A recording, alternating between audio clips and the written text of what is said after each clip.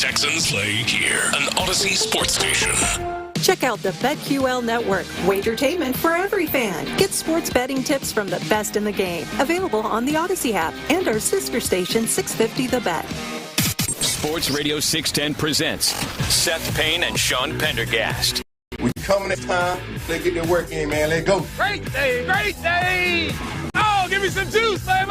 Oh, yeah. It goes back to, right, how does an organization work well? And it's with myself being a head coach and Nick as a GM being tied together and in constant communication and always working together on everything that we do. So it has to be, there's a trust factor there. And I trust what Nick does and know he knows the type of players that we're looking for and the type of players that we're about. So it makes the transition for me, it makes all of the transactions very seamless because of the trust that we have in one another. All right, that was DeMeco Ryans meeting with the media yesterday. And that trust is going to be on display for the next 9 hours because the Texans, at least outwardly, have a lot of work to do on this roster. They were among the teams yesterday that at least listed publicly made the least amount of cuts. So DeMeco met with the media yesterday at 11 o'clock, and there's a lot to keep your eyes on today. Keep it tuned to Sports Radio 610 all day long, including right now. Welcome in. I'm Sean Pendergast. He is Seth Payne. Hello this morning, my friend. Hello. How are you? I think these last couple press conferences after the game and then yesterday for DeMeco Ryans, I feel like you can read the angst on his face and in his body language. He seemed almost somber at times, and it's I think as he alluded to, it's a much harder group to cut down and pare down this year. There's still positions like cornerback where it's not as deep as you want it, and I think there will be some swapping out of there. But I think that he's got to let go of more good football players that he's also had a year to form a relationship with. I felt for him. DeMeco's not some cold-hearted brute that's just going to be like, get out of here anyway. We don't need you. Don't let the door hit you on the butt. Yeah, but if it does, we're not responsible for any payments because you're already cut. Because you signed a waiver. Yeah. That's right. Yeah, he's a human being, unlike many of the NFL head coaches out there. He's not like Bill O'Brien, who probably was like, Oh, yeah. Like 25 of the guys who got let go, I'm going to relish this. I don't know. At Hard Knocks, it seemed like some of the guys, that was back in 2015 before Bill turned into Dictator Bill. But, man, there's going to be a lot of news coming out of NRG Stadium today, man. It is one of those things, too. It's not just cutting down to the 53. It's that there's 1,000 players that hit the market all of a sudden. Yeah. So you're cutting down to 53, and then you realize, there's another guy out there who's better than my current backup interior offensive lineman. So let's get rid of this guy, too, if we can bring this other guy in. So it's a lot of activity. It's a gold rush all at once. We're going to probably get Nick. Nick's going to meet with the media tomorrow. I think we're going to get him next week, probably like Tuesday or Wednesday of next week, I think. I am curious. I don't know how curious the audience is, but when you bring that up just now, Seth, is this something – because you're right, there's 31 other teams that are cutting guys. Do you assign, I don't know how many scouts they have or how many people they've got in their personnel department. 427. Whatever it is, do you assign one guy for each team and they're just keeping eyes on a team? You know what I mean? I would imagine, the way I imagine it is, they've got grades on all these guys around the league. They try to do at least a little bit of something. Yeah. And there's just a spreadsheet of some sort that everything hits. You can look and you got your board to see who's actually out there that you're interested in. And then you got to try, but you got to make these decisions quickly. Quickly. I feel like it's funny. As advanced as NFL teams are in some respects, they're having to make decisions on some of these things way faster than we as fantasy football players probably fret and wring our hands over some decisions because of the volume and the speed that all of it happens. 3 p.m. today is the cut-down deadline, and then waivers, if I'm not mistaken, close up at 11 a.m. tomorrow. So, it doesn't end with cutting it down to 53. In fact, to your point, that's where the mayhem begins. Just to go find guys that are 51, 52, and 53 on your roster, basically. But I do think you touched on cornerback. In going through the exercise of putting a 53-man roster together, and again, at least outwardly, the Texans, for for our purposes, aren't anywhere close to it. Internally, they probably are. As Nick pointed out on McAfee last week, like 47 of the spots are sewn up already. So really, whatever angst is going on is identifying the last few guys and then probably telling guys, hey, we'd love to bring you back to squad, et cetera, et cetera. But yeah, like that's the process is crazy.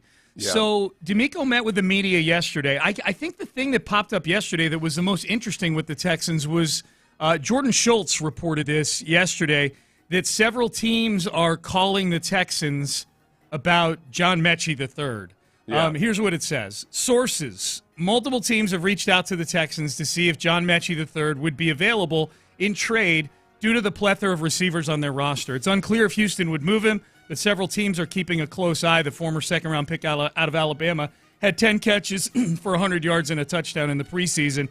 And we know that last sentence doesn't begin to tell the story of John Mechie's, well, his overall story, but of this preseason either, where it was very up and down for Mechie. It ended up for him. He was really good the last couple weeks of the preseason.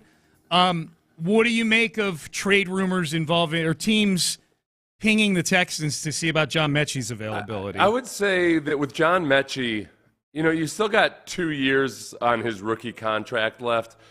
I'd be really hesitant to trade him if he's a guy that you've liked what you saw out of him, that he came back physically, looked different. Took a little while for it to really click for him in training camp, but in some respects, this is almost like a rookie year for him. And then it clicked, and I think for a guy that you drafted in the second round, you always got to look at it and say, all right, well, let's say somebody offered a second round, which I think is probably high, but let's say somebody offered a second round pick. That might be the highest offer you'd get for a John Mechie. Then you got to think, all right, well, I mean, this is a guy that we spent a second round pick on, and it looks like it might be working out. There's a 33% chance that whoever we draft with that second round pick ends up being a starter in the NFL. Yeah. And you'll have 2 more years of cost control, but I don't know if the opportunity cost, and I don't think they'll get offered a second round pick. So I'm skeptical that they'll let him go. I think they're going to stick with Xavier Hutchinson and John Mechie. I do too, and we'll hear from DeMeco in a second on the wide receiver room. I do too. When I saw that tweet from Jordan Schultz yesterday, I retweeted it because immediately what goes into my head is, okay, what's the minimum that I would take back in a trade for John Mechie III? And I said I would do a trade. I would do this trade: a second-round pick for John Mechie plus a day 3 pick, like one of those things where you give him back like a fifth or so. Mechie and a fifth for a second. I said I would do a trade like that. The reaction was really interesting because it ranged everywhere from "you're never getting a 2 for Mechie," and I said I know you're probably not. That's my point. Like I don't know that there's. Like, I don't know that there's a trade out there that I would do for Mechie because I probably wouldn't give up a 2, even if I'm getting a 5th back, if I'm getting Mechie, if I'm another team. But the reaction was interesting to that proposal because there's a lot of people like, can't trade Mechie, can't trade. So the recency bias is incredible because there's probably some of the same people that were saying Mechie's trash 2 weeks ago. But the one good point people brought up was, look, you only got Diggs on a 1-year deal. So there's a chance that Mechie III is your 3rd wide receiver next year too. Right. I think that's one thing that it's easy to forget is that Diggs is on a 1-year deal. Yeah. And I don't know, maybe it works out and they extend him a little bit or they don't, but it's very possible that he's not here next year. So I'm getting kind of stingy with parting ways with younger players. It's funny because the NFL trades are just becoming more and more frequent and common, and especially maybe on this team because Nick Caserio is so active. I am starting to think about it in baseball terms a lot more, like with service time and cost control and everything like that. And the fact that John Mechie's on his rookie contract for 2 more years is very appealing to me right now. Yeah, well, because they're spending money in free agency elsewhere. I don't want to have to also pay once Stephon Diggs leaves. No, and dude, in 2 years, when CJ gets paid, that's going to be at the forefront of everything we talk about. With assets and free agency is going to be the potential cap hit. Here's to Derek Stingley signed with Mulligetta. I had that in headlines, but yes. Yeah, Derek Stingley Jr. has the same agent as CJ Stroud and Deshaun Watson now. He signed with Mulligetta yesterday. Oh, by the way, Derek Stingley Jr., eligible for a contract extension after the upcoming season. So we'll see how that goes. Here's DeMeco Ryans yesterday on the wide receiver room. Yeah, we have a really tight wide receiver room, right? It's a lot of good players in that room. A lot of guys made a lot of plays throughout the training camp practices, and also some guys showed up in the games as well. Feel really good about the room that we have. You have of course, the top three guys that we have are all big-time playmakers, but all the other guys have stepped up and made plays at some point, right? And that's a good problem to have, Jonathan. When you have as many guys as we have, it's a really good problem.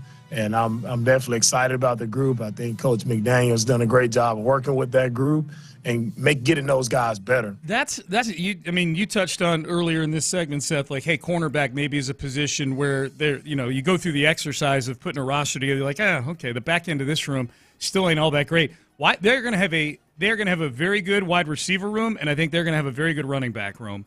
This team, regardless of how it shakes out. And by the way, there's been no resolution yet on the all-important Dameon Pierce and Cam Akers situation. We're still in a holding pattern on that one. Yeah, it's funny. I was on a stream last night. One person was just kind of I think he was flat out disgusted with me for the way that I've been trying to read D'Amico Ryan's body language when asked about Dameon Pierce. And I'll tell you what, I think when it comes to coach speak, it's really, really hard to read. It's really hard to read D'Amico Ryan's because I think he hates having to do coach speak, and because of that, it makes it very effective coach speak. Yeah. You can't tell whether he's trying to play it close to the vest or if he's in genuine turmoil over what he's saying or not being able to say what he wants to say. And with Dameon, it's a tricky situation because there's reasons he might not want to give a ringing endorsement of Dameon Pierce right now, just because it kind of opens up the door for people reading into other answers or what have you. So, but when people ask Dameon Pierce, he has said some nice things about him, but he hasn't said, well, oh no, Damien's on the team or anything. He's said very vague things like, well, we've seen all we need to see out of Dameon. That could mean a million different things. Yeah, it's a good job. If you say it with a different tone of voice, it could be, we've seen everying we need to see out of this guy. If it's a transcript, it could go any number of ways. Right. It's true. That's true. All right, the Astros, we'll get to them in the next segment. They got walked off last night by the Phillies. Another game where they had a lead. Man, they've had leads in all of these games so far on this road trip. It's been a painful one. Where do the Astros sit right now? Thoughts on that? And there is some must-see TV going on tonight. We will get into that as we're off and running on a Tuesday here on Payne and Pendergast. But before we get out here, I got to tell you about Berkeley Eye Center and the LASIK procedure.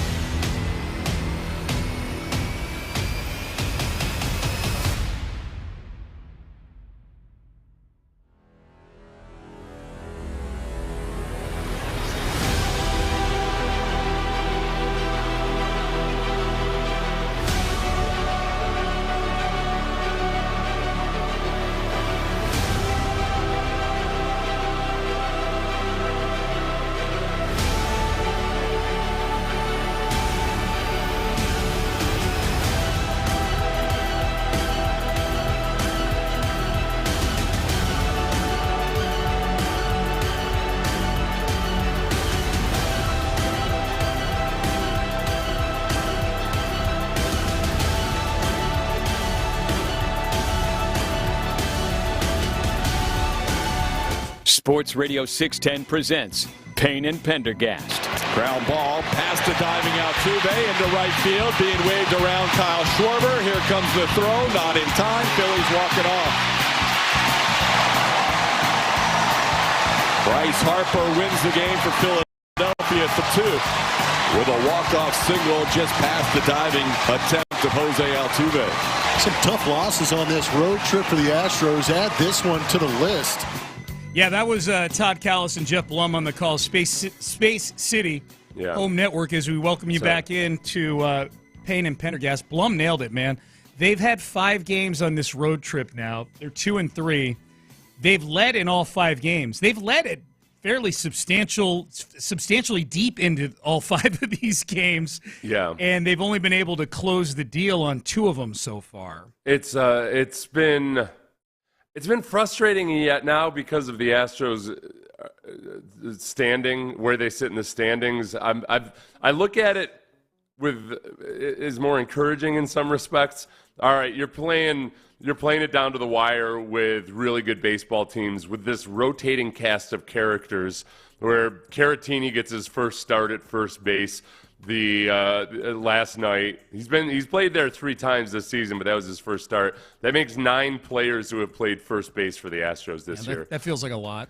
You've got Shea Whitcomb coming up with the double that gave him the lead. Yeah. And you're doing all of this while also Jeremy Pena is playing the worst defensively that he's played in his entire career. Yep. I don't know what the hell's going on with Jeremy Pena. I trust that somehow it's a flukish stretch that he'll get back on track.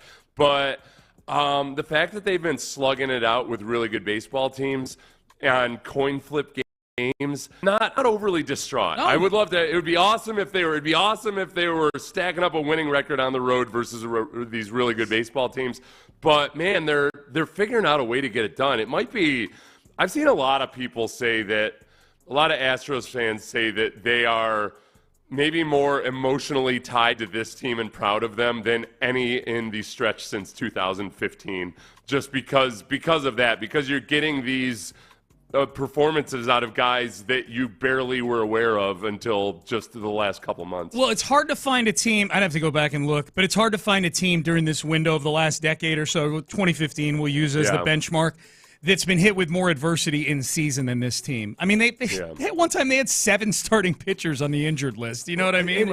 And you kind of almost forget, because it's been so long now, that Kyle Tucker's not out there. Right.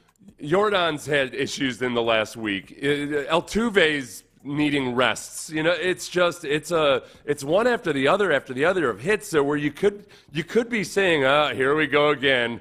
And yet credit Joe Espada for keeping it all together and figuring out a way to just be competitive right this moment. Yeah, be competitive. And then, by the way, let's not forget, they were 10 games back in the middle of June, and they're leading by 3.5 games. So it's not. Yeah. This is not a team, Seth. We're not sitting here in at least not yet, but in a muck of 5 teams battling for the last wild card spot. They've managed to put themselves back in a position where they control the division. Like it really is remarkable. And my feeling on the Baltimore series and the game last night, and I think the game tonight is going to be this way. Verlander and Nola tonight should be. Yeah. Verlander. I mean, I don't expect Verlander to go 7 innings or anything like that because he's still coming back from the injury. But on paper, that's a matchup you put on the WrestleMania poster. You know what I mean? With the 2 guys staring each other in the face. Like, this is going to be fun tonight. My feeling on the last 5 games last night in the Baltimore series is this is what postseason baseball feels like. You know, These are 2 good teams. And in the Orioles series, they were the ones coming up with the big hits. You know, they had 13 runs in that series, and 10 of them were driven in on 3 swings. You know, when they needed a big hit late in the game, they got it. And the Astros were able to muck a split out of that whole thing, undermanned. And then last night, kind of the same thing. You're right. Shea Whitcomb's the one getting the big hit for this team in a game that finished 3-2. They're piecing it together. Yeah. You know, Brian King comes up appearance. Big. Yeah. The other guy that I'll give credit to, I'll give him the July and August MVP for this team, Rob Manfred. Because honestly, thank God for the Ghost Runner. This team right now, but again, this goes back to Dana Brown and Joe Espada, the way they're managing the roster. All right, you're working with one less reliever right now than ideally you would because you've got a 6-man starting rotation. But without the ghost runner, man, the Astros could be just devastated and having to go some long, more than 10 innings in a lot of these extra innings games they've had. Yeah. So I know everybody's always heaping praise on Rob Manfred, but let's hug a little bit more. They were for a year. I thought the pitch clock people were like into. Like I don't know. I thought a lot of people liked kind of the speeding up of the game. I think a lot of people did, but a lot of people were really against it. The speeding up of the game, I am like hook, line, and sinker into. The biggest question is, all right, the injuries to the pitchers, and like how long can they sustain this, and like all of that. How much is it affecting the pitchers? We'll see. Yeah. And when you say thank God for the ghost runner, you're saying in spite of the fact the Astros lost last night, they didn't have to use 4 more guys to get to the 13th inning or something like that. Plus, though, I do think, as much as I used to I used to kind of complain about the old hardliners that were always bemoaning the demise of small ball in baseball, there's been a lot more small ball on this team. And it does, man. In those critical situations, it gets fun when you got last night was a perfect example. If it had gone the Astros' way, Schwarber hoofs it around and gets that, and it sucks in the moment. But for baseball, I think it's good. We've seen more bunts, we've seen more just gamesmanship and strategy in those 10th innings. That it's weird because one of the most gimmicky of the rule changes has also led back to some of the more old school decision making. They have. I wish the Astros were a little better at it. I'll be honest. I like it selfishly just because the games are over it. Like last night,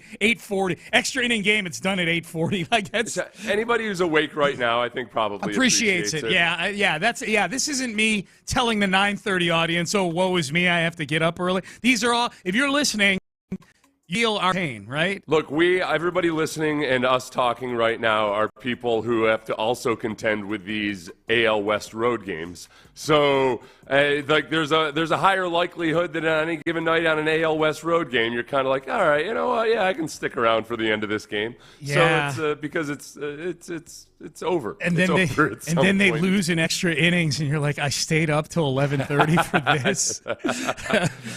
My wife is going to get yelled at because I'm moody today for this. Right. Here's Joe Espada, his thoughts on last night's game. Yeah, I thought we played well. We were in the game there.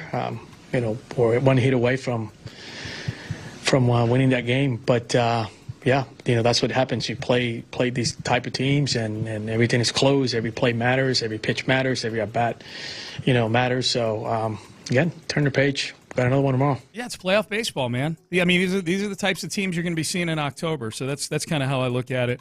On the interwebs yesterday, Seth, because the Astros were playing their first game in Philly since Game 5 of the World Series back in 2022.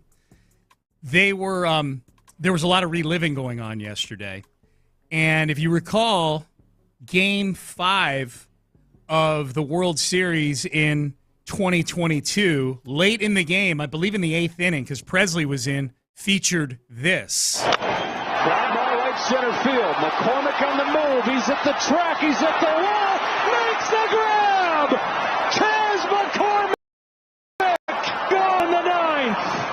All right, so remember that was a Chas catch? That's the Chas never has to pay for a drink ever again play. Yeah, he can be bad for the next however many years, and Chas McCormick will still be loved. Now, Chas is putting that to the test this year because Chas has not been good this season. And this is what dawned on me yesterday. I was watching that play, Seth. I'm like, damn, man, Chas was a player back then, man. Like, he was an integral part of this team. He had secured that starting center field spot. That's one of the biggest plays and most memorable plays, certainly in recent Astros history, back in 2022. And it made, what it made me think of? It made me think of Dameon Pierce. Yes, exactly. Because it made me think of Dameon. A lot of people have been comparing Dameon to Jose Abreu, and I hate doing that because Jose Abreu was bad at his job from the time he got here, and overpaid too, by the way, to be bad at his job. Yeah. So I don't want to put that evil on Dameon Pierce. I watched Chas make that catch again yesterday. I'm like, man, that guy was so good in 2022. I just wish he was good like that again because that is a memorable play. And I'm like, man, I feel like I just played Mad Libs. Who was I saying this about like 2 days ago? And it was Dameon Pierce. Dameon Pierce was great in 2022, like Chas, underpaid in 2022, like Chaz, and making memorable plays in 2022, like that play where he trucked Evan Jags probably the same week as the World Series. You know what I mean? It was like 6 games into the season or whatever it was. He probably did it like the same day Chaz made that catch.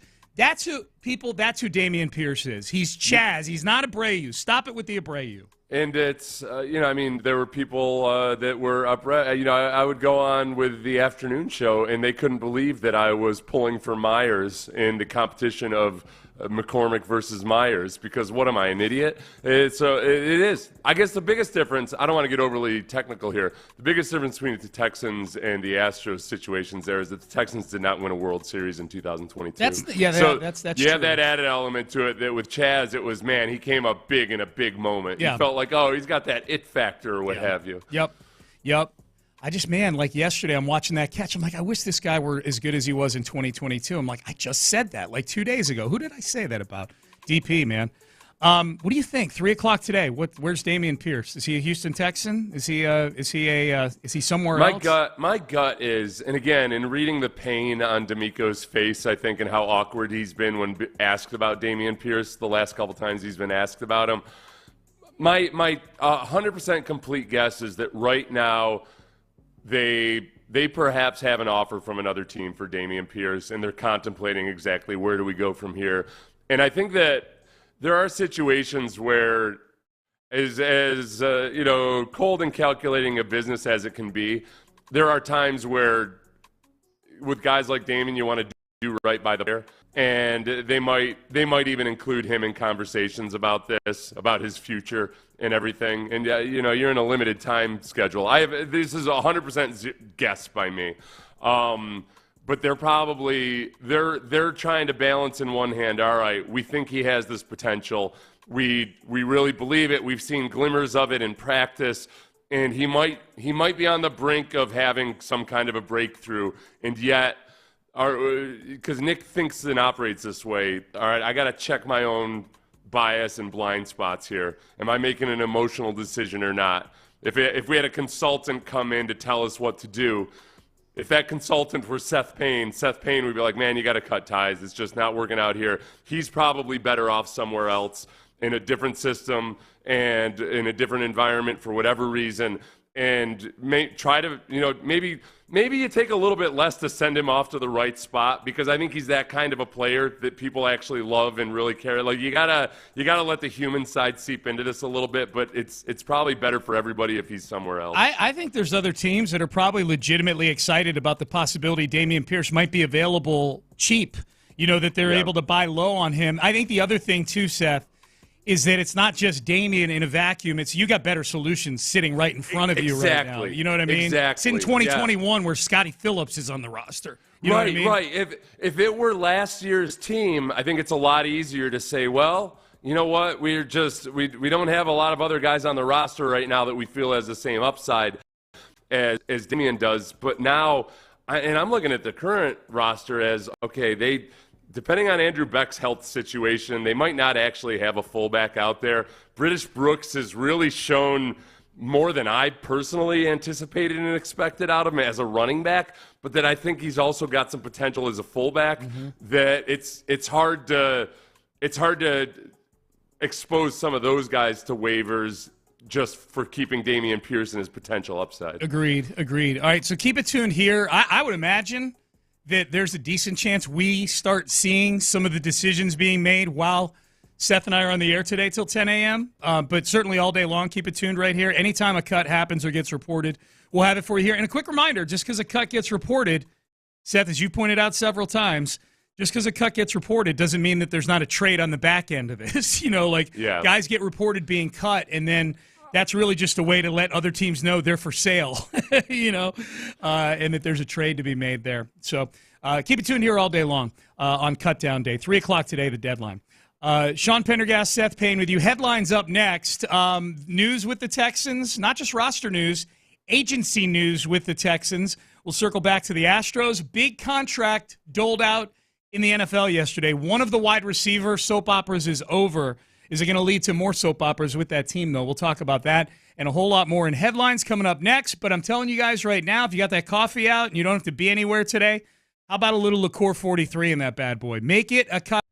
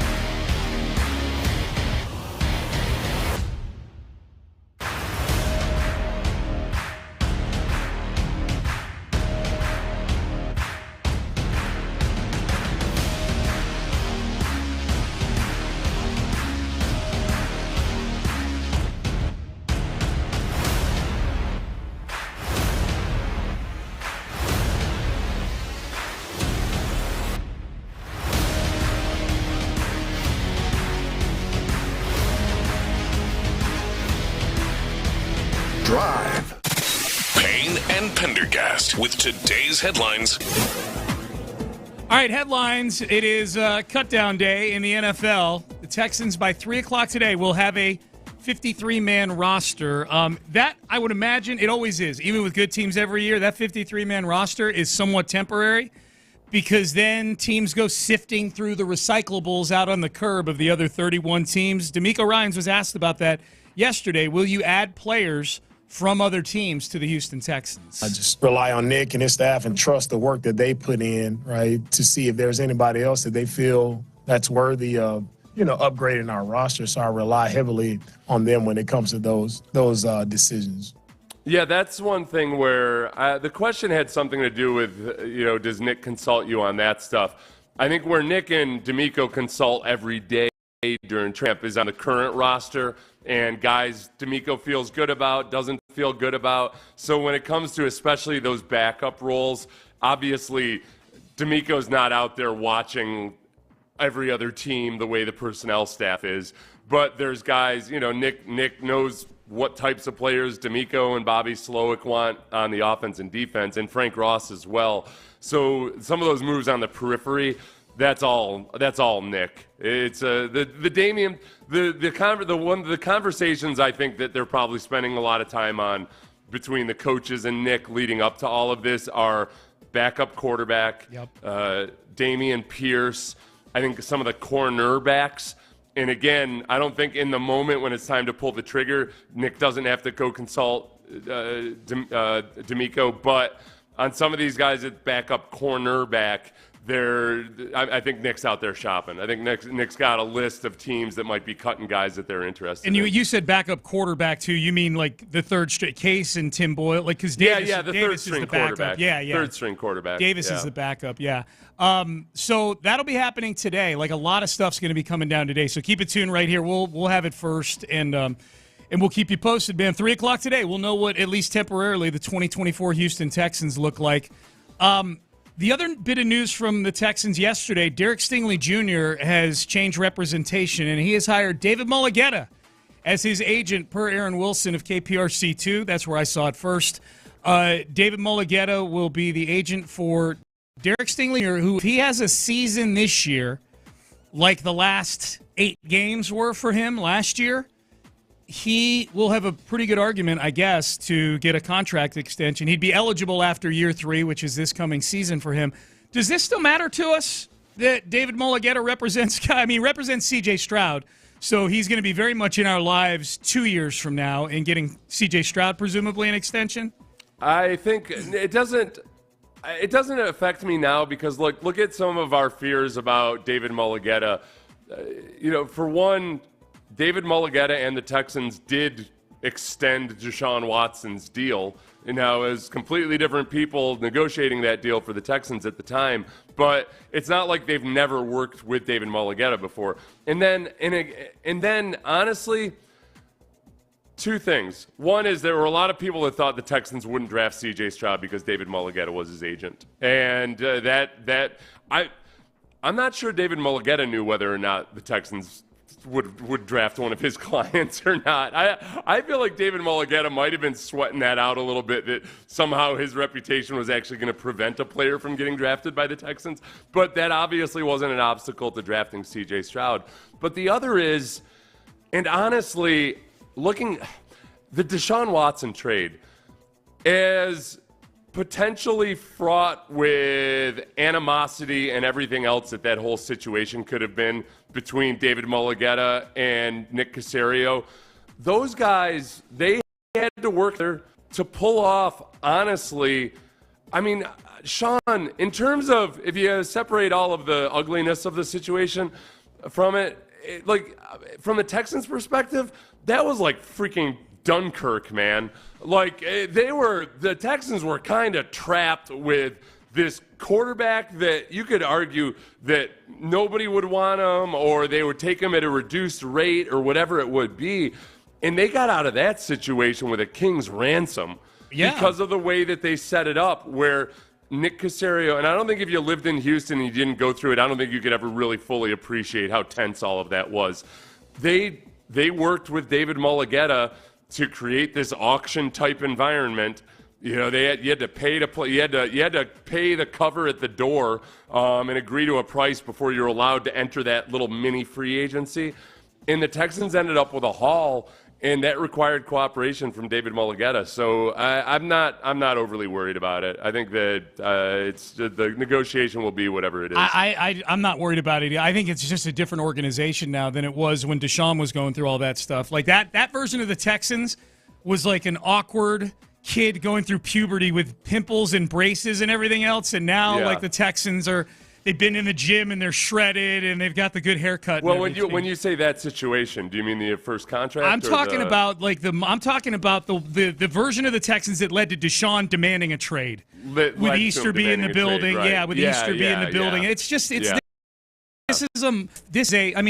Functional doesn't do it justice. This is a well-run organization now with Caserio and D'Amico doing things, and so it's there should be if you're an agent for a good player, there should be way more trust in this version of the Texans than there was in that version of the Texans 4 years ago.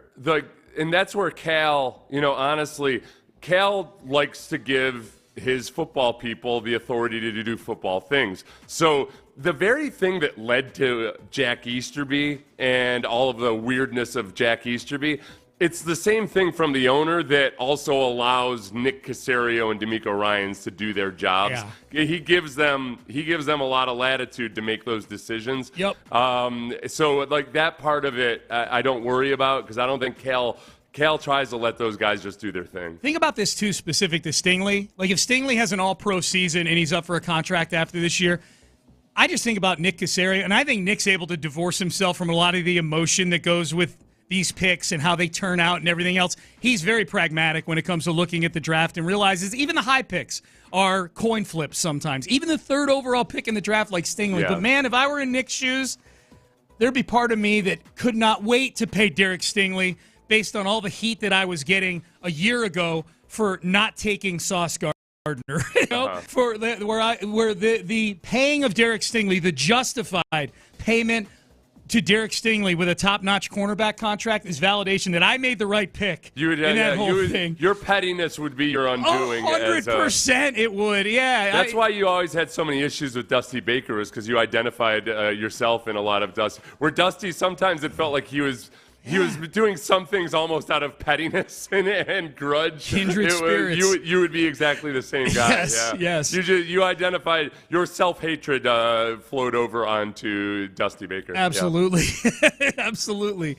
Astros, speaking of Dusty Baker, the Astros lose to the Phillies last night 3-2.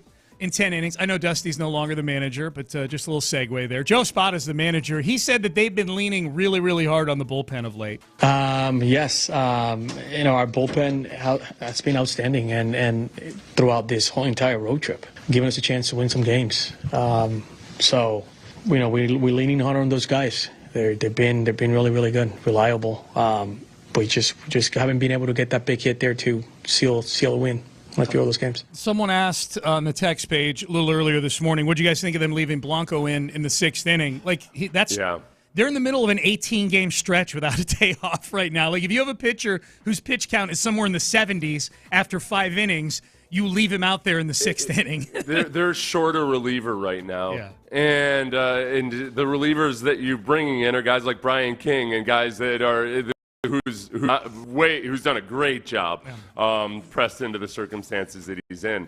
It's just dicey. It's really, really dicey. I can't fault him for leaving starting pitchers in because and this game, for instance, you go in, you end up having to use Hader, yet again twice for 2 innings, and it's just not an ideal situation. But that's the least regrettable decision, I think, in terms of I'm not going to second guess him on that one. Nope, I'm with you on that. CeeDee Lamb has a new deal.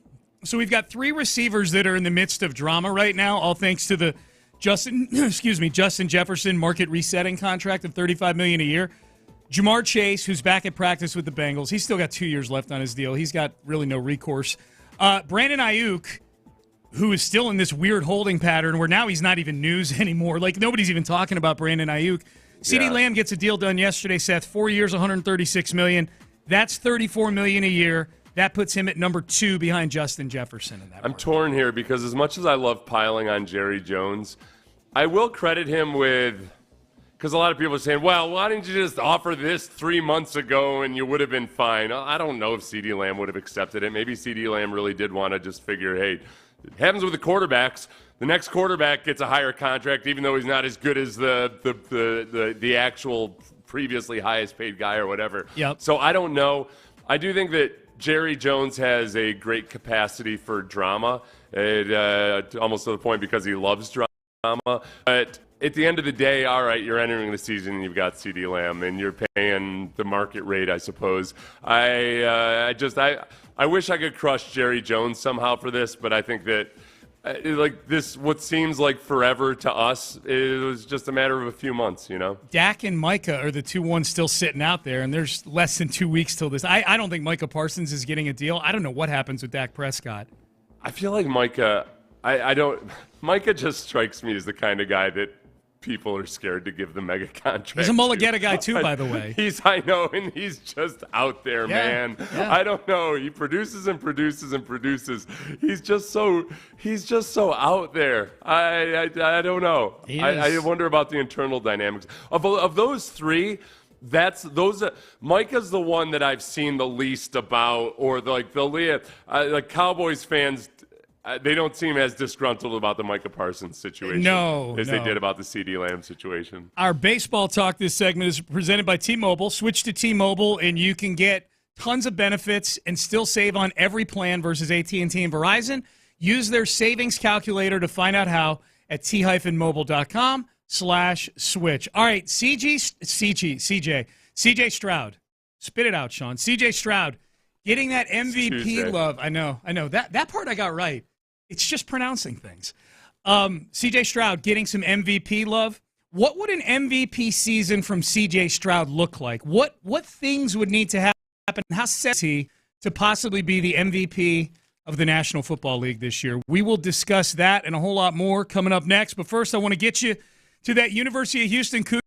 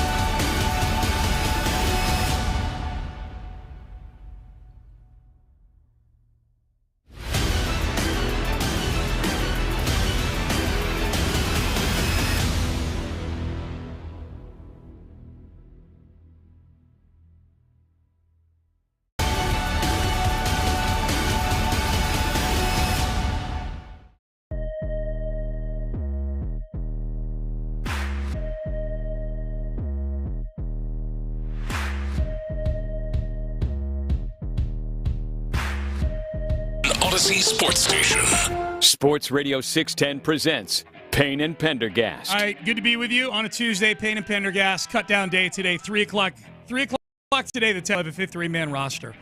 And we'll see how fluid it is after that. I just saw a tweet. We'll get into CJ as a possible MVP candidate in just a second, but Adam Schefter just tweeted this, retweeted somebody, retweeted Spot Rack, actually. 948 NFL players still need to be waived, released, or moved to a reserve list by 4 o'clock Eastern today. So there's still almost 1,000 guys that are going to get some bad news today, some sort of news today that they're right. 1,000, 948. The bloodletting, Yeah, except man. then some of them will receive salvation and like Lazarus, rise up again from the dead. Yeah. And show up in a new place. Yep. Yes, Or at least purgatory on the practice squad somewhere. they'll be like the Mormon Jesus. That's and the Mormon story is that after Jesus was crucified, he rose again in America, and that's where he laid down the tablets up there and what have you. Okay. I don't know. I'm sure I'm botching the story, but yeah. I choose to. They'll believe be you got like, it that's what I would exactly. call myself if I were cut and then re-signed elsewhere. I would be, I'm Mormon Jesus. Mormon Yes. Jesus, resurrected in America. Yes. Steve Weish, NFL Net. Sorry. So again, like that after he was resurrected in the Middle East, then he came over. Yeah. I botched that story in 18 different ways. Apologize to everybody involved. It's all good, especially Jesus. Especially Jesus. Yes. Yeah. That's the guy I really don't want to piss off. Yeah. He's a forgiving fella. That's what I've been Sometimes told. people forget how forgiving Jesus is. That's what I've you been know, told. They get all angry and up in arms, and you're like, dude, you're talking about like the most forgiving bro ever. Let it Says go. right here, Yeah. he's forgiving. I was told by you Yes. that he's very forgiving. That's right. Here's Steve Weish of the NFL Network. They were kind of going roundtable style yesterday, picking award winners for the NFL this season. He's got C.J. Stroud as his MVP. I'm with you on Patrick Mahomes being the guy, but I'm going to go with another quarterback in his conference, and that's C.J. Stroud with the Houston Texans. Okay. Okay, now this guy. Fine in, Steve. They've got the offensive line, and they've only got him more weapons. Let's get him Stephon Diggs, okay? He's one of the best quarterbacks already in the NFL, top 5 or top 6 guy. Let's go ahead and give Stephon Diggs. This offense is going to be varied. Yeah, people know who the Texans are. They're not going to sneak up on anybody, but he's got a great quarterback coach in Gerard Johnson, great play schemer in Bobby Slowick. But this guy, the effort and the stuff he's put in, he plays the position where it looks easy, like Mahomes. He may not do some of the spectacular Houdini type stuff, but the game has come to him so quickly in the NFL. That's what I'm saying. He's going to be in that conversation an awful lot this year. Those things are all true. Everything Steve Weish just said. The only thing that still I think is interesting is how I think national people at least, kind of just blow past the offensive line as if it's a strength of this team right now.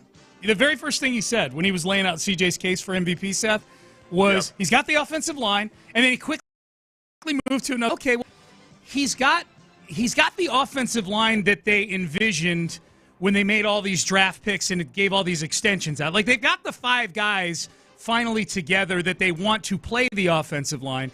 And I feel like with respect to CJ, I feel like they're going to protect him at an acceptable level in the passing game. Yeah. But the running game is a huge mystery with this team. And I don't know that you win an MVP if you're CJ Stroud if you've got the same running game they had last season. It's a big old fat mystery. Yeah. Now this is what I trust. I'm thinking somebody said something about Cam Akers yesterday, which I think is a valid point. This might have actually been a Rams fan, which said, hey, Cam Akers is fine as long as he's not having to see 8-man boxes, so don't do that. Right, that's the beauty of where this offense is right now. Like, okay, Cam Akers, okay, maybe he's not that great against 8-man boxes, especially if you don't have a good offensive line. No, there's no good rushing team that fears the 8-man box. That's what tells you whether you're a good rushing team or not, is whether you can run when there's 8 men in the box. Yeah. The difference with this team is that, all right, in a 3 wide receiver situation, a loaded box is 7 men in the box. Then, okay, go for it. Then you trust your defensive backs, just go ahead and take care of these 3 wide receivers. Okay, go for it. Yep.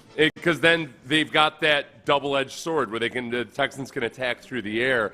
And that's one of the things that last year the Texans, they could run the ball, but they couldn't take advantage of light boxes the way that they could in the past. And that's real. Honestly, that's why if you look at the Texans team last year, and I'll credit one of our listeners for making it as simple as possible for this. I was overthinking some things. The Texans offense showed a lot of promise and did a lot of good things last year, but they really struggled versus good defenses. And you might say, well, yeah, that's normal, right? Like playoff baseball. No, like to a big degree. Teams like the Panthers, who had a really good defense last year, they couldn't do anything against offensively because those were the teams that were able to stop the run with 7 guys in the box and just sit back and play shell coverage. And it really, like the Texans couldn't get it done versus good defenses because they couldn't run the ball.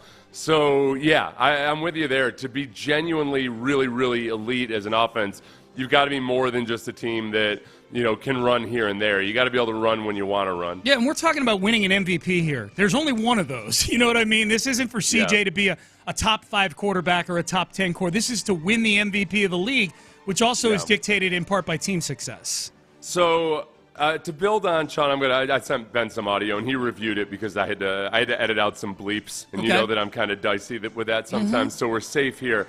But to go back to a simpler time, back before Indianapolis linebackers E.J. Speed and Zaire Franklin were involved in a social media grudge match, this was E.J. Speed. You'll hear first, the linebacker from the Colts, and Zaire Franklin's the guy you hear second. This was a week or so after they lost to the Texans in the final regular season game, talking about how rare it is for a rookie quarterback like CJ to operate the way he does. He won't even be looking at the read, and then he got about one more look before it get ugly for him. And then he look at your guy, and you didn't plaster like, got your ass. And then this look somewhere else and throw the ball for a completion. You like, nah. That's what I like about CJ the most. That's your third read. You know how degrading that is for a quarterback to hit his third read? He don't do rookie shit. Like, he play like he already lying to you with his eyes. He already lying to you with his drop. He already lying to you with his shoulder movements and little shit like that. That's some shit that you ain't supposed to really have till like year 6, 7, buddy. Yeah. Buddy. That sounds like the insulting version of buddy that Figgy talks about. Yeah. That's no. My favorite line from that is EJ Speed. Just, you know how degrading that is. Third progression. That was good. CJ degrades. He degrades these guys. Now, I'm actually doing a video on my YouTube on this afternoon. You guys can look for it. It's the one thing that CJ's been working on, or one of the things that he's been working on, where, I think he was a nightmare already for a lot of defensive backs and linebackers in coverage. You've heard that. But both Bobby Slowick and CJ have talked about his pocket movement this year. Those little things. You think about Tom Brady. Okay, he wasn't that athletic, but man, he just knew just how to take one step away from a defender, get a solid base, and then rifle a perfect pass. CJ's been working on that, and we saw evidence of it. I mean, in that Giants game, that one play when they were backed up in the end zone, there was a little bit of traffic in front of him, and he just took 3 small steps backwards to create some space while keeping a good base the entire time, and then found Dalton Schultz over the middle. Like, that's the stuff where when I watch this preseason, when I watched Anthony Richardson was in a very similar situation, and he bailed the hell out. Yep. And Richardson on 1st and 10 had a wide open check down for an easy 3-yard gain, and it probably would have ended up being 5 or 6, and he bailed out because he saw a little bit of clutter at his feet. The guy hadn't won. It was almost exactly the same situation that CJ was in that Giants game. But Richardson panicked and bailed out.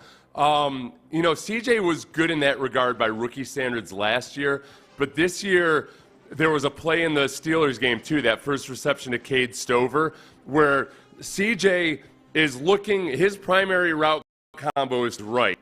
Juice Scruggs gets bull rushed back into CJ, and CJ, without his feet, ever losing like that good base, shuffles to the left a little bit. As he's turning to the left, finds Cade Stover and nails Cade Stover for, a 5-yard gain on first down or whatever it was. It's those two right now, Anthony Richardson and C.J. Stroud, are just night and day. They could not be further apart in the way they process the game right now, and it's really cool to see because I think C.J.'s – people talk about a rookie slump for him. No, he's improved on his game from last year. He has. So what would an MVP season from C.J. Stroud look like? I think the cover charge to even be in the conversation, Seth, is they've got to win the division again, and they've got to do it with a better record than 10-7. It can't be they're winning the division on the last game of the year because the Titans beat the Jags in a late game. It's got to be the Texans are in the conversation with teams like the Chiefs and the Ravens for the top seed in the AFC. I don't think they necessarily have to be the top seed in the AFC, but if CJ is the catalyst for a 12-5 team with this schedule, then I think he's right there. And the one he's got a few things going for him. I think Steve Wyche touched on a few of them. If you just got in your car, you missed the cut we played 10 minutes ago. Steve Wyche, his MVP pick for this year, Steve Wyche of the NFL Network, is CJ Stroud. He laid out Slowick and Gerard Johnson are both back. They picked up Diggs. They picked up Mixon. I think the other two things CJ has going for him are, one, there's a natural fatigue voters to vote for guys who've already won the MVP. Voters can say there's not, but, Lamar Jackson and Patrick Mahomes have each won it twice in the last 5 years. Yeah. There is something about voters that's why Michael Jordan didn't win the MVP every year when he should have won the MVP every year. I think especially when you start getting into offensive MVP with Lamar Jackson, some of those voters are going to start thinking, all right, well, boy, 3-time MVP that's Hall of Fame stuff. And I think a lot of the voters might not feel like Lamar Jackson, especially given his lack of playoff success, is for a guy that young, shouldn't be given something that is typically a shoe-in to the Hall of Fame until he just really proves it on the playoff side of things. So, yeah, CJ might actually have an advantage over Lamar Jackson in that regard. Yeah, I just think the fact that he hasn't won one yet, I think that bias unconsciously or subconsciously seeps in with voters. I think the other thing, man, this schedule is so MVP friendly. And let me just lay this out. The first 8 games are very winnable for the Texans. I'm not going to go through all of them because you guys have all seen the schedule. Because Week 9 is where that stretch begins of all those primetime games. The first 8 weeks of this schedule is very winnable. I think 6-2 is very doable the first 8 games of the season for the Houston Texans. So you get off to a fast start. That creates first impressions. First impressions are very important. Then you get weeks 9, 10, and 11, all of which are in primetime. One against Aaron Rodgers, one against the Lions, one against the Cowboys on Monday Night Football. Those are 3 showcase games that you're getting coming off of an 8-game stretch where I think the Texans are going to have a very good record. Now you close it out at the end of the year, weeks 15 through 17. You're one of 4 teams that plays 3 games in 11 days. You're one of 4 teams that plays a gauntlet. This is a great opportunity. And, oh, by the way, 2 of the other guys playing in this gauntlet are Patrick Mahomes and Lamar Jackson, and you're playing head-to-head against both of them within a 4-day period. I'm telling you right now, if the Texans are winning the division going into that middle of December part, and he beats Patrick Mahomes and Lamar Jackson back-to-back in a 4-day period, he is winning the MVP of the league. That's one, it's funny, the year that J.J. Watt got second in the MVP was they had opportunities that year where they had played some of the guys who were MVP candidates, and J.J. had good games, but the Texans didn't win the game. And I can't remember which specific opponents, but I just remember thinking, man, if a defensive player is going to win the overall MVP, then it's got to show, it's got to be in instances where you can see that he individually was part of beating one of the other MVP candidates. Yeah. So with CJ, he's very much in control. Obviously, he doesn't have the same bar to clear because he's not a defensive player. Right. But going head-to-head with those guys and winning the matchup, that's I think that at the end of the year, you're exactly right. It sets up perfectly. Perfectly. You after week 9, you've got 6 games. 6 games where you've got the entire country to yourself. Yeah. You know what I mean? Like it's maybe 5 games. 5 games that you got the country to your. It's funny that last year, though, if you're talking about going head-to-head versus Pat Mahomes, and now I do think Pat Mahomes, is in a different spot than Lamar Jackson. I said I think some MVP voters might think like, well, I can't give a third MVP to a guy that I don't think is a Hall of Famer. Whereas Mahomes is already in the Hall of Fame. Yes. So I don't think they have that same objection necessarily. And the Chiefs this year are they're much better set up to be a regular season. They're the classic regular season Pat Mahomes. Yeah. Last year they had a whole lot of stuff going on, and it looked like Travis Kelce was running on fumes, and their wide receiver core was kind of a mess. They still do have there's a Rashee Rice suspension coming, but by the end of the season, I imagine Rashee Rice will be back. So, yeah, I think that there's a much better chance this year that Pat Mahomes plays like his typical regular season self than whatever last year was. Those 2 games, December 21st and December 25th, if the Texans have the season they're capable of, those are games that are essentially could be deciding who the top seed is in the AFC. That's going to be a wild potentially be a wild 4 or 5 days of football here in Houston. We're getting a lot of react to this. 5,500 plus, 5,500 plus fast passing. Okay, they corrected themselves. CJ MVP statistically, 5,000 passing yards, less than 10 interceptions thrown, and take the Texans to the AFC Championship game and hopefully win. Just go at a minimum. Here's the thing: it's a regular season award. So how far they go in the postseason will not matter for MVP purposes. If he gets 5,000, here's the thing about CJ: if he gets 5,000 passing yards, I'm not so sure that the Texans have the record that you need to win an MVP, because that means they probably have not run the football all that well. Yeah, I think it almost you're playing from behind a lot, maybe. Yeah, you want to hope for fewer. If they're going to be a genuinely elite offense, then I don't think you necessarily want to covet the 5,000 yards. 5,000 yards doesn't. I mean, it's still a really impressive mark and everything, but it's not like it's always tied to being the best offense in the league. It's just not. It's the yardage doesn't matter. What people really care about are touchdowns to interceptions. Yeah. Touchdown passes, few interceptions. These days, it's all about the TD-INT ratio, man. It is. I think ultimately statistics don't really factor into the MVP that much. It's more about what your team does. Like if the Texans win 12 games or 13 games, CJ's going to have good stats. That's just how it goes. They're correlated. So I don't know that like certain thresholds really matter unless they're a 10-7 team again, and they're a 10-7 team because he's breaking records for the number of touchdown passes or something like that. What's the most Aaron Rodgers has ever had? Like Aaron Rodgers has won how many MVPs? 4. 4, and he's never had 5,000 yards rushing. Yeah, his high water mark is passing, or rushing. Or rushing.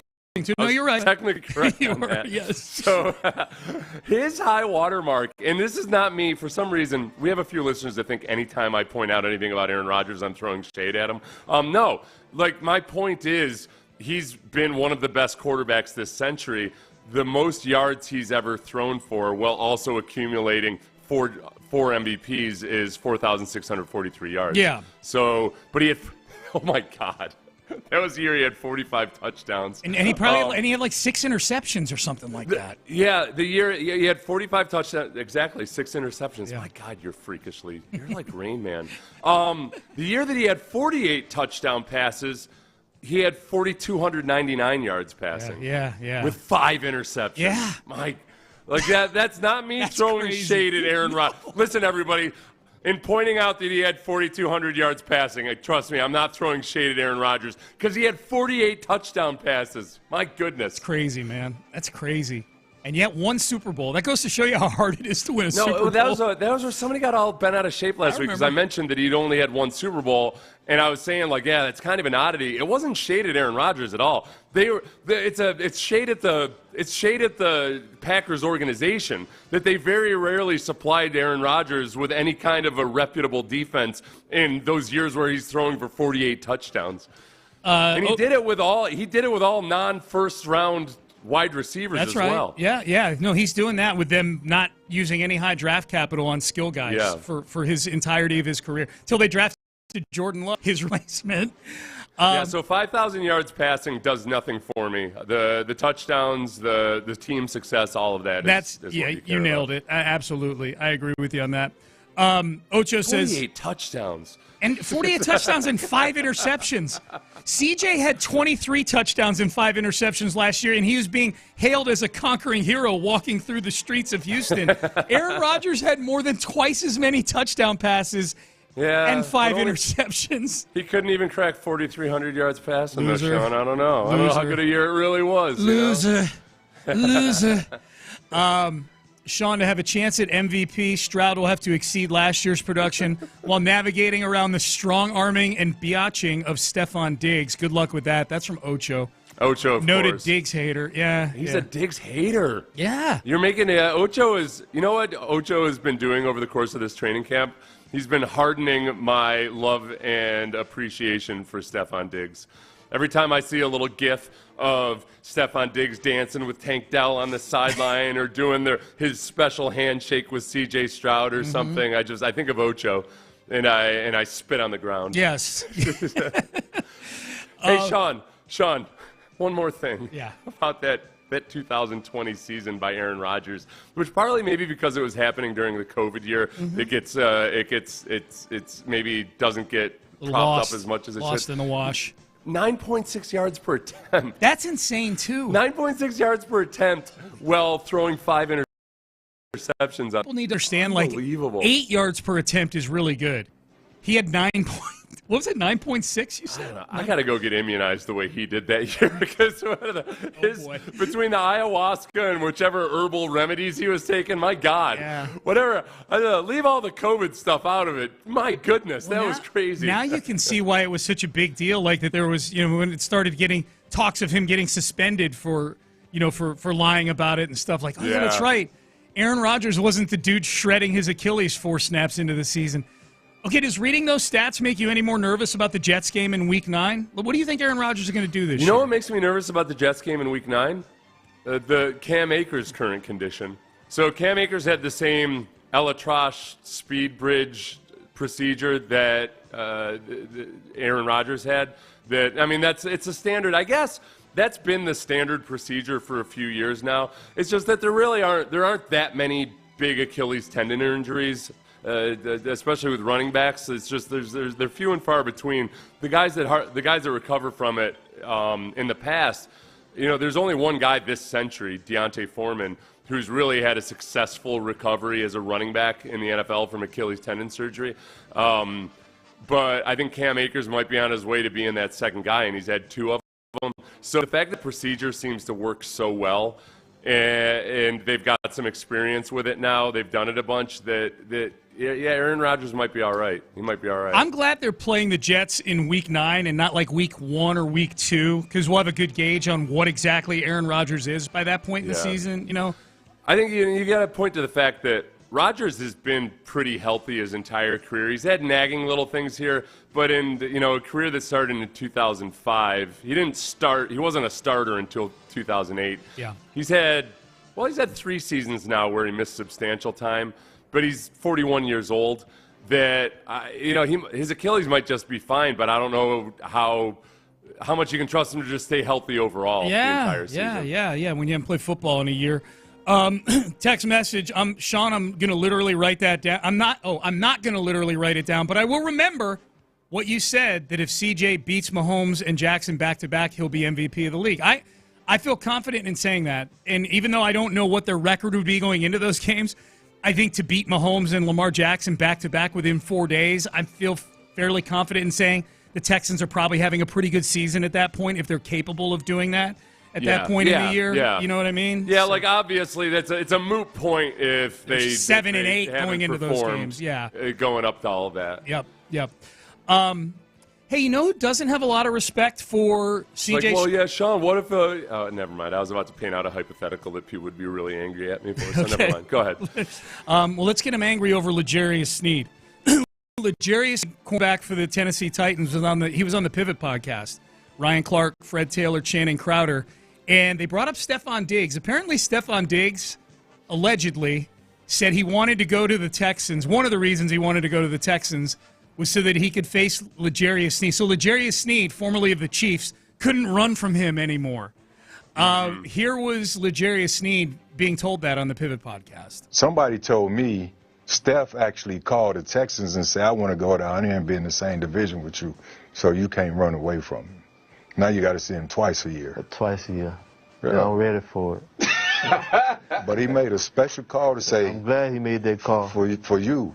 I'm glad he made that call. What that's going to look like? Because CJ like that boy, like Pat. He's not like Pat. He's not like Pat. Well, I respect his game. He got some game. Right. But I'm not worried about none of that right now. None of it. They got to stick over there. Yeah, we do too. We got to stick too. You'll see when we play them. I'm going to definitely see. I mean, that's my division too, because Jacksonville and the whole thing. So, Diggs knows what's up. Diggs knows what's up. For one, I think Fred was messing with him there. I don't think somebody actually told Fred that. Oh, really? Right? I have no idea. I don't know. I'm taking him at his word. That's the first I've heard I think of that. Fred was messing with him. I don't think that actually happened. Yeah, really? I don't. Maybe he said it somewhere along the way. I don't know. Yeah, I thought, but whether he did or not, let's just pretend he did definitely say that. That Stephon Diggs said that L'Jarius Sneed can't run from him. I would be surprised if Diggs said it, just because I don't think Diggs is completely not self-aware, but Sneed was in coverage on Stephon Diggs on that play where Stephon Diggs dropped the ball in the playoffs. Yeah. On a beautiful Josh Allen pass against the Chiefs. Yep. It would have been like a 50-yard completion. Yeah.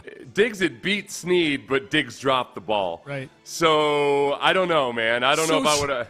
So what you're saying is that a wide receiver perceived as a diva would sit down and analytically go, I shouldn't talk trash about this because I did drop the ball on that play. You're inserting way too much rationality into Stephon Diggs. Although he did, Diggs might be like, Sneed didn't make me drop that ball. I had him beat. Dude. It was just the weather or something. That's all. Diggs has a short memory, bro. Let me double check that. Yeah. Oh wait, no. I'm sorry. I don't think it was Sneed in coverage. I think it was McDuffie? Reed. No, it was Reed. It was actually Reed was on. Now, okay, but Reed might have been over in support. Yeah. Justin Reed, former Texan. Yeah, Justin Reed. Maybe Reed was the guy there to make the play, but maybe he had already dusted Sneed down on the. I have no idea. I love how you're analyzing alleged trash talk. Like, should he have said this because here's who was covering him? Like, no, Diggs talks trash. It was a poignant moment, Sean. Is all I'm saying. It was a poignant moment. I like that we've had a little more juice injected into this Titans rivalry here. This didn't exist last year. There was already some juice to this thing last year, and now we got a little Sneed and Diggs action going on in this thing. Giddy up. They don't play. Yeah, it wasn't Sneed on that play on either. He wasn't the corner or the safety. So. Gotcha. Okay. Yeah. Okay. Re-engage. Yes. Okay. So maybe Diggs actually said that. Now, Fred, when he did that interview, it was probably because they were in Houston just last week. Yeah. But I'm guessing they did the interview sometime before that. I think they had gone to Tennessee before Houston for their interviews. Yeah, I'm not sure. I just know it feels like the interviews they do drop several days later after they. Yeah. That's where Tank Dell is who they interviewed here. I want to say, because I was talking to Fred, and I want to say they had said they had just come from Tennessee. Okay. But I'm not sure. So they interviewed Tank Dell, so look forward to that. I bet they get some really good stuff out of Tank Dell. Plus, because, Fred, Tank Dell has been instructed to stay out of Florida, whereas Fred Taylor was born and raised in Florida, played at University of Florida. He's very much, he played for other teams, but he's a Jaguar till death and all of that. So, I'd be interested in if that comes up, that Tank Dell's been instructed to stay out of Florida. For sure. For sure. Hey, Tank Dell, a Florida kid, obviously. Quick reminder. Tank Dell, also University of Houston Cougar. Quick reminder, before the end of this segment, we're giving away Cougs tickets, 4 of them, to the game on Saturday. So be listening for that.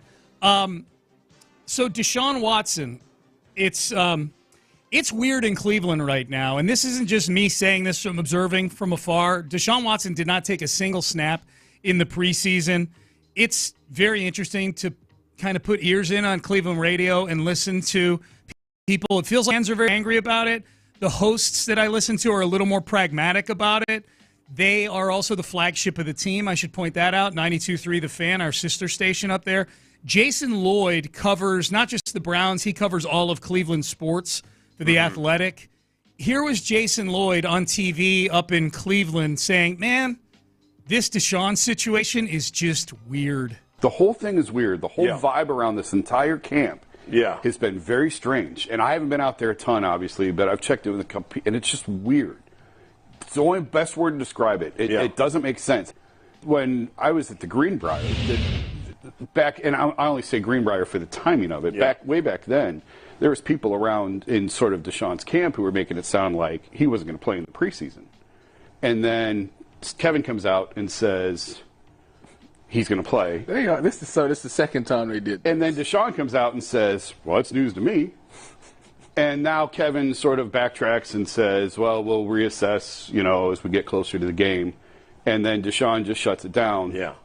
It's weird. The whole thing is weird. Scariest 2 words if I'm a Browns fan there, Seth. Yeah. Deshaun's camp. Yeah. Deshaun's camp getting involved. There's been kind of a vein or theme of almost victimhood now by Deshaun in some of his comments as of late. And it's really, it's funny when all of this was going down after it happened and everything. I spoke to a writer up there, and he had talked to Rusty Hardin, and he had talked to a couple other people in Deshaun Watson's camp, and I think he'd been a little bit. My rule is, man, never sit alone in a room for 2 hours with a really good attorney and trust your judgment immediately after. It honestly sounded like he'd gotten the full PR campaign from everything. Yeah. And I've checked in on that person over the last couple years, and their tune has changed a little bit. Yeah. They were very much, I was kind of explaining the complexities of the situation, not to mention, Texas sexual harassment laws are kind of, there's a lot of nuance to it that made that situation easy to paint in one way when it was actually way more complex. And this person has changed their tune a lot about just exactly everything about how Deshaun Watson maybe conducts himself. They're back at square one up there. If you want to feel good about the Texans situation and where they are right now, know that not only was the Deshaun Watson trade the catalyst to make the Texans a really, really good team, there's a lot of guys who wouldn't be on this team right now without that Deshaun Watson trade, including Tank Dell and Will Anderson. There's are 2 back, lawsuits still out there, right? Too. And they're back at bargaining right now up in Cleveland. You know what I mean? Like with themselves over this whole thing. The one woman who was very adamant she wasn't going to take a settlement. That's still very much alive. There's more ugliness to come, perhaps. And he's not playing good football. That was always going to be the big thing that was going to cancel it all out up there. Like, if he plays well, everybody's going to forget about all this stuff. And I don't know that would have been the case necessarily, but up until now, it's we'll never know because he's injured and he's not good at football, and he ain't getting out and playing in the preseason. Like his first you lose game, all benefit of the doubt when all of that. Yeah. Yep, absolutely. Payne and Pendergast with you on a Tuesday. Text message: we're slowly turning into the most hated team in the NFL. A lot of words with a lot of teams this year. Good. Hate, at least it's relevance. You know what I mean? Wouldn't you rather be the most hated than just be floating around with the 25 other teams in the meaty part of the curve? No. That's a really good point. I don't know why I even doubted whether Fred Taylor was just joking or not. Okay, yes, I should embrace that because what is it? It's intra-AFC South animosity, which is always good for business. Lean in. We've got the Colts linebackers going back and forth with CJ and others during the season. All we need is Trevor Lawrence to turn into all of a sudden. Trevor Lawrence comes out week 1 and he's dyed his hair black. Yeah, and he's got a goatee. He's gone goth. He's goatee. Yeah, that's what you were. You know what you were. You know what you were when you were saying that. There's no way that anybody said that to Fred Taylor. You were. Wrestling is fake guy. When you did that. Yeah. You got to lean into the storylines, man. Or like the guy that when a comedian tells a joke is like, well, that's not really a realistic situation. We got to get better at suspending disbelief on this show. Remember, I think it was Tom Segura has a bit about a doctor's visit he had. I think this, and it's really, really funny about this bad doctor that it was his primary care doctor. And he was kind of doing the bit on a radio show one day, and I guess one of the DJs was like, well, yeah, but I don't think like the doctor would really say that. and so I was like, cute. Yeah, thanks. Thanks for selling tickets. Yeah. I'll be at the Improv tonight. I jackass. doubt the veracity of your stand-up joke. Yes. Exactly. All right. Hey, call now if you want to go to the game on Saturday. 6 p.m. start. So be in the evening. It's cooling off. A little college football. 6 o'clock start. Cougs, UNLV. Caller number 10 is going to win a 4-pack of tickets to see the Cougs take on UNLV this Saturday. We'll do it again in the 9 o'clock hour if you don't win. That's a 4-pack to caller number 10, 713-572-4610. We'll do it again in the final hour of the show. You'll have a couple chances tomorrow as well, so keep it tuned to Sports Radio 610 if you want to get out and watch some good college football. The beginning of the Willie Fritz era starts on Saturday at TD-ECU Stadium. All right. That was actually Louis C.K. That would have been way more relevant with the Deshaun Watson stuff. Indeed. Could have been a nice segue into my Louis C.K. story. It's true. Okay, the roster. There's several guys that did not dress on Saturday for the win over the Rams. Are these guys automatically on the Houston Texans right now? There were some very, and I'm not just talking about Dameon Pierce, there were some very curious names, I thought. Are these guys automatically a Houston Texan? That is next. Mokaram Law, if you have been in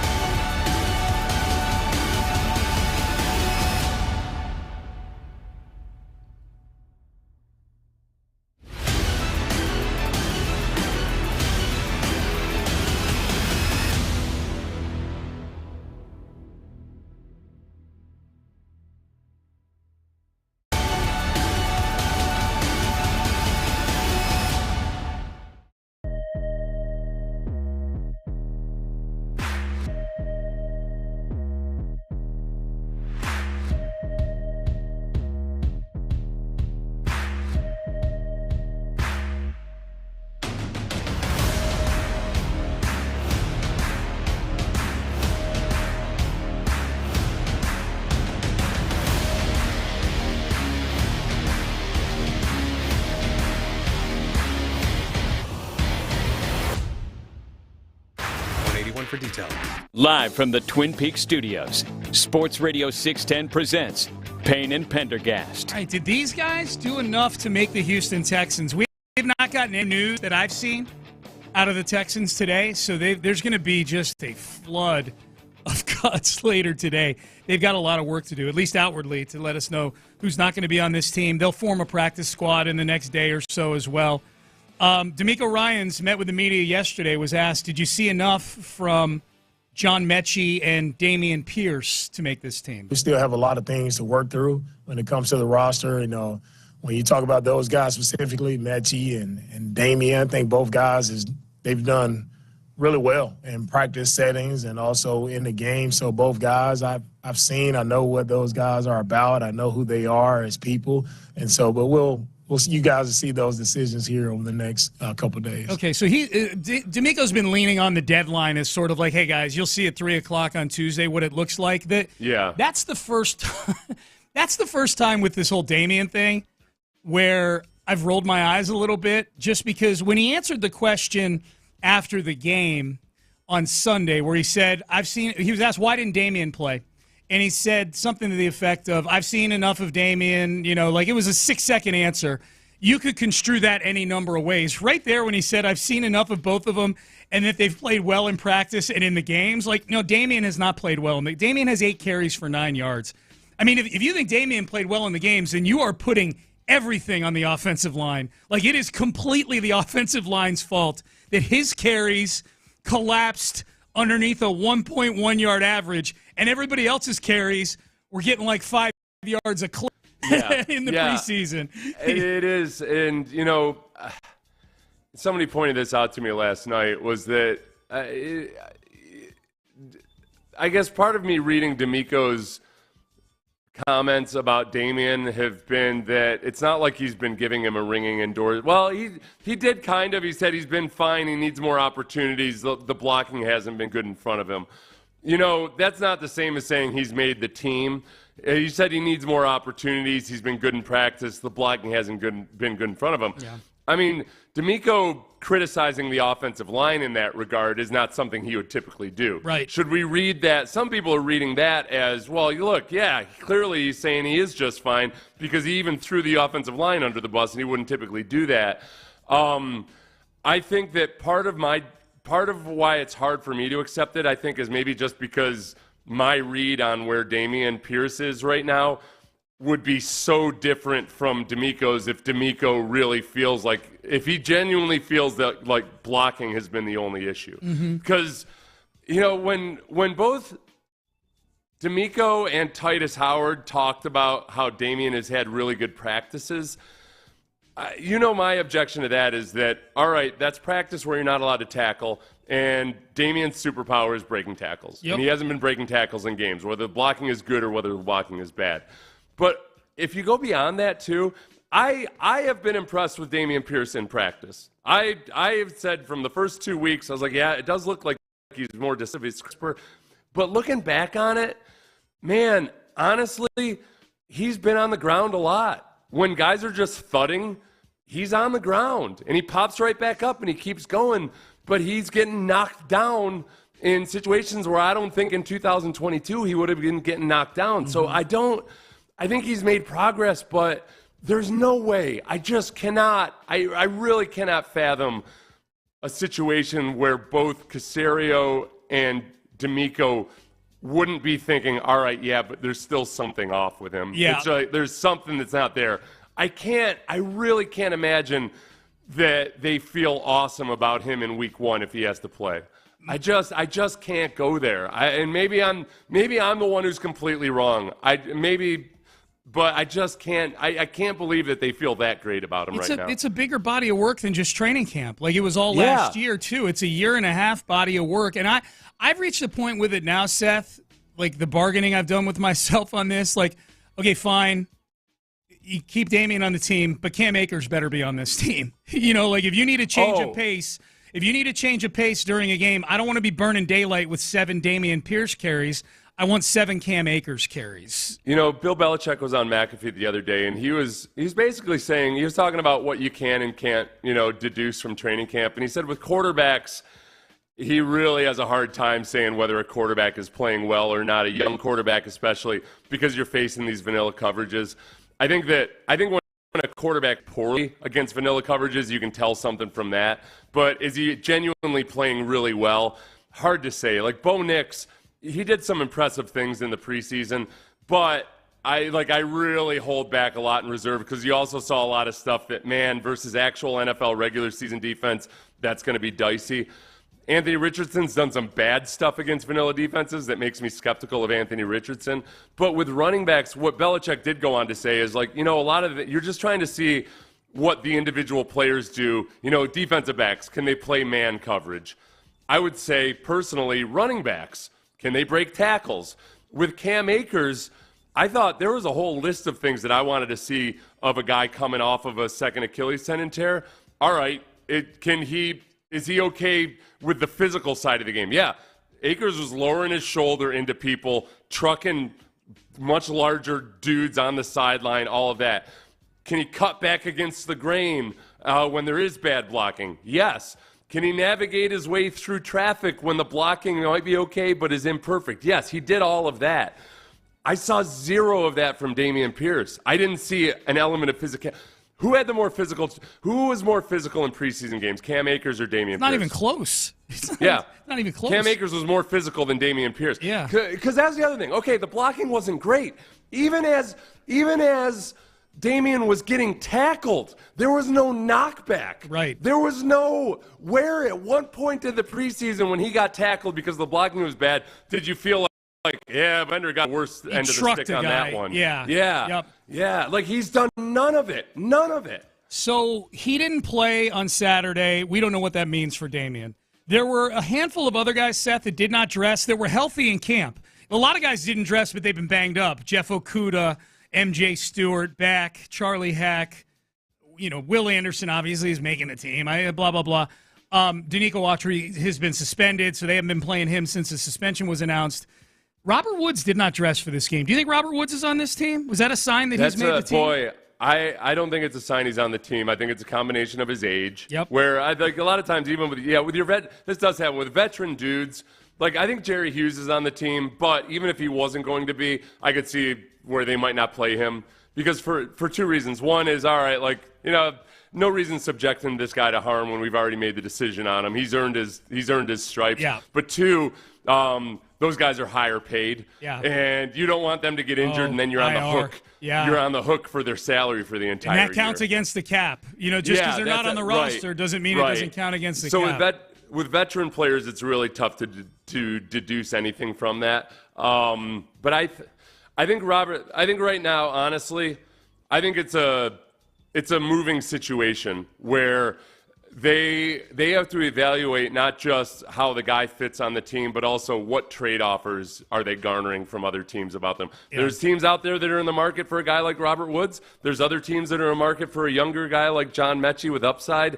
And it might, I don't want to say it's out of Nick's hands, but it might be a matter of Nick looking at it and just kind of doing the math on, all right, well, we like these guys equally for different reasons, but they're offering up a third rounder, and we'll part with the guy. If we like a few guys equally, then we'll just part with whichever guy can command the biggest trade. You think Kurt Hinish is on this team? Because he didn't dress either. That's a young guy who was an undrafted guy a few years ago. Yeah, that's still on his rookie deal. Yeah. But the big thing is, I almost look at Kurt Hinish as he was almost individually in a competition with Khalil Davis. And who also didn't dress. Right. Yeah, I think that and these are those tough decisions. When I look at D'Amico looking almost kind of depressed in these last couple press conferences, I think it's guys like Kurt Hinish who he probably loves, but they're thinking, all right, we might have to make a hard decision here.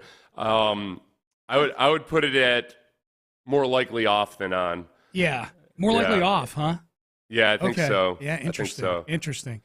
I got to double check. Hinish, one of the only guys who had actually, a lot of guys on the defense had good plays in the first half of the Ravens game in the playoffs when Hinish sacked Lamar Jackson. That's right, he did. That's a nice one. When you're a guy that doesn't get a whole lot of sacks, it's nice when one of them is a big game. Yeah. You grab the 12-point buck on the one buck that you've gotten in the last few years. There you go. Pretty nice. Yeah. There you go. Hey, congrats to Derek here in Houston. He is on his way to the Cougs game. Good job, Derek. And actually, Khalil Davis did play. I apologize. So Heinisch didn't play. Khalil Davis did play. It's interesting. On Saturday. The defensive tackle, we haven't talked about it a lot because it's all it's not a big name position and everything, and the guys they have on the defensive line squad aren't big names. It's very even, though. I think McTelvin, Agim, Kurt Heinisch, and Khalil Davis. And then you factor in Marcus Harris because he's a young draft pick with upside who probably would get picked up off of waivers. I think those four it's a really tough decision if you only say keep two of those guys. Agim did get cut yesterday. So that was one. Agim did get. Agim did. He did get cut yesterday. I knew that once upon a time, like 90 minutes ago. I knew it, but now it's too late in the show, Sean. It's all good. I know. It's 7:56 in the morning. I'm pretty much done for the day. Thanks. All right. Well, get your Astros game face on here because we got to revisit last night's game against the Philadelphia Phillies. These games have all had a very similar feel since the Astros hit the road. We will discuss that coming up next. Zadok Jewelers is the place to go if you are going to pop the question. Why, Seth? Why do I go to Zadok? I got so many other things.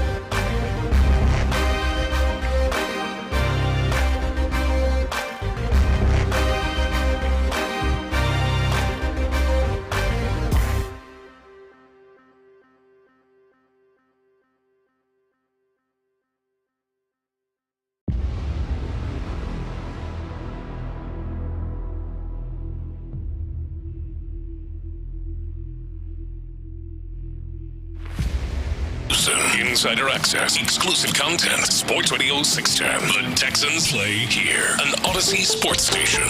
Sports Radio 610 presents Payne and Pendergast. Ground ball, pass to diving Altuve into right field, being waved around Kyle Schwarber. Here comes the throw, not in time. Phillies walk it off. Bryce Harper wins the game for Philadelphia 3-2 with a walk-off single just past the diving attempt of Jose Altuve. Some tough losses on this road trip for the Astros. Add this one to the list. I will, Blummer. I'm adding it to the list. That's it's a Google Doc, Blum. We keep it. That's right. Listen, Boomer. It's all Google Docs these days. Shared doc of all the heartbreak from this road trip. Yes. I have we have them power ranked, the heartbreaks from this road trip on a Google Doc. Yep. I were to power rank them, I would say the Grand Slam on Friday night was a bad one. Last night kind of sucked, man. Not going to lie. That was Bryce Harper playing such a huge role in all of it. I mean, because Bryce Harper had a great defensive play, too, in the top of the 10th where he snagged Alex Bregman hit. And, it could have been a disastrous collision, an ugly collision, if he hadn't done it just right. But he ran back across first base just before Bregman got there. Yeah. Phillies have a lot of guys on their team that look homeless. They do. Yeah, the pitcher who was out there for the 10th, he looked like a combination of Dave Mustaine and Nick Wright. It was there was a little bit of a mega Nick feel to it. You look like half a homeless person. Sorry about that. Hey, man. No, Nick before he got all coiffed up for television, he had kind of a... Yeah, Nick was just, he had that, Nick could have looked like an aging hard rocker. He could have. If he had grown his hair long before and just not gotten all the three-piece suits and everything. I think the way that they lost that walk-off last night, when you lose, losing on a home run really sucks on a walk-off, but when it's a hit and the ghost runner is rounding third, I'd rather it be two things other than what it was last night. I'd rather have it be a legitimately close play at the plate, or it's one that it's so it's just not even going to be close to the outfielder, just lets it roll to the wall. The one that the outfielder is scooping and actually making a go of it, like a good sporting try at it, where you crap, this guy's going to score.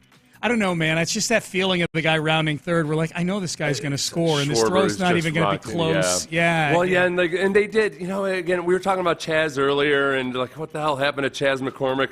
Their center fielder, Rojas, made a brilliant play to Rob Yiner. Yes. They made some, credit to the Phillies, they made some great clutch plays in an extra innings game. Yeah, we aren't playing the Red Sox anymore, man. But it's been, it's been like playoff baseball during this road trip. The two losses to the Orioles, really all, other than the 6-0 game that where Arrighetti won on Thursday night, it's all felt like playoff baseball, and so did last night. Obviously, in the playoffs, there wouldn't be a ghost runner on second, but here was Joe Espada after the loss last night. Yeah, I thought we played well. We were in the game there.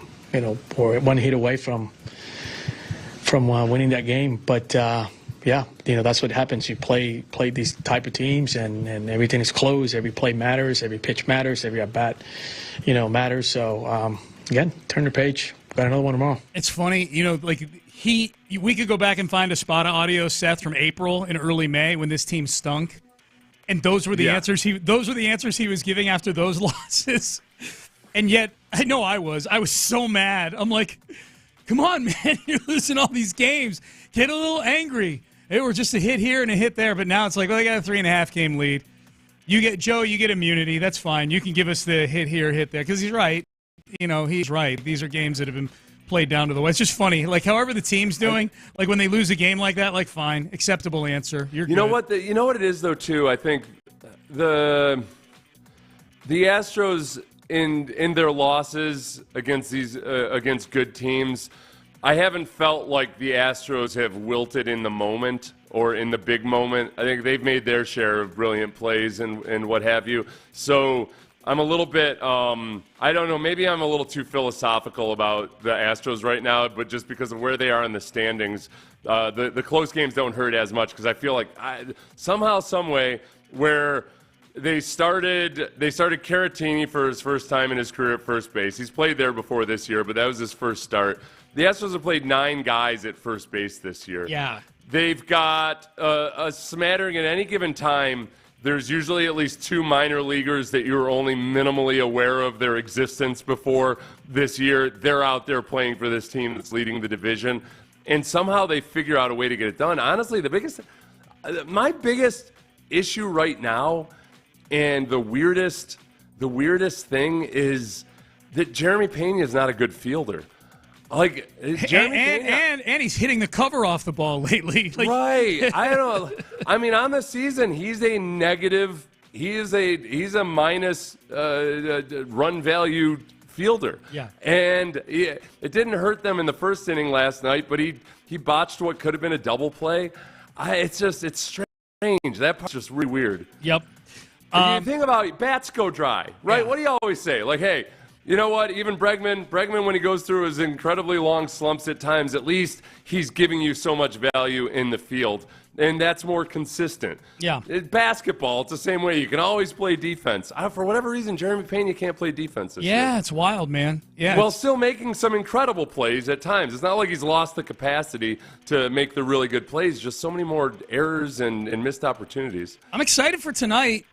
Little Verlander and Nola action tonight. I don't know how long JV is going to go in this game, but that's a 2 names on the marquee thing. Like that's a butts in seats kind of game. You know, like that's I would pay to go see this game kind of thing. You know, and I like honestly all of the previous harassment of Kate Verlander aside. It's a fun environment up there. It's a fun environment. Yeah.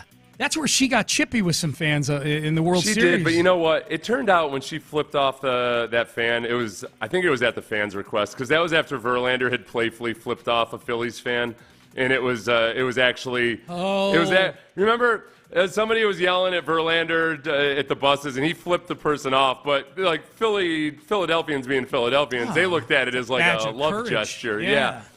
So it turned out that was actually a playful moment. Yeah. But still. Yeah.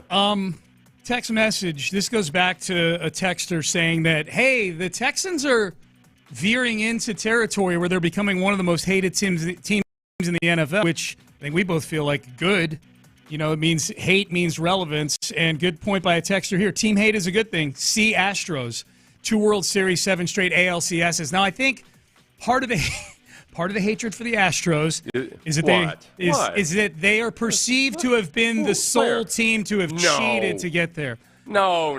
Perceived to have been, yeah. They don't. Everybody's come around on that. Have they? Now they're plucky. They're plucky and scrappy. They'll do what it takes. They are actually now plucky and scrappy. Yeah, that's the funny thing. That's the shame of it. Yeah. They are plucky. They always have been. And obviously, for anybody that's new to the show or something, we're not those people that we know that the being better than everybody else scandal. I'd like, okay, honestly, quick synopsis. Really, honestly, the only reason that any of that was ever released to the public, or that people talked to reporters about it, was because there was a perception in baseball that, look, okay, a lot of people were doing stuff in 2017, but then they cracked down on it. But because the Astros were still so good offensively, people thought or assumed, well, they must still be doing it. They couldn't possibly be this good. So that's the injustice of it all. But regardless. Yeah. And Kate Upton, by the way. I don't know why I said Kate Verlander. I couldn't, because I was about to say Kate Hudson, and I had to reverse track so I could give myself a bell at the end of this segment. So I just said Kate Verlander. She may be on their marriage license, Kate Verlander. You know what I mean? I thought that I had seen that she had changed her name, but she's still her Instagram is still Kate Upton and everything. Well, obviously, it's a stage name now. She'd kind of made a name for herself. She did. Before she met Justin. People knew who she was. Yeah. People still texting in about the Texans roster here. Okay. This is a funny text. Let's play D'Amico one more time.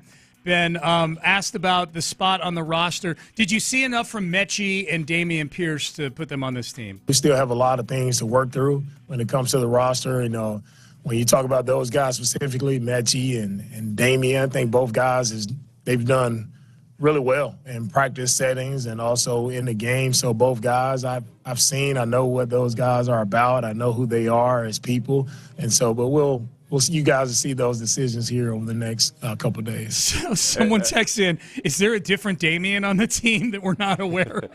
I think that it's funny when, there are teams out there that really like the potential of Dameon Pierce. They love everything he's made of. They think back to him running without a helmet in college, all those things about Dameon. That the reasons we still love Dameon. I hate that I have to talk about him like this sometimes, and then I get in arguments, and I'm speaking with a tone of voice that I don't want to use when I'm talking about Dameon, because I think I love that kid and everything he is as a worker and his energy and everything else like that. But when other teams are talking to the Texans about Dameon, and are they? And they're going to say, look, we've seen these 7 plays, these 7 carries of his, and I know the blocking hasn't been good, but this doesn't look like the same guy. Are the Texans saying, well, can I interest you in some practice footage? Yeah. Where, but only select ones where he's not falling down after getting thudded. Right. Just but ones where he's running really well and he's crisp and he's decisive. Yeah. There's still something there. Look at him plant How about the the practice footage in non-full contact football? Yeah, look at him plant the foot right there. You got to want this. You got to want this. Yeah, sure. A guy whose calling card is physicality maybe shouldn't be judged based on how he does in non-tackle football, but still, here we go. Text message. This is an interesting one. Guys, I keep hearing about offensive linemen missing assignments and not getting to the second level, but I still don't know the name of the O-line coach. It really sounds like a coaching problem. His name is Chris Strasser. Yeah. And at what point does this fall at his feet? Okay, now, for one, not until the regular season, that's for sure. 2, I'm holding a little bit in reserve on the offensive line for a couple reasons. One is that I do think that Scruggs and Kenyon Green and Blake Fisher did some really good things at times in the run game this preseason. There are also the first couple times they faced teams that run a 3-4. That's something they hadn't seen before in camp, and I do think that there's times where Bobby Slowick, I think you want to see guys adjust to non-ideal situations, because there were some situations in the run game where Clint Stoerner and I were talking about this. We were sending out some of the run plays to various offensive line that we know, and trying to break down exactly okay, why are they blocking it this way, or is this a mental error? And there's some things they were doing that are a little bit funky that I wouldn't put on the offensive line coach, but that are really, really, really hard to do.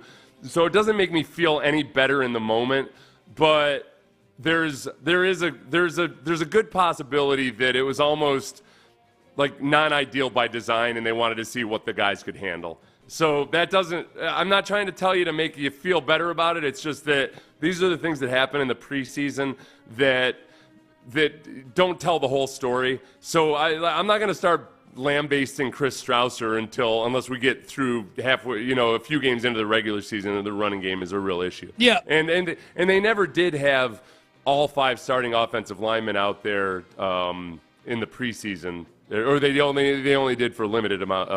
No, because Laramie didn't play. Yeah, so they never had all 5 starting offensive linemen. Yeah. That's right. Laramie never played in a game. That's right. Yeah. Do you have to text message? Do you have to take into account that Akers was going up against second and third stringers while Pierce was going up against starters? I don't. I'm just looking at the way in which Cam Akers ran. Just with the physicality and the wiggle that he had. Right. And with Dameon, the standard is higher because remember, a good running back. It's not. This is never over the course of 7 carries. That's still very, very limited, but. Dameon Pierce, if he's running the way Dameon Pierce runs, at very least, if the blocking isn't perfect, he's still knocking somebody back. He's still breaking a tackle. Just once could you break a tackle. Mm-hmm. He averaged 1.1 yards per carry on 7 runs, and I don't think ever once looked like the old Dameon Pierce. No. Whether the blocking is good or bad.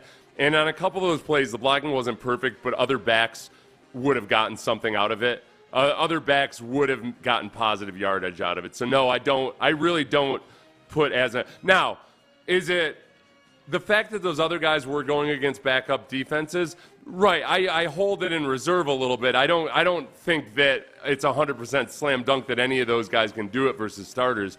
But that's why I also look at it as a little bit of a wasted opportunity that none of those guys ever ran behind the starters on offense. Right. It was always Dameon Pierce. When the starting offense was in the game, it was always Dameon Pierce.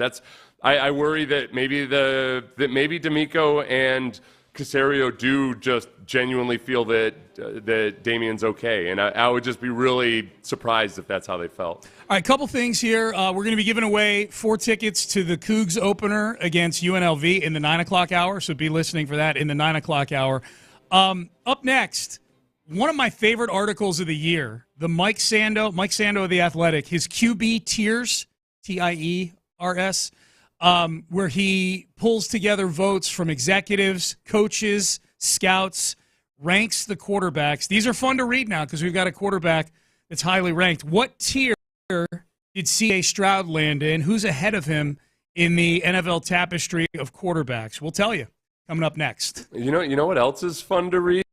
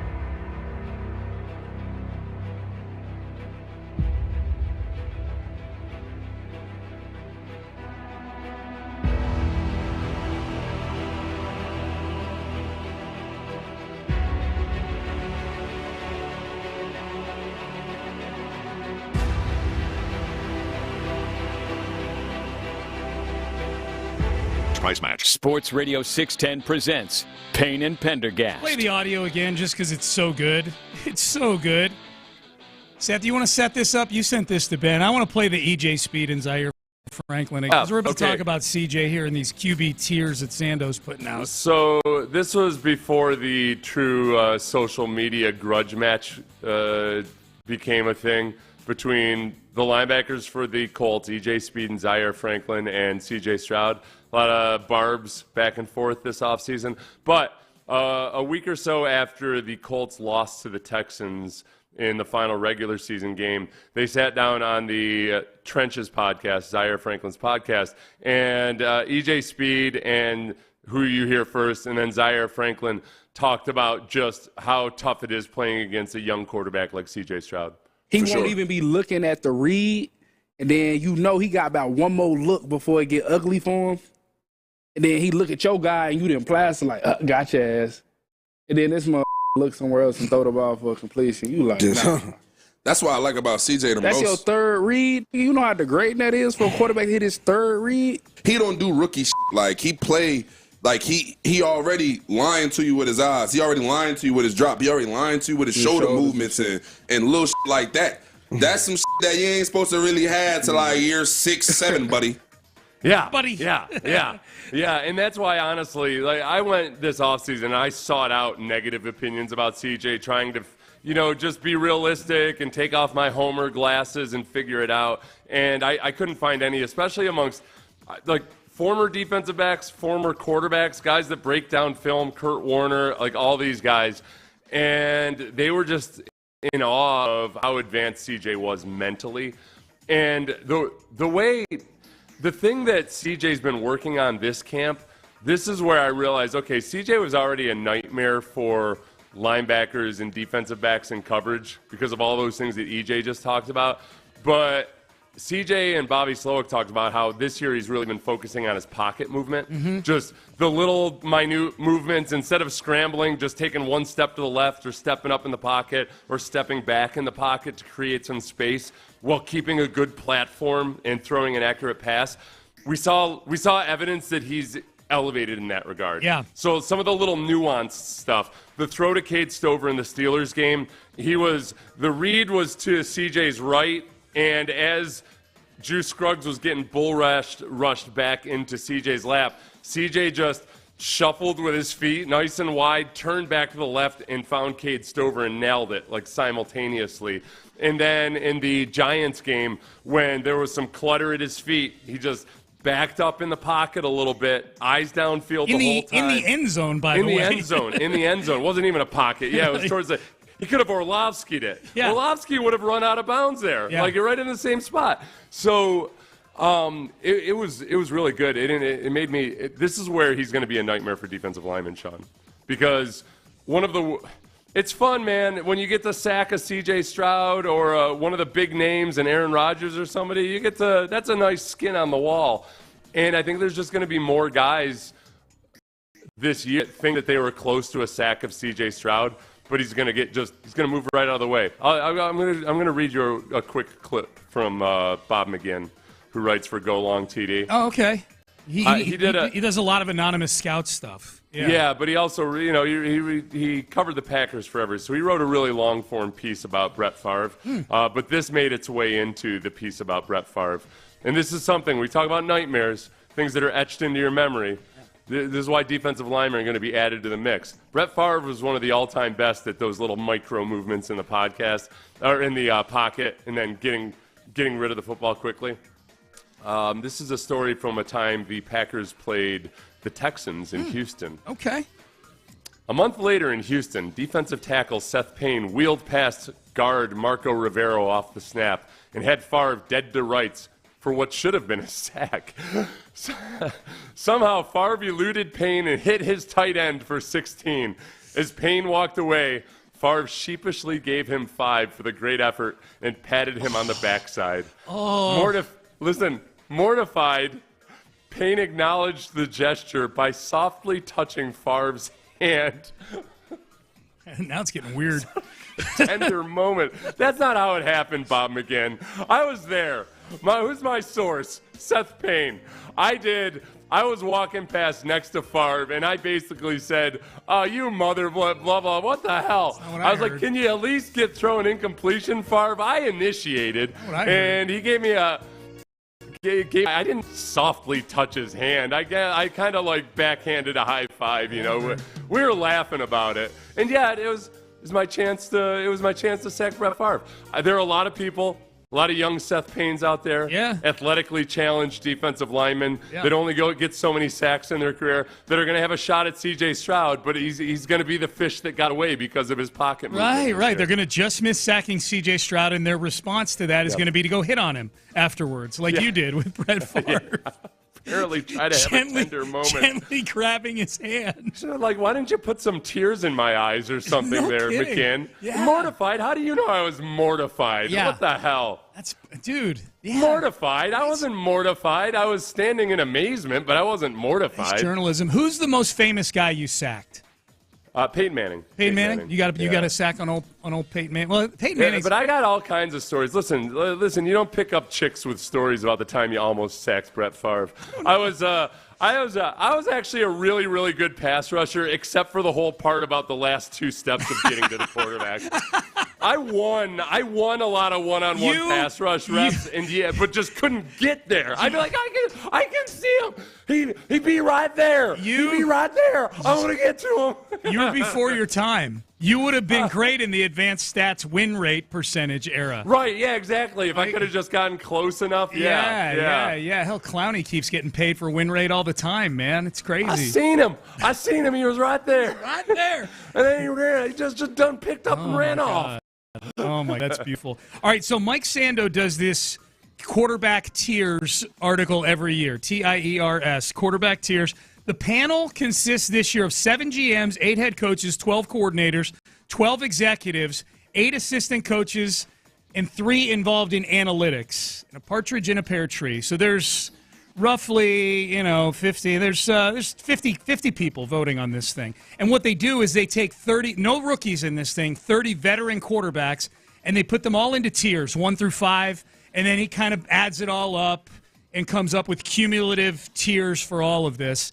There's only 3 Tier 1 quarterbacks. And Texan fans will not be happy about this. CJ's not one of them. But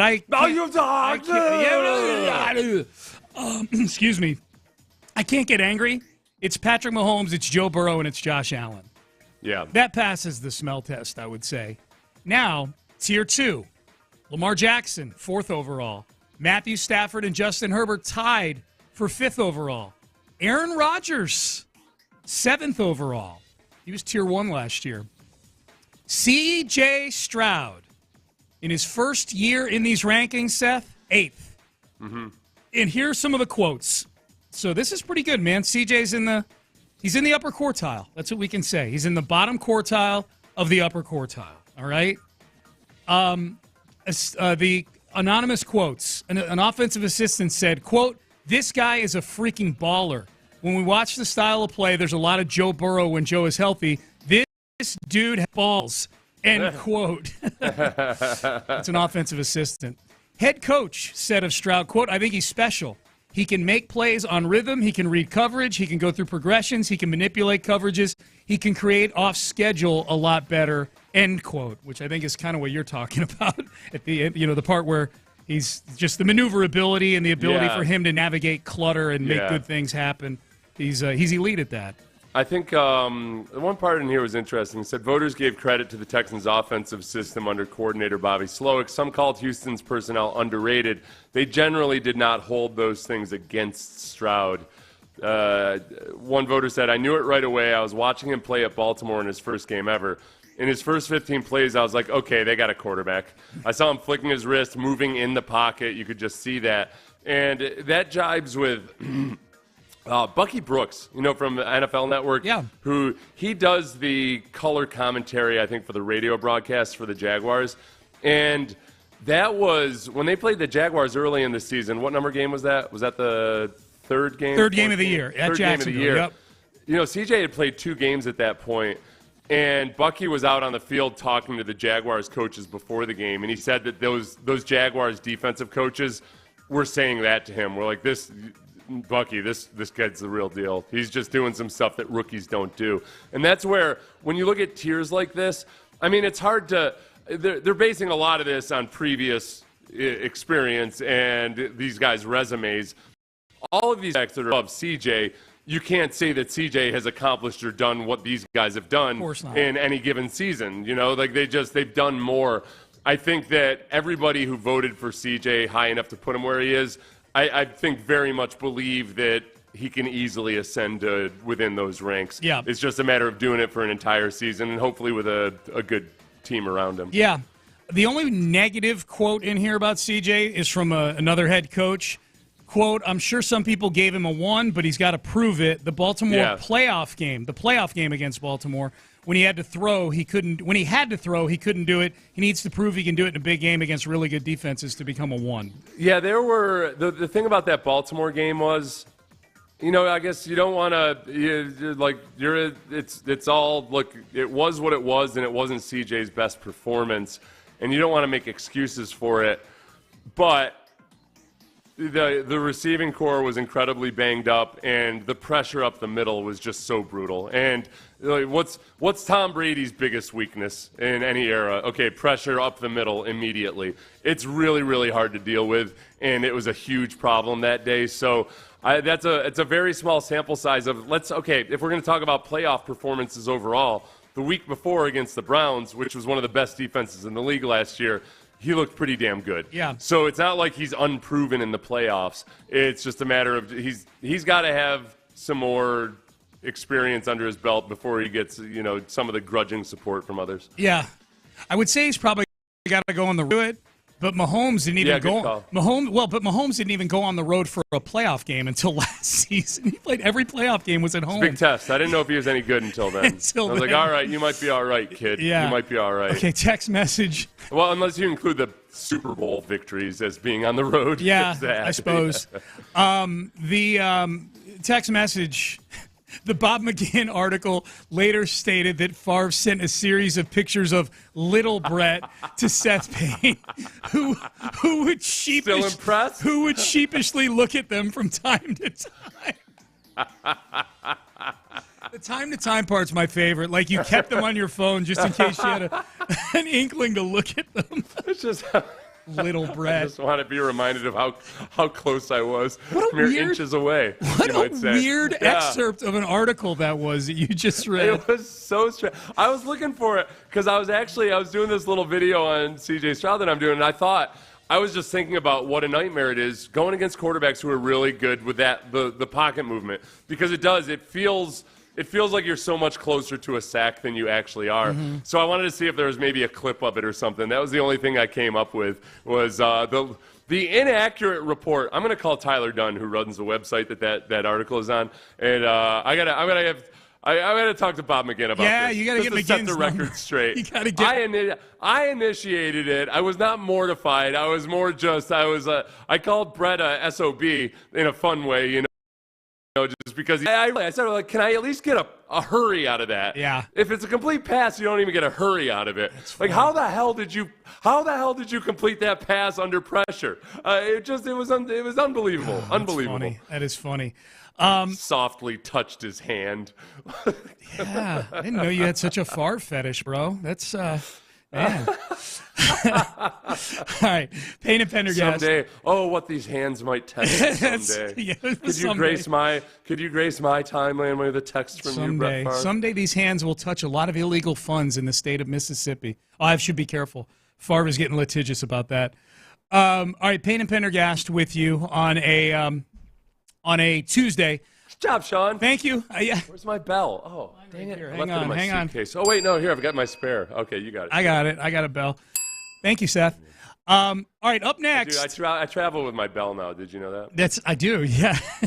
Positive reinforcement doesn't end on the road. Hell yeah. Let's check in on Deion Sanders. Deion Sanders has issued a no-question edict to one media member in Denver. And he got very Deion-like again earlier this week in their Week 1 press conference. We'll hear from old Prime, Coach Prime, coming up next. Prize Picks, though. Man, Prize Picks last night, Braves took Max.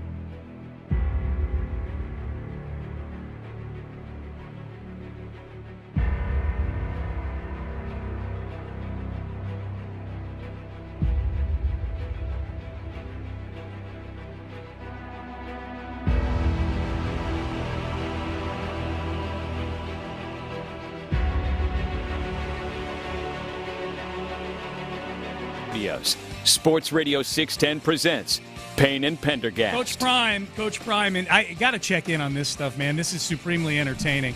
Deion Sanders has put a no-question edict on Sean Keeler, who is he's basically, I don't know if he's the beat writer for Colorado, but he's there at all the press conferences. He writes for the Denver Post. I think he's a columnist there, kind of like Lopez used to be. He writes about all things Denver sports.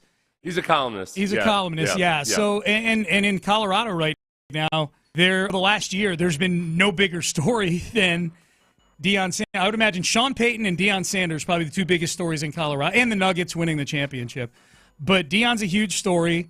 Sean Keeler no longer allowed to ask questions. The school told him because they thought he was disrespectful with some of the things that he had said about the Buffs and some of the names that he had called Coach Prime. He's got some good names. Yeah, he's got let's see, the Bruce Lee of BS, the false prophet, Deposition Deion, Planet Prime.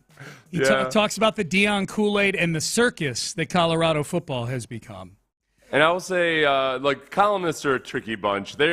Columnists were the original internet agitators before there was an internet. That's a great way to they're put it, like the snarky. They were the previous generation's version of the snarky dude on Twitter or what have you. So it can get contentious between columnists and coaches.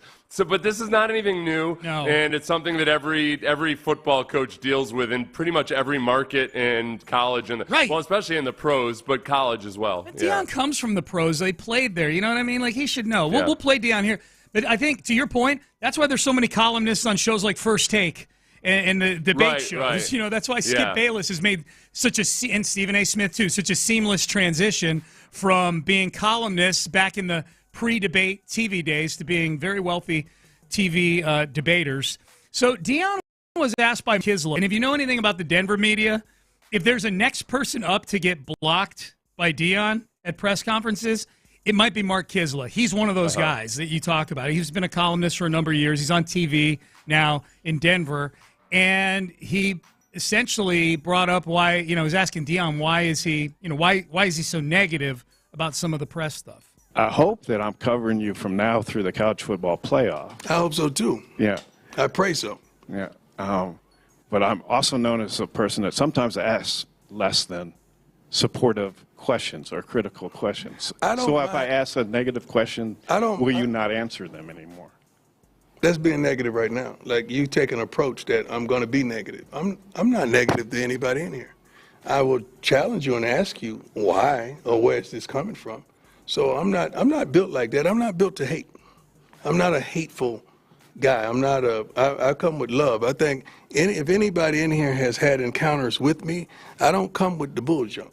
I come with the peace and the joy. Now, when you show me where you stand, I might have to change that a little bit. So I'm not going to match your ignorance or whatever. I'm not saying that you're ignorant, but a person, I'm not going to match that. Well, that's your prerogative. I don't have to come where you are because my life is complete.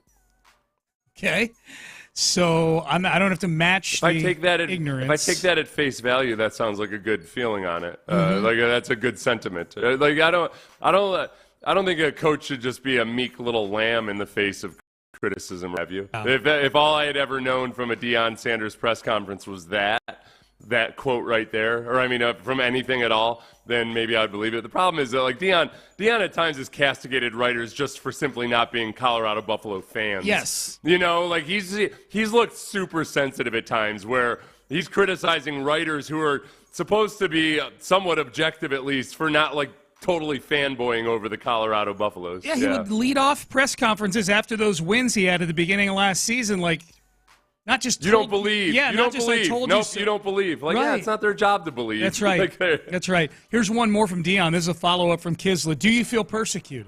Do you feel persecuted by outside noise? I don't know about persecuted. This is a way of life for me. You guys act like this is the first time I've been shot at. I've been lied on, cheated, talked about, mistreated. That's a gospel song, ain't it? This is not the first time for this. But as I mature, instead of shooting back or lashing out or just dismissing you, I want to know why. Like, let's help each other. Let's figure out the why. Because if you understand the why in people, that helps you tremendously. I think Deion just has a hard time processing coverage for a football team that went 4-8. Well, sometimes you see this with younger athletes that don't really get or understand that the job of the writer is not to be a fan of the team. Yeah. Pat Beverly was sometimes he'd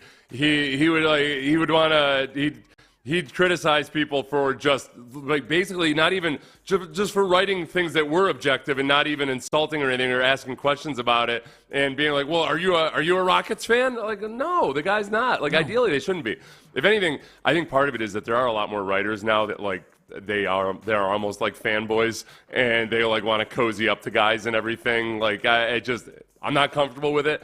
But it's with Deion, I think the problem is Deion, in a lot of ways, he comes off like the woman who wears a low-cut blouse with a huge, massive push-up and then wants to get offended that she caught you looking at her boobs. Yeah. You know, like he wants all the attention, but only the right kind of attention.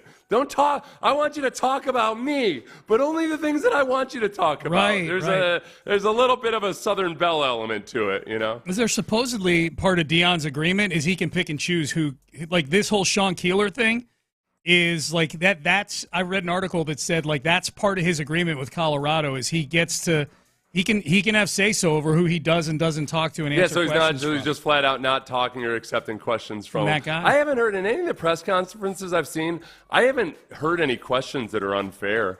I think that it's not like people are getting up there and saying, asking him impossible questions to answer or anything. He just seems to look. Deion's got a history. Remember, he doused Tim McCarver with water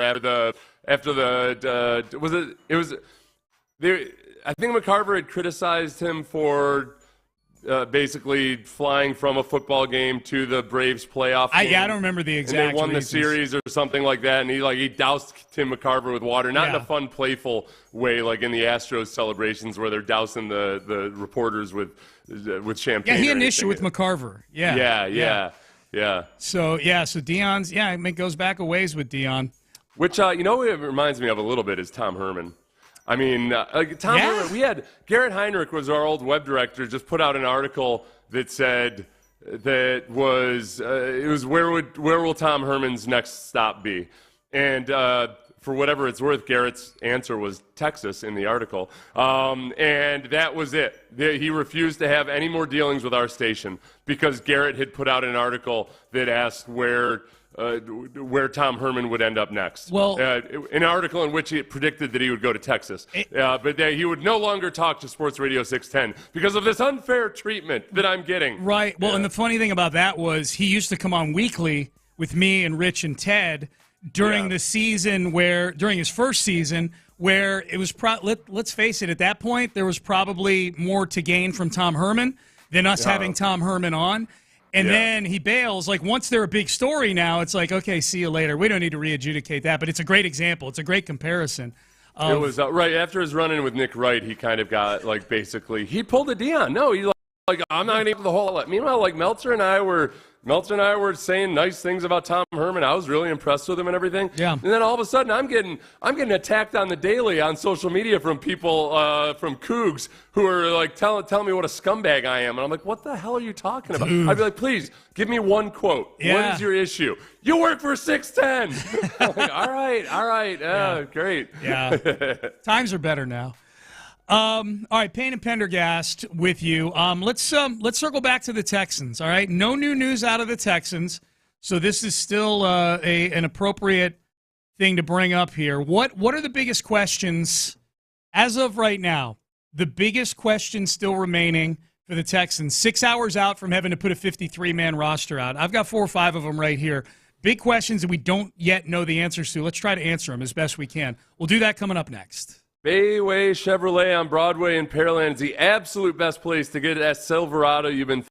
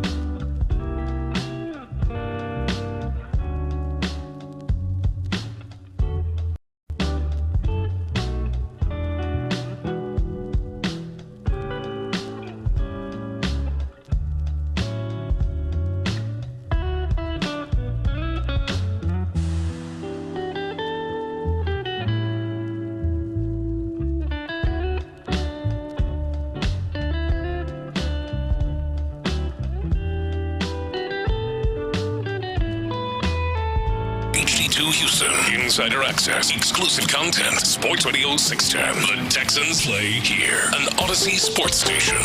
Sports Radio 610 presents Payne and Pendergast. You know, the funny thing about looking through like these player cut trackers, NFL.com has one.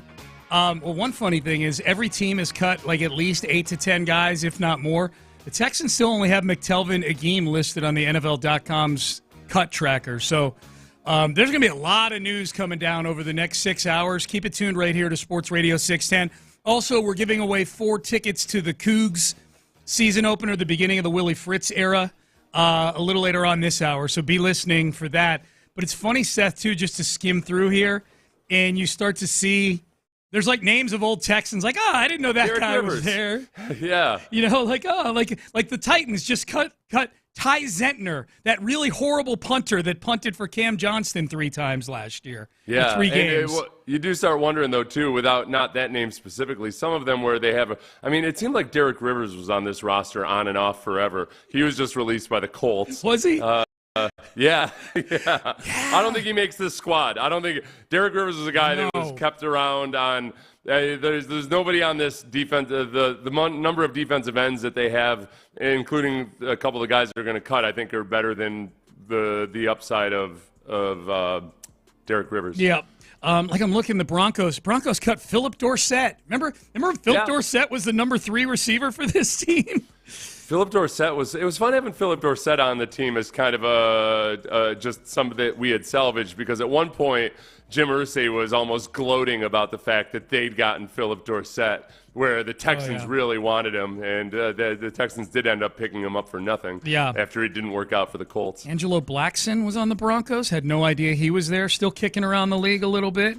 Well, who was there was a player, a defensive tackle from Carlos Watkins was playing in the most recent preseason game against the Texans. Yeah. Was he really? Remember Carlos Watkins? He was really good at getting on camera.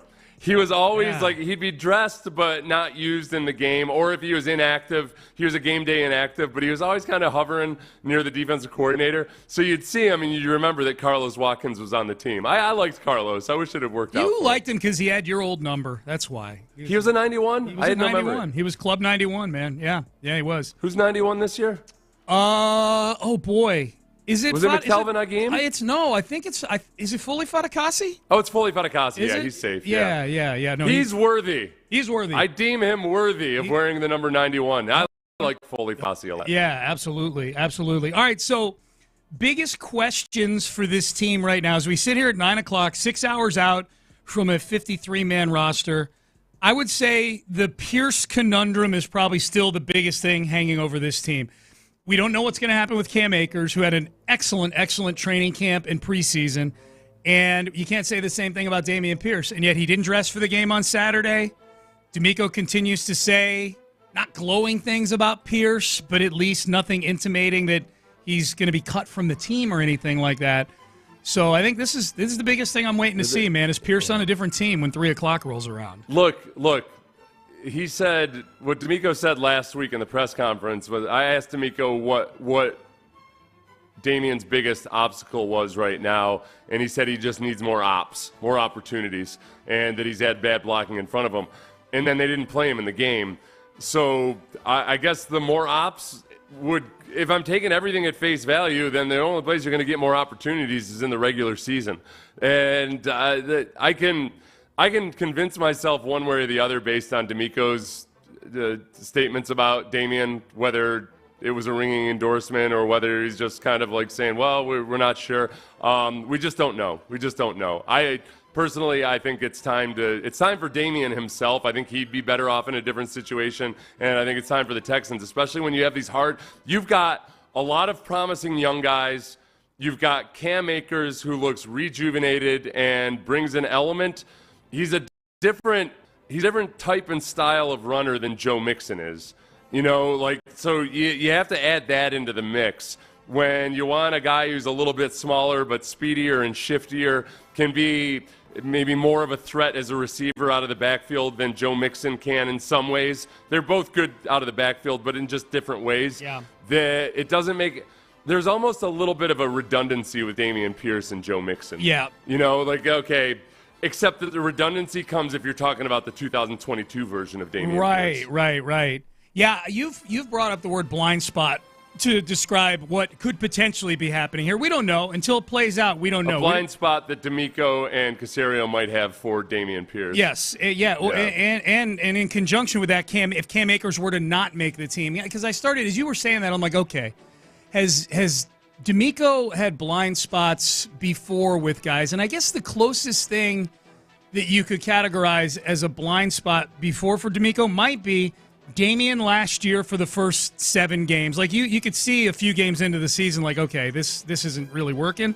Right. I would say Jalen Petrie, maybe last year, like Jalen got treated like a guy who was probably playing better than he actually was. I think the difference between those two last year and this year, if it were to play out this way where they keep Pierce and cut Akers, is that with Petrie, by the end of the year, there just weren't any better solutions out there. They were ravaged with injuries at safety. Similarly, once D'Amico saw that there was a better solution than Dameon Pierce after Pierce got hurt for a bit, he stuck with that solution. He didn't go back to Dameon. The thing that would be disturbing here would be if they kept Pierce and cut Cam Akers, because Cam Akers is just so clearly a better option for this football team right now. Right. Like that would be, and that's where I sit back and I go, man, Nick and D'Amico are not. I mean, I get the nature of a blind spot is you're just not seeing things at all. But like, that is a super blind spot right there. If that would be the route they went. The other part I would say with Jalen is that they took active measures in trying him out differently, and they said, okay, well, all right, let's use him in the role they're using him in this year, as opposed to just treating him like he's an actual safety, and that was part of it. Where with Dameon, I know I don't get too hung up on the zone run versus gap scheme stuff or what have you. I mean, there was a play in the preseason where it's old school. Well, it's not old school. They ran power. It was out of shotgun, which is not old school, but they ran power, gap scheme stuff, and there was a hole for Dameon to hit, and it wasn't beautiful blocking. It wasn't perfect, but Dameon got a tackle for a loss out of it, where I just very easily see other backs on the roster, at the very least, getting positive yardage out of it. I think the problem is Dameon's blind spot right now is right in front of him, and his vision for actually seeing blocking and hitting the hole. And then as far as his actual play, he's just not running the same level of physicality. Whether the blocking's good or bad, he's not knocking people back. He's not turning a bad play into at least positive yardage. We just haven't seen anything out of them like that, and it's been going on for over a year now. That's the other part of the problem. All right, we've got some notable – okay, so we've got some news coming in now. We've got a notable cut from the Texans, and this is notable because this is a player that did not play in the game on Saturday, a healthy player who'd been banged up at times, but healthy the week leading up to the game, that is getting released by the Texans, and it is veteran corner and former Jags first-round pick C.J. Henderson. Okay. Who I had on my 53 based on the fact that he didn't suit up on Saturday. So I'm already 0 for 1. Yeah, I guess he hadn't suited up. I mean, he'd missed a lot of time during training camp with injuries, and I'd say of those two veterans, I always thought it was going to be one of either Okudah or Henderson. Okudah's he's played less than Henderson has, Okudah. Yeah. You know? Yeah. Like Okudah, Henderson was at least practicing against the Rams, and he was out there that week. Yeah. Okudah's been out for almost a month now with a hip. But maybe, they look. This is one of the position groups for the Texans that is pretty thin. It could be Jeff Okudah might make this 53-man roster just based on his traits. He's long and rangy. It's one of those things we talked about a lot in the offseason, but then I think I got so enraptured by Kamari Lassiter, and I was so impressed by him that I'm guilty of looking more at the starters there. But then you have to go back and remember what we talked about in the offseason too. Derek Stingley has yet to play not even a completely healthy, but he hasn't had a healthy season since 2019. He's had serious physical setbacks and or illness in every one of those seasons. Mm-hmm. So depth at cornerback is something you can't go into this treating it like the Astros did the first base position this last offseason. Right. So C.J. Henderson cut by the Texans. I got to keep an eye here on see if there's any other Texan cuts. Aaron Wilson is the one who I'm looking at here, and he is. Oh, okay. Here's another Texans cut. Troy Pride Jr. So I guess they're starting with the cornerback position. And part of that might be that they've seen guys on the waiver wire that they're interested in, and then they got to sit and they wait for that guy to potentially show up. But, that might be the first indication that they're planning on some of the depth at cornerback is going to come from guys who aren't currently on the Texans roster. I think if you're looking at positions right now, if you faithful listener, or somebody who likes to sit there and kind of workshop a 53-man roster like some of us do, if you're looking at a position where you're asking yourself, where could this be a position where the Texans ultimately enter week 1 with a couple of guys that aren't even in the building right now? Cornerback's near the top of the list for me. I Command F'd the list of cuts that are listed on NFL.com right now. Yeah. And I'm having a hard time even finding names of cornerbacks that I recognize. So I don't. Yeah. There's no big names out there quite yet I scroll down through these. But A.J. Green is a big name, but not as a cornerback. No. So there's a cornerback named A.J. Green? Yeah. Oh, okay. Yeah. Be a hell of a position change at his age. Drafted in 2011, I'm going to try to make it as a cornerback. So I think the Pierce conundrum is a big question. Again, if you're just tuning in, C.J. Henderson and Troy Pride Jr. both let go by the Texans per Aaron Wilson. I think wide receiver after the top 3, still a big question. Here's DeMeco Ryans on the wide receiver room. Yeah, we have a really tight wide receiver room, right? It's a lot of good players in their room. A lot of guys made a lot of plays throughout the training camp practices, and also some guys showed up in the games as well. Feel really good about the room that we have. You know, you have of course, the top 3 guys that we have are all big-time playmakers, but all the other guys have stepped up and made plays at some point, right? And that's a good problem to have, Jonathan. When you have as many guys as we have, it's a really good problem. And I'm definitely excited about the group. I think Coach McDaniel's done a great job of working with that group and getting those guys better. He's not lying. Like, you look at that wide receiver room and all the names in the preseason games, they've all made plays. Now, granted, some of them have been in the fourth quarter against the other team's threes. Right. But even Quintez Cephas and Johnny Johnson III are doing things out there. And I think too, you gotta take what you can, despite whatever the level of competition is. I think the one good thing that a lot of those receivers have done is they've made some tough catches, on inaccurate throws or not perfect throws, and with I think Mechie especially. But then Xavier Hutchinson has done it with the twos, and we've seen all camp long. Xavier Hutchinson is quarterback proof. It's not like there's one quarterback that likes Xavier Hutchinson. They all seem to trust him. They all seem to find him in practice or in games, and I think he's relatively safe. At this point, though, when you have to make some tough cuts, I think that the Texans wide receiver room is the one that probably will have potentially received the most trade offers. There's reports that teams have offered or inquired about John Mechie.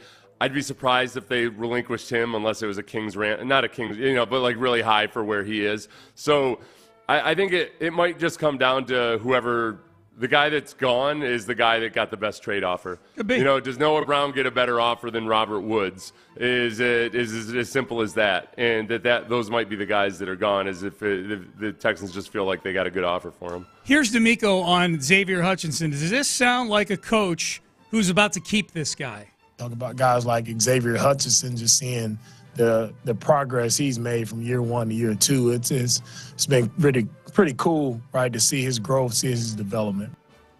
Okay, so I guess that one, was that part of the same answer about just the wide receivers room in general? It might have been an adjunct to it, yeah. Yeah, I think that's, I always read into guys bringing up people's names.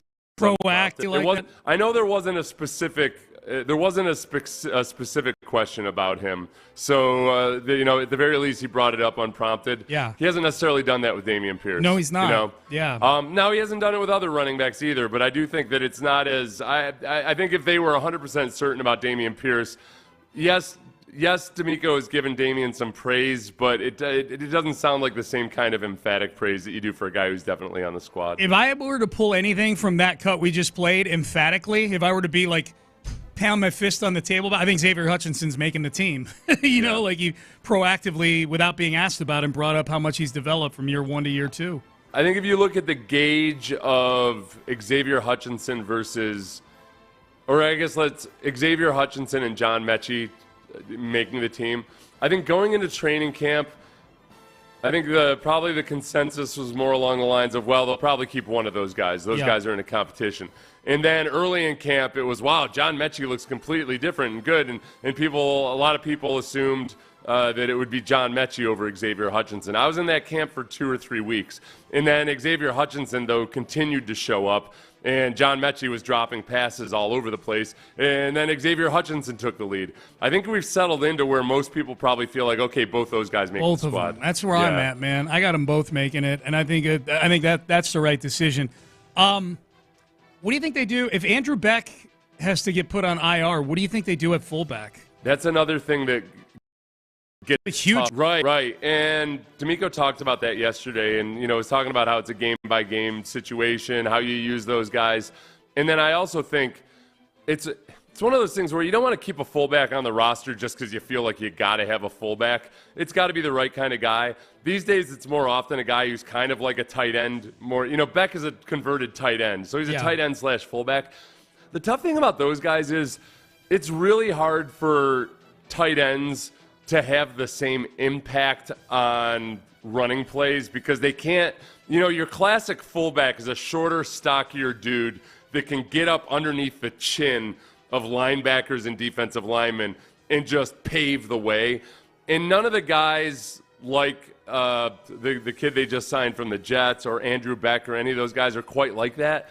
I look at British Brooks, and I kind of think, God, he looks more, and even though he's a bigger running back, he looks more like an old school fullback, but who can also catch out of the backfield and is an actual rushing threat. Yeah. That's the kind of versatility where I think, man, as long as Andrew Beck is injured, they might look at British Brooks as a running back with upside, but who also might be able to be utilized as a blocking backer like they did versus the Rams. Yeah. And that's a tough decision to make right now. It is. I wonder with Brooks if they feel like we can release him, we can put him on waivers. I don't think anybody's going to pick him up. Because you pick him up on waivers, you got to put him on your 53-man roster. So I think they're going to look at it and go, I don't think anybody's going to pick him up. And then they throw him on the practice squad, and then they can elevate him for a few weeks and see how it goes, without having to cut corners at another position. This is where I would say, man, British Brooks, 5'10", Andrew Beck, 6'3". I like British Brooks. Give me a short fullback. Sean, there's nothing more degrading than these damn fullbacks who are like 5'0" coming up and blasting you and giving you the most pain you've felt on a football field. It's just different. Beck is different. 6'3"? Yeah. Wow. Okay. You thought he was short for a tight end. I guess. I guess in my mind, he's burned into my mind as a fullback. You know what I mean? Like maybe that's why. Like, wow. How do you spell Kyle Juszczyk's name? I got it. Here, Kyle Juszczyk he's now Juszczyk's 6'2". I'm cool with being asked questions I don't know the answer to, but that one was dirty pool right there. I know it started with a J. I know it's got no vowels. It's like Juszczyk is shorter than the hybrid tight end / fullback, but he's still a taller guy, and he's like way more athletic and capable as a receiver than the old school fullbacks, but. 6'2" might be my limit for a guy consider an actual fullback. All right, couple things here. Let's first, next segment, played this yesterday, but this is for the 9 o'clock crowd. Which quarterback would you least want to be stuck in an elevator with for 2 hours? That's based on a story that happened in Dallas this weekend where the audio from it is incredible. We will get to that. It's topical because we have a quarterback, I think, that would handle it well. Also, let's give away those Cougs tickets right now. 713-572-4610. Caller number 10 wins a 4-pack of tickets to see the Cougs take on the UNLV Runnin' Rebs this Saturday. I think they're still the Runnin' Rebs. That's a 4-pack. To caller number 10, 713-572-4610. If you miss out this time, 2 more chances tomorrow to win right here on Payne and Pendergast, so keep it locked in on Sports Radio 610. All day long today because it's cut time, and we've started to see some of the cuts trickle out of the Texans. We promise you that if any more come out, that we will give them to you right away here on Sports Radio 610. Who would Turn you it not? into a full stream instead of a trickle. That's it, man. It really is. No prostate issues on this. We're gushing it. Not for the Texans, man. They've got a nice flow going. Like a 15-year-old that's had too much Gatorade. Just let it loose. That's exactly what I was thinking. You lucky little bastards. You know how good you have it. We'll keep you tuned in on all that coming up next. Hey, I'll tell you what. Talk about being stuck in an elevator. Picture the person that you hate talking to the most in your life. We all have them. You're in conversation jail at some party, and this guy won't just shut up about some bad story that's barely even a story. That I would rather do that. I would rather be stuck in an elevator for 2 hours with that guy than not have a good plan for my retirement. Because the pain and the stress that you feel is worse than being in conversation jail when you're stressing over your future. It affects your sleep at night, all those things. It doesn't have to be that way. Go to Trajan Wealth. Trajan Wealth can help you with all of that uncertainty about the future. You've worked hard. You got enough stress in your life from your job and everything that have gotten you to the position you're in right now. But you want to be able to extend that quality of life that you have right now on into your future. Call Trajan Wealth. They have advisors with decades of experience who have dealt with thousands of people just like you. They've got 2 offices here locally. They are committed to helping Houstonians plan for their future. Family-owned and veteran-led, Trajan Wealth can be a huge asset in managing all of your other assets. Give them a call at 346-371-3330, 346-371-3330. The consultation is absolutely free, and it does not take long at all. It takes longer than the time you're trapped in the elevator with that hypothetical person than it takes to actually plan your retirement. Or simply go to TrajanWealth.com. That's TRAJAN Wealth.com. TRAJAN Wealth.com. It's Trajan Wealth, your local trusted financial fiduciary. Advisory services offered through Trajan Wealth LLC, an SEC registered investment advisor. Paid advertisement. The Texans close down their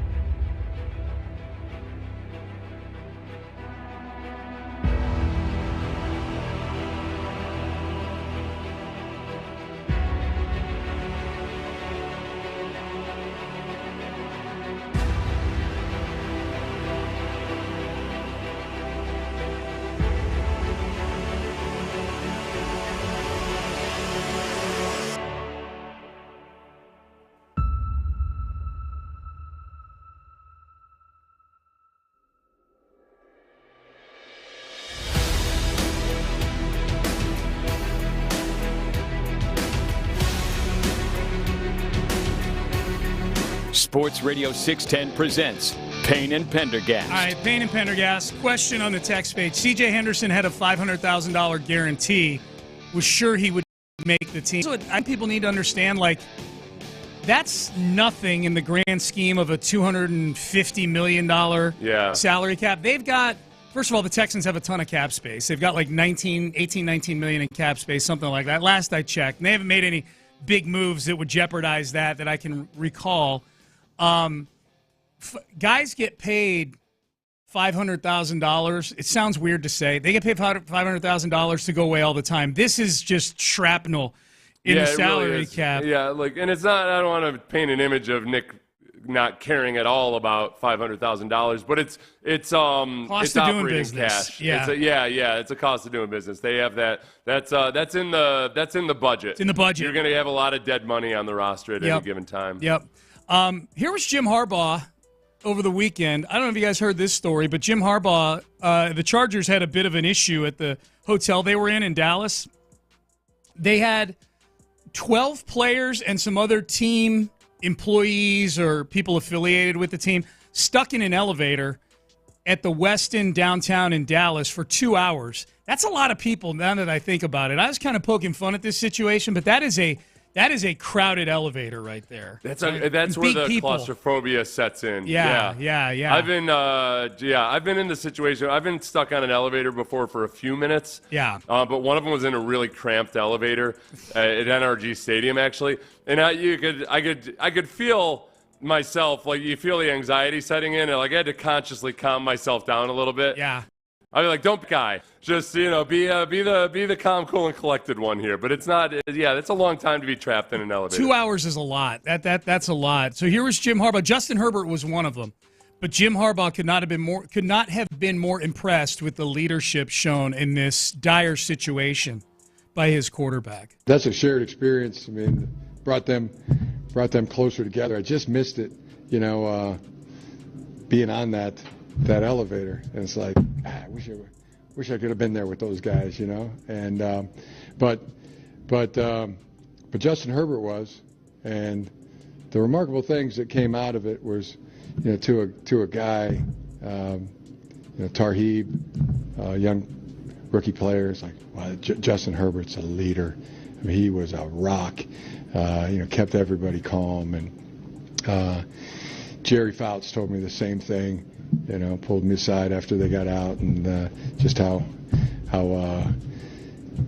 great Justin was. Okay, we played that yesterday. We'll play one more from Harbaugh here in a second. We played that yesterday during Acknowledge Me, and there were people that were texting in like, you guys know Harbaugh was just joking around. I don't think he was. Yeah. People say he's joking. I feel like if you think that Harbaugh was joking around, you haven't paid attention to Jim Harbaugh much. Yes.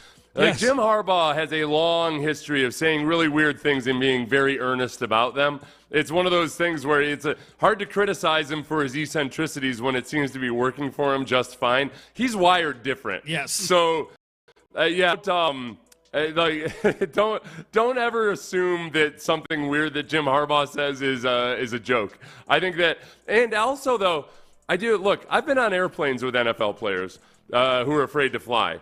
Don't be mistaken for the level of, a lot of times guys that necessarily haven't been on airplanes a lot before, a lot of young guys on NFL teams that may not have been on elevators a whole lot. That's true. Grow up out in the sticks somewhere and everything.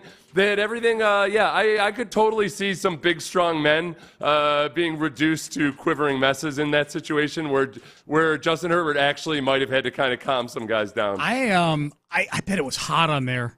They said, I saw the entirety of this Harbaugh interview, and he was saying that people were getting off of there just drenched in sweat. Because, they were, you're 2 hours. Even if the elevator's air conditioned, that's 2 hours in a cramped space. Here's one more from Harbaugh, who finishes this cut with his signature catchphrase. There's a camaraderie amongst that group that is even stronger than it was before. And it was hot.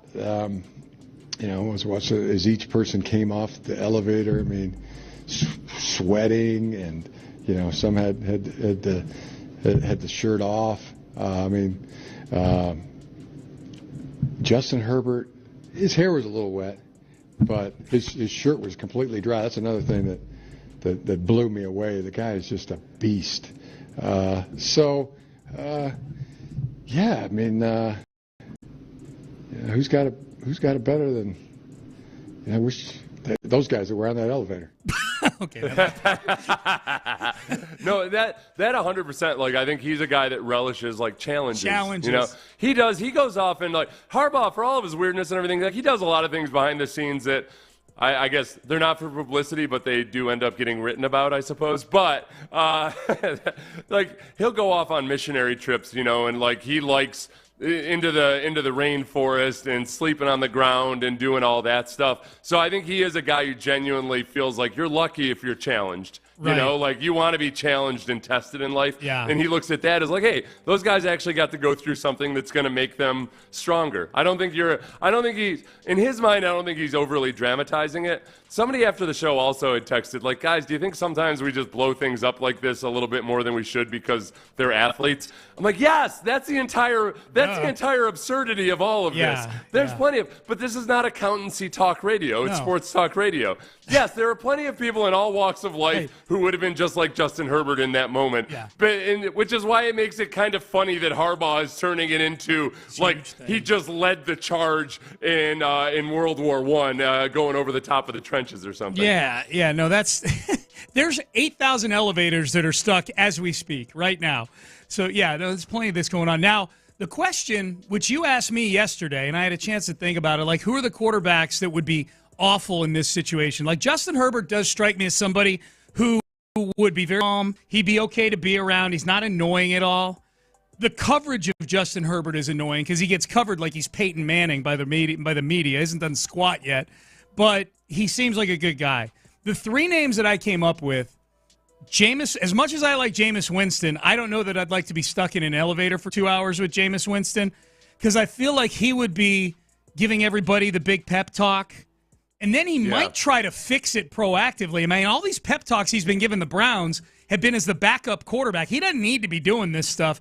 And I feel like Jameis would try to fix it, and then it would get worse. Like the elevator would just go tumbling down the shaft or something like that. He would be there. There's a time for pep talks, and then there's a time for calming and quelling emotions. Yeah. And I don't know if Winston has that in his bag. I don't think so. Like I don't know if Harbaugh has that in his bag when it comes to like his particular brand of motivation. And everything. I agree. Oh, you know what? We don't have time. We'll have to play it. Just like as a way of illustration, the Nico Collins telling his story about Jim Harbaugh. We can play that. We can play that after the break, just to really illustrate. Like, no, this is not your normal human being that we're dealing with here with Jim Harbaugh. He sees life through a different lens than most humans. The other two, Jeff George, who I after we got done with the show yesterday, I'm like, that's who it would be because I brought up Harbaugh screaming at Ditka. Remember Jeff George screaming? I think at June Jones it was Jeff George was former number 1 overall pick who had more arm talent than maybe any quarterback in the history of the league. Like Jeff George could sling it, but he was a head case and he was a hothead, and he'd be yelling at everybody. And then I think you asked me the question yesterday if Herbert was the first one out, or you asked me if somebody would be the first. Harbaugh. One out. I thought Harbaugh would be the one, like because because of the importance of him in the organization. Yeah, and because he could direct from above. Yeah, like that, literally from above. Yeah, like the way if you sit in the emergency exit row, you are supposed to be the first to exit the plane. That's right. You're not supposed to sit there and help people out. George would be the first one off the elevator, but purely for selfish reasons. I got to get out of here. Sorry, ladies. Because there were some women in the elevator, too. Dan Fouts' wife, Jerry Fouts, I keep saying Jerry Faust. Jerry Fouts was in there, which brings me to my third one.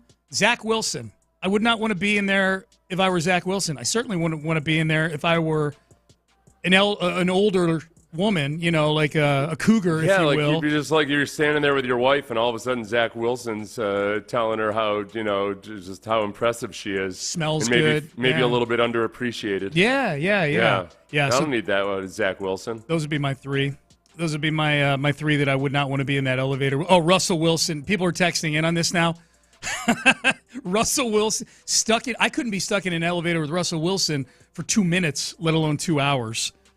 Oof. You know what? Because we'll start doing it. He would look at it like he did on that transcontinental flight where he was doing walking lunges and stretches and warm-ups down the aisle. Like he would use it as an opportunity to show that he was still going to get his work. Getting the work in. Yeah. Getting the work in.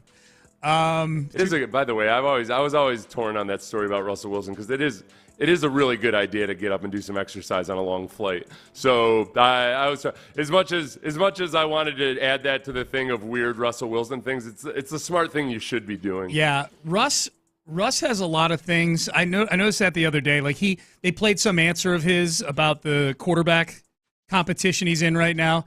And it was the right answer, you know. It was all the things you're supposed to say, but then it was him saying it. I'm like, ugh, Russell Wilson. And I'm like, if any other quarterback said that, I'd be like, that's a good answer. It's the same thing I was talking in my live read for Trajan Wealth. I was talking about being stuck in an elevator with that person where you just can't stand every word that comes out of their mouth. Yeah. Those people in your life, people reach a status where you realize, like, okay, that thing that he just said, it's a perfectly fine thing to say, but it's annoying the hell out of me that he said it. Like, there's nothing he can say that isn't annoying. Yeah. Ryan Leaf in an elevator. I disagree. I've met Ryan Leaf a couple times. He'd be fine, I guess. I think he'd be okay. Aaron Rodgers would try to turn the lights off and treat it like a darkness retreat. Maybe. All right, Payne and Pendergast with you. All right, we're going to keep an eye on the waiver wire here for you guys because the cuts for the Texans are starting to roll in here. If you missed it, C.J. and Troy Jr., the first two cuts on a day where there are several more to be made. C.J. Stroud getting MVP love. We got a big matchup tonight in Philadelphia as well. We'll get you ready for all that coming up next. But if you're looking for a place to watch all this, looking for a place to go watch some of the football coverage,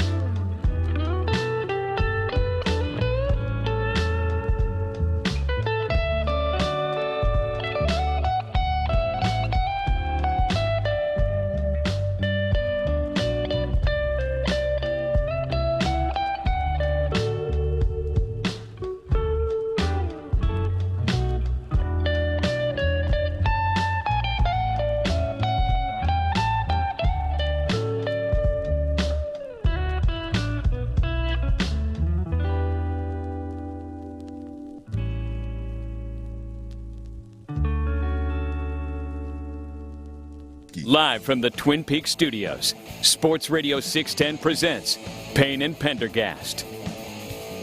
All right, good to be with you. Payne and Pendergast, text messages coming in. I hate to be trapped in an elevator with Deshaun Watson. We've got a few of those. Joe Namath, you're so cute. I want to kiss you in an elevator. And that's the old Joe Namath. Joe, yeah, he's sober. Yeah, he's cleaned up. I was listening to the radio on the weekend. You know, as one of those older guys that does the CBS Sports Radio on the station, and I just turned it on, and he was talking about people were calling in with their Joe Namath stories, and it's one of those moments where you're like, "Oh crap! Did he die? Joe Namath died?" Yeah, and apparently he did not. It hasn't hit the wire at least last week if he did. Okay. So yeah, for whatever reason they were calling in with old Joe Namath stories. Okay. You want to try to grab Gen Z. You know, that's how you do it. That's how you do it. You spend the afternoon telling old Joe Namath stories. Dude, yeah. Well, classic national network radio on the weekends. I've been there. Wow, wouldn't it be funny if a story came to light where Herbert started the stuck folks with row, row, row your boat for 2 hours? That would be something. It would be. There's an old saying, sometimes people always feel like you got to do something. Do something. Yeah. Like sometimes instead of don't just stand there, do something, you should think, don't just do something, just stand there. Stand there, There's being a source of calm can be a great form of leadership at times. And in a circumstance like that, I think Justin Herbert or any other human being who's a non-athlete who can just stand there and just be a source of calm and peace can be a big asset. Just to put a bow on this, did you send Ben the Nico Collins? Do we have that? I did. It's going to take a second for him to actually do it all and everything. Okay, gotcha. Never mind. Okay. Well, Ben, let's hit Steve Weish here then. We'll circle back to Nico. Here's Steve Weish, NFL Network. This is the kind of love CJ's getting. We talked about him in the Mike Sando tiers article before. He's rated 8th. I just looked at ESPN's ranking the top 100 players that came out this morning. CJ's 15th. He's 5th among quarterbacks. Steve Weish is picking him for MVP of the league. I'm with you on Patrick Mahomes being the guy, but I'm going to go with another quarterback in his conference. That's C.J. Stroud with the Houston Texans. Okay. Now this guy, look, they got the offensive line, and they've only got him more weapons. Let's get him Stephon Diggs. Okay, he's one of the best quarterbacks already in the NFL, top 5 or top 6 guy. Let's go ahead and give Stephon Diggs. This offense is going to be varied. Yeah, people know who the Texans are. They're not going to sneak up on anybody, but he's got a great quarterback coach in Gerard Johnson, great play schemer in Bobby Slowick. But this guy, the effort and the stuff he's put in, he plays the position where it looks easy, like Mahomes. He may not do some of the spectacular Houdini-type stuff, but the game has come to him so quickly in the NFL. That's what I'm saying. He's going to be in that conversation an awful lot this year. All right, so C.J. Stroud, and he's 3rd on the odds board right now. There's a website, Vegas Insider, that takes all the futures odds like that and kind of like the top 6 or 8 betting outlets and kind of blends them all into one big odds board. And there's only 2 guys ahead of C.J. Stroud in the preseason MVP odds board, and it's Patrick Mahomes who's the favorite. Mahomes will be the favorite probably unless C.J. takes them in. Mahomes will be the favorite every year for the next 5-6 years. Josh Allen is 2, and I just think the Bills are not going to be good enough for him to win the MVP this year. And then CJ's 3. Like Lamar Jackson's a little further back, the reigning MVP. CJ's I think a lot of it is too. It's simply a matter of look at the receiving weaponry he has, and if those guys stay healthy, even if the running game isn't what I hope it can be, because I think genuinely you got to also have a really good rushing attack, but it's hard to envision it not being a really good passing performance out of C.J. Stroud this year because so many of the things that typically lead to a sophomore quarterback slump, it tends to be with quarterbacks who in their rookie year were on a team that had a great defense and already had a really good rushing attack, and especially these days, a quarterback who did a lot with his legs. And because that's when those guys, teams have the entire offseason to film and they realize, okay, this guy's got some drastic deficits in his passing game and all of those other things. Like defenses figure it out. Where CJ, I think definitely unanimously. Like, I went out and I sought out negative opinions about CJ in the offseason, trying to figure out where the weak spots were and everything. And people were just blown away by how well he functions mentally. That he's doing things mentally that you're hoping quarterbacks do in their 4th and 5th and 6th year. When these days everybody gets their quarterback extension after year 3, usually what a team hopes is that the guy has already advanced to the point where CJ is right now, where you feel like, okay, this is a guy who can do more with less. Yeah. And we won't be able to retain some of our free agents, but our quarterback is here and he's ready right now. The Texans are kind of in a magical little spot where CJ's already at that point, but because he's on his rookie contract, they can also load up on guys like Stephon Diggs and Danielle Hunter and everybody else. So it's it doesn't mean a thing until you do it in the regular season. It's just that a lot of the old cliche, well, they got a year's worth of film on them. Nah, they were already throwing all that stuff at him last year. Yep. It's and CJ does not look one bit like a guy who's complacent or doesn't realize how hard it is. He talks all the time about the things he still needs to improve at, and that he is still a young quarterback. Like, he's got the right mindset for it. Yeah, that's why I have a hard time envisioning this team going like 8-9 this year if CJ's healthy for 17 games, even against the massively upgraded schedule that they've got as compared to last year. They're a better overall football team. I think as far as the MVP goes, if you dig into this schedule lays out like some WWE writer sat down and said, you know what storyline we're going to come up with this year for WrestleMania is CJ Stroud winning the MVP of the league. And here's how we're going to script the story of him winning the MVP. Because the schedule lays out absolutely perfect for him to win what is a largely narrative-based, story-based award. It's not as statistically based as it is storyline and impression-based. He's got a first 8 games that are very manageable, so the chance to make a first impression by starting out hot, like 6-2, is right there. And then you go from that, like, okay, well, now he's in the mix. Now let's see what he does against some better competition. Let's see what he does against the heavyweights. Let's see what he does against, the Brock Lesnar's of the world, that kind of thing. Weeks 9 through 11, they play 3 primetime games. Thursday night, Sunday night, Monday night. So they're getting 3 different brass teams gushing about him. They're getting 3 different time slots, and they're playing Aaron Rodgers, the Detroit Lions, who are the darling this year, and the Dallas Cowboys, who are still a very popular primetime team. So there are going to be a ton of eyeballs on CJ for those 3 games. And then down the stretch, like if you were looking for a stretch of football even more conducive to making a final impression, I don't think you come up with a better one than weeks 15 through 17, where you come off the bye playing the Miami Dolphins, probably getting some sort of shootout because they can score points. And then you've got, within a 4-day period, Mahomes on the road and Lamar Jackson at home. The last 2 MVPs of the league. It sets up, as long as they can win these games, right, or their fair share of them, it sets up perfectly. I'm telling you right now, if CJ beats Mahomes on the road on the 21st and Lamar Jackson on Christmas Day, he is winning the MVP this year. Well, if you think about the way it was with the Defensive Player of the Year or Rookie of the Year award last year with Will Anderson, for most of the year it was Jordan Davis, as the heavy favorite all year long. He had all the highlight reel stuff and everything else. And then the Eagles' defense fell apart while Will Anderson really poured it on strong towards the end of the season. With a bum ankle, by the way. With a bum ankle, right. And that was enough because it's a regular season award. It has nothing to do with the playoffs. And CJ, same thing. That I think that Colts game being on national television and the Texans pulling that victory off, it was kind of a coronation in a lot of ways for the rookies.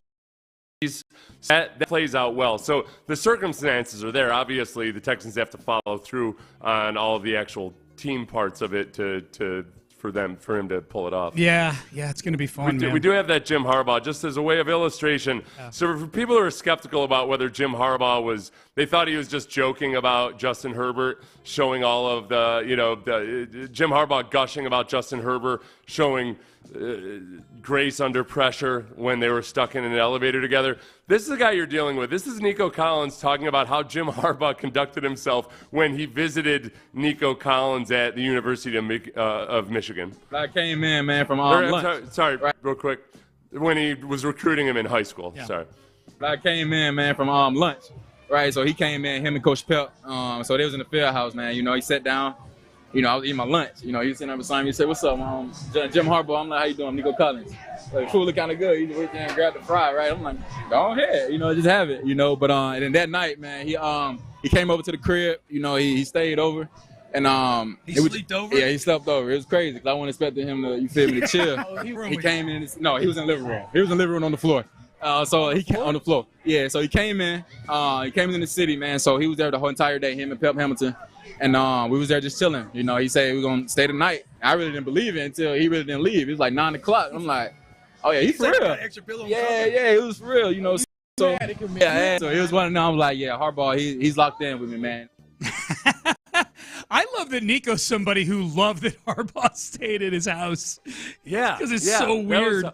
I forgot. I think, were you out when we played that the first time? No, I was here. I might have played that with him. You were here. Okay. Yep, I was here. Yeah, that's like he's a different dude, man. He's a different dude. Plus, I hadn't caught the first time we played that it sounds like he was at their house the whole day.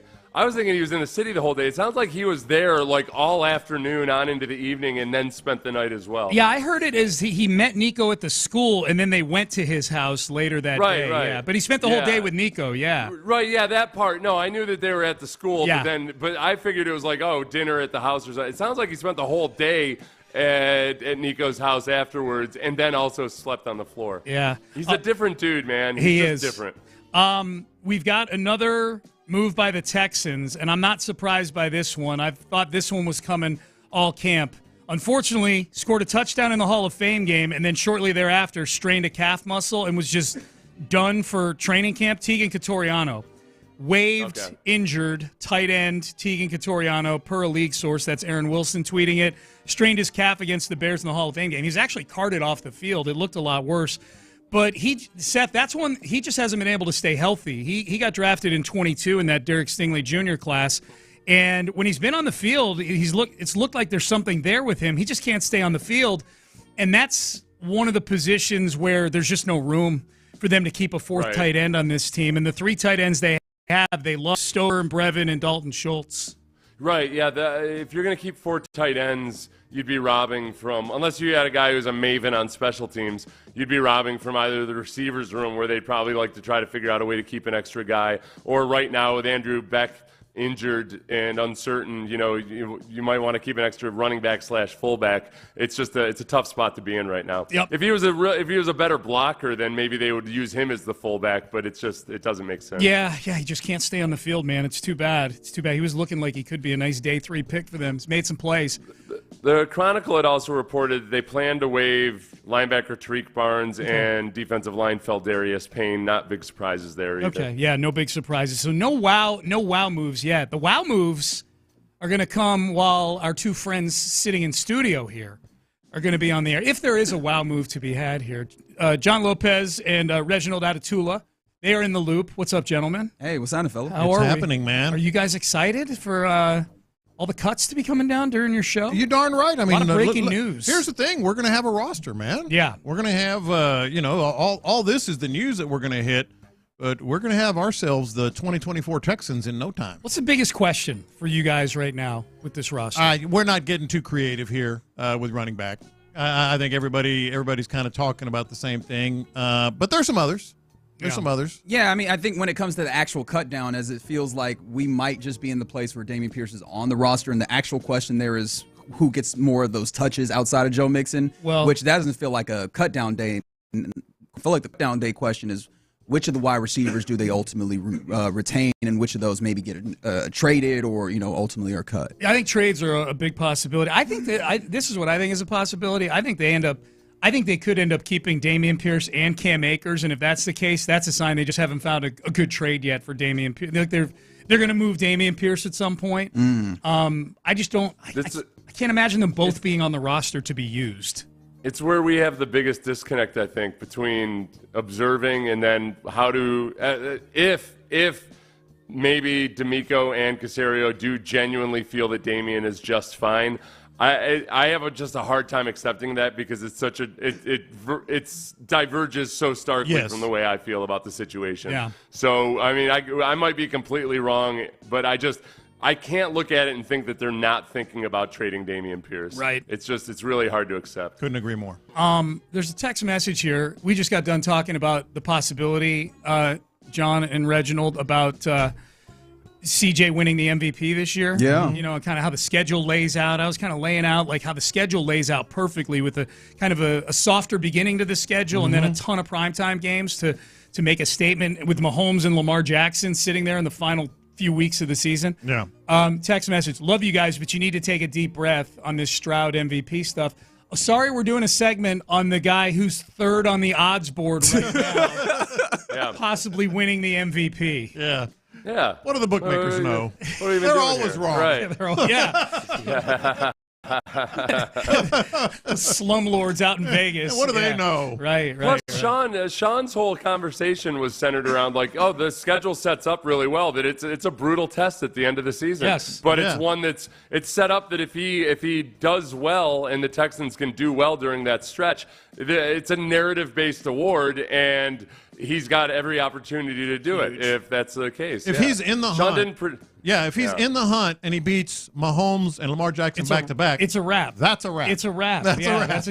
That's exactly what I said earlier. If he goes, you take a deep breath. Yeah, 6, 8, 4, 4. You take a deep breath or whatever it is. All right, we are done. We are out of time. Seth, antibodies to you. I'll see you tomorrow. Oh, antibodies to you, Sean. Thank you, my friend. And irrational football decisions by the people that you hope make. Let's hope so, man. We got 5 hours to see if that happens. All right, you're listening to KILT and KILT HD2 on Odyssey Station.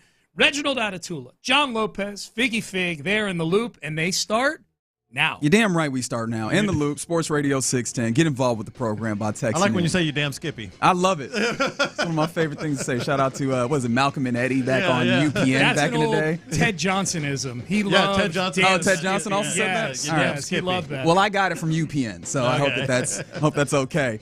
You guys get involved, 713-572-4610. It is Cut Down Day. Yes, it is. Here on Sports Radio 610, we are anxiously awaiting the fully realized 53-man roster for your Houston Texans. And as of right now, a few cuts, like minimal. Obviously, some of them we also, one or two we got yesterday. Are you at all surprised that we don't have more of these known, at least publicly, for us? They keep a tight vault over there at NRG Stadium, one of the tightest in the league. But yes, I am, to answer your question, because it's not just them. It's agents that try to get their clients' names out there. So I actually believe we're going to get a bunch here. That's not to be self-serving or try to get people to stay listening. I think over the next 5 hours, we're going to hear a bunch. Pretty significant one just before we came on air. Yes, C.J. Henderson in that cornerback room that I know I have a lot of questions about. He is going to be one of those guys that ultimately gets cut in addition to Troy Pride Jr. We mentioned yesterday Dieter Iceland. I wanted to make sure I say that correctly because I look at it and my eyes cross. Just a lot of vowels in that name. No disrespect to Dieter. I just want to be very clear that this is all about me. Yeah. Obviously, McTelvin, a game we knew was going to be out of there. A few other guys. Darius Payne was waived in with the injury. Tyreek Barnes, Jacob Phillips. And also, as mentioned by Sean Pendergast, I went ahead and just combined their names. That's okay. Sean Pendergast just moments ago. Tegan Cotoriano also. So those are the names that we know right now. So many more to go. Obviously, we want to try and handle this with a modicum of class because folks are losing the gig right now, and always want to be respectful there. So, but like you mentioned, cut down. The official time where you have to be cut down to 53 men is 3 p.m. Central Time. So we take you till 2. A lot of work to be done in these next 4 hours. We got you covered here, Sports Radio 610. But starting out, there's a lot of things that we're talking about the Texans should do when it comes to cuts. We're all amateur GMs, and we have our ideas of what should be done. Yeah. What can the Texans absolutely not do with this roster cut down? Again, 713-572-4610. We're also on the Odyssey app, youtube.com/sportsradio610, and twitch.tv/610Houston. Yeah, look, these are our thoughts. But we've been around this team. I know we have certain interests in this team. Watching this team work, watching how certain things are developing, one of which was yesterday when it comes to quarterback, and that's where I'm going to start. Like things you just cannot do when it comes to putting together your 53. And I'm interested if you and Figgy agree or disagree. I'm at the point now where you cannot have 3 quarterbacks. You can't keep 3 quarterbacks. That roster spot, that extra roster spot, is just too valuable. So, Case Keenum, what do you do there?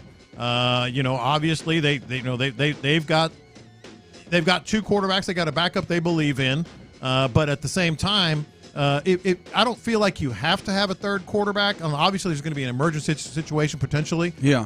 But I don't feel like you have to, because if you get to the 3rd quarterback, you're in trouble anyway. So it doesn't matter if it's Tim Boyle, Case Keenum. I think I think you have to be at a place right now where the Texans can only quarterback. Yeah, and I mean, it gets a little dicey, as we know, with the NFLPA vetoing the NFL's tweak on the emergency quarterback rule, the elevation rule. Previously, or the way that they had tried to get the rule to work for this upcoming season was that you could have a quarterback on your practice squad that you could elevate every game to be the emergency 3rd quarterback, which means you would free up that 53-man roster spot all the way throughout the season. Now it reverts to what it was previously at, which is you can have that quarterback on the practice squad, but they can only have those 3 elevations, just like I think any other player on the practice squad. Man. And so that means you can have 3 games where you have that coverage, and then you either have to get a different quarterback or have that quarterback stashed on the 53-man roster in order, even if they're not on actively dressed out on game day or active on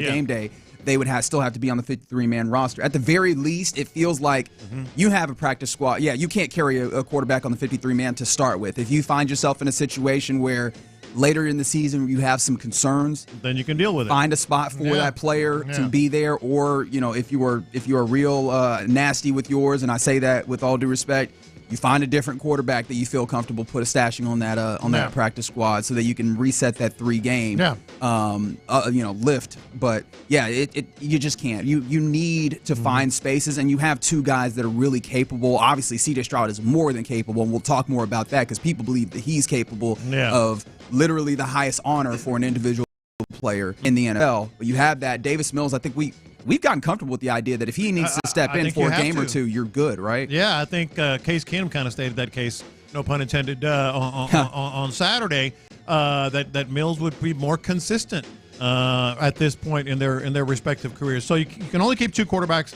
I don't see how they can do anything other than that. Here's the other one, and I've been looking at all these mock 53-man rosters. We played around with it a little bit ourselves yesterday. And most of the mock 53-man rosters, the cut-down, predictions, have 6 wide receivers that the Texans keep. Almost exclusively. I don't remember one that didn't have more than 6. I disagree. I think they're going to have 7 wide receivers, and there's a reason for that. And that is, especially with the new kickoff rules, you got more sleek, for lack of a better term, athletes on the kickoffs. You're not going to have as many big bodies. I think you can get away with that. I think you're going to have a wide receiver here in Steven Sims that they have a lot of confidence in. So I think they're going to have 7 wide receivers. Here's what you cannot do. You can't keep Dameon Pierce in lieu of that 7th wide receiver. Ooh. You know what I mean? Okay. Because like Dameon Pierce, at best, even if they like him and they're all about like what they've seen in practice, not the games, as D'Amico has said, he's going to be your, at best, 3rd running back. Well, man, I think there's a lot more value at wide receiver, especially Steven Sims, who they have a lot of confidence in as a kicker. So you're going to have maybe 4 running backs. One of them presumably is going to be Dameon Pierce, but don't do it at the expense of another wide receiver. And this is I get what you're saying, and I think you're probably right. The problem is with my brain, there's some things that you just kind of know are the case, and you find a way to maybe not rationalize, but become comfortable with. In fact, like there was a couple days ago where we were talking about the idea that we live in a surveillance state, right? Like, and somebody got on the text line and was like, yo, the fact that you guys are comfortable with that is the problem. And I was like, I'm not comfortable with that, but it's one of those things where you know it's the case and you have to find a way to exist with it. Otherwise, you'll drive yourself mad. Exactly. And I feel like the Dameon Pierce saga has gotten to that place where I'm trying not to drive myself mad because this is where I will use one of those therapy words that everybody uses a whole bunch, but I feel like I'm using it correctly. Text me and tell me if I'm using it wrong or what have you. I feel like I'm being gaslit by this organization in some ways. I don't think you're wrong. Right? I don't think you're wrong. It just makes too much sense to not see things the way they're saying that they see things. Right. You know, like it's just like we love Dameon Pierce. We've seen him in practice. Games matter, but we don't care. We like him in practice. I've made the decision. I've seen enough, is what D'Amico said. And I'm like, are you pulling our string here? Which is the old-fashioned way of saying being gaslit. There you go. All right. Yeah. Are you pulling our string? Because, again, it doesn't feel like what we've seen on the field. And, of course, 8 carries, 9 yards. We all know statistic at this point when it comes to Dameon Pierce's production in preseason games. Yeah. We're being told in practices, I guess in theory, it looks better for D'Amico Ryans. And to be fair, it has looked better than 8 carries, 9 yards. Well, it has that. Right, that's for certain. But, like, how confident are you that in those game situations further on? Because it's not just the game situations of the preseason. It was the game situations of last year, too, where he was not as effective, nearly as effective, in fact, as what you want. I think that I might disagree with you on one point, and I think, again, this might just be my brain finding a way to exist. Mm-hmm. Him as the third running back, it doesn't necessarily fit as much as possible, but I feel like the morale, all of these things are worth it. And when it comes to wide receiver, keeping 7 would be cool. I don't know that it's as necessary to the point. Oh, no, now, I'm on an island on that. But I feel like they can't keep Dameon Pierce at the expense of a very valuable asset. I feel like that's a strong take. Yeah. I think that it's valid. I just don't know if I can get to that point on that's something that they absolutely cannot do when they cut this thing down at 3 p.m. today. Yeah, but, if you can't quit Dameon Pierce, don't do it at the expense of something that's going to hurt your squad. Sure. You can keep him, but make sure you've got the 7 wide receivers. You got fullback covered. You got you got a DB that you're confident, because it can be all over the field, but don't do it at the expense of something like that. The third thing that I think the Texans cannot do, and I fully recognize that this is something that you and Figgy might totally disagree with, but you talk about a 180 for a player. I don't think you can trade John Mechie. He's been mentioned, rumored as some teams having interest in him. But we've now seen what we haven't seen before. We know there's an upside there. We've seen the upside in back-to-back games. Maybe it's the bizarro Dameon Pierce. Maybe what he's done in the games doesn't matter. And actually, it's the identical thing to Dameon Pierce. Maybe they've seen enough in practice where they don't care what he's done in games, that they might have to move him or move on from him or whatever. We've also seen him dabble in special teams, which might be a sign that they're considering keeping him, and finding another sort of role for him as well. So I don't think you can trade John Mechie. I don't think I'm solid on that one either. I would prefer that they keep him, right? Obviously, I can start with just the good story, right, of this guy who's battled back from dealing with cancer, getting himself back to playing shape and playing at the standard that he wants for himself. I think that you look at the wide receiver room and you've got it really strong to the point where I don't know that I can parse outside of your top 3 that this guy over this guy is like far and away better. Now, there are the concerns of, do certain dudes have injury issues? Hello, Noah Brown, that you want to stick away from. Some guys can do what's necessary and add a particular element of speed. Hello, Xavier Hutchinson, that you've seen. So I would like him to be there, but I think there are definitely still permutations of this wide receiver room where John Mechie gets traded, and I'm not super upset. Oh, none of these would surprise me. I just feel, where Noah Brown's ceiling is. Where Robert Woods' ceiling is. That is true. And Robert Woods' ceiling might be well behind him. So you don't know, based on what we've seen on John Mechie in recent weeks, what his ceiling is. But there's something there. And so that's why I'm like, I'd rather take the risk on an upside, especially because he's your 5th back, your 5th receiver. He's probably 5th or 6th.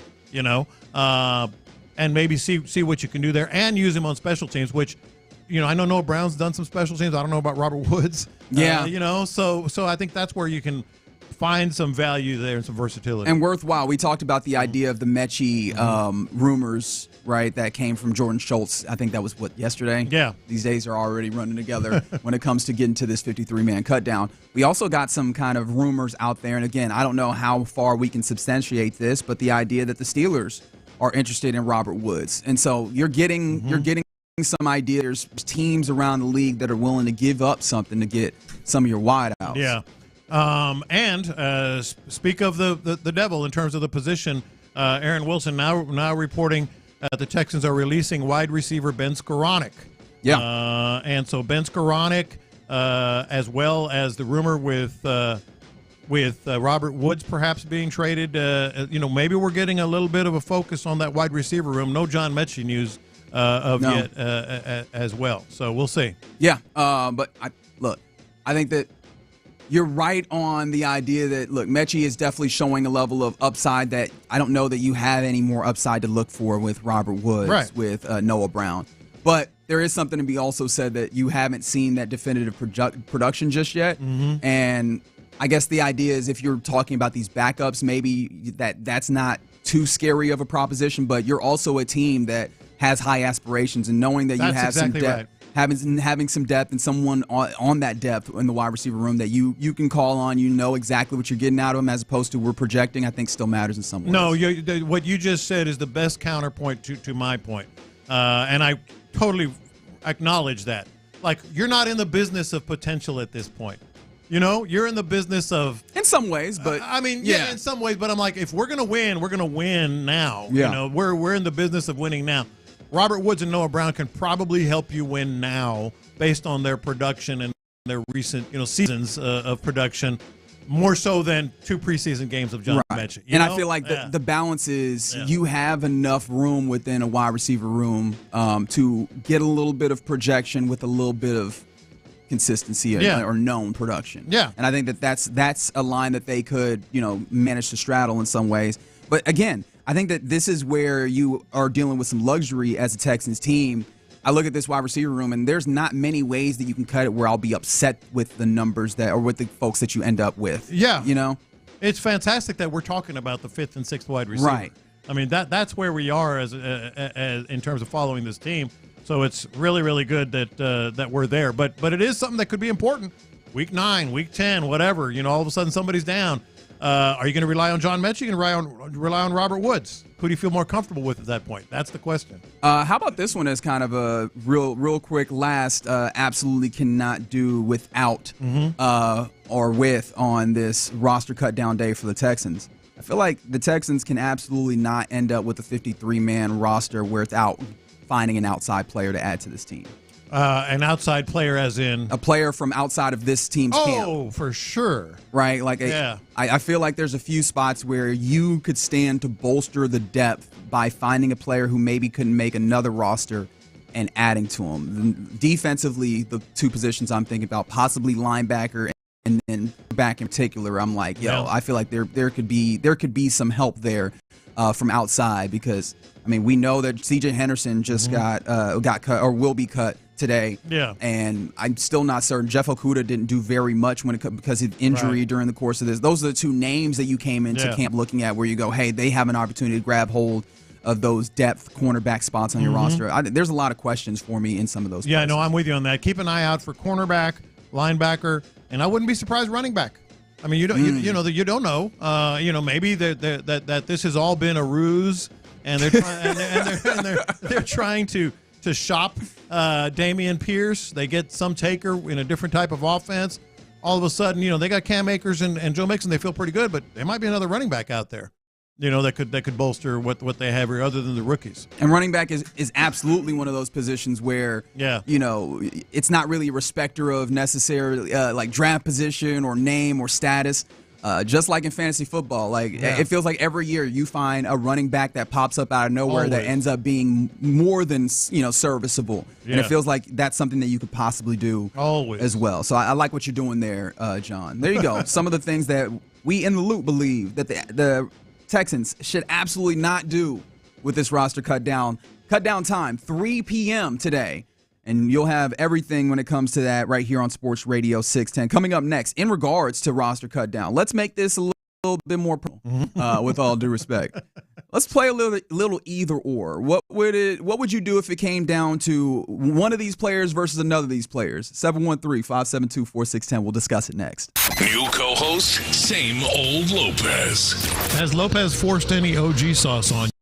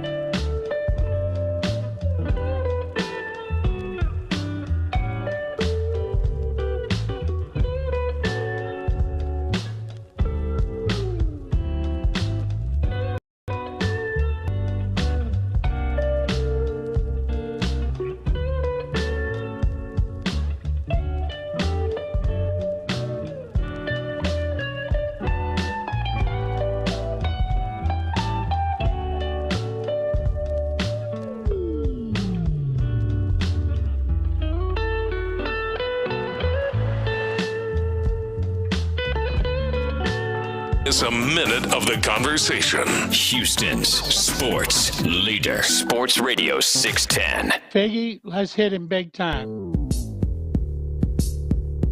Houston, let's get in the loop. You better get ready because we're going to show up and show out. With John Lopez and Reggie Atatula. Always live. Love it. Love it. Always local. Don't ever underestimate the heart of a champion. You're in the loop on Houston Sports Leader, Sports Radio 610.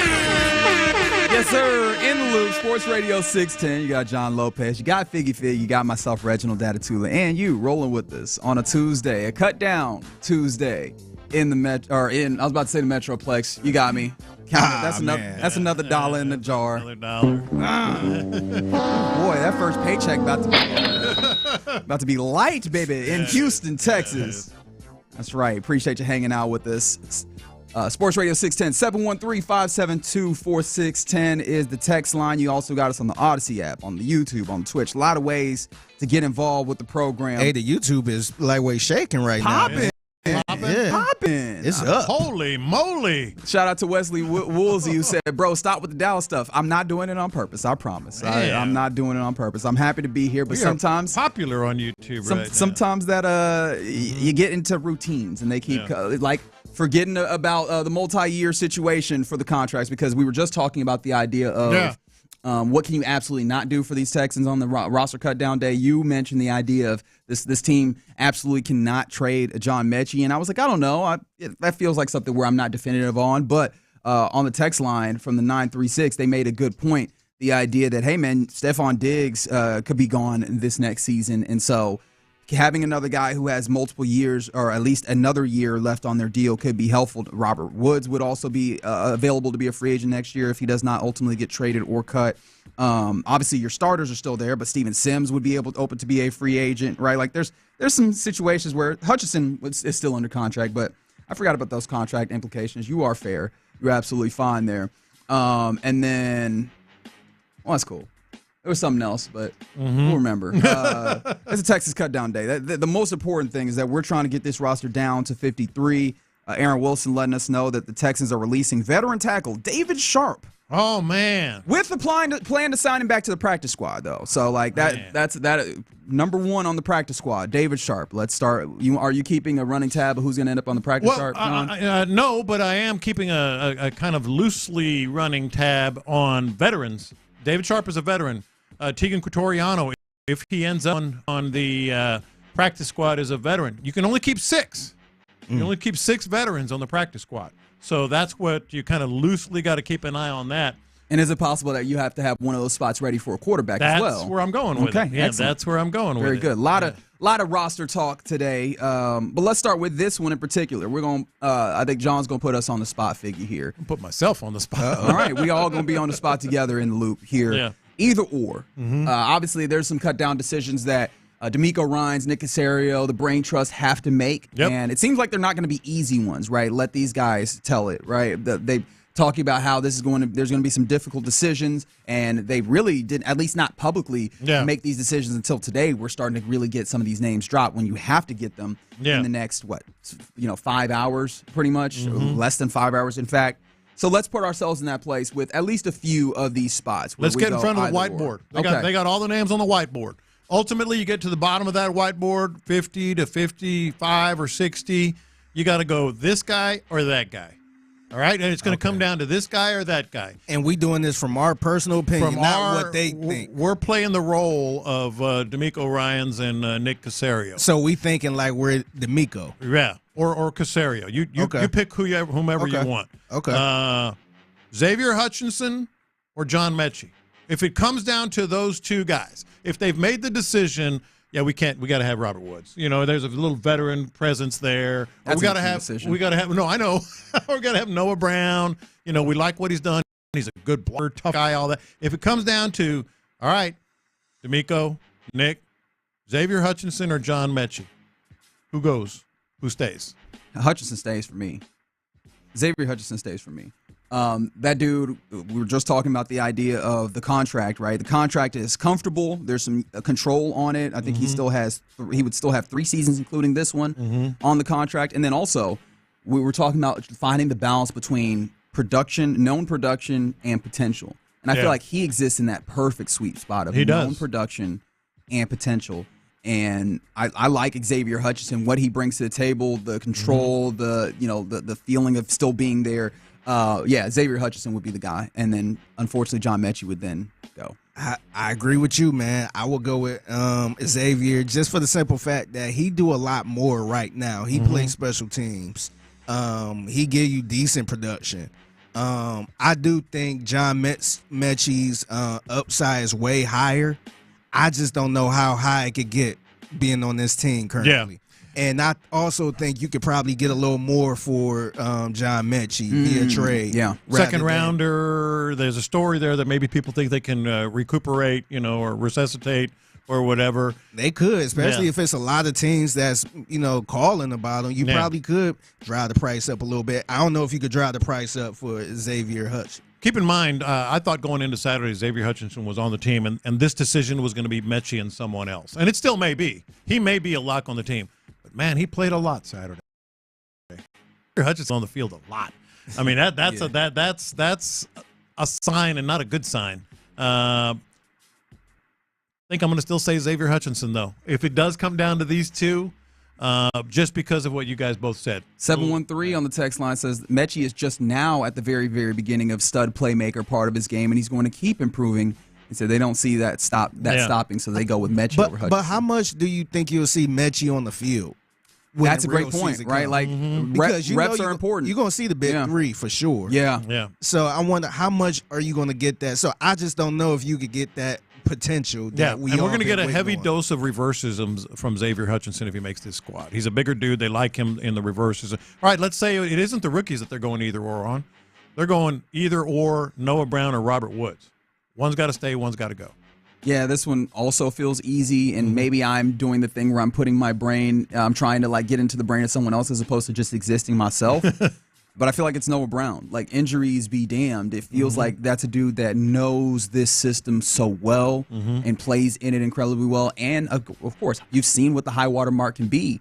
And that is like stepping in and being a focal point of a passing game for a game or two. Yeah. And that's huge for a guy that can play a role, knows how to play the role, is a veteran, but then also can step in and be have that height. Not saying that Robert Woods can't do that, but it feels like Noah Brown can do that here and has that comfort. I'd probably go Noah. Yeah, I'm gonna go Noah Brown too. I feel like I could trust Noah Brown a little more, especially after last season, because I didn't know what to expect from Noah Brown. I didn't think he was gonna be, give us that production that he did. He had a couple big games. Yeah, he had some really good games. Yeah.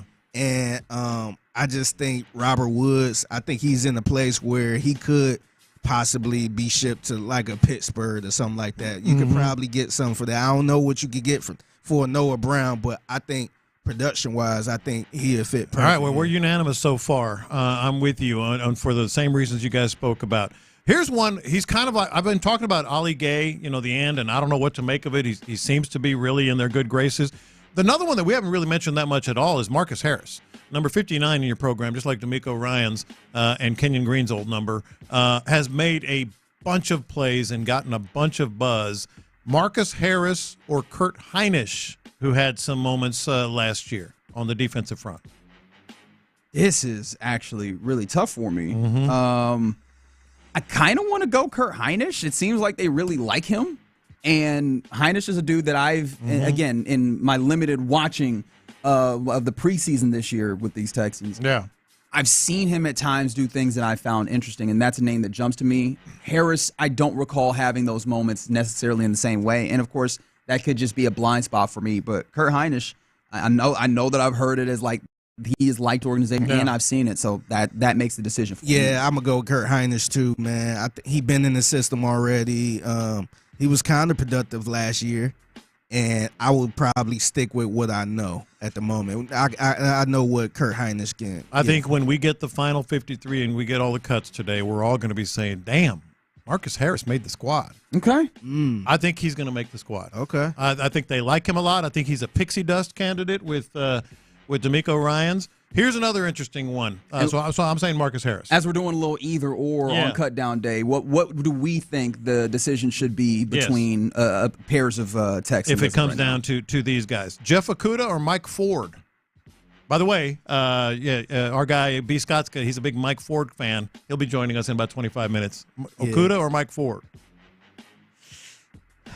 See, this is where it get tricky. I would probably I feel like everybody would say Jeff Okudah because where he was drafted, he was okay. He was probably, I would probably say he was a bust just from where he was drafted, but he's all right. I mean, but at that point, I'm like, is it cheaper keeping Mike Ford? So that's where I kind of stand. I would probably keep Jeff Okudah. I'll keep Jeff Okudah. It definitely would be cheaper keeping Mike Ford. And you know what?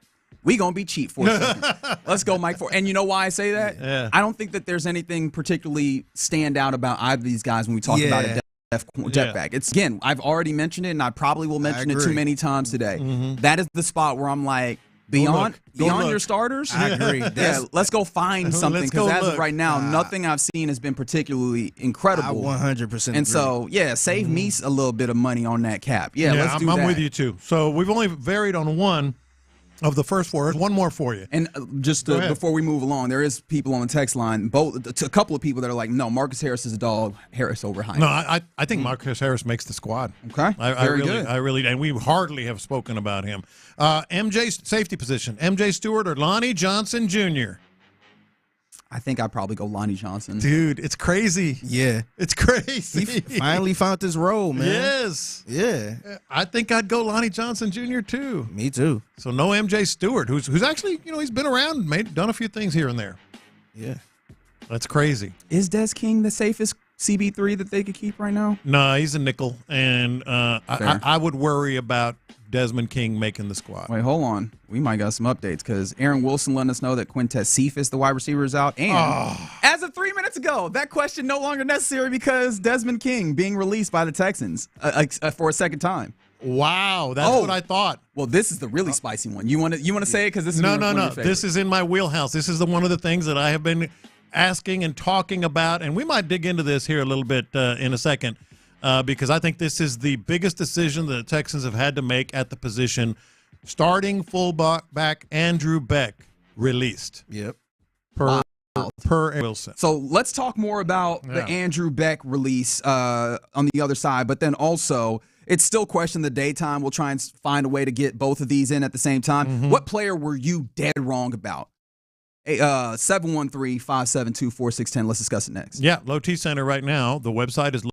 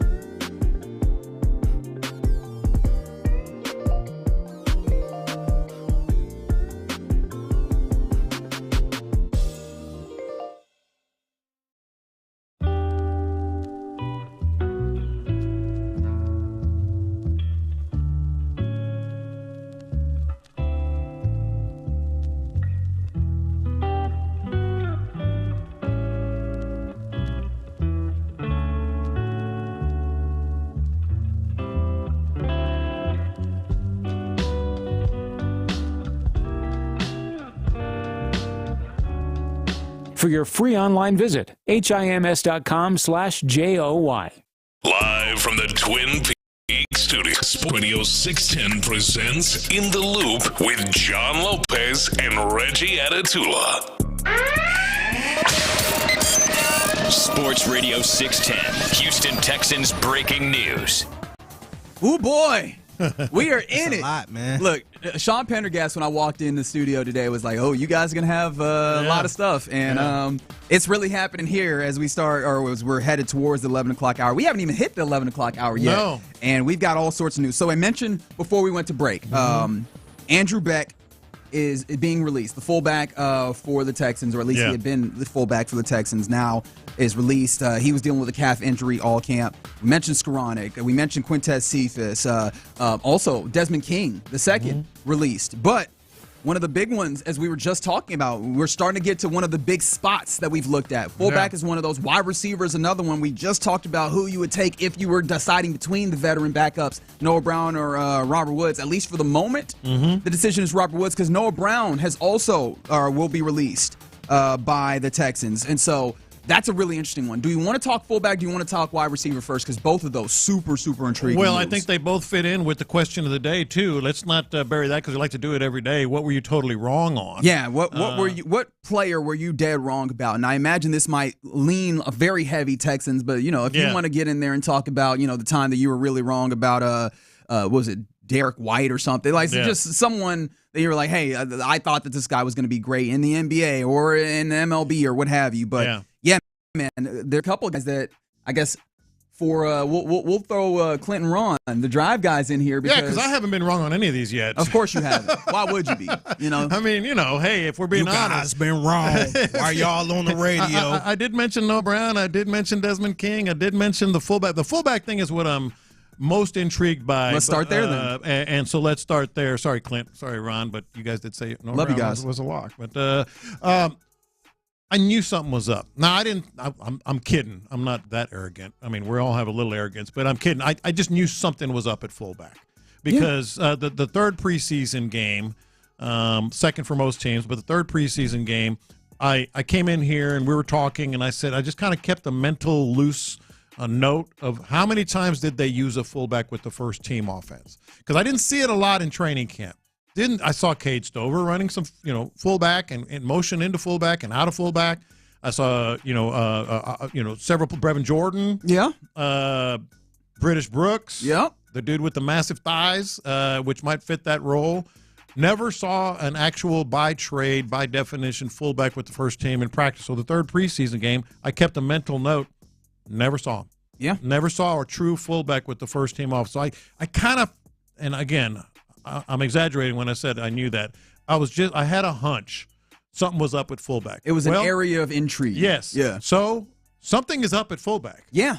And, I mean, if you know this system that's kind of deviated from the Shanahan system, all these different places, you know that the fullback factors in. Maybe you could have said in the preseason, well, we're using vanilla offenses, so maybe they're not getting into all of those things. But no, you expected the fullback to be a part of it. Some reps, right? You got to get some of it, especially as they were running all sorts of different people into that spot, right? As you mentioned, they were trying a lot of different people in that spot in the absence of Andrew Beck dealing with that calf injury. But I do want to go to this D'Amico cut from yesterday, his press conference, as he met with the media, right, about this time, in fact.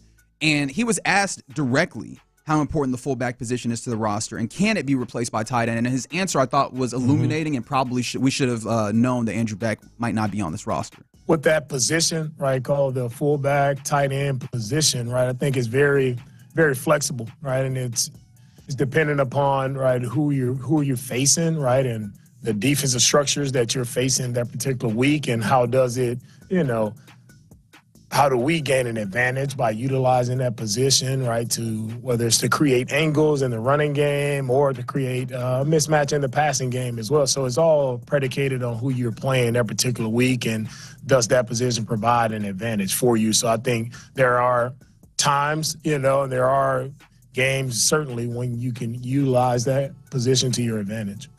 He told us. So if that position is going to be kind of we weren't listening. listening. Bit of a part-time position. Yeah. Why pay a full-time price for it, right? Yeah. By the way, Troy Harrison released too, but he might be able to come back on the. Wow. Okay, so there are no fullbacks. Yeah, that's exactly what he's eligible to come back on the practice squad. No, but I mean, in terms of like, all right, so that was the hunch I had, that they would not carry a true fullback. It does not appear they're going to carry a true fullback. But D'Amico told us he literally at the beginning said tight end fullback. He didn't say full. They asked him about the fullback position, and he said tight end fullback. We weren't listening, and so we didn't hear him. Before we talk about the wide receiver a little bit more, I do want to cap this off with fullback, or tight end fullback, as maybe we need to call it now. Do you think that him saying that then makes it so that this is where the fullback responsibility is just going to be kind of thrown over to the tight end room? We've all seen it in this day and age of work where companies are trying to save money, and so they get rid of some jobs and they take those responsibilities and they just, now this is a part of your responsibility. Yes. Is that something that's going to be spread out, or do you think that's going to just be a part of the tight ends? Because there's questions about, could Dameon Pierce as a big bruiser do some of that fullback stuff, which we haven't seen him do, but could British Brooks maybe remain on this team in order to help do some of those things? Yeah, I think both of those are very intriguing. If they keep Dameon Pierce, and I could see, well, British Brooks would be a fullback. He's one that has played there, but he's a running back by trade. If they keep Dameon Pierce, they might be saying, all right, we're going to keep you, but because of your style of play and the way you like to bang in there, you're going to have to line up at fullback. Don't we all? Like we all do. Could you see that? I could see where maybe, I mean, he's not an enormous, but in this offense, you're also coming out of the backfield. You know, you're chipping guys and going to the next level. Kind of what you talked about in the game that you had an issue with. On that one running play. Yeah. So but Dameon Pierce not the best blocker though, man. He's not the best pass blocker. Yeah, he was kind of messing up with that last. So that could affect season. it. No, I think realistically it's going to be Stover, Brevin Jordan, maybe if they keep British Brooks, a little British Brooks. Okay. Yeah. So Noah Brown has been released as well, and that was kind of really intriguing because wide receiver is the room that we were trying to get a feel for, and it felt like there was a few permutations of the way they could handle this. Yeah. They could go with vets and know what the production was. They could kind of split it with when we're talking about backups, I want to be clear, right? Obviously, your starters are as your starters are. Nico Collins, Tank Dell, Stephon Diggs, all solidified. Ink it. Write it in gold if you want to. Yeah. Right? But the 3 or 4 wide receivers after that, do you go with vets, meaning Brown and Woods kind of stay and they are able to solidify that because they have a level of production and level knowledge and stay there? Do you go with just youth with maybe Mechie, Hutchinson, and have just the youth and the upwards potential of that there? Yeah. Or do you kind of try and find a mix? And as of right now, you go away from just the pure veteran spot because Noah Brown, who knows the system pretty well, he does all of the little things, and he has the possibility to pop, although he has injury issues, is no longer on this roster. Yeah, look, they're telling us that too. So let's not miss on this cue. They're going young.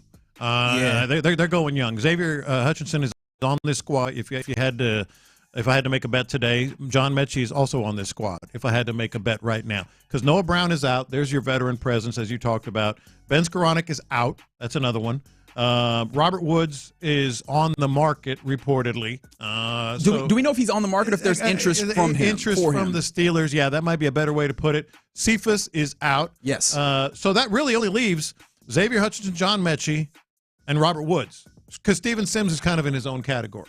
He's a returner and all that. So, yeah, they're going young. If I had to bet right now, you're going to have Hutchinson and Mechie on the squad. I was wrong on that one, man. Speaking of being wrong, I was wrong on that. Now, Mechie could still, don't get me wrong. Yeah, I'm just saying what they're telling us so far. Yeah, I didn't think they was going to release Noah Brown, though. I thought he was safe. Reggie, that's big. Yeah. Do you that's feel big. Especially because, look, we could talk about what it means for the roster itself. Sometimes the decisions that are being made tell you a little bit about the decision-making process of the people that are making them. And I thought that this roster cut-down day would be real interesting to get a little bit more insight into how Caserio works, how D'Amico Ryans works.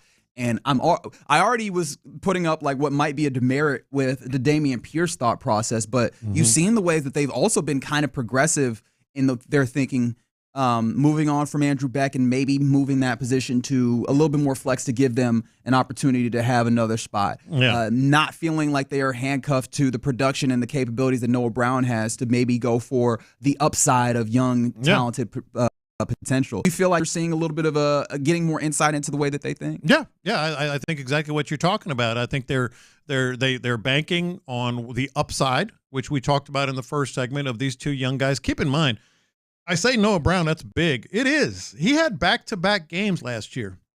Yeah. For this coordinator, with this quarterback on this team, of 6 catches, 153 yards, and 8 catches, 172 yards. Yeah. Yeah. And he's cut. They signed him back this year. He's cut. Yeah, signed him back this year. Or maybe I made too grand of a ordeal of the decision-making process. Maybe the decision-making process is just availability is an ability that they care about a whole bunch, because you notice some of the guys we're talking about here also that all played. They played, but then also there's guys that had, like Andrew Beck had injury issues and Noah Brown has injury issues. Like maybe that ultimately is something that not to overlook in the course of this. Yeah. Okay. No, that's I think we're seeing the transition happening during our show right before our very eyes here, and there's more to come. I can guarantee you that. So no official fullback on this roster. It'll help them maybe with the lost spot, as Cody Stutes is mentioning on Twitter rather.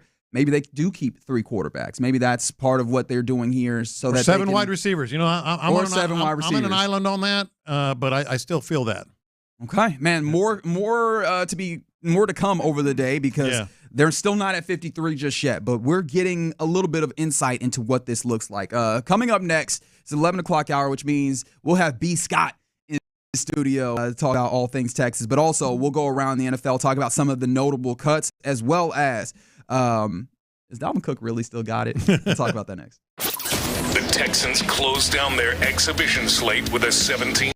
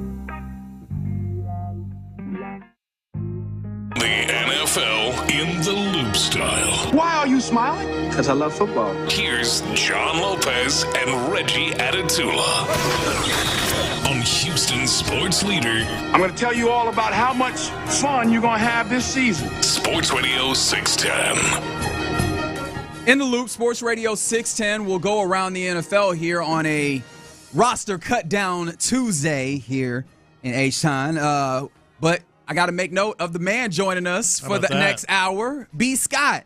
Man, I was just thinking about y'all in the last segment about the player that you got wrong. Yeah.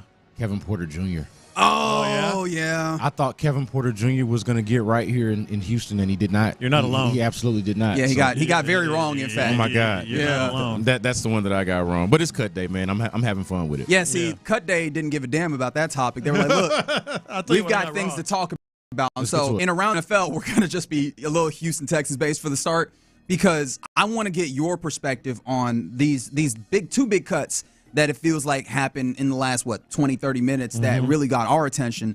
Andrew Beck being cut and then Noah Brown being cut. Which of those really struck you the most when it comes to the building of this roster? Well, the Andrew Beck part just tells me that they are searching for an answer at fullback because we saw what Troy Hairston could and could not do, to put it delicately, over the weekend. And so if that is one option and then the other option is somebody that you just let go, you're probably searching for options there at fullback. So I don't think we know who the fullback is going to be on this team. Okay.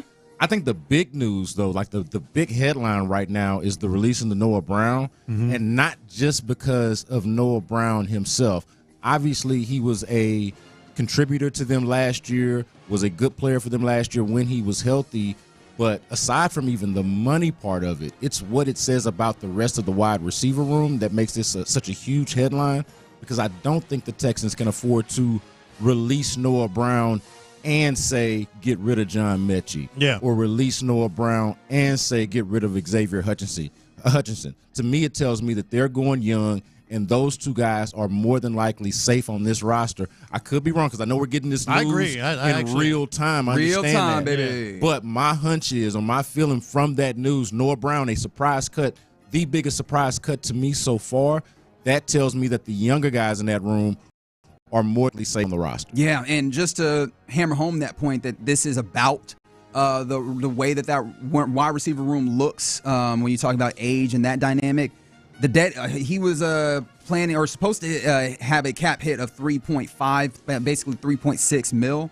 The dead cap on that is $3 million. So they're only saving let's say $600,000 on this move. That's not huge savings enough to make a decision for you. Sure. Yeah. This feels like a decision where they made this based off of the player, maybe the availability, and then also like what we're talking about contract-wise, like future contract, young guys that you have control over, that type of thing. Yeah, that wouldn't be a lot of money to a team that was in a rebuilding state, a team that didn't have aspirations, much less for one that has gone out and spent money in free agency and has had high draft picks that have hit so far the last couple of years and has high hopes, like $600,000.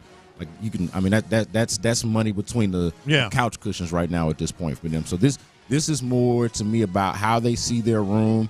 Not that Noah Brown couldn't contribute, but that the younger guys, I think, between Xavier Hutchinson really early on and throughout camp, and then John Mechie as of late, between the two of them, I feel like have shown enough for the Texans to feel confident about guys that we're talking about really being on the back end of a position group. I totally agree. I think that's exactly what it is, and I disagree with what Cody said. Cody Stoops that you referenced because he said it might mean that they can keep an extra quarterback. The fact that they're getting a roster spot, which is one of the things that I've done at fullback. I don't agree with that. I think you got to have two quarterbacks and that's it. I think what they're trying to do is find a space, maybe another running back, more specifically, maybe another receiver. I've been on this 7 wide receiver kick, and I'm totally by myself on this island. But I think that because of Steven Sims, they could keep 7, and now you got 2 quarterbacks, that finds a roster spot. No fullback, that finds a roster spot. I think that's where they're looking. Yeah, I mean, if we're talking about the priority positions for the Texans, specifically on the offensive side of the ball, we're talking about running back, wide receiver, and then this tight end, fullback, like tight end depth, who's behind, I guess you would say, well, I guess they got the top end of their tight ends between Dalton Schultz, Brevin Jordan and likely Kate Stover. But who's your fullback? Who's your running back? And then, of course, the back end of this wide receiver thing. I don't know what Cody Stoops is on talking about the quarterback. Nobody cares. Look, they just need a backup quarterback, and then if something happens to the backup, I mean, what are we talking about at that point? Yeah, we're talking about it doesn't matter. You're trying to fill out a roster here. So Cody might be in his own head there, but to me, the priority has to be. We'll get to that when we get to that. Right. Yeah.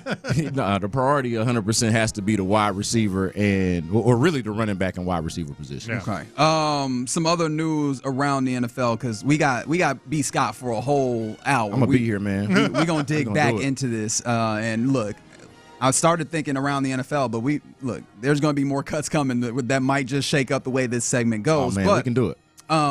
As we go around the NFL, I did find this to be interesting though. The Titans seems like they are fully committed to the idea of Will Levis, because they sent Malik Willis to become the new backup for the Packers. Yeah, okay. That is one way to position. Okay, it. how do you position it? I think both things are true. I think they are fully committed to Will Levis. I think they are also fully not committed to Malik Willis. Fair enough. Like, you know what I mean? I think this is bad. Yeah, there we go. He's bad. I think and I was trying not to say what Lopez was saying. But if Lopez says that's on him. You know what I mean? We're still good over here. You know what I mean? But that was kind of what I was getting at, Reggie. Like it has not worked out. Yeah, you know what I mean? And so I think that's more of what that is about. The Packers are obviously good with their quarterback situation. I'm not really sure what Malik Willis's future in the NFL exactly looks like. Well, as of right now, it looks like he is fully trying to slide into the place where he can be a backup quarterback. Yeah, hey, that's good living. It is good living. It's good living if you can stay. If you do what's necessary, and I have a long-standing perspective on the backup quarterback that maybe not the most important, but one of the important factors on whether or not you have a job is how much people like you. Yeah. So for sure. He better get to paying for some dinners and every once in a while bringing in breakfast.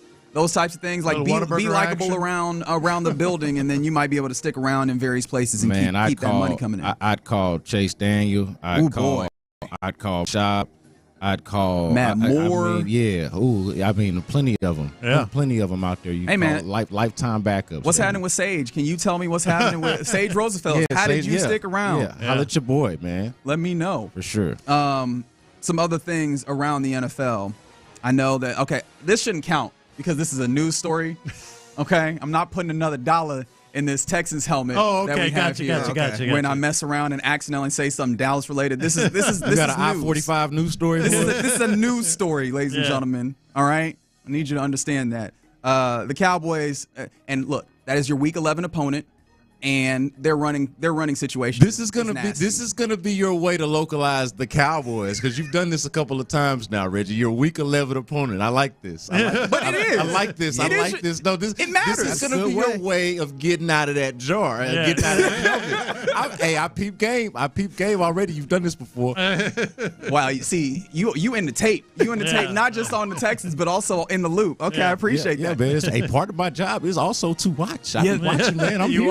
I'm always I like here, when baby. you text the text board. That's always funny to me. It is great. Especially since I actually have access to you. I'm like, you could have texted us directly. I'm gonna be a part of the people. I'm not too good to always join the chat in the text line. Brandon Scott, always a man of the people. But their running situation is not great. They brought back Ezekiel Elliott on the last legs of his career. They have some dudes on the back. Like, they basically have Jags, right? Just guys when it comes to the rest of their running back core. And they're trying to supplement that by having Dalvin Cook visit, formerly of the Vikings and the Jets. Dalvin Cook had the video up here of, best shape of his life.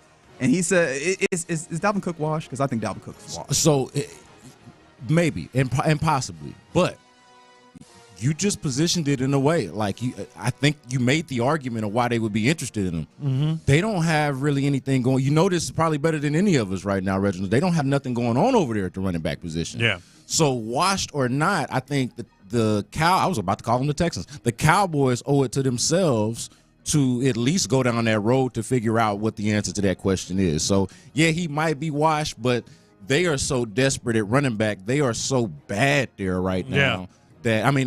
They already – now, what does it look like to have a washed Ezekiel Elliott and a washed Dalvin Cook that's the thing. As part of your running back group? Yeah, I don't necessarily love that prospect for them, but they do owe it to themselves to at least go down that road because they don't have a lot going on there. Well, see, that's the thing to me, and I was telling Reggie this before the show. Like, I think he's washed. But I also understand why they're kicking the tires. And then on top of that, I can go to my old Lifetime Fitness up in Atascocita and find 6 or 7 guys that can do that drill just like him. You know, just because you're big and strong and throwing what do they call those balls? Whatever they call medicine balls against the wall. That don't mean you can tote the rock. You know, that means you're really a big dude that's strong. I know he's like in the best shape of his life.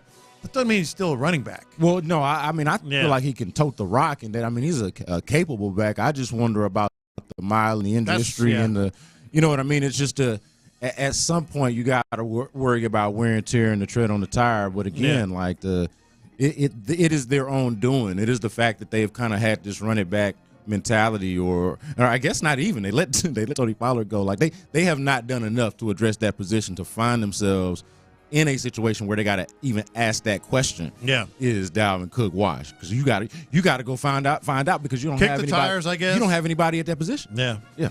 All right, so it's not great over there. So that is one thing that I think you look forward to in Week 11.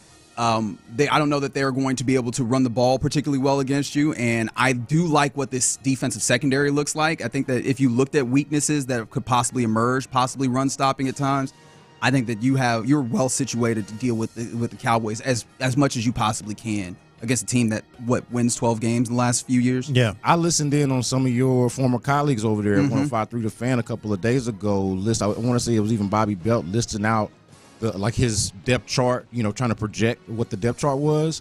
And the only one that I had really was, I think I only had a couple of them, like 2 out of the 3 that he had, out of the names. And one of them was the shorter guy from Kansas State. Deuce Vaughn, my guy. Deuce Vaughn. Man. I had Deuce Vaughn and maybe one other, and I'm like, man, I don't even know these guys. So, yeah, no, they're desperate. Yeah, nasty business. How about this? So the Washington Commanders apparently they're not changing the name of the team, but they will be changing the name of the building that they're playing in.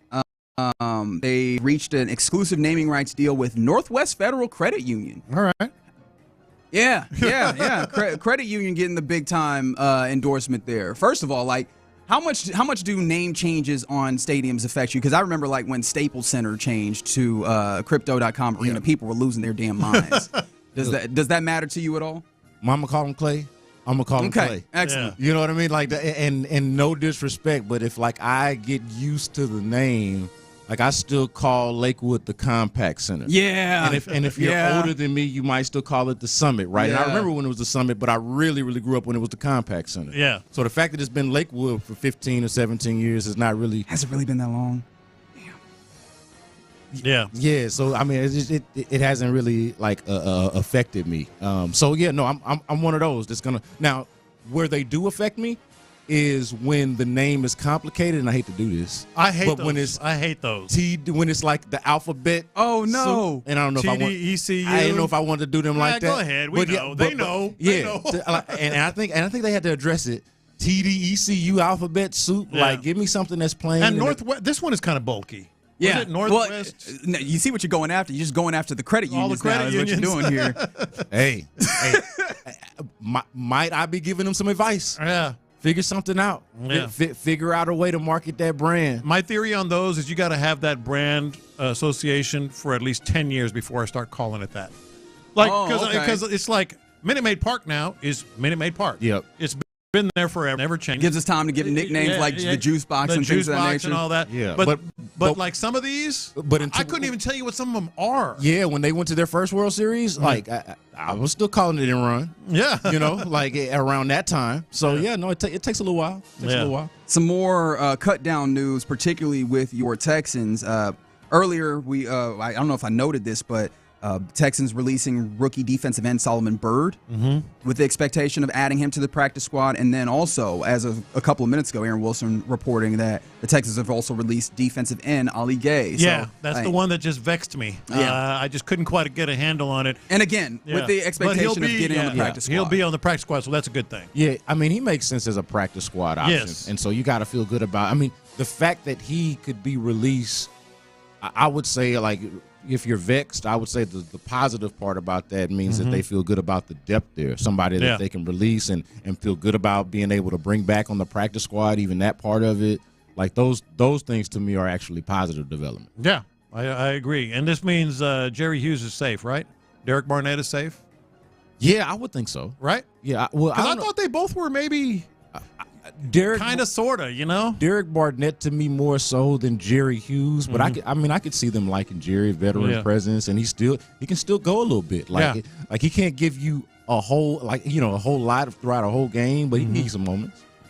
Around the NFL here in the Loop on Sports Radio 610, all sorts of cuts such happening where, okay, I thought I saw something about British Brooks, but he is not being released as of yet. Well, I'll keep you looking on what's happening. Head on a swivel, man. I'm trying. Head on a swivel. I'm trying to keep my head on a swivel. To get you. But that's the beauty of it, right? Yes. Like that to me is like the adrenaline rush of trying to follow it all and then trying to determine what it all means in real time. Yeah, but this is the business. I'm gonna need Aaron Wilson and Cody Stoops to not use that man's name in a tweet unless something's happening. You know what the day is. But yeah, we're in the Loop. Sports Radio 610. We got our guy B. Scott in studio. Let's talk more about some of these cuts, some of the places on the roster that, you know, we might be looking for cuts or possibly players. But I think we do want to get to this. I want to get to your preseason and camp takeaways as we're, you know, turning on that corner on that. So let's get to those and talk more about Cut Down Day. We'll do that next.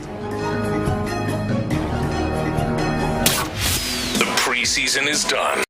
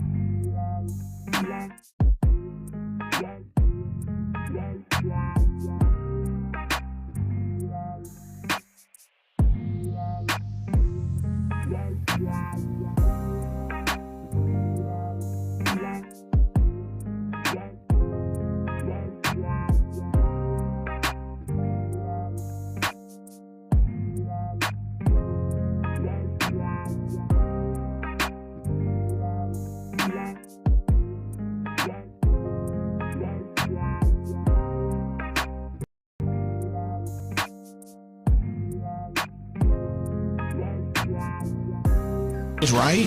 Yeah. New episodes every week on the free Odyssey app or wherever you get your podcasts. Houston's sports leader. Sports Radio 610. Live from the Twin Peaks studios, Sports Radio 610 presents In the Loop with John Lopez and Reggie Atatula. In the Loop, Sports Radio 610. Fig, the reason why I'm looking at you is B. Scott's in studio. Are we supposed to have a B. Scott intro going? Oh yeah. Man, that's go ahead and tee that up because the people need it. The people do need it. My favorite. My bad, Fig. Like I could have done. I did the and look. I understand this is a cultural thing. Please don't feel bad that I'm mentioning race. Right? I feel like I did the black person thing when they sit in the car with you. Instead of letting you know that you're about to miss your exit, they wait till you pass your exit and go, "Where are you going?" Yeah. Where are you going? I should have let you know ahead of time. And, no, it's just like, you know that's your exit, right? Right, exactly. After you pass. After you done passed. I did that with my wife last week. I said, "You see that stop sign?" Oh man. She went straight through a stop sign. But you probably did that on purpose. No, I was. That cartridge was in the bullet in the gun. Hey, it was ready to go. Yeah, you want her to feel like the inferior driver. I actually looked both ways. Knew there weren't any cars coming. I just want to let her see. I would have been screaming at the top of my lungs, like yo. No, I was going to, but I knew that it was a slow street. It was a neighborhood street, and there weren't any cars coming. So I let her just go right through that. I said, "Y'all blowing stop signs?" Yeah. Okay, move on. Well, let's not admit any war crimes. My wife went down the one-way one time. Oh, boy. Yo! All right, so with all that being said, I got the intro right. Let's do it.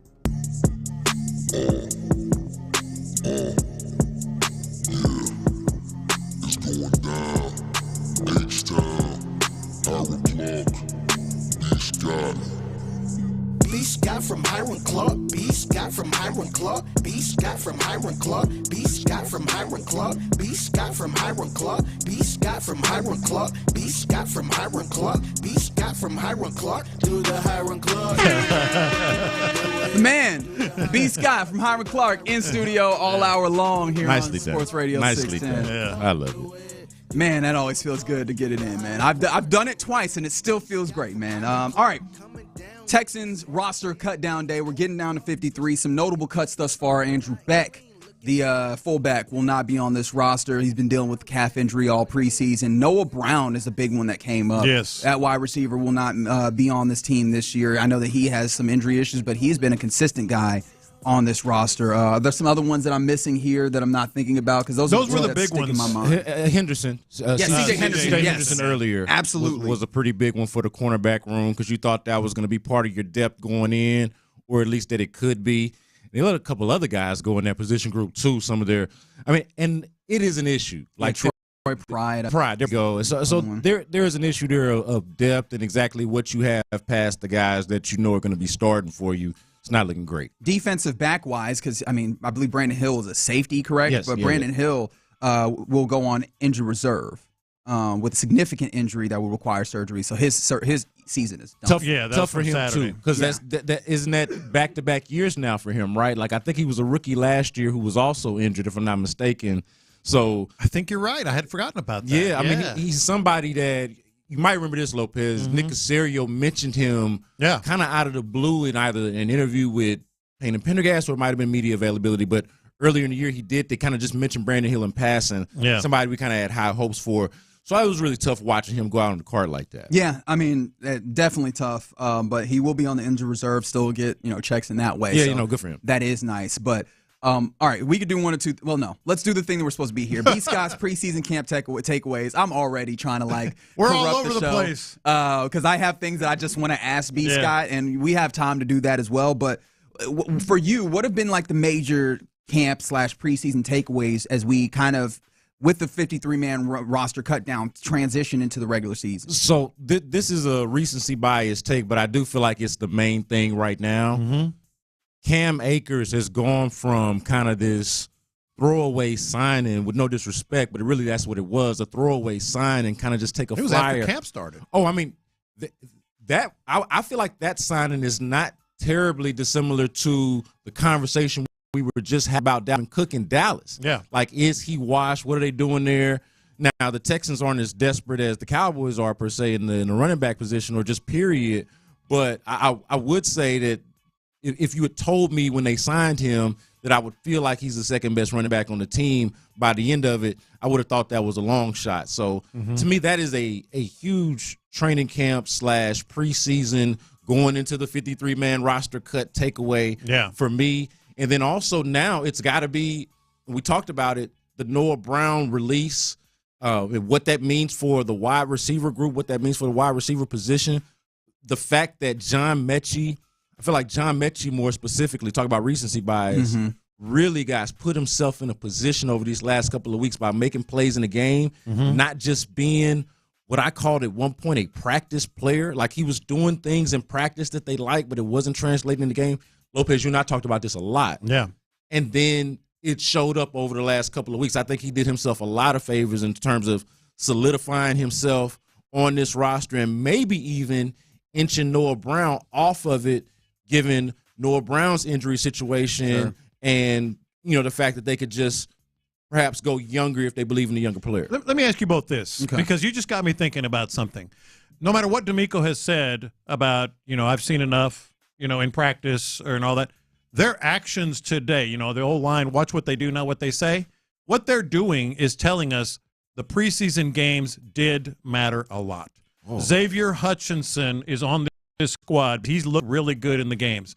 John Mechie is on this squad because his last 2 preseason games, he's looked really good. There is no fullback on this roster because they've used Cade Stover and Brevin Jordan and British Brooks as a fullback. So if I'm Dameon Pierce right now, I'm like, uh-oh, because I haven't looked good in the preseason games. Well, so I'm glad you ended it with that, because that would be the response, right? Like, so if it really did matter. It did. I mean, they're showing us that it matters. So, yeah. The games matter. I'm not disputing that. I'm just saying, what is there's a contradiction that exists there. Sure. Right? Like, so if the preseason did matter, therefore, how do you explain exactly this Dameon Pierce thing? Yeah. That's been the thing that's hard to do. I think that's been the thing. It's the reason why it's become such a big talking point is because of the dichotomy that exists there, even within what they said, right? Like D'Amico Ryans after, what was that, game 2, the dress rehearsal, I guess preseason game 2 technically, against the Giants, he was talking about the idea that, he needs more ops, right? He needs more opportunities. And then you come back and don't play him in preseason game 3 because we've seen enough in practice, right? Like there's been kind of, those clashings of thought within the decision-making process all the way across, it feels like. Yeah, and the only out that I'll give them, because I do think this is real, is the fact that you can carry a bunch of running backs. So if it comes down to it that, hey, at one point you thought a long time ago that Dameon Pierce was running back number 1. Oh, last year you found out that that's not the case. Oh, this year you were hoping Dameon Pierce could be running back number 2. Oh, it looks like you're finding out that you might have a better option than Cam Akers there, and that, at the very least, that's not Dameon Pierce. Yeah. Oh, what if he's running back number 3 or 4 or however many it is that you end up keeping? What if he's like the last guy or something like that? Even though he's been treated like maybe not a starter, but as somebody that's just for sure on the team. But the fact that you can have some redundancy at that position, running back specifically, that's why it's happening, even if it is curious to the naked eye. Yeah, and I think the thing for me there is I think that's where my brain is settled, and I think John can attest to that over the course of today. I've just kind of been okay with the idea that, okay, he's on the roster. As long as he's not getting out here and getting more reps than Cam Akers as the second running back, then we get into some tough situations. Say that again. As long as he's not getting more reps than Cam Akers, and I think that even with Cam Akers, I do wonder how many reps are going to fall to him, because I think Joe Mixon is going to be that dude that just gobbles up all of the reps because of how versatile he is and how much of a workhorse he can be. But I also then keep falling back to this as a counterpoint to my counterpoint, which is, okay, he's there, and even if he minimized the number of reps, isn't it a problem that you have a dude that just fundamentally seems to not fit your system? Because that seems to be the issue with Dameon Pierce. It's not that he's like, oh, well, he's just not living up, he's not playing as well. Fundamentally, it seems like the thing that shifted, that took him from being a RB1 to being what in our minds is an RB3, was that there was a switch in them ring style, and he doesn't seem to fit that. And how wild is it to use one of your very valuable 53-man roster spots on a dude who doesn't fit what you're doing? So all of that is well said. And I mean, but bump it. No, we're waiting. No, I would just add to it. No, I think that was well said. I'm going to add to it here. Lopez, how much have we talked about wasting downs? Ooh, buddy. Like how the Texans. Yesterday we mentioned it. Can't waste it down. I don't want them throwaways is what I call them. So you talk this contradiction. Dameon Pierce feels like maybe he's too good of a football player to necessarily cut, but he also doesn't feel like he's a good enough dude to play and waste downs for. So what exactly? Good point. What do you do? What is going on? That is the conflict right now. It's like, yeah, I want him to figure things out, and I do feel like there's a way that he can contribute. But man, it's wasting downs trying to get him to figure it out. So. That's why I thought he was a trade candidate. Yeah, and he still may be. And that's kind of where I'm. He still may well be. Yeah, that's again. I'll go back to what I just said. Like everything they're showing us on these cuts, which are continuing to come in, it mattered what you did on the field, man. In a game situation, even if it was preseason or whatever. Dameon Pierce was throwaway downs. Can't have that. At least what we saw. We all know the stat, as we've mentioned a million times. 8 carries, 9 yards. If that's what matters when it comes to Xavier Hutchinson and John Mechie and the fullback position, then it should matter for Dameon Pierce. This is not bashing. We love that dude. He's been on our show a bunch of times. No, I wish I could argue with you. Yeah. I wish I could say you were wrong about anything you just said. You're not. And ultimately, I think the bashing would be, oh, he's a bad running back. I just think that he can be a good running back in a system that favors his talents. And right now, it doesn't feel like his system favors his talents right now. It's weird, though, man, because at the very least, man, when he was shining, Dameon Pierce used to break tackles. Oh, yeah. He used to be violent, used to invite contact, and you expected that, man, when he ran the ball. And to not see that is really a strange. I think that's why a lot of people, or some people at least, and maybe even the Texans themselves, have an issue or have trouble quitting Dameon Pierce. Because they remember, Lopez, I remember, man, that rookie Jacksonville game. Whew, God almighty. Dude invited punishment, violent contact. ESPN candidate, too? Like at the ESPYs, it was like one of the Angry Run. Yeah. Yeah, he was a bowling ball out there, man, for a while, man, or at least for a rookie year until he got hurt at the end, man. So it is weird to see, but this is what it is. Yeah. I mean, you cannot argue with, like, the facts. Right. This is what it is. Like, are we going to trust our lying eyes or what we're being told that it looks good? And, to be fair, I want to be abundantly fair to this man. There have been practices where it has looked, at the very least, better than what we've seen on the weekends. But it has looked solid at times. It's hard to make all of those things mesh. Look, you got Cam Akers and Joe Mixon, guys. Joe Mixon injured, Cam Akers injury history. You might want a guy like Dameon Pierce might get an opportunity at some point. So how much do they value him on special teams? Is probably what it's going to come down to. It's a good question to ask. It's probably what it's going to come down to. Because he does return kicks. Especially with Desmond King now no longer on the roster. I think your only dude that you're like, hey, definitely a return guy is Steven Sims. Yeah. Well, and especially also, and we'll see how long the kickoff rule is the kickoff rule, but now that the kickoff is more like a run play, running backs make more sense as kick returners. Sure, but then this is where I come back to, and I hear you. That's exactly the way I thought about the kickoff return since it came through. The run that we're talking about is more of a read and react run, that's the exact thing that he's had issues with, is reading, reacting, find the hole, and hitting it. Yeah. No. So, like, hey, we'll put him back there to return kicks, and I do wonder, is he running into the back of one of his kick return blockers? North and south, baby. It's an issue. It's an issue. Real quick before we go, I did want to ask, like, where are your eyes trained as we continue through cut down day? Like, where are you looking at as area of interest as we continue? Yeah, man, backup corner. I think we hit on this earlier, but like that is to me like the positives to me are that you had questions about your interior line on both sides, offensively and defensively going in, and I think by the end of it, whatever they do there, the fact that those aren't big talking points is a positive for the Texans. Yeah. But on the other side of that, like the negative, and to your question, what are my eyes on? Man, Derek Stingley Jr. and Kamari Lassiter got to stay healthy, dog. Yeah. Like, them dudes got to be healthy. Just like to put it plain. Because what's behind them is not exactly encouraging. So, and I was actually Boy, Mike Ford, man. Well, there's your guy. So here's the thing about that's what's funny about that, though, right? Like, look at what's happened. Yeah. C.J. Henderson's been released. Pry's been released. Like, Jeff Okudah is probably going to make the team, but he's been out with a hip for however Boyd's long. injured, right? Yeah. So like, Boyd just got injured in that final preseason game as well. So really, you got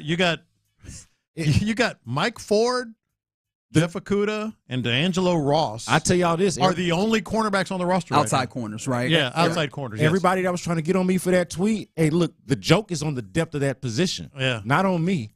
The joke is on the depth of the cornerback position for the Texans and the fact that I can say that, and then now you look up and Mike Ford somehow still on. He might not be 3 o'clock. He might not be on the team, but he is right now. But hey, he wasn't what y'all ended up saying he was because they don't have a lot there. Yeah, one of the things we'll talk about later in the show is like, what outside players would you maybe want the Texans to pursue? And in getting ready to talk about that, I am scouring for defensive backs, particularly cornerbacks, because that feels like the position where I would love to add a depth piece that you feel confident can maybe come in and step in and do a little something. Because right now, I don't have very much confidence outside of the starters like you. Yeah, if there was a corner that you love that was available close to September, usually that's not the case. Yeah. So, I mean, it is not great. You usually want to have your corners in place by camp. Yeah. And they apparently do not. Okay. In Sports Radio 610, we're in the studio with our guy, B. Scott. Coming up next, we'll get what's popping. Obviously, the Astros fall to the Phillies. But an interesting note when it comes to the Rockets and their rookie. We'll talk about it next. We got ChatGPT to help us.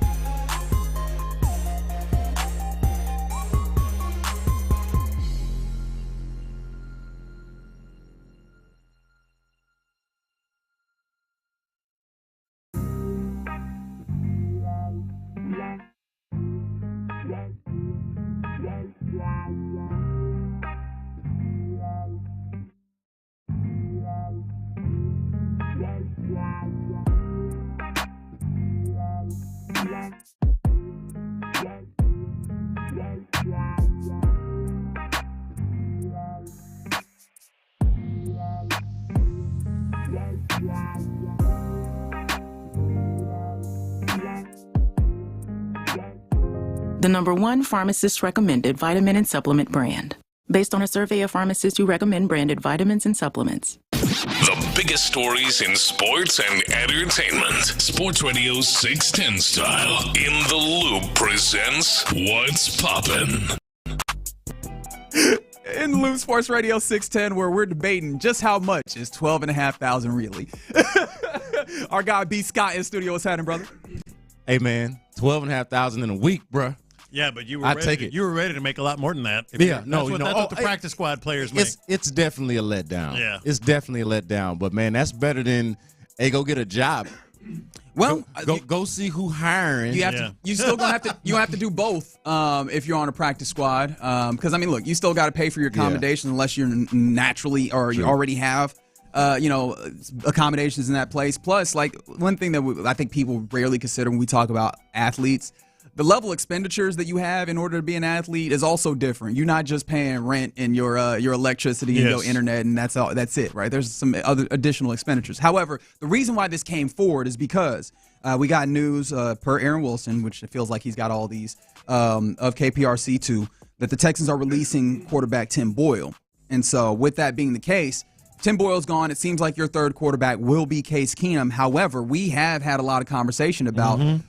QB3, do they exist in the 53-man roster, or do you stash them on the practice squad, knowing that you can only elevate that practice squad quarterback 3 times, and so for emergency quarterback situations? Yeah, so if you have to elevate them past 3 times anyway, I mean, you got problems. You know what I mean? That means your backup has gone down more than likely, right? So yeah, I think they're going to feel comfortable with obviously CJ at the top. Davis Mills is their backup quarterback. And Case more than likely on the practice squad. Now, what happens if something happens to the backup, or if the backup to the backup goes down? Yeah, no, that is worst case scenario. I doubt that there's anybody on the roster that they feel good enough about being an emergency quarterback past like a series or 2. Certainly not for an entire game. Yeah, and so. Again, with this, and I think this gets like a little dicey understanding the rule. Like, if in order to be elevated or in order to be the emergency backup, you have to be on the roster. And so with the practice squad, you have to elevate that person. Which you can only do 3 times. 3 times, right? Yeah. But you're right. If they do that 3 times with Case Keenum, we got bigger issues. Sure. Yeah, and it could be a situation, and again, this is worst case scenario, where if they realize that they're going to have to do that anyway, then they'll just sign them to the active roster. Right, yeah. And then open up open up a spot on the practice squad, and then you're dealing with, now Case Keenum's on your active roster. Now you're trying to find another emergency quarterback to throw on your practice squad if you feel like that's what you need to do. Sure. See who else is out there. Zach Wilson at that point will have been released. I'm of course joking, but. Yeah, buddy.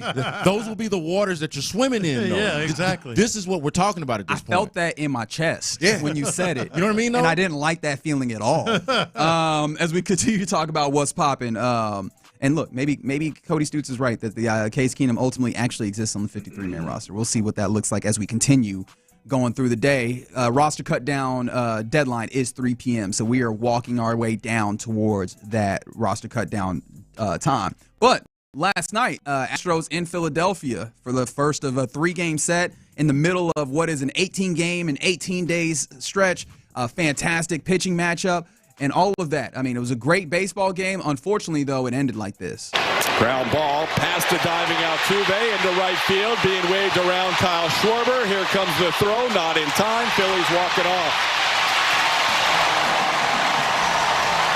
Bryce Harper wins the game for Philadelphia 3-2 with a walk-off single just past the diving attempt of Jose Altuve. Some tough losses on this road trip for the Astros. Add this one to the list.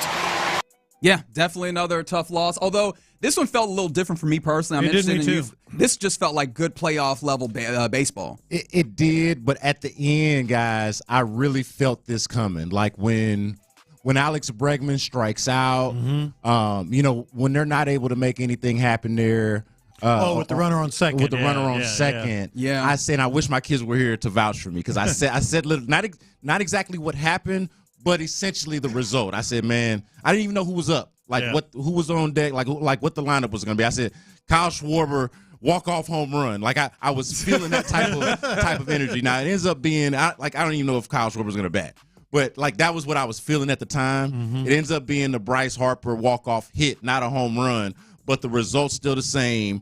Josh Hader walks the guy before him. Right. And I'm thinking, okay, this is happening. Exactly what I said was going to happen is going to happen. Even if it's not the exact way home run, it's going to be a disaster. I told these guys, and of course it was. Before the show, I thought that was about as high quality a baseball game as you can see in the regular season. It was big-time names. Yes, it was. Big-time moments. Matchups, Hader just looking lights out in the inning before that and all that. Like, that was big time. And that said, it kind of made me feel a little uncomfortable, to your point, in terms of the guys we're going to see in these same exact situations, but in the playoffs. Because you had Caleb Ort. I don't think he's ever pitched in a playoff game. You had, Brian King. Yeah. Then you had, in crucial situations, Victor Caratini, Ben Gamble, Shea Whitcomb. Yeah, Shea Whitcomb is out there contributing. Yeah, yes. Playing second, yeah. in fact. But these guys have never been in those situations. And in the clutch moments, I was like, okay, are they going to be ready? This isn't the same group, man. This isn't the same group in the postseason. Yeah, no, there is some cachet with the Astros having been there and done that, like, as an institution, but we're only talking about a couple of guys that are really a part of the institution that we think of with the Astros, right? Like, really just a couple of guys. So it's a new band of characters, and they're going to have to prove it. Like, they are not some overwhelming favorite or somebody that you would even pencil in at this point, but they're right there. They're just as competitive as anybody else. Like, they're right there with the Phillies been just as good as anybody in baseball, and they're right there. So it does also tell you that they're still in a position to do something special. Right. Yeah. I mean, I was looking at power ranking recently of MLB.com, and the Astros ranked 6th. Not even, that was Fangraphs, I believe. Okay. Yeah. Astros 6th when it comes to this, and comparing them to some of the better teams. Phillies up there, obviously. Yankees up there, those types of teams. And they're there, and that's considering that I don't think that they've been healthy for how long, and especially if you talk about Kyle Tucker, who just ain't been out there. Like, they've had to have all sorts of mixes. They're definitely going to be a good team when they're healthy. It's just, when are they actually going to be healthy, I think is a question worth asking. But to get through this 18 games in 18 days, I think the bullpen is where I'm looking, because they've been good, but yesterday was one of those days where, and of course, great game against a really, really good team. Yeah. But you had to have Josh Hader come back out for a second inning because you looked around and you were like, hey, the bullpen is kind of tapped here. You had to have Hector Neris come in and get an out, and once that happened, it was just, as you mentioned, Ort, King. These guys have to come in and handle up as well to get you to the place where Josh Hader can come in and try and get a save or win. The frustration for me is being in the space of knowing that they addressed the starting pitching, that being an issue that they actually addressed, and now Hector Neris there? Well, yeah. Well, hey, Hector, glad to have you back, dog. Welcome back, big dog. Glad to have you back, dog. But it's like if it's not one thing, it's another. You know, you're wasting quality starts. They wasted a pretty good Framber Valdez start the other day. Like, that's the part that's frustrating. Is that if it's not one thing, it's the next. Well, and Neris, Abreu, and Hader are all down today. So you're not going to have those three guys. Right. If you get in a close game, no Neris, probably no Hader too, because Hader pitched the night before as well, and then he tried to get the second inning. 2 innings. So those are three clutch. Speaking of the bullpen, guys, like, if it's a close game, that was a tough loss last night. Yeah. That could beat you twice. Yeah, no, 100%. So now 5 of 11 of the 11 games through this 18-game stretch that they're trying to get through. Tonight should be fun. Another really solid pitching matchup when you talk about Aaron Nola for the Phillies and Justin Verlander going for your Astros. Yeah. But, I mean, look, still wanting to figure out. Altuve had the night off yesterday. Hopefully he'll be back today. But, yeah, we want to see what that looks like, especially once you get into the later innings. Who's coming out of the pen to finish this thing out? Yeah, it's funny because it feels like this could be another game like that. Like, this entire series could be, Lopez, what you called it. Like, it felt like a high level postseason type of baseball. Talk about Nola. I know Verlander is. That was a good ball game. If you could take the loss away out of it, very good baseball really game. Good game. Very good baseball game. I think you have a potential for the same type of thing. I am interested to see how the Astros are able to hit, because they know the Astros that we knew. no Nola, but do these. Right. You know? And, of course, Altuve should be back, so that should help. So this could be another game that is just as compelling as the last one. Is it worth mentioning, or much ado about nothing, the Mariners are now 3.5 games back? Yeah, that's they're just. It's a really tough stretch for you. Do we care? Is it like because I'm sitting here going, the Astros are going to put the gas pedal down, but then I looked up this morning, I'm like, 3.5. Nah, if the Astros don't realize their dreams this year, it won't be because of the Seattle Mariners. I can tell you that. But the thing about it is, you still have to remain cognizant because I don't think that if you do not win this division, Wild is not viability of getting into the postseason. No, I 100%. And we've made that point a few times before. I'll say I made the mistake of counting the Astros out earlier in the season. Sure. I've seen what they've done, and so did John. Don't worry about it. No, we did. And I believe I did. We did it together. No, I was there with you. I did the same thing. If memory serves. No, this happened. This happened. But I've seen what the Astros have done, and I've seen what everybody else looks like. They're going to win this division. The question is, are they good enough to stand against the best teams in the American League, and therefore, at the end, good enough to stand against the best teams in the National League? Yeah. I don't know if that's the case. They are better than the damn Seattle Mariners. Yeah, for sure. We'll keep and this continued series against the Phillies will go a long way in kind of giving us more insight, more data in that regard. Man, we spent a lot of what's popping talking about the Astros. Let me get you a little bit of No, we good. It was fun. I think it was a good topic to talk about, and a great game as we mentioned. Yeah. How about this? This came across my email yesterday, and I found it to be really interesting. We got odds for NBA Rookie of the Year. Now, before Summer League, who would you have thought? And it was a weak, kind of draft class in some ways. Who are the names that we thought of as possible Rookie of the Year candidates? Alex Sarr. Yeah, so Sarr, I felt like, or Ricochet, one of those probably because they're the top picks. But to me, this makes sense. Like for Reed Shepherd to be based off of the fact that, so there's a familiarity, I think, with the American players. And so a lot of folks actually watched him play in college. Mm-hmm. I think that's part of it. But then what we saw in summer, not to make too much of Summer League. Oh, buddy, he was cooking though. And a lot of his game and the things that he does well polished and skilled, and feels like it'll translate to the game. Now the question is, how much is he going to actually play? Like, what is going to be the minute? What is going to be the minute distribution with Fred VanVleet and, of course, Reed Shepherd being a worthwhile understudy to Fred VanVleet? When does he start to kind of take people's minutes? How impactful can he actually be? Mm-hmm. But, man, the skills translate. If he plays a lot, I definitely see how he can win that award. I think he's playing a lot, don't you? Don't you think he should. He's going to be on the floor. They don't have anybody on the team. They've got like 10 dudes, though, that they can rotate in easily. They don't have a lot of guys that can shoot. He immediately, as soon as they drafted him, was the best shooter on the team. And he can get his own shot a little bit, too. That was the thing in Summer League that I was amazed by. The amount of ball handling and the amount of, getting to your own shot that he has at least that entry level. They're going to have to play him. They're going to have to because he can shoot, and they don't have enough guys that can do that. Well, it seems like BetOnline agrees. He has a 6-1 odds to be Rookie of the Year. I mean, just slightly better than Zach Edey, 13-2, which is plus 650. But those are the two kind of leaders when you talk about Rookie of the Year. There's a few guys kind of stuck at 9-1 after that. But Reed Shepherd, look, I mean, there's a lot of hope when it comes to the rookie out there. You know what we call him around here, right, Reginald? What's that? Cocaine Curry. Okay. Cocaine Curry. That was given to him on the internet, and we ran with it because we know it can never be mainstream.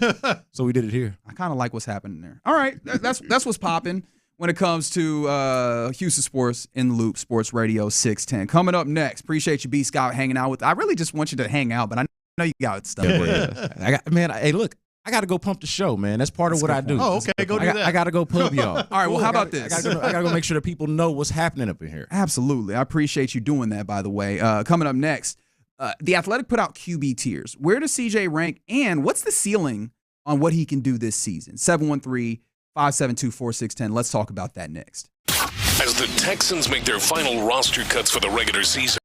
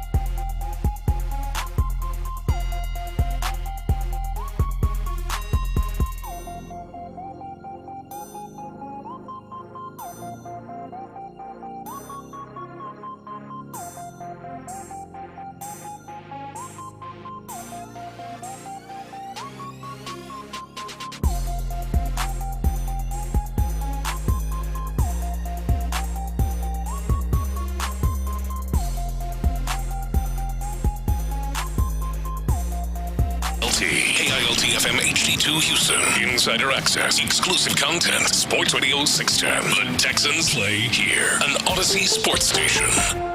Sports Radio 610 presents In the Loop with John Lopez and Reggie Atatula. In the Loop, Sports Radio 10 on a roster cut down Tuesday. Obviously, that's the big thing happening. 3 p.m. at the deadline for the Texans and all other teams in the NFL to get their roster down to 53 men. And we've seen a lot of them happen, a lot of cuts happen over the course of the day. Notable ones, Andrew Beck, fullback, no longer with the team. You have the C.J. wide Henderson. receiver. Yeah, C.J. Henderson. I don't know why I heard Anderson. I was like, first of all, is it C.J. Anderson even still? That's a different one. What, running back, right? Yeah. He probably at CC's right now. Wow. Let's be respectful. That's a big man. But Last time we saw him, he's a big man. eater. Big boy, for sure. Also, CC's a fantastic place to be. Yeah, not but too bad. C.J. Henderson, the cornerback, as you mentioned. Andrew Beck. Noah Brown. Tim Boyle, quarterback, is not on the roster as well. Quite a few other things, and I'll get those to you as well. But we also were adding, in addition to some of those big ones, veteran tackle Charlie Heck, who battled plantar fasciitis all season. He has been released, and the Texans are waiving rookie linebacker Max Tooley. Had a strong preseason, and they expect to have him on the practice squad. So the Charlie Heck one is interesting for a number of reasons. First of all, he's been a franchise favorite for a few years. I mean, always around, sort of like the Neville Hewitt. Just couldn't get rid of him if you tried. But now said that like he was an infestation. That's crazy. That's right. It's like it's very insensitive. But I've called them like cockroaches. Like you try to step on them, and then 5 minutes later they're walking across your kitchen floor.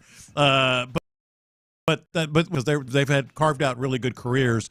Charlie Heck though now is gone, so that makes it really interesting on the offensive line. We know the 5 starters. We know Blake Fisher. There's 6. We know Kendrick Green and Jarrett Patterson are going to make the squad because they're guard and center. That's 7 and 8. Oftentimes you keep 9 offensive linemen. So is it going to be Nick Broker, which I'm so glad we finally figured out how to pronounce his name. That's how you're welcome. Okay. You're welcome. Or Chris Reed. That's kind of what it comes down to. If Charlie Heck is gone, Nick Broker, our guy that we saw at training camp and we're sort of wondering about, may well make the squad. Or do they keep 8 linemen? Offensive line. Another space. Well, offensive line is a place where, look, I don't know that you want to get slim on offensive line. I think you keep 9. Yeah, I think that you keep 9 there. Some other news that happened right before my eyes a few seconds ago, I mean less than a minute, or about a minute ago, as you were talking about Nick Broker and the rest of this offensive line. Aaron Wilson lets us know that Texans released veteran cornerback Mike Ford. There's a lot of cornerbacks that are now going. Because we mentioned earlier that, let me see if I get this in front of me, right? I just mentioned that Mike Ford Jr. goes. We also mentioned that C.J. Henderson is gone. Troy Pride Jr. was cut earlier in the day. Chris Boyd, I don't know what the extent of his injury is, but he was injured in the preseason game this weekend. That cornerback room and the DBs, we're getting a little thin there, aren't we? You know what? Put your ear down on cornerbacks that are on the market. You mentioned this before, because right now with no Mike Ford, your outside cornerbacks are Stingley, Lassiter, and Okudah. No, and D'Angelo Ross.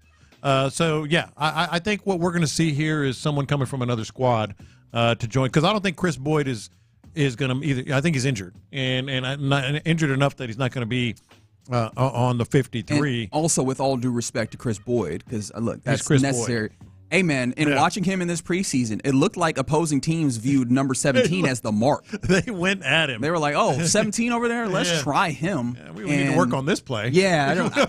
Again, I say that as respectfully as possible while basically criticizing that man for doing his job. That's not inspiring a ton of confidence, even if he remains healthy after that injury. So, you got to keep an eye. They're going to pick somebody up, right? I mean, I would hope so. I don't know that you rock out with four outside cornerbacks. Yeah, I feel like you need to have a little bit more depth there. But look, we'll ultimately see. I know that they feel great about their safeties. Maybe you have safeties that you feel comfortable, sliding out at times. I don't know, but I feel like the cornerback. I was already worried about depth there. And so I'm even more so now, I guess, is the way that I had to put that. Okay, so those are the cuts that I've seen as of right this moment. Let me do one more refresh. Texans former UFL standout defensive end Malik Fisher. That do anything for you? Not a lot, but he had been in the mix a little bit. Yeah. Okay. All right. So there you go. That's up to date knowledge on who has been cut thus far. I know people are talking about Xavier Howard, former standout cornerback who's kind of out there as a free agent. Oh yeah, he is still out there. Yeah. Maybe that ends up being somebody that Nick Caserio dials up. We'll see where that lands, but that's what's happening there. What's happening here, though, in the loop? Let's talk about this. The Athletic put together a quarterback tiers ranking when it comes to the various quarterbacks in the league and how they stack up. And I love tiers because basic just number ranking can be a little fraught. There's sometimes where this guy and that guy, what differentiates the difference between them? 7 and 8 could be big. But exactly, the difference between 7 and 8 could be huge. Yeah. And so, like, having that same differentiation between each player sometimes, I don't know. Yeah. But having tiers, like, all right, all these guys are kind of in this group. You can kind of stack them how you want. And then here's another group. It feels like it's more true to form on what we're trying to get to. And obviously, with a quarterback tiers list, we got to ask, where does C.J. Stroud rank for you in this tiers list? So before we actually get to the list put together by Mike Sando of The Athletic, just generally, if you are thinking generally with tiers, first of all, do you put Patrick Mahomes on his own tier? Or do you Absolutely. Okay. I don't see how you cannot. All right. So with that being the case, what tier in your just general mindset would you put C.J. Stroud in? Because this is a dude who in his rookie season was fantastic for a rookie. 23 touchdowns and what was it, 4 or 5 options? But, with that being the case, like that is the rookie, kind of framework. We're out of the rookie framework, and now it's time to step him into like the full-fledged, you're a veteran quarterback, as he's kind of demonstrated himself to be. Yeah. The technique is very good, and it's, well beyond his years. However, when you're comparing him to the rest of the league, where do you stack him?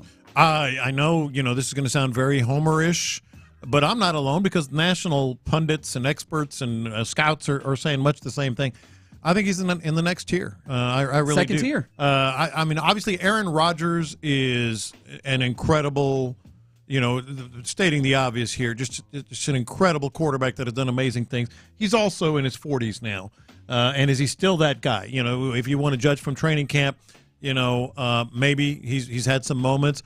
So if you want to maybe put him in his own tier, but behind Patrick Mahomes, if he's at his best, I would put Aaron Rodgers obviously ahead of everybody else between Mahomes and the second or 2A tier. I put him up there. I put C.J. Stroud up there with Josh Allen, with Lamar Jackson, with Tua. If you have Tua wouldn't be in that tier. Tua wouldn't be in that's that a very tier interesting tier that you've created. So I would say, yeah, I would say Josh Allen, Lamar Jackson, C.J. Stroud. Okay. Maybe that's it, huh? So yeah, the Athletic, the methodology here, 5 tiers. They asked voters to place 30 veteran quarterbacks into the 5 tiers from best to worst, and then within that, then they kind of averaged it out. And so one is anybody that was average tier 1 straight to maybe like tier 1.5. Yeah. And then like basically a tier down from all the way there. And Patrick Mahomes was not separated out, but obviously he ended up with a straight up redlined 1 tier, right? And no points because no one left him lower. Yeah. In that first tier, Patrick Mahomes, Joe Burrow. Oh, I left off Burrow. Josh Allen. Yeah. Those guys all exist within the first tier. So it is a three quarterback tier, and the way they describe this is quarterbacks that can carry his team each week. Team wins because of him. He's expertly handles pure passing situations, no real holes in his game. So first of all, agree with those first 3, and then secondly, do you feel like the description is fair that it's fair that CJ was not put in that tier? No, I don't. I think Mahomes is his own, as we talked about, and then I'd put Josh Allen, Lamar Jackson, Joe Burrow, and C.J. Stroud on the same tier. I don't think that's outrageous, based on what we've seen. Now, it could change, and it's only a second year, but I don't think it's outrageous. Okay, so the second tier is where Lamar Jackson comes in. Lamar Jackson, mind you, and Matthew Stafford, along with Justin Herbert, they all kind of had the same average when it came down to it. Yeah.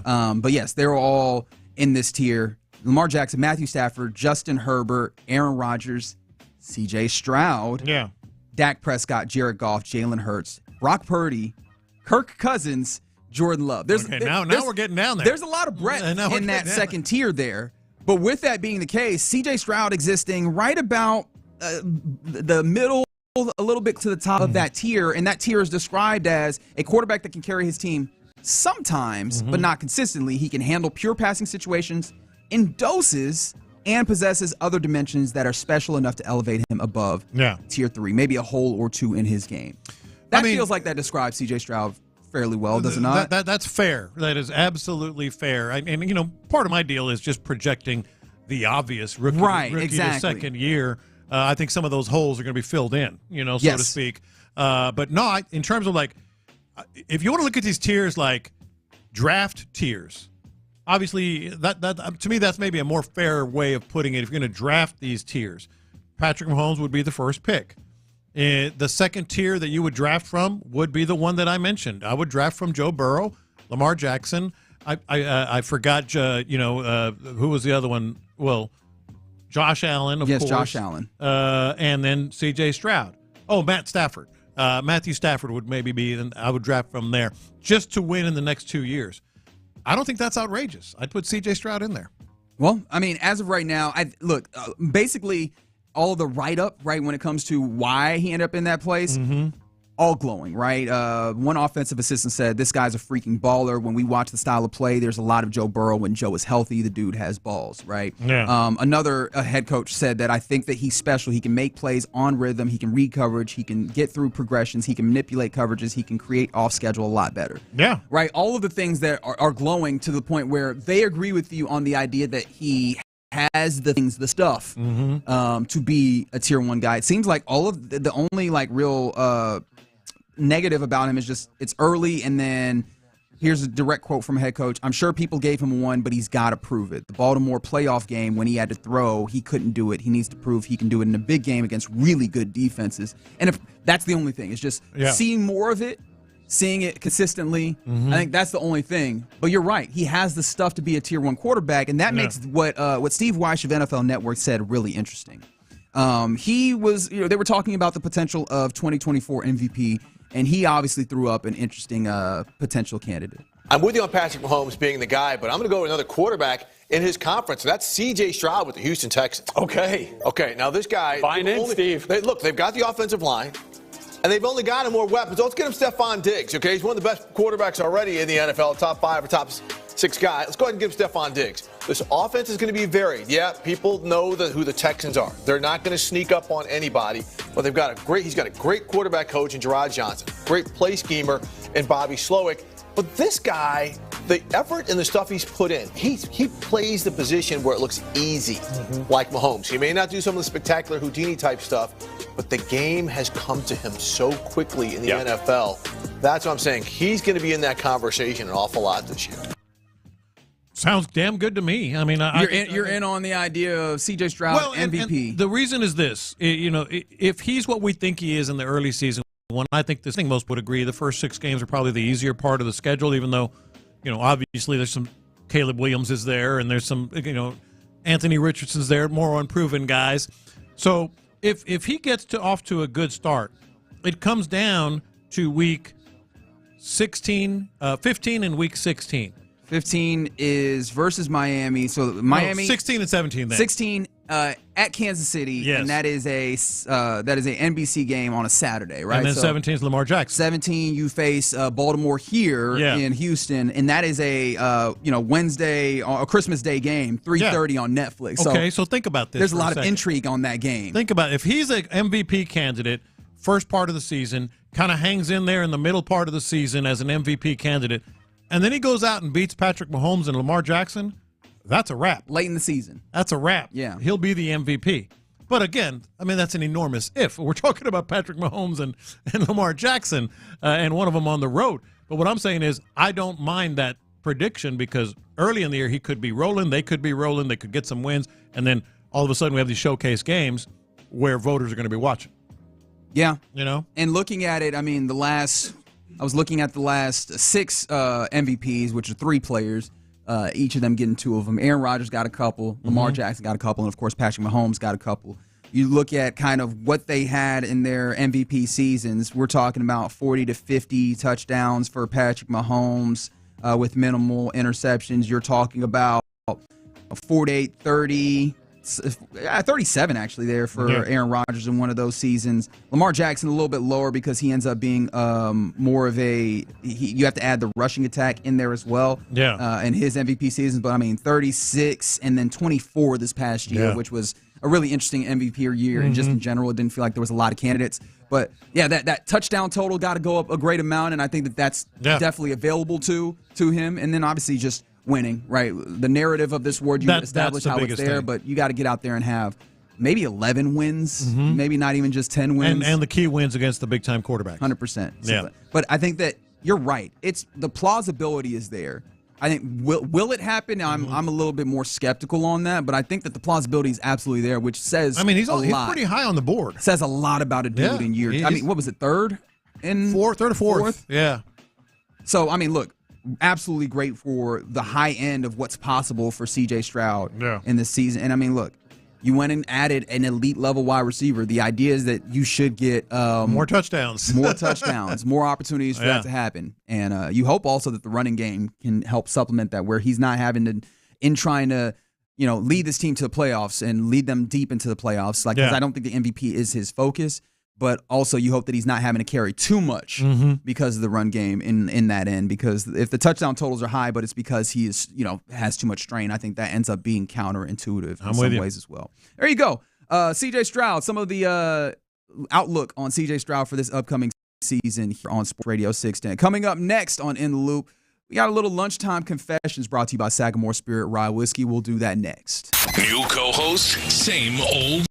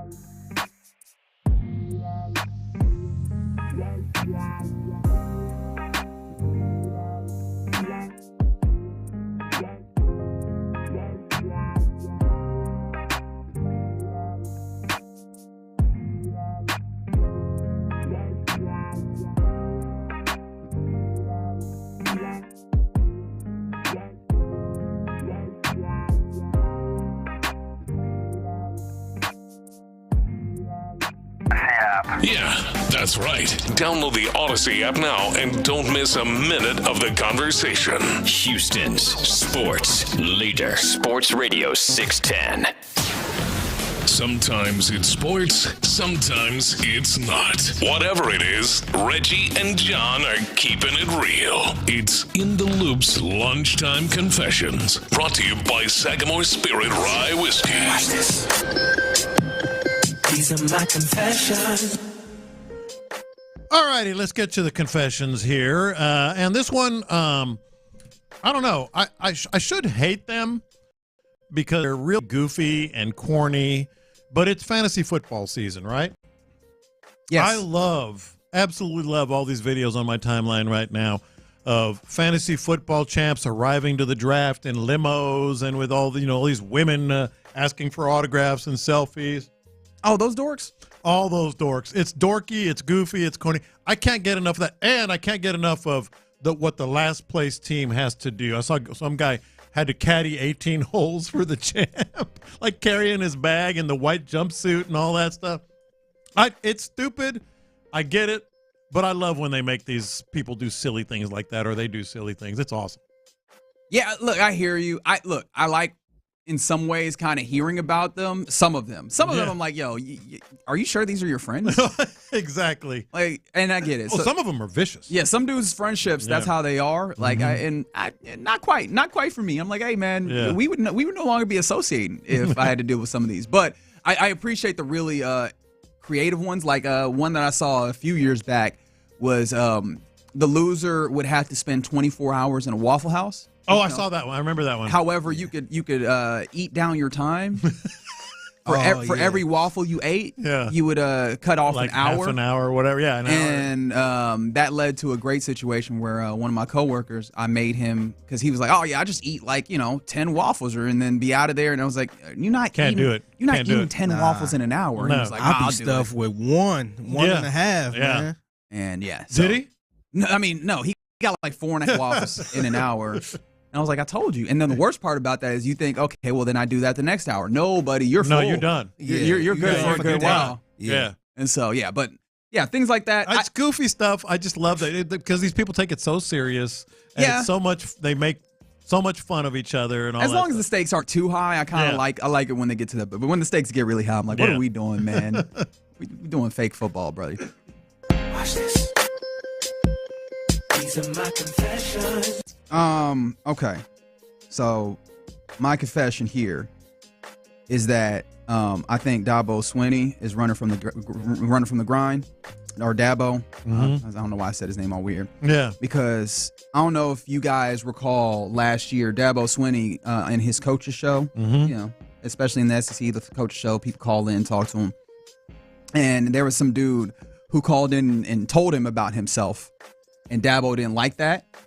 Right. And so now this season, Dabo Swinney will no longer have live calls on his weekly radio show. Oh, man. Brother. The fans. Now, I can't be too judgmental because the fans will be able to text and email a lot like what we have with our text line, 713-572-4610. Yeah, but you're just picking there. And that shouldn't be the reason you disable the calls. Yeah. Yeah. Like if it's a fire call, man, you got to let that guy eat. Yeah. Yeah, Dabo running from the grind, man. I think he is. He don't want to hear people tell him about himself. Boy, Dabo's and the star fact that has he's fallen. not getting out here in this transfer portal. Dabo's star has fallen a little bit in the last few years. Yeah, and I mean, some of that is because the landscape of college sports is shifting rapidly. I think we saw something similar start to happen with Coach K in a similar vein, right? Mm-hmm. When Coach K was still real strong in that we don't do one and dones. Yeah.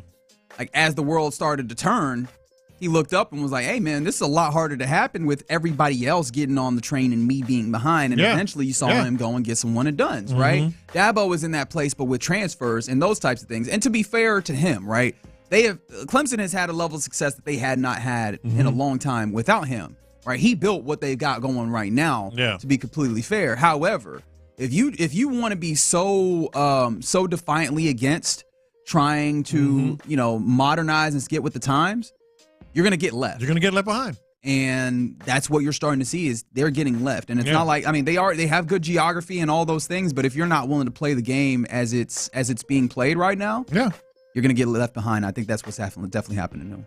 Watch this.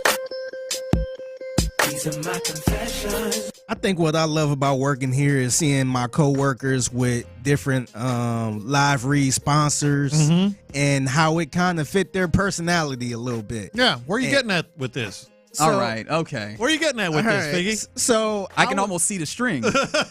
So I was listening to Payne and Pendergast this morning. One does. Yeah. 6 to 10 a.m. right here on Sports Radio 610. As you should every morning. Yeah.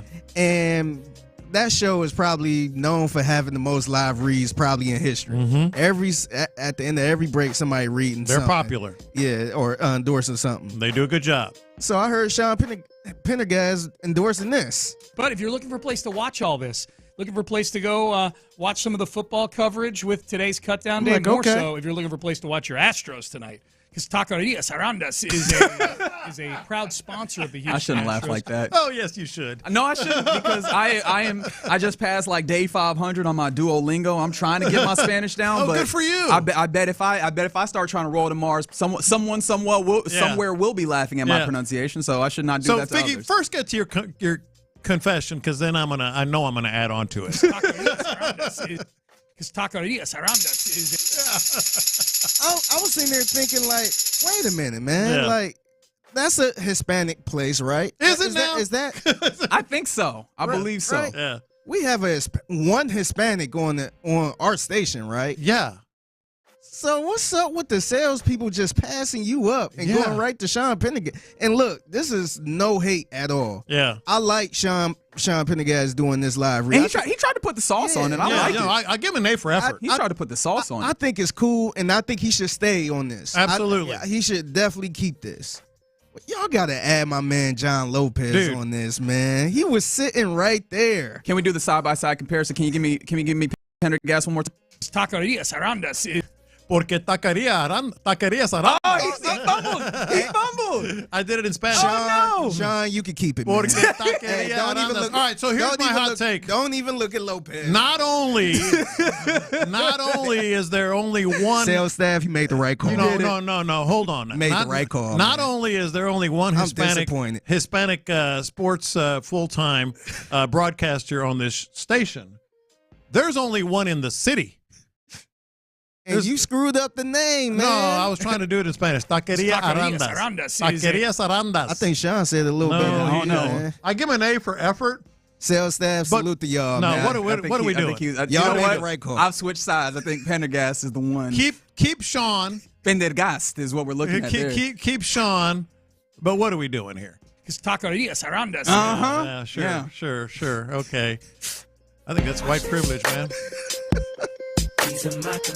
Y'all didn't know Sean is a Venezolano. You know what I mean? Like, it's exactly. That's right. Yeah. All right. So, Ryan Leaf made a little news yesterday and today because he was saying in a bad way, you know, Pat McAfee is high 80% of the time that he's on the air. My confession is, and whatever works. What does it matter? I could name you 3 national broadcasters right now that are at least 80% of the time, maybe more, high on the air. Who cares? They're great. Pat McAfee is awesome. Yeah, if you can do the gig, he could probably do a Taqueria Arandas commercial. It's Taquerias Arandas. That's right. I just want you to keep that one around. You know what I mean? Like, I just want that to be around for a while. And also, I think we don't give enough credit to just how many people we do not recognize are in their jobs just off a gummy or something, right? Like, wasn't it who was it, Mad Dog Russo on one of the first takes where he was like, go pop a gummy, watch the game. And I'm like, you're somebody's grandfather. And you know what? That's on me for stereotyping. But that's the thing is like I think we all kind of stereotype. There's folks out here high all the damn time. At their 9 to 5s and everything. Hell, B. Scott might have been high today. Wow, what are you doing? Wait, whoa. Hold on. I said might. That's wild. I said might. Oh, my goodness. But again, gracious. What you mean might? You don't know? Do you know? I don't know. Okay. I have to be honest. I don't know for certain. All I'm saying is, what does it matter if they're great at their job? Yeah. Even if they're high. That's right. And also, I think that we also have to consider the source on this one. Yeah. It's a very particular situation with Ryan Leaf and his relationship with narcotics. I feel like that meant something a little different for him. However, buddy. It would have hit more if it was 15 years ago, where weed and being high was way more of a thing. Mm-hmm. But now it's like, who cares? The dude's still good. Yeah. B. Scott. What are you doing? Goodness, man. Either he is snitching or these are like crazy allegations that are coming through. Either way, I don't like what we're doing here right now. You ain't getting that taqueria. Yeah, that's definitely not coming back to you. The sales staff was high when they gave it to Sean. Taquerias around us. That's right. My confession. I'm sitting right here. Taquerias around us. My confession is I didn't come up with a second confession today. I saw the Dabo thing. I was like, that'll go. And I was like, I think I have enough, and I did not have enough. Yeah. I'm still getting the hang of like, all right, when I have these thoughts during the course of a day, write them down. They'll come back around for the confession. So. By the way, somebody said shots fired at Chris Santiago. I said on the air full time, like day parts. Chris Santiago's on the team. And technically, he's not full time. Yeah. Not trying to put his business out there. He should be full time. He should be. Shout out to the 713. And he do a damn good job too. Shout out to the 713 smoking in the parking lot right now. Chill. Yeah, man, you making the block hot.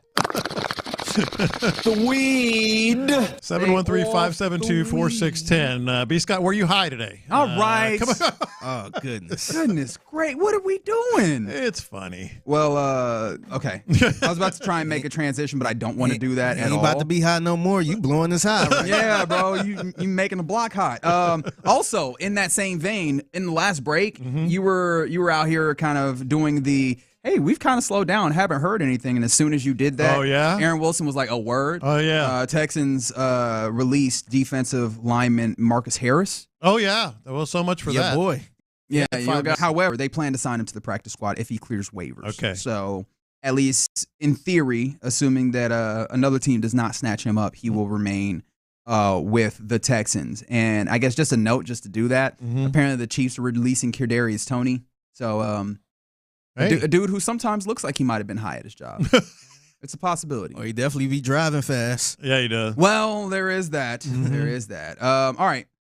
You're listening to In the Loop, Sports Radio 610. Coming up next, the experienced Astros are going to need some rookies to help them get to where they need to go. Let's talk about that because we saw a little bit of that in this game last night against the Phillies. We'll discuss it next. All right. Right now, let's get to D&M Auto Leasing, and let's make sure that you get the car you want.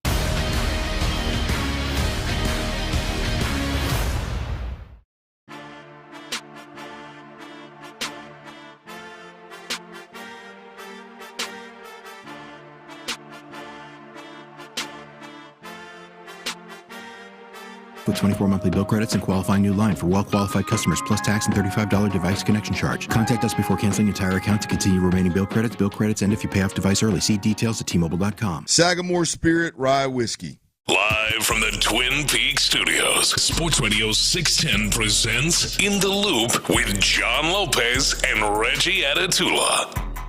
We are In the Loop, Sports Radio 610. John Lopez, Figgy Fig, and myself, Reginald Atatula, hanging out with you on a Texans roster cut down Tuesday. As you know, we've been getting news all afternoon or all morning to afternoon about the guys who will make this team, and unfortunately the guys who will not make this team, at least the 53-man roster thus far.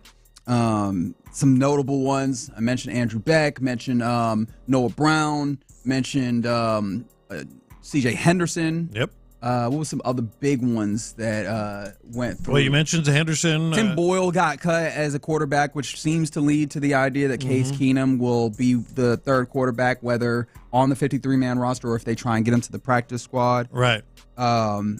And so, yeah, we're watching that space for those various folks. I mentioned before we went that Kadarius Toney got cut by the Chiefs, and we made a little jokey joke about driving fast. We were mixing up a couple of Chiefs receivers. Because Rashee Rice, the SMU product, was the kid. That's who it is. And, who was wilding out. Tony did something too, didn't he? He got in trouble with something. Well, Tony just I think he was just wilding out. He just keeps getting in his way. Yeah. Getting on social media. Oh, that's what it is. Yeah. Those types of things. A lot of people not happy with you about blowing up people's spots for being high. No, I completely endorse it. The whole confession was, I don't care. What does it matter? And then I said, B. Scott might have been high today. Okay, all right. We didn't have to keep going back to.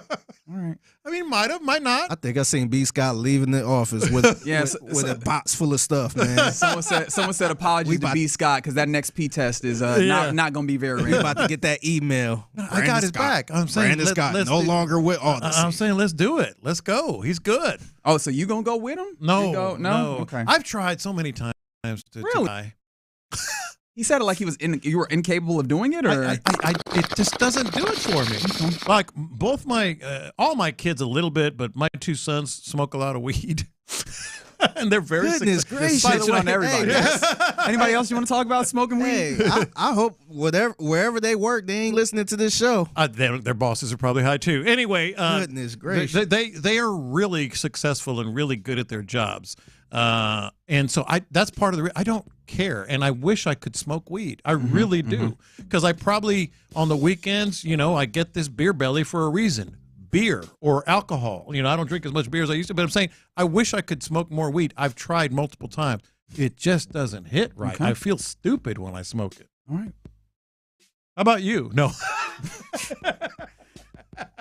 I know how to not dry snitch. That's what I know. Also, I know that these Astros, okay, here we go. These Astros, clearly it's a good team, man. They've gotten to this place where, and there were definitely points during this season where that was obscured, right? But they've managed to become again a really good baseball team, and that's despite multiple injuries that still kind of pop up at various times.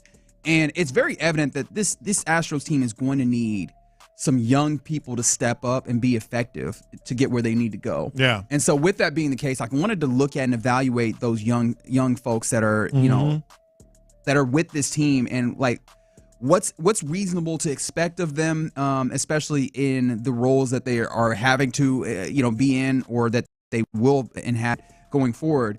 Especially because yesterday, Jose Altuve got a day off. And I know our guy Ron on the drive was a little concerned because you looked up and you go, hey, didn't he get a day off last week on Wednesday? And not even a week later, he gets another day off on Monday. And I understand they're in the midst of an 18 games and 18-day stretch. Maybe that is part of the factor. But, like, hey, you had that. And Mauricio Dubon was out. He was out. down.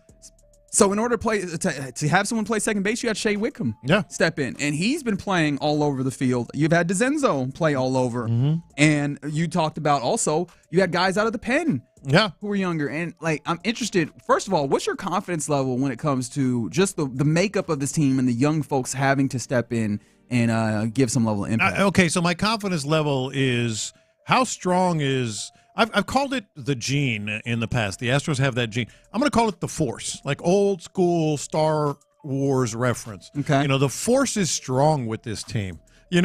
Because of what they've done for all these years in a row, because they've got the guys that that are unflappable and have come up in the clutch so many times, and we know those guys. You just mentioned Altuve, Bregman, Jordan, Tucker if he's healthy, just all these guys. So that's the force. Can it translate to these guys in the postseason? Right.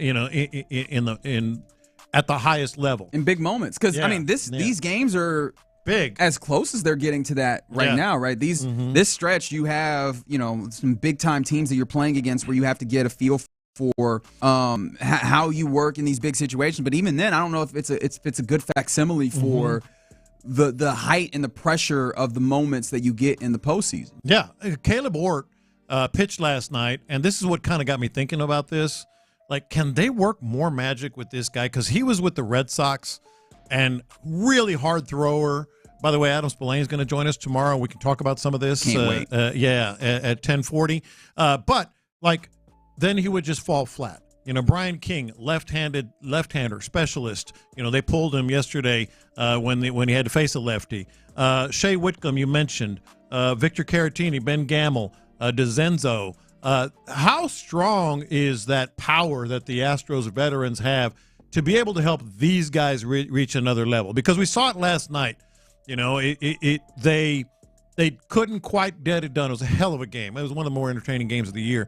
But then ramp it up even more when you get to the postseason. Yeah. Can these guys – because they're going to have to.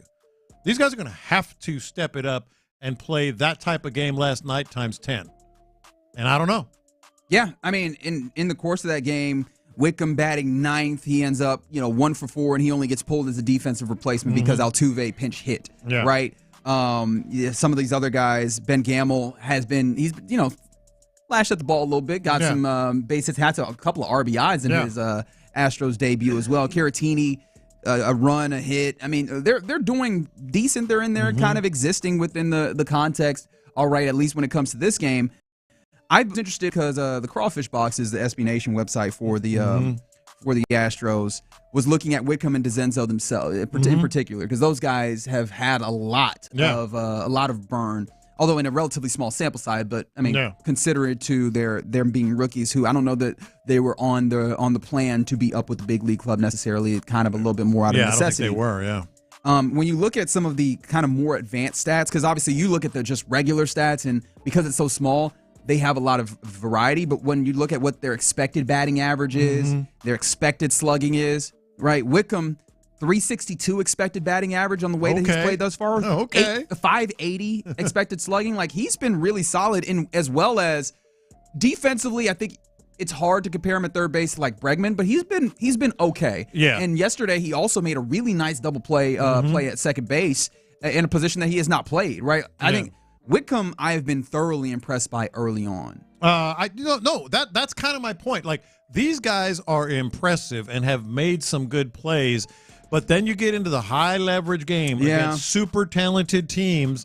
Can they work their magic again with some no names? All due respect, but relatively speaking, right? In clutch situations, because they're going to have them. Like, Chas McCormick is a net negative, as we all know. Yeah, and he kind of had a little bit of an apology, not a little bit, like an apology, because he feels like he is letting his team down. And being completely honest, he is. Right? He's one of the reasons why you have Jordan playing in the outfield consistently is because you don't have those outfielders that are supposed to be there, kind of eating up some of those or playing in that place. So there's that. There's these pitchers, the relievers. Some of the starters have stepped up. Obviously, Blanco looked pretty good yesterday and should have probably been in the hunt a little better for the win. But it was a tough game and a tough opponent. That's what I'm saying. It was almost like it just kind of made me feel a little bit uncomfortable. Sure. As confident as you are in this team, as confident you are in the Altuves and the Bregmans, et cetera, it made me feel a little bit uncomfortable. Like, it's a big ask. To expect this team with these pieces to be able to get to another league championship series. How strong is that force? I mean, how big is that influence? And the injuries are still there. You know? And I mean, in the highlight of the final call that we heard earlier from the game last night, it was mentioned, heartbreak on this game when it came to this game because you've had a lot of close games that kind of slipped away from you in this stretch, this tough stretch that you're going through. 18 games, 18 days against some really solid teams. You had the Orioles, you're playing the Phillies now, you'll get the Royals here shortly. Like, you're playing some really good teams in this. Boston as well involved there. But some of the reason why one of the reasons why last night felt a little different is it just felt like that was a good game that you happened to lose. And in baseball and as in a lot of other sports, that will happen. You've had games in the last, couple of weeks, week or two, where you've had close games, but it's been a mistake here or there. Yeah. That's what's been allowed it to slip. And some of those have been mistakes by these types of guys that we're talking about. Like Brian Abreu was not exactly that same type of dude, but you had one of those, he kind of fell off of the cliff in some ways in one of those outings over the weekend. So I that's the thing that I wonder is, like, is this level of exposure during a stretch like this and during the remaining 30 games or so in the season, is that going to be sufficient to get them ready to face off against that adversity? Yeah, and you're hitting on exactly another part of my point. Like last night, Abreu was really good. Neris was really good. In getting that one out in 4 pitches. Hader was really good until he got to the 10th inning, and he just got beat by a better player. But see, this is going to happen in the postseason too. Those guys are down tonight. You're not going to be able to see if it's another close game, Neris and Hader and Abreu, because they put a lot of wear on that arm, so they need to be down tonight. Okay, that means you got to get some more of these other guys that really haven't been there a lot to step up. And so that's kind of what kind of makes me feel a little uncomfortable. But yet they're in the hunt, and I think they're putting the gas pedal down, and they'll win the division. But it is just a 3.5 game lead right now. And not necessarily a young guy, but another instance where the Astros trying to plug in around that established core that you anticipate being the meat of what you're trying to do here. The Astros, apparently, according to Brian McTaggart, are close to a deal with outfielder Jason Hayward. One-time All-Star, won the World Series in 2016 with the Cubs.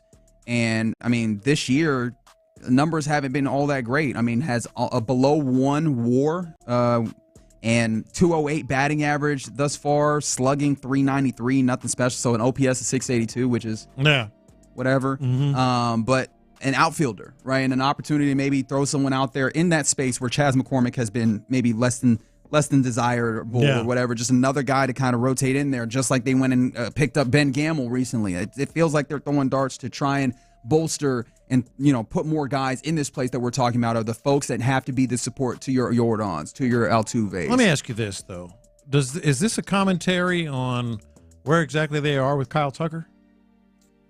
That is a great question because, let Dana Brown tell it. Kyle Tucker will be back in a week or two, right? Like, well, they just signed an outfielder. The start of September, Kyle Tucker's returning, but they just it is officially official according to Fox Sports. Astros have signed Jason Hayward. Now that's one outlet, so we'll see. But what about Kyle Tucker? If you're signing another outfielder right now, that's a really good question. And I have been told I'm to take the Astros timelines and kind of ideas about injuries at face value, or not at face value, but with a grain of salt. Yeah. And so that definitely raises some concerns for you, boy, when it comes to Kyle Tucker. But you know what? Kyle Tucker will be right back. By the way, we signed an outfielder. If there's one thing I do know about Kyle Tucker, he's gonna be out there, getting some work in. He'll be jogging. He will get some work in. There you go. Astros tonight take on the Phillies once again. It'll be Verlander versus Aaron Nola. A fantastic pitching matchup. But as you mentioned, a lot of the bullpen, especially the back end of the bullpen that you trust to get those final outs, 8th and 9th inning guys, and Abreu and Hader likely down because they both pitched the last 2 games. So really interesting. Hopefully the offense can get some things done to where you actually knock out a win early on, and now you're just coasting on the back end of that here. In the Loop, Sports Radio 610. I was about to get my baseball read, but my computer locked up. Oh, that's no big deal. That happens. That happens. Baseball Talk presented by T-Mobile. Switch to T-Mobile, and you can get tons of benefits and still save on every plan versus AT&T and Verizon. Use their savings calculator to find out how at T-Mobile.com/switch. I appreciate you helping me there. You started the segment by dry snitching on some folks, but you ended it by picking me up. I brought it back. I appreciate you doing that. Coming up next, one more hour of the show, which means we got 2 more hours until the deadline on roster cut day. What do we know thus far? What is the picture kind of shaping up for your Houston Texans roster? We'll talk about that next. Yeah, lowtcenter.com. Have you been to the website? If you've been a little bit sluggish, not feeling quite like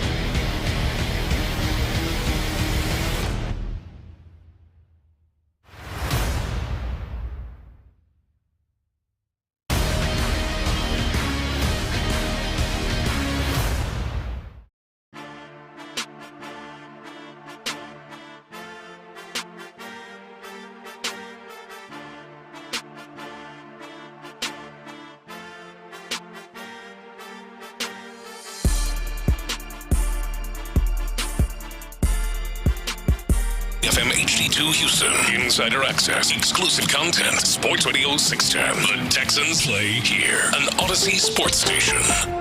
Sports Radio 610 presents In the Loop with John Lopez and Reggie Atatula. Roster cut down day for you Houston Texans and for the rest of the NFL. In the Loop, Sports Radio 610. You got John Lopez, Figgy Fig, and myself, No Doubt. I hope you're having a wonderful Tuesday thus far. Looks like at least around this general area in the Loop of Houston, Texas, that some of the clouds are at least getting a little lighter. I know that's supposed to rain a little bit. All week is supposed to. I think. It was definitely raining. Yeah. But some news we've had news all day long because the Texans really didn't get any of their work done early, which I mean, fine. But ultimately, 3 p.m. is the time where everybody has to get their roster down to 53 men, and they've done a lot of work here. So let's go back and try and get a little summation of what's happening out here when it comes to this roster, right? Let's start at quarterback. Tim Boyle has been released. And so, obviously we know that 2 quarterbacks are 100% given. CJ Stroud and Davis Mills, both good. Case Keenum, is he on the 53-man? Are they making room for that, or is it possible that he ends up on the practice squad? There's some projection out there. I just can't see it happening, man. I think this team is too good and has too many good players that they want to sort of wedge into the 53 to have a third quarterback. Even if that third quarterback is a local legend, a guy that has won some big games for you. I thought B. Scott was right on this, and that is put him on the practice squad. Yes, you only get 3 times that you can call him up, but if you're calling up a quarterback more than 3 times, you got bigger issues. So I do not feel there's going to be more than 2 quarterbacks on the 53. Just to be up to date, because to go across the offense, but we did recently, just a few minutes ago, get word that Lonnie Johnson Jr. Has been released, and that's a safety. But continuing in on the offensive side, running back, we haven't got any word there, have we? Not a whole lot. Which, look, if you want to take that to mean something, I do wonder if that means that they're working on potential trades, that type of thing. Yeah, I wonder if that's the vibe there. They don't want to make anything solid just yet in that sphere as they try and figure out what it looks like. I wonder if that's the way that this is going. I think that's exactly how it's going. I think Dameon Pierce probably is in the middle of that because there's still 2, 4, 6, 7 running backs on the roster right now that have not been released or put on the practice squad or whatever. I think they're absolutely looking at Dameon Pierce there. And to me, that's the story, is the way that they've handled the wide receiver position is they're basing a lot of it on what actually happened on the field in the preseason game, specifically Xavier Hutchinson and John Mechie. The way they've handled, the fullback position is based a lot on what you have done on the field. Specifically, we didn't see a fullback with the first-team offense at all. In the biggest preseason game, in the preseason, the week 3, the third preseason game for the Texans, and they didn't keep a fullback. So like the games, as much as D'Amico said, the games, we've seen enough, we know what we have, practice this, practice that.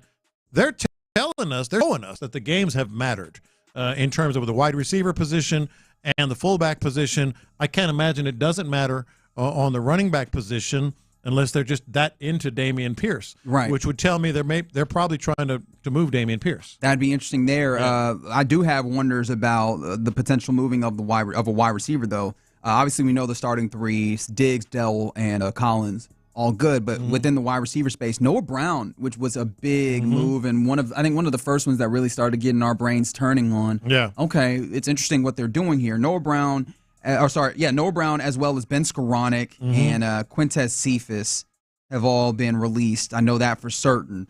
So Robert Woods still exists in there, where if he ends up being not on this team, you really see a clear depiction of what they're trying to do here, which is youth, right? If you look at it and you go, okay, John Mechie remains, Xavier Hutchinson remains, and then, Sims maybe remains, and you're like, okay, well, now this is a pretty young-ish, no, it would be backups to those starters that you have, and guys with a little bit of control. Mechie still has, in addition to this season, another year after on his contract. Hutchinson 2 more years after this season, and so that's also an interesting portion of that. Offensive line wise, Charlie Heck is no longer on the team, as well as Dieter Iselin. Thank you, because I always am close to messing up every single time. In addition, also David Sharp, all cut. So it seems like you're narrowing down towards that 9 that you know of when you talk about your starters: Tunsil, Green, Scruggs, Mason, Howard across the front line, and then having possibly Fisher for sure. Jarrett Patterson for sure. As a backup center. And probably Kendrick Green, which would lead you to Nick Broker or Chris Reed, I would think, on the offensive line. But and that'd be 9, right? That would be 9 with Broker. It's 8 right now because I think they're going to definitely keep Fisher, Green, Kendrick Green, and Jarrett Patterson as the backups right now. So it's very fascinating to see how this works, and I think the big story for me is that the fact that they're not going to have a fullback, which means Cade Stover come on down and play that position. Brevin Jordan come on down and maybe play that position. And maybe one of these running backs that they still have, whether it's British Brooks or someone else. Yeah, that's an interesting space as well. Both the fullbacks, at least by trade, Andrew Beck, Troy Hairston, been cut today. Although Nick Bawden, he's still around. Have you seen? They just signed him last about week. That. They haven't cut him yet. The Texans did cut veteran guard Chris Reed. So there okay, you go. I think Broker's feeling pretty good about things right now. Defensively, what interests you a whole bunch? Because I think the big thing for me is that the cornerback spot, is pretty thin as of right now. We know that Lassiter and Stingley are getting outside cornerbacks. Desmond King has been cut, although he plays interior, but still he's cut. Mike Ford Jr. is no longer with the team. MJ Stewart, who's a safety, is no longer with the team. Lonnie Johnson, we mentioned earlier, no longer with the team. Troy Pride, no longer with the team. C.J. Henderson. So, like, when you talk about that defensive back, like, it's rounding to form, but then also the outside cornerbacks in particular, you don't have. You're going to be looking at the wire. You're going to be looking at who's been released because it's basically 4 dudes that are currently outside cornerbacks. We know Derek Stingley and Kamari Lassiter. Looks like Jeff Okudah is going to make the team, which we'll see, but it looks like he is, and D'Angelo Ross. So you're going to be looking for cornerbacks. The cornerbacks is going to be a place. Cornerbacks is going to be a position where this team is going to absolutely kind of beat the bushes and check what has happened in other places around the NFL with their cuts. Is there anywhere else on this roster where you go, hey, man, we definitely need to see what this Texans team can find out in the marketplace as opposed to just rolling with the guys that you have on this roster? Because cornerback is a clear yes. So we were already in that place before we saw the cuts, and then the cuts got really thin where you are thus far. No, I think linebacker. We know Neville Hewitt's going to make the squad. Jake Hansen's got to be feeling pretty good about things right now. But then you got the rookie Jamal Hill. Who knows with Dylan Horton, Delshawn Phillips. Linebacker, I think, and cornerback is where they're going to be trying to find that depth, trying to find those pieces that can maybe help them. On the YouTube, somebody's mentioning cornerback defensive tackle. Do you think that's something that there's going to – because, I mean, look, I know Danico Autry has the suspension for 6 games, but I don't know that – are they going to go get someone that you – or would you imagine them going and getting someone to get in that place? I know Marcus Harris did not make the cut as we were talking about it. But they like Heinisch. Khalil Davis still exists in that space. Like, I think that they can go with just a couple of backups until they can get Danico back, right? I think you're right because they like Mario Edwards and Fatukasi, and then you got Heinisch and Settle and Khalil Davis. So I mean they're always going to look, but I don't think necessarily that's going to be like a big position of need that is obvious at the cornerback position right now. And by the way, Desmond King gone. Yes. So that's the corner nickel position that Jalen Petrie has gotten down. That means Miles Bryant, at least for now, is in the mix as well. So we still got 2 hours until this thing is like all the way down. But yeah, we mentioned kind of some positions that you would like to see them kind of look to fortify by going out there and getting adding some players. But just kind of as this roster kind of rounds into form, how are you feeling about it? Because, I mean, again, defensive backs, my concern is not necessarily assuaged in any ways here. No. But wide receiver, I kind of like what they're doing. Running back is an incomplete. Like I feel like all over the place in various places here. How are you feeling, John? I like what they've done in terms of maximizing like the skill part of the skill positions.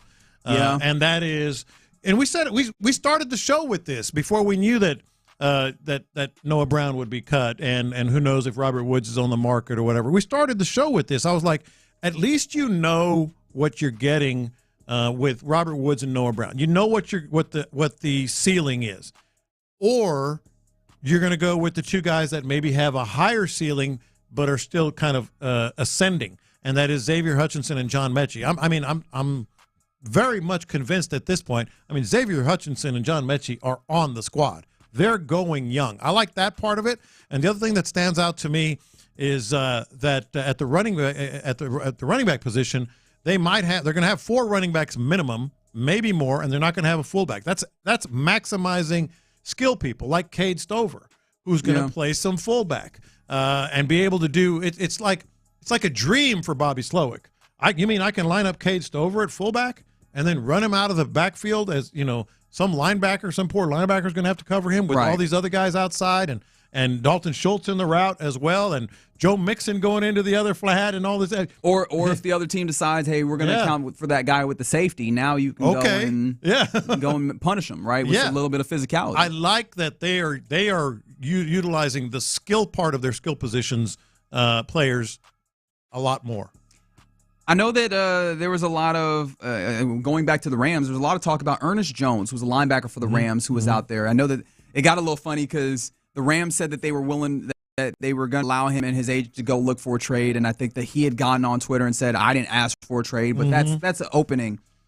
Do you feel like making a trade for someone like Ernest Jones would be something that this Texas team should go and look into? I mean, well-regarded, especially like when it comes to pass rush, run defense, when I look at kind of Pro Football Focus, which is not the end-all, be-all, but it gives you just a general idea of how that guy grades out. But, I mean, maybe almost starting caliber linebacker, linebacker. For sure. Do you think that that's a good way to go, especially seeing you already have invested a lot of I don't know what the right word is, capital in Azeez Al-Shaair, and you still have Christian Harris, although his, how available is he going to be to start the season, I think is a question. But do you feel like it's a good idea to invest that, or are you just in a place where you're like, give me a good player and I'll feel better about that linebacker? No, that's the first thing I thought when I saw it, and then I kind of was questioning myself, kind of what you're saying, like, well, they do have Christian Harris, they do have a lot of money in that position, but they're so thin, at least in my opinion. Maybe they feel the exact opposite, but I absolutely would have interest in that, and maybe that's part of why they have 7 running backs still. They haven't released another running back. Maybe the running back is involved in any of these deals. Sure. I mean, and there's at least 2 players that I know for certain I'd be interested in seeing if a deal came up. Dameon Pierce and then Robert Woods, who we heard earlier today that the Steelers, if no other team, and I'm not sure about other teams, but the Steelers had interest in possibly make a deal for him. Maybe we need to go look at the Steelers and see what do they have available that maybe the Texans would be interested in, if not just a late round pick. But Ernest Jones, linebacker, played 15 games last year, 4.5 sacks, 74 tackles. Like that definitely seems like, hey, you can probably slot that in. You can work with that. You can actually use that, especially if he ends up being a spot starter to like a depth kind of linebacker that you rotate in. That definitely feels like something you can absolutely work with. Absolutely, and let's not forget that there are some players that are, locks on this roster now that weren't locks coming into training camp. I mean, Figgy, we were wondering if Kenyon Green was even going to make the squad. Yeah, he's a lock. That's and he's a starter. It's not even a question. It's not even a thought. We shouldn't even be talking about this. It's not even a thought. So kudos to him. And the other one, that Cam Akers was just an afterthought. Let's kick the tires. Just because he's in town. Because he was in town. Come out and work out a little bit, I guess. Yeah. And now he seems like he should be your running back too. He's going to should get significant touches in games that matter all year long, ahead of Dameon Pierce more than likely. So, like, some of these guys, you got to give it to them because they have actually, we go into training camp thinking, I don't know, and they're just absolute locks. Like Cam Akers is a tremendous story, like just a tremendous story. So, yeah, we're constantly keeping an eye out. Still a couple of hours of work to be done when it comes to getting this roster down to 53 and maybe making some deals, those things, to get the initial 53 for the Texans. I try to make sure to harp on the idea of initial because, as we know, these rosters will change. They end up kind of being almost pseudo-living organisms over the course of a season that, ebb and flow and flex a little bit for various purposes, but it's an interesting start. We've seen Caserio and Ryans do some things that we did not necessarily expect from them. Well, I gotta believe they're looking at a cornerback. That for sure. Gotta believe that they've got their eyes on somebody that's being released, and there's so many names. I think we're looking at the possibility of like 1,200 rather transactions over the course of last few days, all the way up to the deadline to get themselves to this place. So there's a lot of things to parse through, and I imagine that the entire front office of the Texans has been really knee-deep, if not deeper, in all of these things. So excited to see where they ultimately land with all of it. It's In the Loop right here on Sports Radio 610. Coming up next, Figgy, what we got in the mixtape, buddy? Man, so I'm going to call this a terrible Tuesday in honor of Charles Barkley. Right That's here. terrible. It's a terrible Tuesday. And how bad is this if your significant other pay another woman $50 to hit on you? Is that terrible? Gosh. We will discuss. That's terrible. Yeah, next. The preseason is done, and the Texans have some difficult.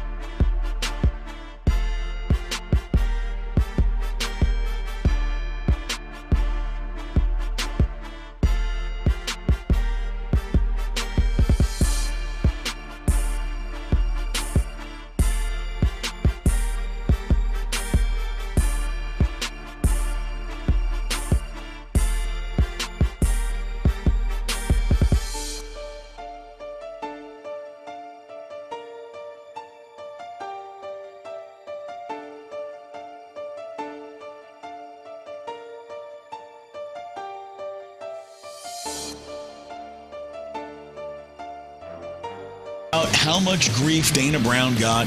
We're a good team. I believe in this team. We're going to turn it around. He was right. Yeah. New episodes every week on the free Odyssey app or wherever you get your podcasts. Houston's sports leader, Sports Radio 610. Pass the aux cord and crank up the volume.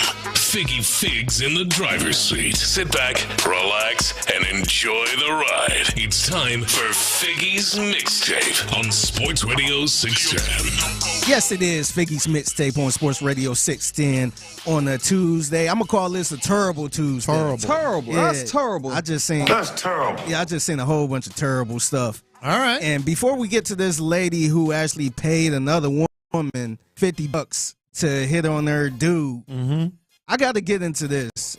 So Keith Lee, everybody know Keith Lee. If you don't, he's a social, probably the biggest social media foodie out there right now, the most popular one. Yeah, former MMA fighter too. Yeah, and I just found that out. He's from Detroit. Yep. So his brother, I think his brother still fighting.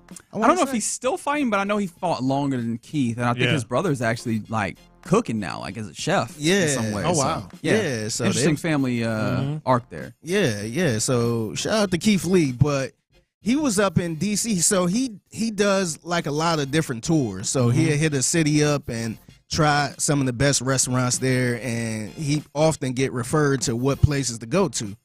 So in DC, I guess he had a list of places, and it didn't really go too good, and it was so bad to the point he didn't even want to share his video reviews. Yeah. Because he didn't want to, he felt like he wasn't really critiquing at that point. Yeah, and it's worth noting, right? When he does these reviews, he tries to generally like be like a good dude. I think it's one of the reasons why folks really rock with him is that he's religious, and I know not just because he's religious, because there's some people that are religious that are jerks, but but then he's also tries to be like very much a good dude, bless people, leave good tips, those types of things. So I guess he feels like he took to heart when his mom, when he was young, said, if you ain't got nothing to say, don't say nothing at all, because he was like, we not putting these out. So you don't want to hurt their feelings. Yeah, exactly. So I'm going to play y'all his review from when he was in Houston, and he reviewed one of my favorite restaurants, the Breakfast Club, so you can kind of get a feel for how he reviewed his good restaurants. Today, it's all about brunch. And one thing I learned about Houston, brunch is what they do. It's the Breakfast Club. I got it. Let's try it and rate it 1 to 10. That's him.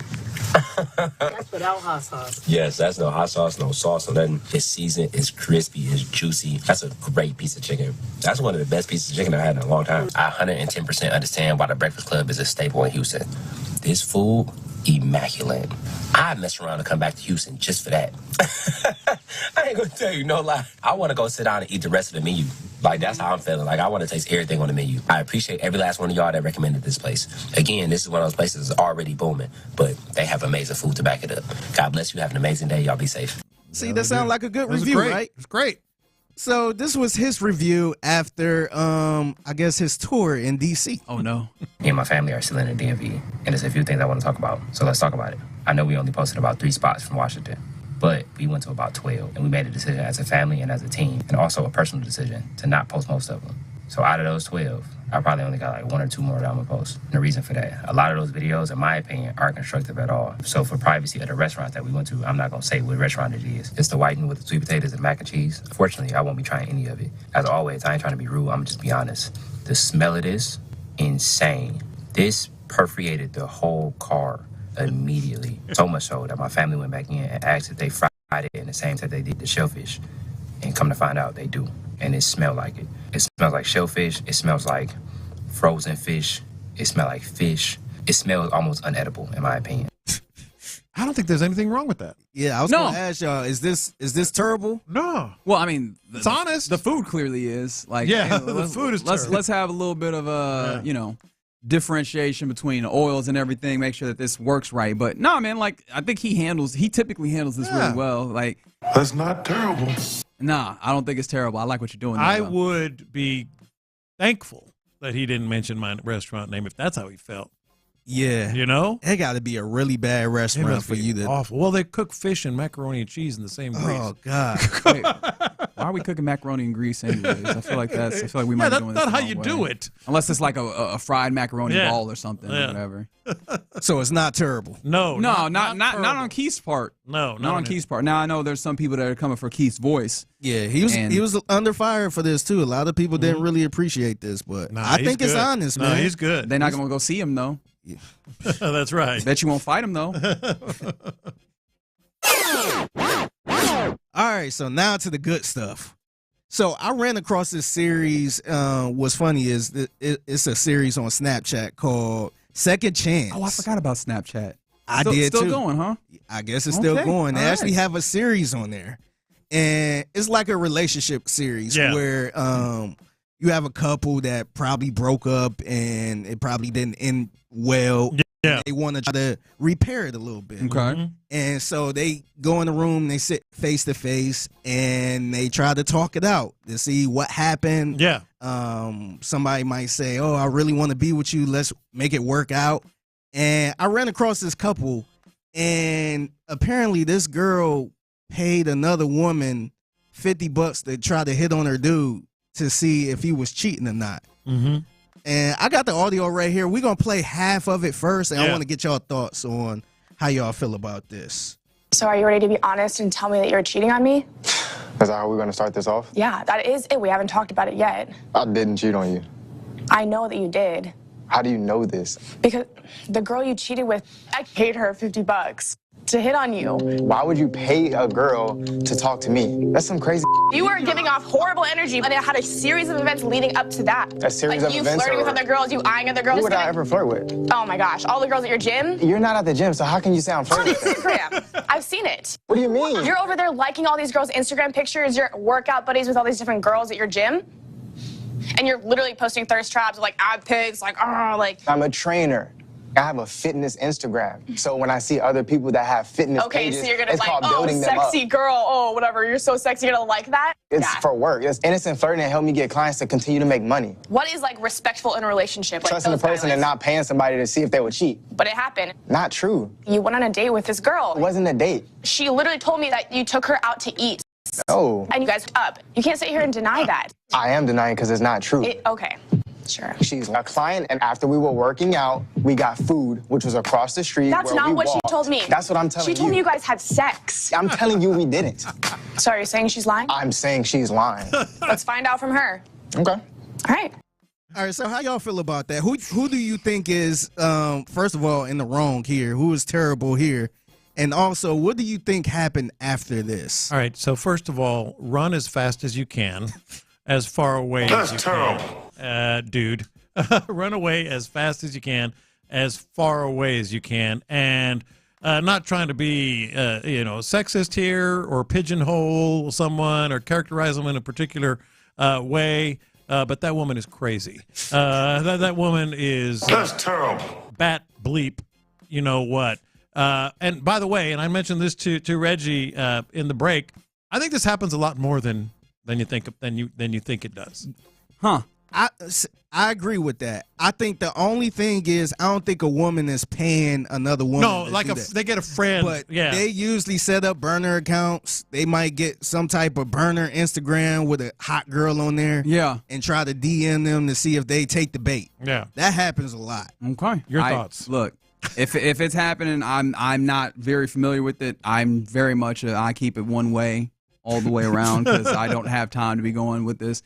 I'm still not sure exactly who I think is actually on this because I could see it, right? I could see a situation where he be out here in these streets because he was real slick with it. First of all, he didn't confirm or deny anything off front. He was just deflecting. Yeah. And then as he felt it out, he was like, all right, I know what my plan of attack is.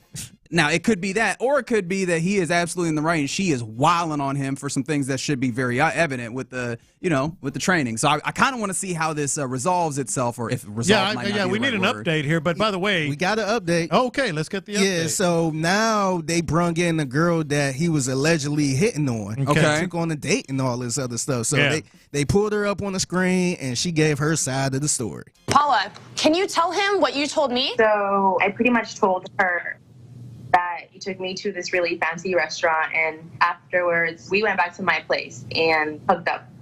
And that he came on to you in the car and you guys were kissing? Wait for it. Yes. Yeah, see? Oh, why would you sit here and lie? I lied because So you weren't telling the truth?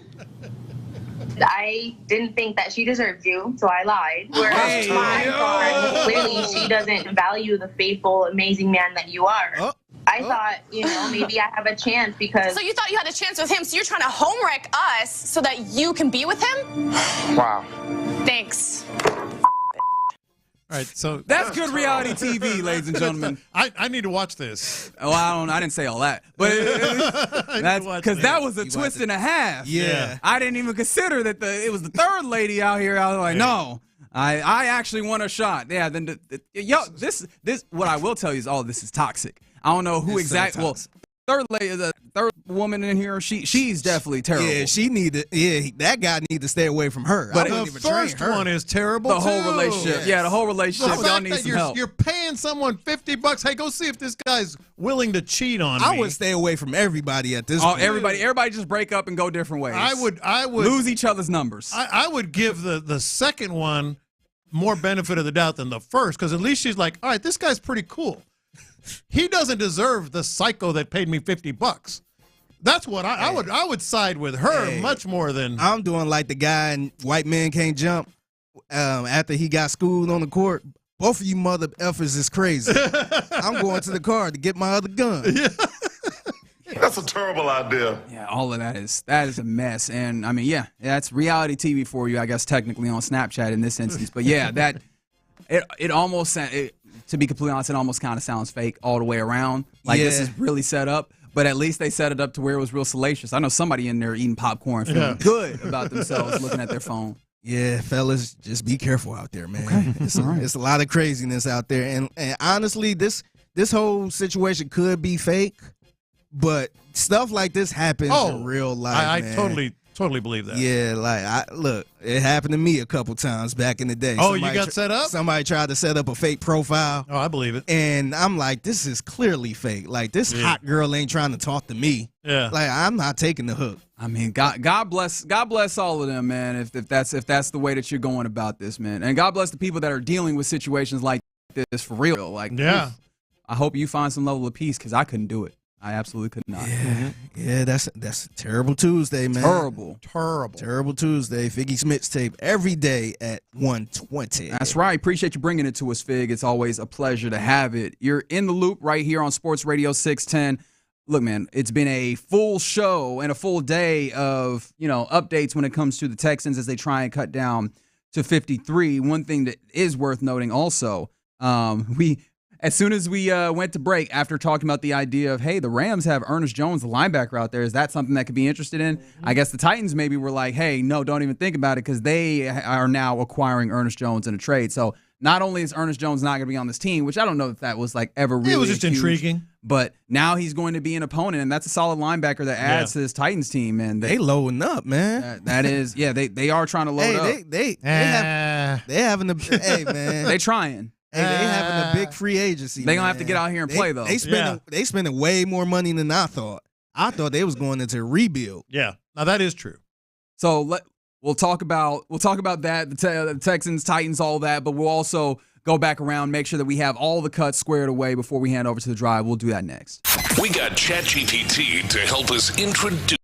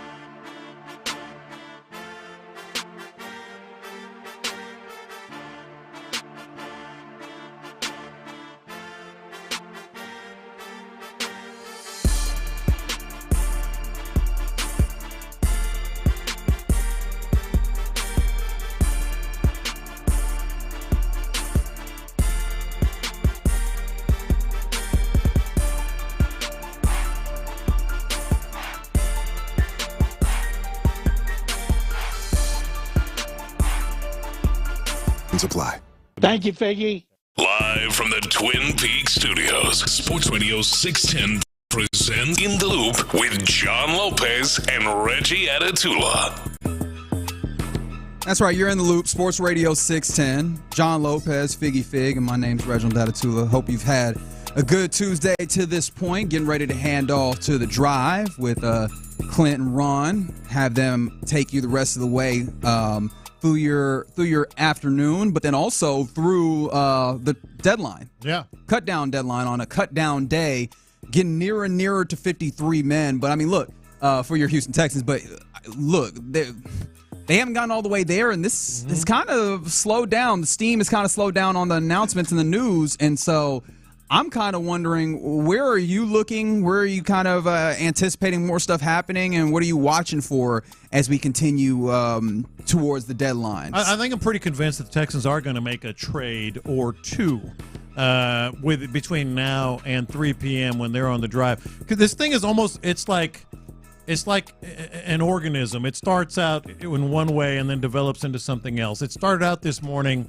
with sort of, for lack of a better way to put it, peripheral players getting cut. Those were the first ones getting cut this morning. Then we get into the meat of Noah Brown.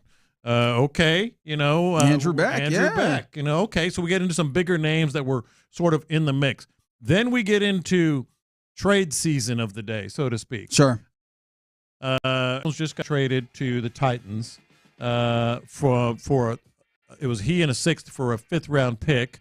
And so we've had some other deals made as well. So I feel like that's where we are in this organism with the Texans. They're kind of searching, looking, discussing potential trades. And to me, that would point to running back position because last I checked, there's still 7 running backs on this training camp roster. Yeah, it's interesting that they didn't pair a little bit around the edges before, right? Like in theory, at least in my mind, I would think, some of the guys around the edges, and look, not to be disrespectful to anybody, right? But some of the guys like, Jawar Jordan or maybe a J.J. Taylor that it feels like you kind of know are not going to be on the 53. But maybe somebody else values them. Yeah, but that's fair. Like maybe that's the way that goes. But all those guys, I don't think we've heard anything in that regard. I don't think I saw anything with Nick Bawden, and I'm like, maybe are we writing off the idea that there won't be a fullback a little too? Forget Andrew Beck. We got Nick Bawden. I mean, but just to kind of put it in, to kind of clarify and illustrate it, like they are down to basically 4 cornerbacks. That's pretty much the cornerbacks you're going to have to outside corners. Outside cornerbacks. Because I mean, we know that Jalen Petrie is basically going to be that nickel corner, and I mean, so they're down to 4 outside cornerbacks. They're down to 3 tight ends. They're down to, I believe, 8 wide receivers, maybe 9, but 8 wide receivers. But they still have 7 running backs. So I think that's where the trade is going to happen, at least one of them.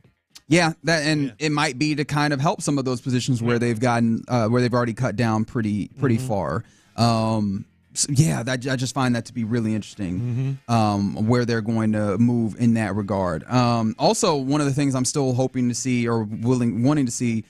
Once you're getting down to 53, I think you also have the opportunity to kind of put some folks on IR. There's some guys that we're looking at like, hey, are they going to be available for you week 1 or soon thereafter, or are you going to miss them for the likes of 4 weeks with them being on IR? Yeah, absolutely. That's a huge one. It's a big one. Because linebacker is one of those places where the top end of your linebacker room feel great about if healthy. But then you start dipping into the depth, and if you're playing Henry To'oTo'o a whole bunch of time, or if Jake Hansen's getting, big snaps early, how great do you feel about that when you're dipping into that depth? So is he going to be there on snap 1 there in Indianapolis, right? There's some other folks that you look at in that same way. Are they going to be ready to go immediately? And so that will also be something that I'm looking forward to. Hopefully, we get clarity in the next hour and a half. And we will, at least until 3 o'clock. But I think we're going to start hearing maybe real soon about a deal that the Texans might be involved in. There's no guarantee they're going to make that deal.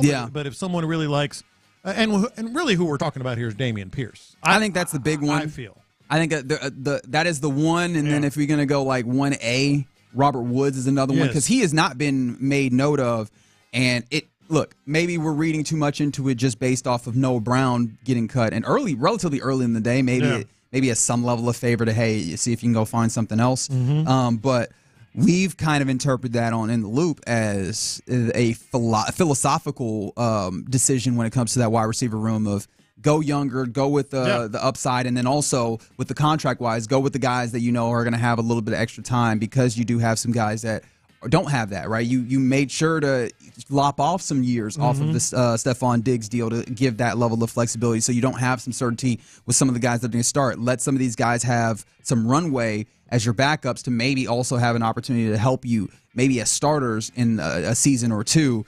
But then Robert Woods doesn't quite fit that, right? And so is that going to remain, or is he going to remain in that room to give you a little bit of veteran leadership in when it comes to the rest of the wide receivers as well? I think you're right. I think that's definitely a 1A because just let's look at their, I said it earlier today, watch what you not what to say. They've been saying practice matters. We really love this guy. He's been working so hard, Robert Woods. He's been working so hard, Dameon Pierce. Practice matters.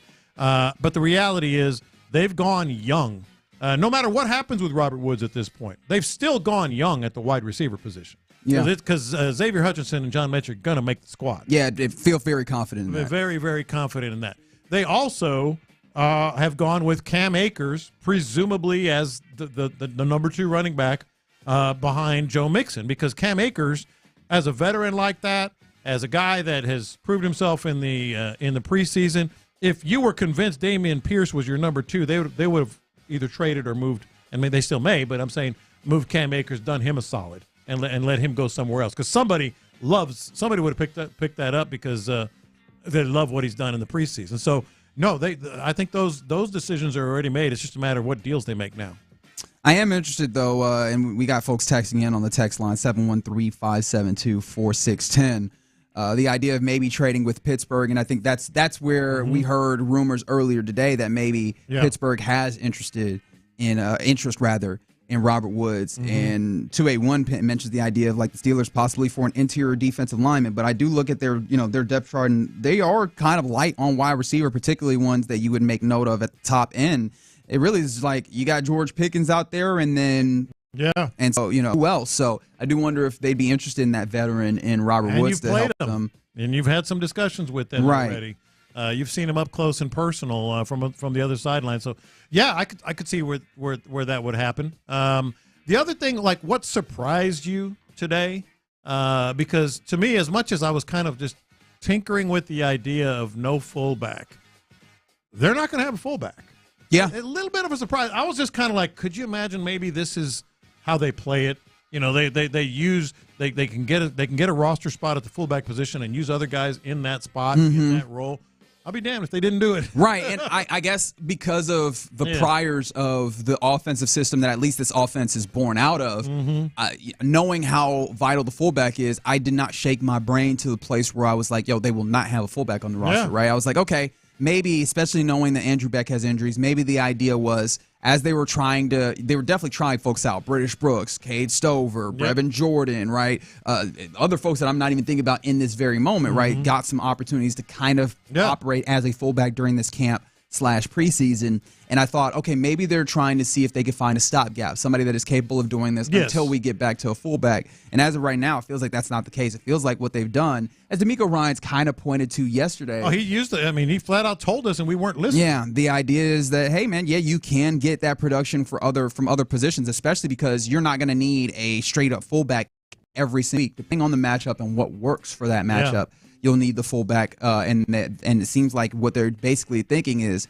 when you need that level of effect, have Cade Stover. Maybe if British Brooks makes this, like have him step in. Hell, we've had even thoughts in people on the text line throw out the idea that maybe if Dameon Pierce, particularly if he kind of has that solid bulk again, as Seth Payne has kind of talked about, right? If he has that again, maybe he can even step into that role at times. But you have guys that are close enough to that they can operate in that role without taking up a roster spot specifically just for a fullback for those instances. I mean, we heard it yesterday and heard it again today, and I just felt like such a dummy because we as much as I've been speculating on this and wondering about it, he flat out said at the very beginning that position, tight end fullback, is what he said. Yeah, and I'm like, why wasn't I listening to that better? Because he's basically said the tight end can do that.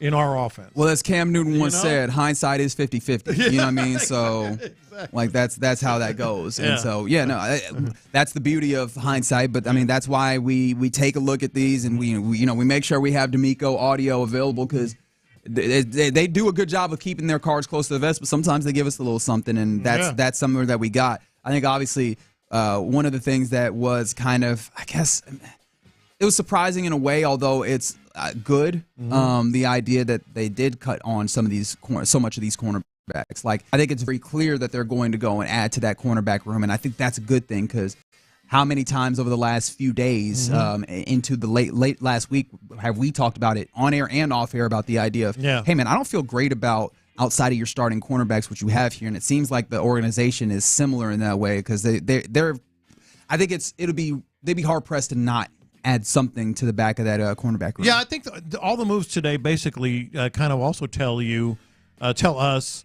how they feel about their offense. Like they feel really, really good about their offense, and it's understandable because we've been talking about it. All the depth at receiver, the additions at running back, et cetera. And I think they're not quite as confident, obviously with good reason, with the depth on the defensive side because they're ready to acquire. They got, as we mentioned, they got some availability at cornerback. They have some availability for a player to come off the street or off of another team at linebacker and maybe even defensive tackle. So those three spots are where you're going to be looking now. Super excited to see what this roster fully looks like, at least once we get to this place. Tomorrow, and man. We also need to see a quarterback. Like it's not a major thing, but a roster spot is a roster spot. Does Case Keenum end up on the 53, or are they going to sneak him onto the practice squad to get that done that way? I can't see him on the 53. I mean, is it that important to have that third quarterback, which by the time you in case of emergency? Yes, big glass, Well, here's the thing, right? And again, maybe I'm being too wary, too scared of the possibilities of negative stuff, but God forbid C.J. Stroud gets injured, right? If you're waiting for a practice squad elevation, you have to let that be known ahead of time so that there's that elevation, so that emergency third quarterback is there. C.J. Stroud gets injured, and then you end up with a situation where Davis Mills is in. Well, if he happens to get a knock in that same game, I mean, of course, I'm talking about a very niche situation. Yeah. You give yourself the opportunity of losing a game that you would win. Yeah. And this is a team that has high aspirations. And I do wonder, is that roster spot worth the peace of mind knowing that at any given time, almost the worst can happen and you're still putting yourself in the best chance to succeed and go out and get wins? I'm gonna say no. Okay. I know how important it is for one win in the NFL. But if you're saying we need that third quarterback on the roster because C.J. Stroud might get hurt and the backup might get hurt and it might be a close game, that's a big what if. Okay, all right. That's a big what if. that's like, and it's important. I mean, it's still a win, in the NFL. But that's a big. I just don't see a third quarterback on the 53, especially when you're trying to add so many key pieces at as we just talked about, cornerback and other spots. Yeah, man. So look, the guys from the drive are getting themselves settled here. As we're getting ready to hand off, they've got a nice little sprint to the deadline, and of course they'll give you all of the breakdown. And guys, I'm interested from you guys' perspective because we've been fascinated by all of the things that are moving and shaking. But the idea that you haven't really seen a cutoff, don't go take that money, Ron. Come on now. You ain't made no other mistakes. Good job. We're doing all right. Just two thus far. I saw it, and I saw your non-crisp. Your non-crisp one. Non-crisp. Well, I'll make sure to get some crisp ones next time. But are you guys surprised that there hasn't been any movement on the running backs as of yet? I mean, as we're damn near an hour away from the deadline? Hell no. I mean, I think there are people in here, you guys seriously don't see what they're doing. They didn't dress Damian Pierce because he's good. Oh, come on now. They didn't dress Damian Pierce because he's just like all of the other players that are good. They didn't dress Damian Pierce. They played Cam Akers. They like what they're getting from Cam Akers. Like, those are the three backs. And then Daria Gumbawala. Why weren't you saying this yesterday? I was. Well, I said Damian's not going anywhere. Clearly. Sure. I think people are saying, they're doing that for trade fees. Okay. See, I don't agree. Like at every other position, the preseason games mattered. It mattered for Xavier Hutchinson. That's why he's on the team. It mattered for John Mechie. That's why he's on the team. It mattered for Cade Stover and Brevin Jordan. That's why they don't have a fullback on the team. They're going to use those guys. So why would it not matter for Dameon Pierce? Because he's got 9 yards on 8 carries. Why has any of it mattered? I mean, what guys, they've done it all matters. What they've done with the what? Please don't. Like, I mean, JK. explain Cam Akers. Cam Akers accepting a kickoff with 2 minutes left in the game in the final preseason game. Yeah. Like, I mean, that to me was Cam Akers, who clearly everybody in the world sees that's the second best back on this team. He is catching a kickoff return with 2 minutes left in the fourth quarter of the preseason game that you didn't put Davis Mills in pads in. Yeah. And you didn't do it for Dameon Pierce. So, I mean, I think he's on the team. Yeah, I don't know what to think of the Dameon Pierce situation, and it's only because I mean the film that what happened last year in the film that I watched. There's no way that they're so convinced that they sit the guy and they leave him at 2. I just believe there's no way that really good, much better football minds than myself watch the same film that I watch, made the decisions they made last year, and then go, yeah, I'm committed to this guy. Yeah, I mean, the big thing is we'll find out who totes the rock behind Joe Mixon. I think that's ultimately the big question. I don't know if he's 2, but he's on the team. Yeah. Well, I mean, as of right now, J.J. Taylor, Jordan, they're all still kind of sitting there too. They got 7 running backs still. Yeah, so we'll need to get some. We'll figure out what's happening with all of that, and you'll figure that out. Listening to good, baby. You'll figure that out listening to The Drive. You're listening to KALT HD2 and Odyssey Sports Station. And ladies and gentlemen, The Drive is live. The Drive is live. As you heard Clint Stoerner there, you heard Tyler Milner as well. And this is a tough and for the next hour for us, we're all going to try as a team. Tyler will have a little bit more of an opportunity to see it, but we will try to get everything to you. To you. That big Nick energy. On who is going to be released, who is added to the team, if they go and sign someone, if they're looking for. We'll keep you updated on how the 53-man roster shakes out for the Texans. By the way, happy day 85 since we last seen Kyle Tucker on the field. So 85, huh? Good Noah Brown number. There. So, I think you need a shin transplant. Yeah. Day 85 since we've last seen Kyle Tucker. And so just wanted to keep you up on that. But from what we do know, the notables of who's been released. Texans, they have released veteran corners. Mike Ford, also C.J. Henderson was released in the backfield. Charlie Heck, who has been battling that foot issue, is released as well. I think Charlie Heck's that's a Bill O'Brien draft pick, I believe. Yeah. And Andrew Beck and Troy Harrison. More on those guys a little bit later. But the 2 fullbacks potential, those guys are released. Ben Skoranek, receiver who was in the mix. Des King, not a shocker there. He is released. Quintez Cephas is gone as well. Tegan Cotoriano, who had the injury with the calf in the Hall of Fame game, he is also released. But Clint, if there was one to surprise, I think it would be Noah Brown. I personally did not see Noah Brown coming. We talked about the receiver room and where they would go a lot. And I know, weeks ago, you said Noah Brown was a lock at 4, and I agreed with you. And they brought him in and signed him to a deal and brought him back, and it seemed like he had separated himself. Now, he hadn't been practicing or playing, but I kind of thought it was a situation like others who haven't been practicing or playing that didn't put his roster spot in jeopardy. But, Clint, they indeed move on from what we thought was their locked-in number 4 receiver, Noah Brown. How did you see that one coming? Because I didn't see that one coming. No, I thought Noah Brown was as safe on this roster as the top 3 wide receivers were. I mean, this is a guy that when you needed him the most last year came in and gave you back-to-back $150 games, I think. Was a tremendous fill-in. Sure, there's been some injuries, that have obviously been a little bit of an issue. But when you look at this team, man, the Texans are going to be an 11 personnel team, which means 1 back, 1 tight end, and 3 wide receivers. And I know Bobby and D'Amico talk about, well, it depends on each game, what we're going to do, yada, yada, yada. At the end of the day, this team is going to be a C.J. Stroud-driven football team, and they are going to be a pass-first football team. God bless, brother. And they are going to be an 11 personnel football team, period, point blank. And they're going to need more than just 3 guys, and that's without injuries. I'm not talking about throughout the year. A guy gets dinged up, got to sit a game here or there, or you lose one of them, God forbid, for the season. They'll depend on the number 4 wide receiver.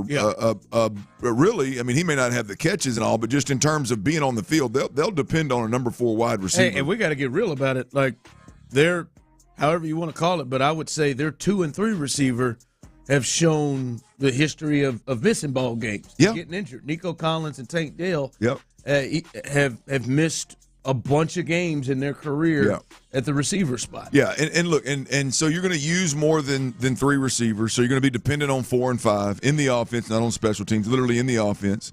And Noah Brown right now is currently a better option than any other wide receiver on this roster. Now, we can talk about the upside of John Mechie. We can talk about what Xavier Hutchinson brings to the table, which I think is very Noah Brown-like potential. I don't know that I would choose it now, especially when, to my knowledge, Noah Brown signed a 1-year, $4 million deal, and I think $3.5 million of it was guaranteed. So you gain absolutely nothing financially by cutting Noah Brown. So when it's all said and done, he was a better option than anybody else on this team as of today. And I know the first thing with Noah Brown is going to be the injuries, and that doesn't add up for me. Other than the timing, like right now in training camp, missing the last chunk of training camp obviously doesn't help. Timing is not good. But when you look at Noah Brown has been available. You look at a 3-year window. The last 3 years, Noah Brown has been available for 39 games. You look at the last 3 years, Robert Woods has been available for 40 games, and that's their guy. So don't sell me the injury issue with one guy, but it doesn't matter with the other guy. So that's what they're saying on the on YouTube and Twitch. He isn't worth a damn if he's always injured. Yeah, well, last year was a year when he played fewer games than I think he ever has. And he was worth quite a bit last year. Yeah, he had in fact, games. you can argue that the Texans don't go to the playoffs if he don't go get $150 in back-to-back games. Yeah, against the Bucs and the Bengals, he was monster clearly games. And seemed to have some chemistry with CJ. So. Yeah, so look, you can talk about not being available and not being worth this and not being worth that, and look, we can do the same thing with Robert Woods. I don't know if Robert Woods is going to make this team or if this is a play to trade. I don't know. I don't know what's going on with Robert Woods. But the thing with Robert Woods, you can cut him and save $5 million.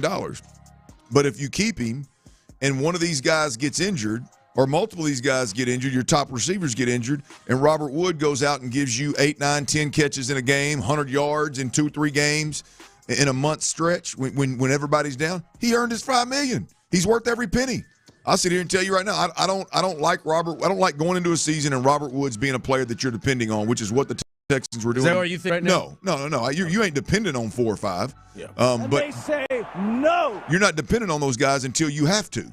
And that's the part of this that really I think blindsides me is if it's not Noah Brown, it's got to be Robert Woods. You can't tell me that you're going to go into a season with like you said that you've seen enough from John Mechie or Xavier Hutchinson to say like they're going to be in this rotation from jump. That not when you again if you didn't have Noah Brown, cool, whatever. But you've got Noah Brown and he's got 3.5 of the $4 million you owe him is guaranteed.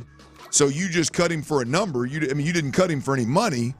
Then it's like, yeah, I mean, the context matters, right? You give me Noah Brown, or you give me Mechie and Xavier. I would take Noah Brown if week 4, 5, and 6 I need somebody to step up and give me something.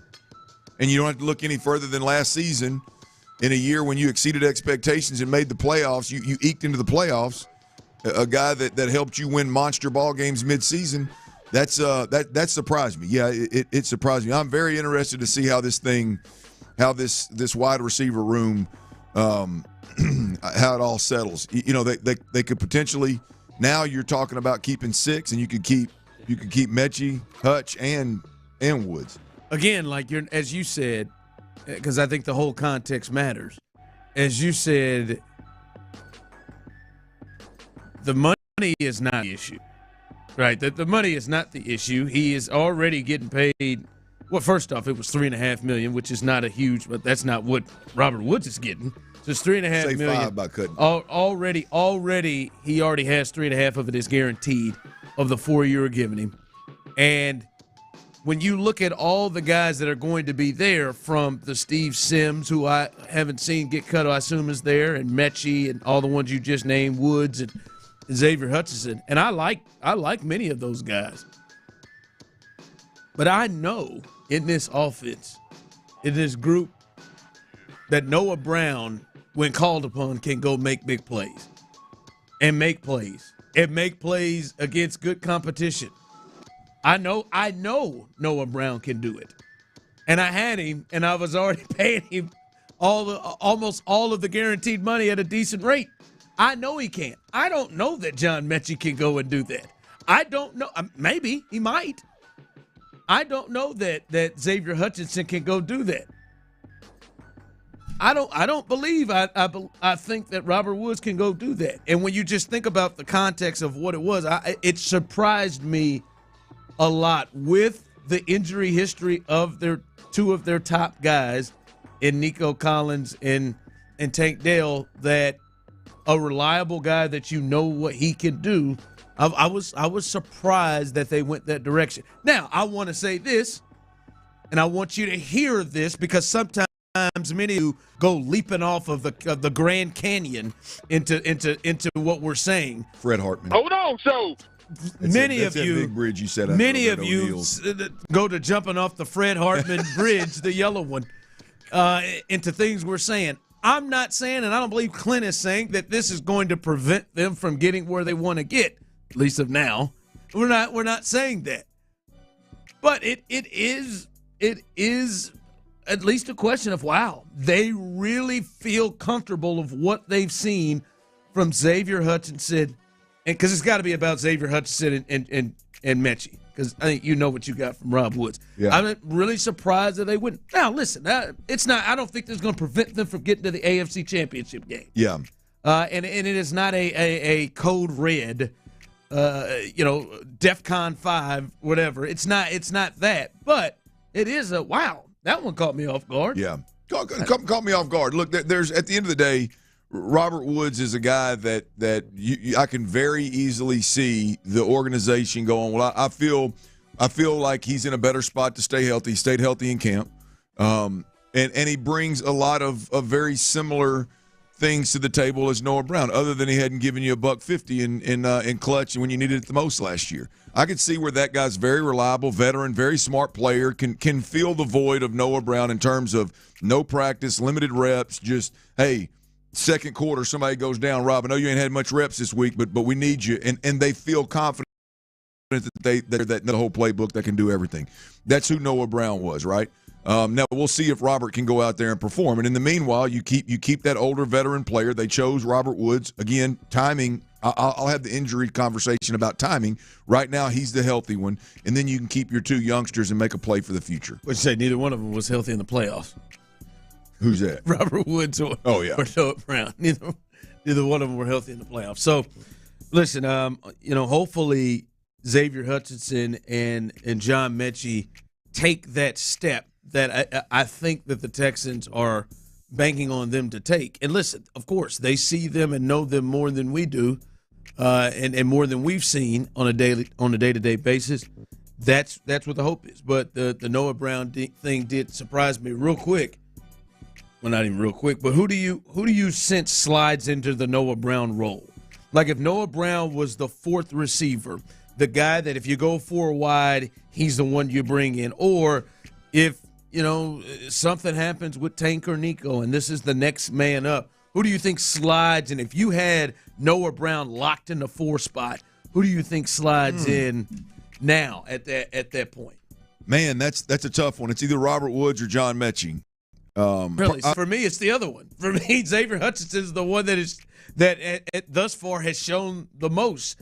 like from start to finish, in terms like from camp, from OTAs camp. Oh, I agree wholeheartedly with that point. Now, I agree with that point.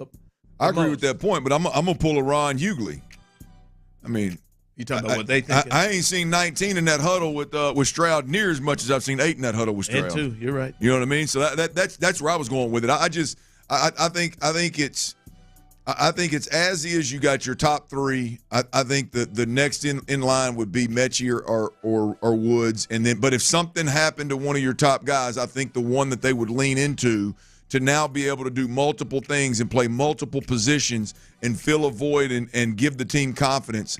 I think immediately, I think that would be Robert Woods. I think Robert Woods is now their insurance policy for your top 3 guys, and then I think your 4th receiver is a combination of Mechie and Woods. That's where I think this thing lies. Now, I don't think they're afraid to throw a Hutch in there, but I think that's where they would go from a rotational standpoint. I think we see more Mechie, Woods than Xavier, but they look, Hutch gets his run now, so we'll see. Yeah, some people from the text line chiming in. You all are so back and forth. One day you say it's important to get CJ receivers, get receiver CJ's close to like Mechie, and now y'all upset Noah is gone. Noah is always here. I don't know what you're saying. No one said anything about getting rid of Mechie. Right? I think we both looked at it and said Mechie's probably on this team. We thought, my boy Ron? I think Robert Woods is probably the one, if you're going to go with a veteran that you pick. Robert Woods is probably the one I know, at least I'm looking at. From the start of camp, I thought he was dead man walking. But then as you kept saying, like, oh, they keep him in here, and they've kept him on. To me, it's Robert Woods. Now, now you keep bringing up the injury thing, and I've seen that a couple of times. Oh, he's always injured. Yeah, what the hell has John Mechie done? What has Xavier Hutchinson done? To just, like, in comparison to Noah Brown, like, what have they done to which you're saying, oh, yeah, that makes sense. That makes complete sense.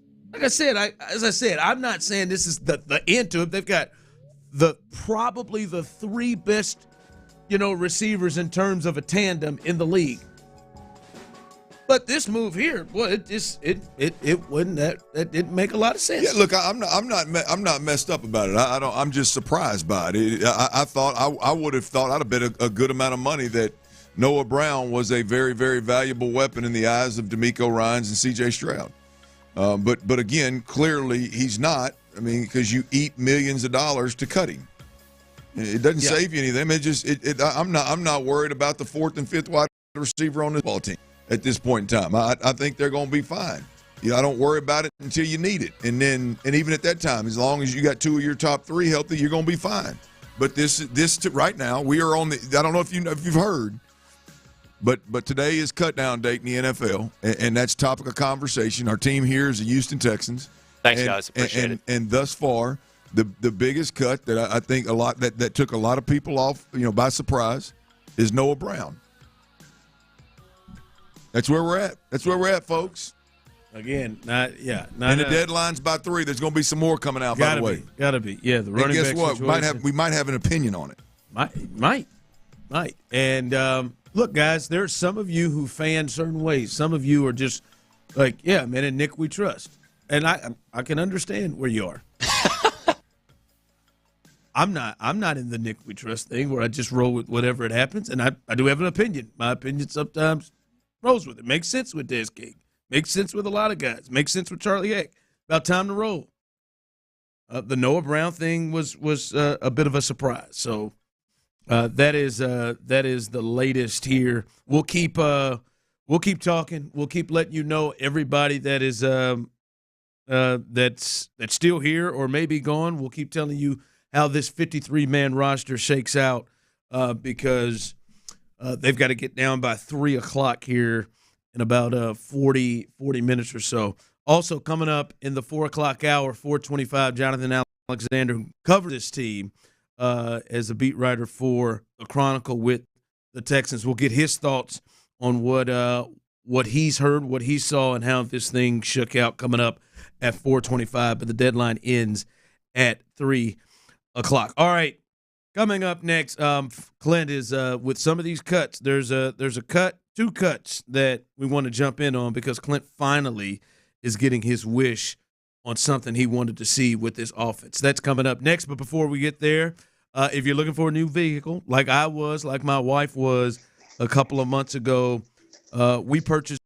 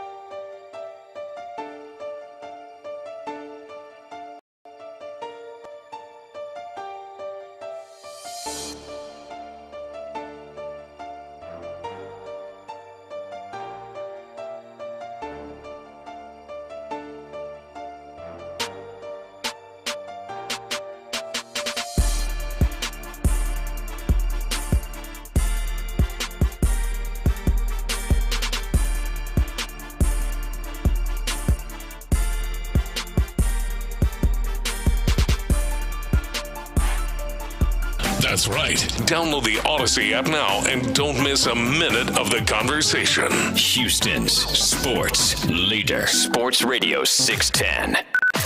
Sports Radio 610 presents The Drive with Stoerner and Hughley.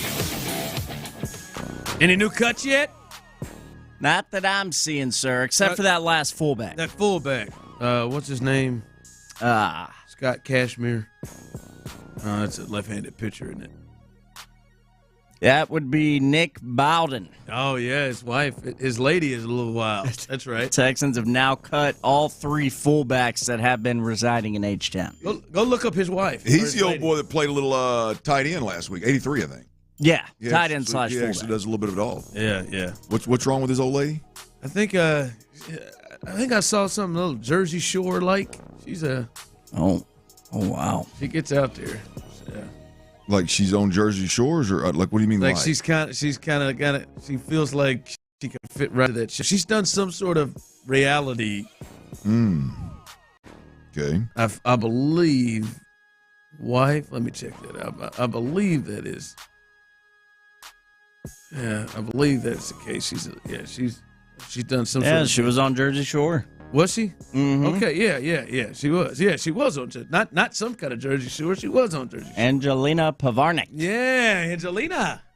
Jersey Shore star. God, shout out to Mike the Situation.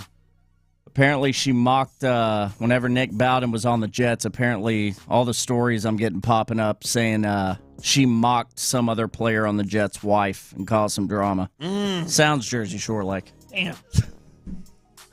Man, I miss when MTV used to put us. Why are we just now bringing this up when he gets cut? If y'all knew this already, that should have been when the I just minute realized he was signed. We should have talked. We should have went off on that. Now it's right in our alley. I didn't even know he was signed. I didn't know he was on the team. Another one of those Barrett top lists. I mean, we are getting there. God, that's right. You're right. I mean, you had an opportunity, Ron. I mean, what are we doing here? I think we were 27th. That could have gotten us into the top 26. That could have got us in the top 25, man. 26. Jersey Shores, player's wife, that popularity, we ride that wave? Wait a second. I misspoke. I misread. I should have clicked on the link. Was she a friend of Angelina? She was not a Jersey Shore star, this wife of Nick Bowden, but there was a star on Jersey Shore that said some stuff about her. That's what the drama was. And she did videos going back. Yeah, that's what I saw. Yeah. She was a rough rider. Yeah. She's got a good look about her. Okay. All right. Reel it in. Whatever this picture, she's got a nice leopard print on. Okay. You're in Austin. Nice. Going Sean Bijani. All right. Cut down day. We'll let you know. Don't kill me, Nick. They got about 30 minutes. 30 minutes left until they've got to get all the way down to 53. I'm sure we may get note of some others a little after 3, but we'll keep you updated on that. All right. There were 2 cuts that listen, I know you've lived that life. You're not obviously celebrating for anybody, but as you move forward, I think the release of the fullbacks, and now Bowden is another one, but Andrew Beck and Troy Hairston in particular, 2 guys that were on this roster last year. And Andrew Beck, who played a lot of fullback last year.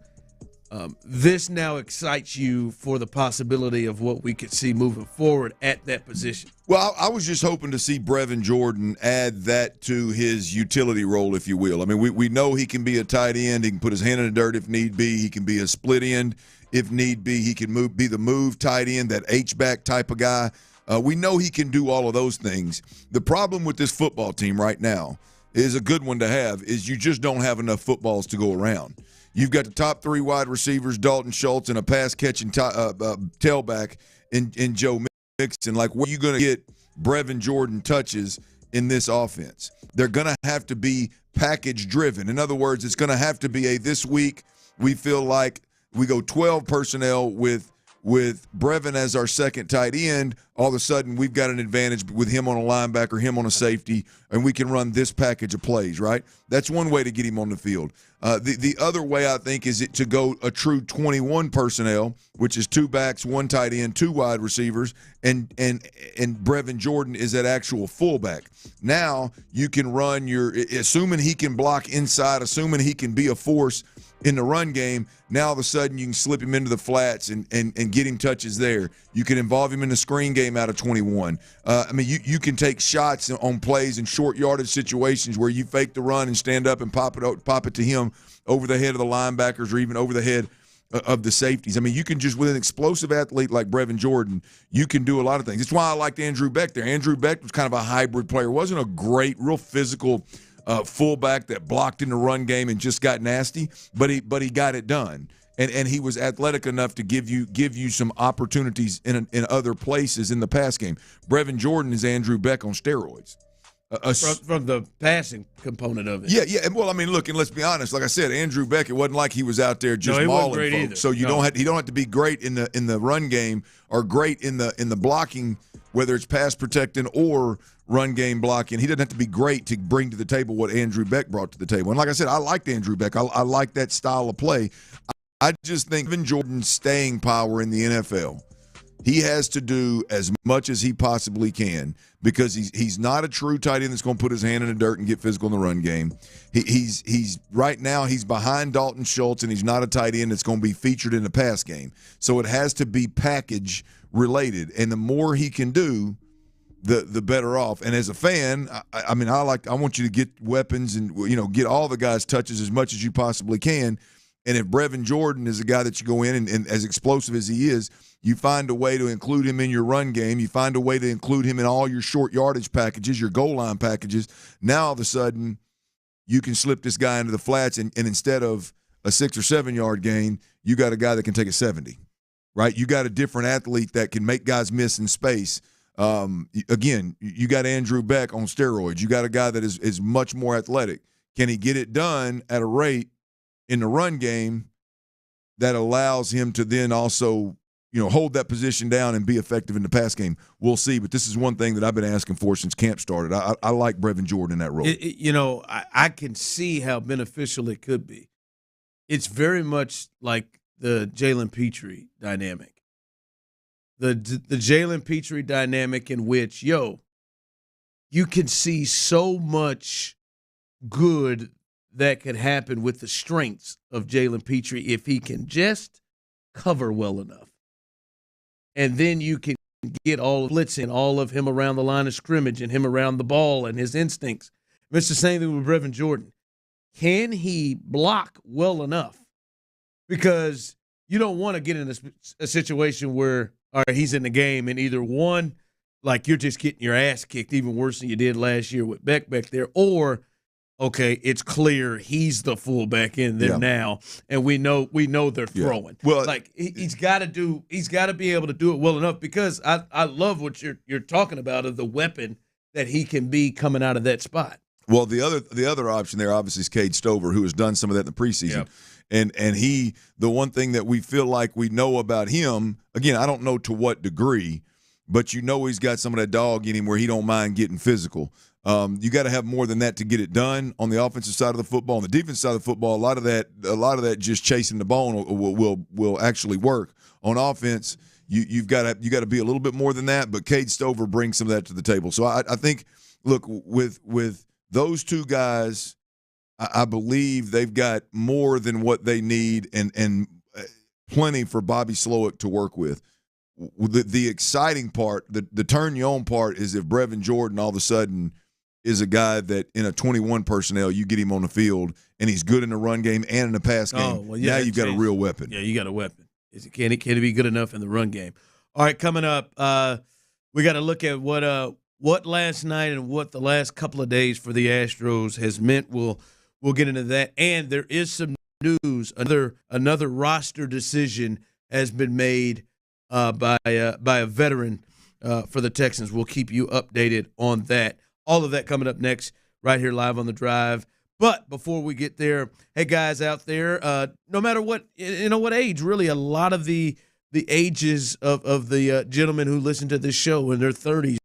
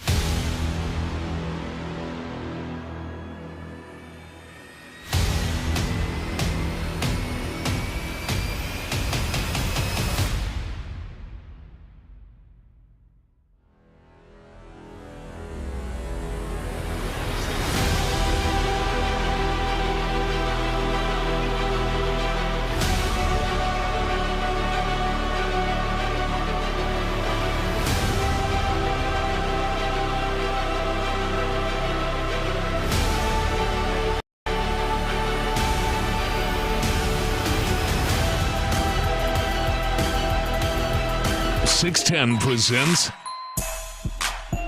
The Drive with Stoerner and Hughley. All right, welcome back in to The Drive as the Texans have about 18 minutes to get back or to get themselves down to 53 on the 53-man roster. We're hearing cuts and hearing moves being made. And here is another one. And I do want to pass this information along for those of you who have not heard this yet or seen this yet, but I think it is also hilarious because Tyler and I were really going back and forth. Well, not really going back and forth. That's a little strong. But we were in conversation on if this is breaking news sounder worthy, and I just, for me, the position just lends that it just can't be. But Tyler had a point of how people feel about him here, so I won out. But I'm sure some of you who may agree with Tyler on the breaking news sounder should have been hit. But breaking news, this coming from our guy Jonathan Alexander, who will join us coming up at 4:25, that the Texans are placing quarterback Case Keenum on IR ahead of the cut deadline. He will miss the entire 2024 season. Also adding from Aaron Wilson, Case Keenum is on injury reserve due to a lingering foot injury. We saw him limping and walking back to the locker room in the game Saturday against the Rams. Texans also released Tim Boyle. There are now just two quarterbacks on the active roster, C.J. Stroud and Davis Mills for the Texans. So Case Keenum is out for the season, and Davis Mills looks like he's going to be the guy. Well, it was that way anyway, although with Case Keenum on the roster, you never know, especially what happened last year when push came to shove. But Case Keenum out, and it looks like Davis Mills is the guy if there's ever a reason that C.J. Stroud can't play. Is this the end for old Case? Career-wise? He's about to coach his ass off right now. Yeah. This is what it feels like. He's about to coach his ass off. And if that's the case, that is a hell of a career. Cougs should be proud. Yeah, absolutely. They should be, no doubt. Yeah, I think this would be the end for Case Keenum after what we saw last year. Just the struggle in a couple of games. I got to believe that, like Ron said, he's got a bright future in the league. It's not like all of a sudden he's going to change lifestyles and be somewhere else. He's probably going to get a good dose this year of what being a coach feels like, looks like, not putting the pads on and being more of a mentor and more of a leader. Absolutely. And so he'll know more after this year exactly what direction he wants to take. Does he want to get out of the game or does he want to continue?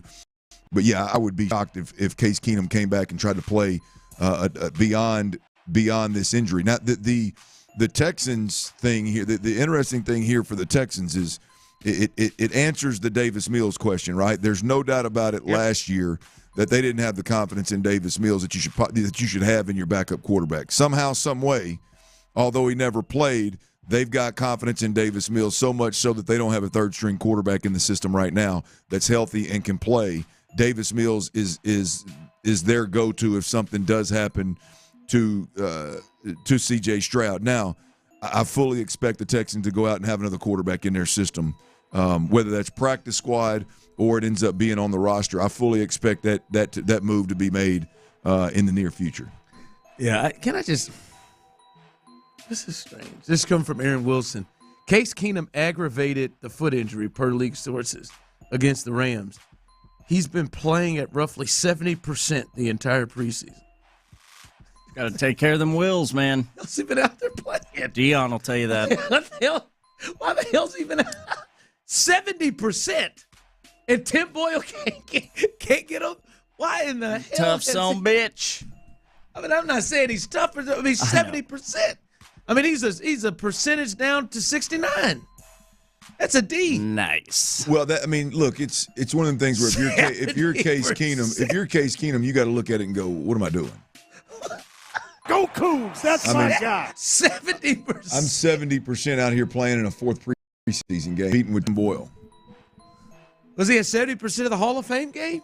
Is that where it the whole was? Training camp. Whole training camp. Preseason. Wow. Okay. All right.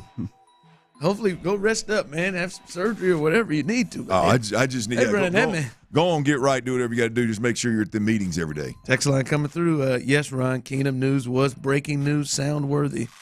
Someone text someone on YouTube and Twitch. Just let Tyler hit his button. Just trying to take care of all them loyal Cougs out there, you know. I know how much them Cougs love them some Case Keenum. I apologize. I just can't. I can't. Not the third stroke. No, I agreed with you. That was playing at 70%. At the conclusion, I agreed with you. Real quick, and it's coming in hot and heavy. Texans are placing defensive tackle Kurt Hinish on the short-term injured reserve with a calf injury, per league sources. So we don't like that. That's another answer. They're placing defensive tackle Kurt Hinish on the short-term injury reserve with the calf injury. So that could be 4 weeks or 8. Or don't get me to lie. Don't get me to guess. It's either 4 or 8. I think you can do it.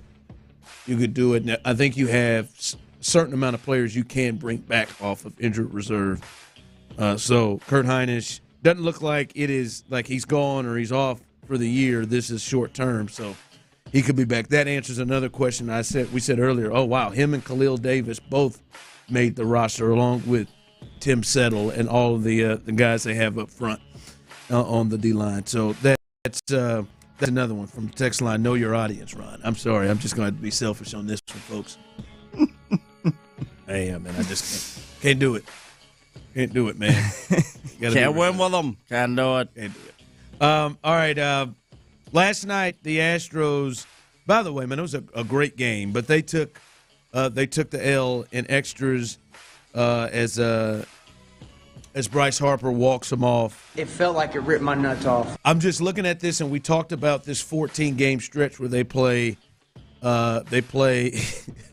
playoff level teams, including the Red Sox, Phillies, Royals, and Orioles in that stretch. I'll see you in October. They've played 8 games thus far. They're 3-5, and there's something to go with that. They haven't had Breckman in some of those matchups. Haven't had Alvarez, and last night they didn't play with Altuve for the second time in the stretch. But I would just say right now, Clint, I think it's time to bring back the serious urgency for the Astros. Again, I don't know if they kind of just opened up. I think they got that thing either 5.5 or 6 games. I think it was up to 6 games in the West, and maybe there was some kind of, all right, could take a deep breath. Well, the Mariners are now 3.5 back right now after this little slide, this little stretch here from the Astros, and they kind of got to pick it up again. They've kind of left the door crack just a bit for the Mariners, and I know there's still 1 3-game series left between Seattle and Houston coming up in late September. But they got to kick this thing up. If guys can go, if it's not injuries, like guys got to play, guys got to go right now. Just the last thing you want to do is to give Seattle any more life to trying to get back in this thing. So I think they need to bring back that serious sense of urgency that they had running them down. Yeah, look, I mean, the fact that they're where they are right now, given the circumstances, is wild. I mean, they're just literally. I mean, they're on crutches, man. They're hobbling into every damn series. Luckily, the pitching is through the roof and is holding them down. But it feels huge. Yeah, they're even like last night, and we've seen it several times recently where the Shea Whitcombs of the world are helping these guys. They're when you're down a bat. So they've just got to get back to full strength, man. They got to get back to putting their best foot forward. They got to get Kyle Tucker back at some point in time. And I think there's no reason to panic right now. I don't think there's any reason to panic right now. I just I'm gonna let this little 18-game stretch or whatever it is. I'm gonna let this 18-game stretch just work itself out and see where we sit at the end. Yeah, I'm not. No, I'm saying to panic, but I do think like it was just a couple of days ago they had a 5.5 game lead. Yep. Now it's down to 3.5, and like the worst thing is you don't want to look up and you've gone through the weekend and bam, down you're up 1.5 games, and now you've given them life and it's kind of come back. I think if Altuve can go, he should go. right? If Alvarez can go, if Bregman can go, they should go. I don't like the trying to get rest right now. I get the thought when you had a lead, but this isn't a 8 to 10 game lead right now. This thing has come back within shouting distance. So, don't give Seattle no life. Don't do that. Don't give them no life. Don't do that. All right. That was our baseball talk presented by T-Mobile. Switch to T-Mobile, and you can get tons of benefits and still save on every plan versus AT&T and Verizon using their savings calculator to find out how at T-Mobile.com/switch. By the way, this just coming across. I know the guys on In the Loop were wondering what's going on with the running back situation. Just coming through, the Texans have waived injured rookie running back Gerard Jordan. According to other reports, British Brooks has made the roster. As Clint said, that's probably your fullback, but Gerard Jordan has been put on injured reserve or reverts to injured reserve if he clears waivers. But they have waived him thus far, so he did not make the roster. We'll continue to let you know all those numbers. They got about 7 minutes. Any other moves given away before we get back, we will let you know that. But we will keep you updated on the guys that they've missed. The latest on Case Keenum and the big surprise cut with Noah Brown. All of that coming up next right here live on the Drive.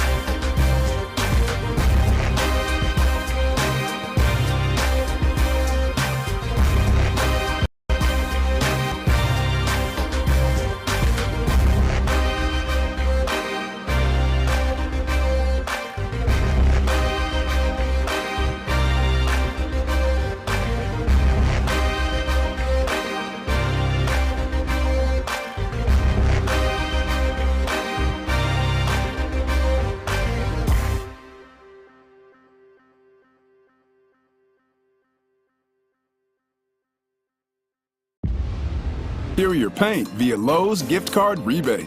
Whether you're painting one accent wall or want to freshen up a whole room, we've got you covered. Because Lowe's knows savings. Lowe's knows home improvement. More terms and restrictions apply. See Lowe's.com/rebates for details. Valid through 9/4. KILT FM HD2 Houston. Insider access, exclusive content. Sports Radio 610. The Texans play here. An Odyssey sports station. What's up, Clint? How y'all doing, man?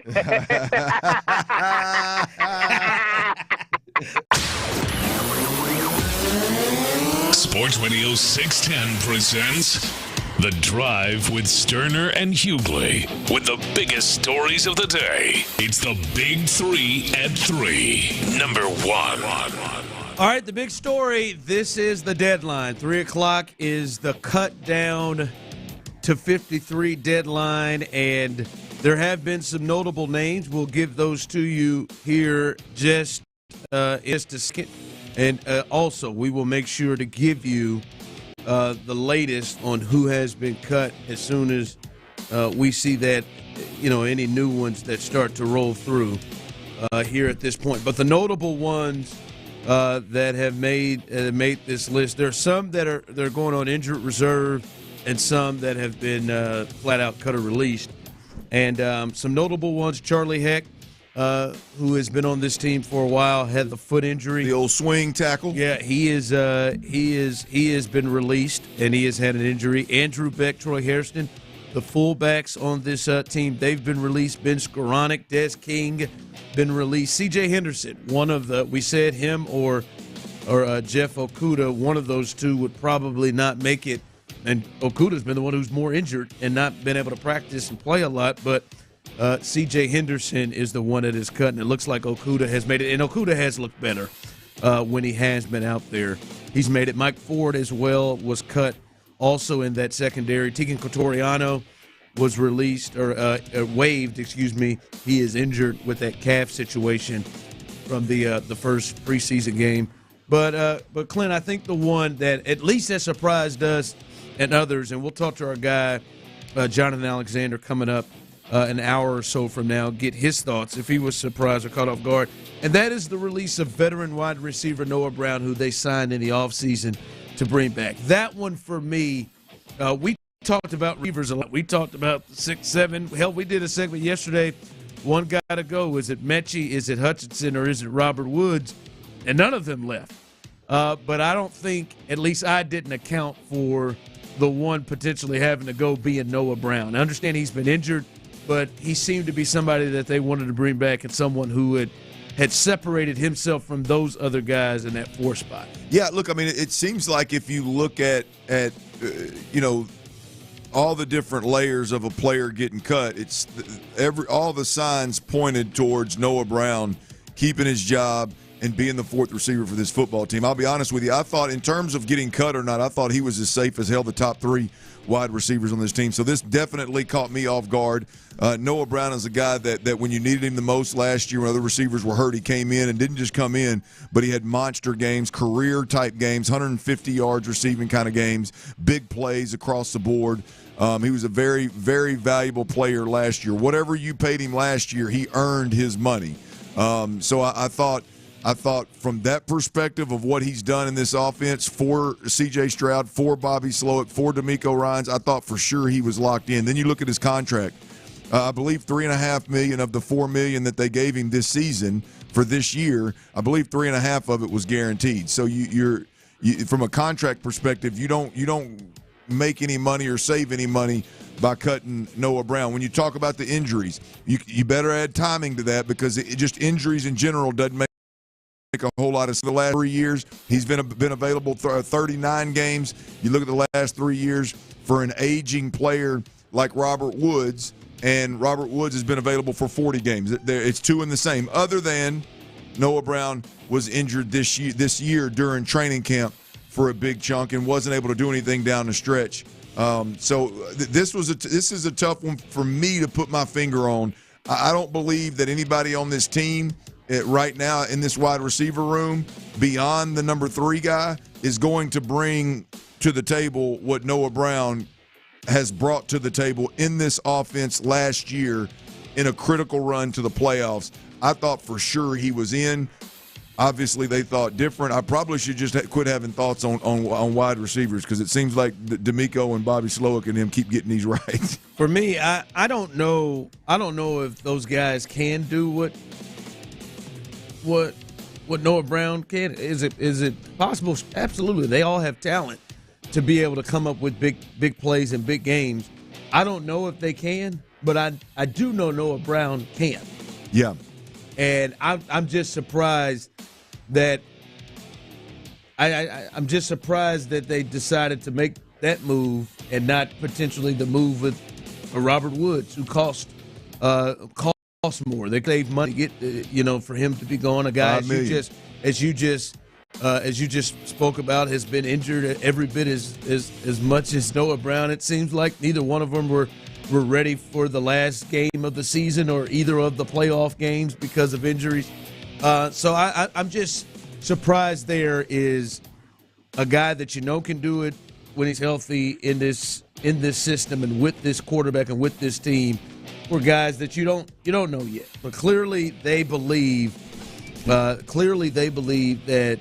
the younger guys and Robert Woods can fill that void if needed. Yeah, well, I mean, clearly they do. But I mean, here's the thing: is this is not a guy that just went out and played well, right? I mean, you got to boil it down to playing the position, and there's layers to that, right? I mean, you trust that Noah Brown with very limited reps is going to know the offense like the back of his hand. You trust that Noah Brown with very limited reps is going to go out there and make himself available when there's pressure. He's going to be able to settle in voids when they play zone coverages. He did all that really, really well, and then made big plays on top of it and showed that he had great chemistry with C.J. Stroud. And so, that seems like something. Oh, it's an NFL receiver. He should be able to do that. Well, we don't know. I know Robert Woods can do that. Can he do it at the level that Noah Brown did it? I mean, different body style, but yeah, I trust he's going to know the game and has a great feel for the game, understanding for the game, obviously. Does Mechie and Xavier Hutchinson bring that? We have no idea. I wouldn't gamble on them being as long in the tooth or as mature or as experienced in the game or in this particular offense as Noah Brown was, but clearly the powers that be over there feel comfortable with it. I'm not overly worried about it.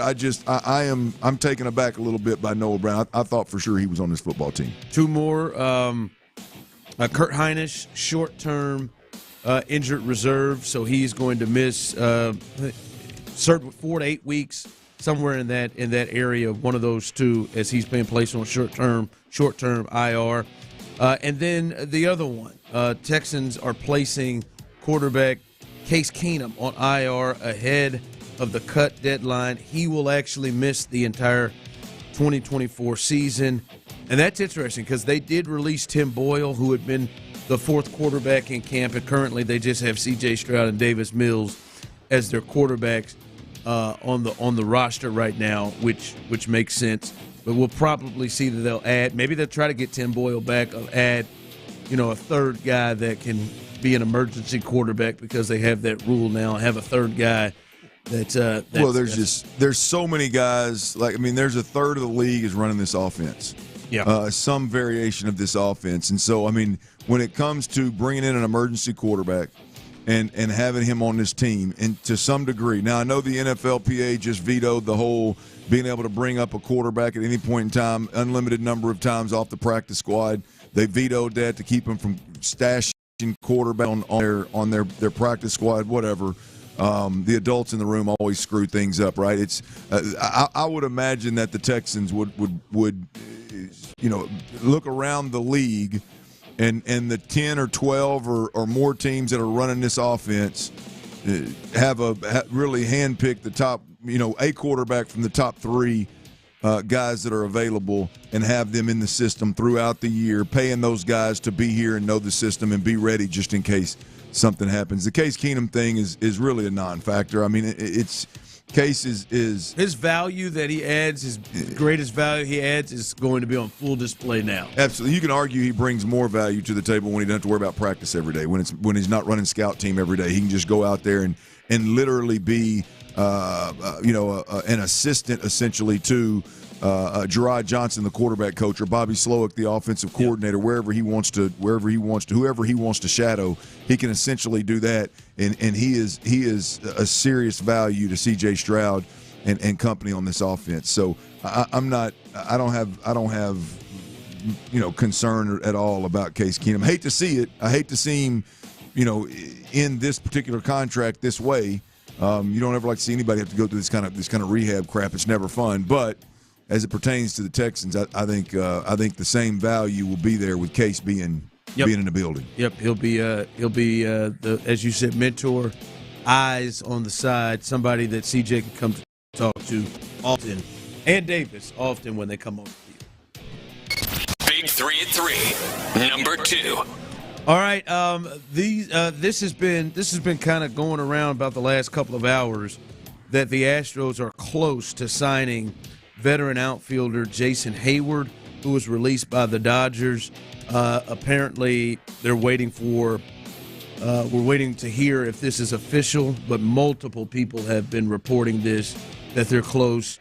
Many of the beat writers, national people as well. Now, Hayward, his slash line fits right on in.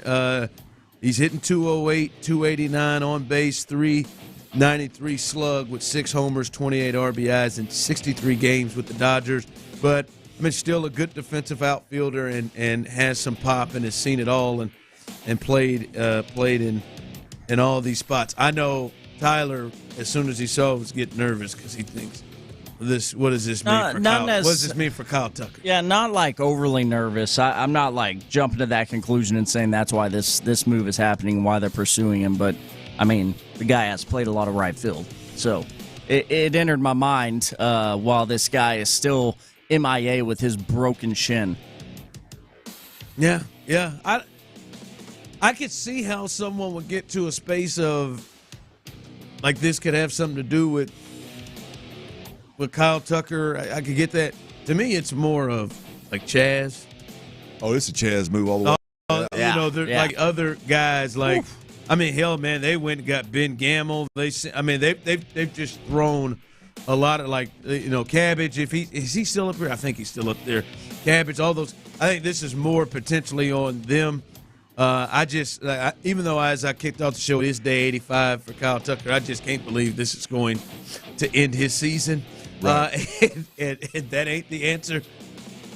And by the way, so Cabbage is still in Sugar Land. I believe that's the latest. Yeah, 5 days ago. I can't keep up with who's all up there and down there. Yeah, dude, I don't blame you. This year is wild. But I think it's more of a Chaz thing, more of a those other outfielders, not anticipation of not having Kyle Tucker. Yeah, I mean Dubon got hurt in the outfield on the day before a game when you would like to have had him to fill in for Altuve. Chas McCormick is obviously struggling mightily. The Tucker thing, I think, probably just the absence of him and then needing so many outfielders, all that stuff I think plays into it. And look, while he's had a rough year this year in 63 games, he put up some good numbers last year.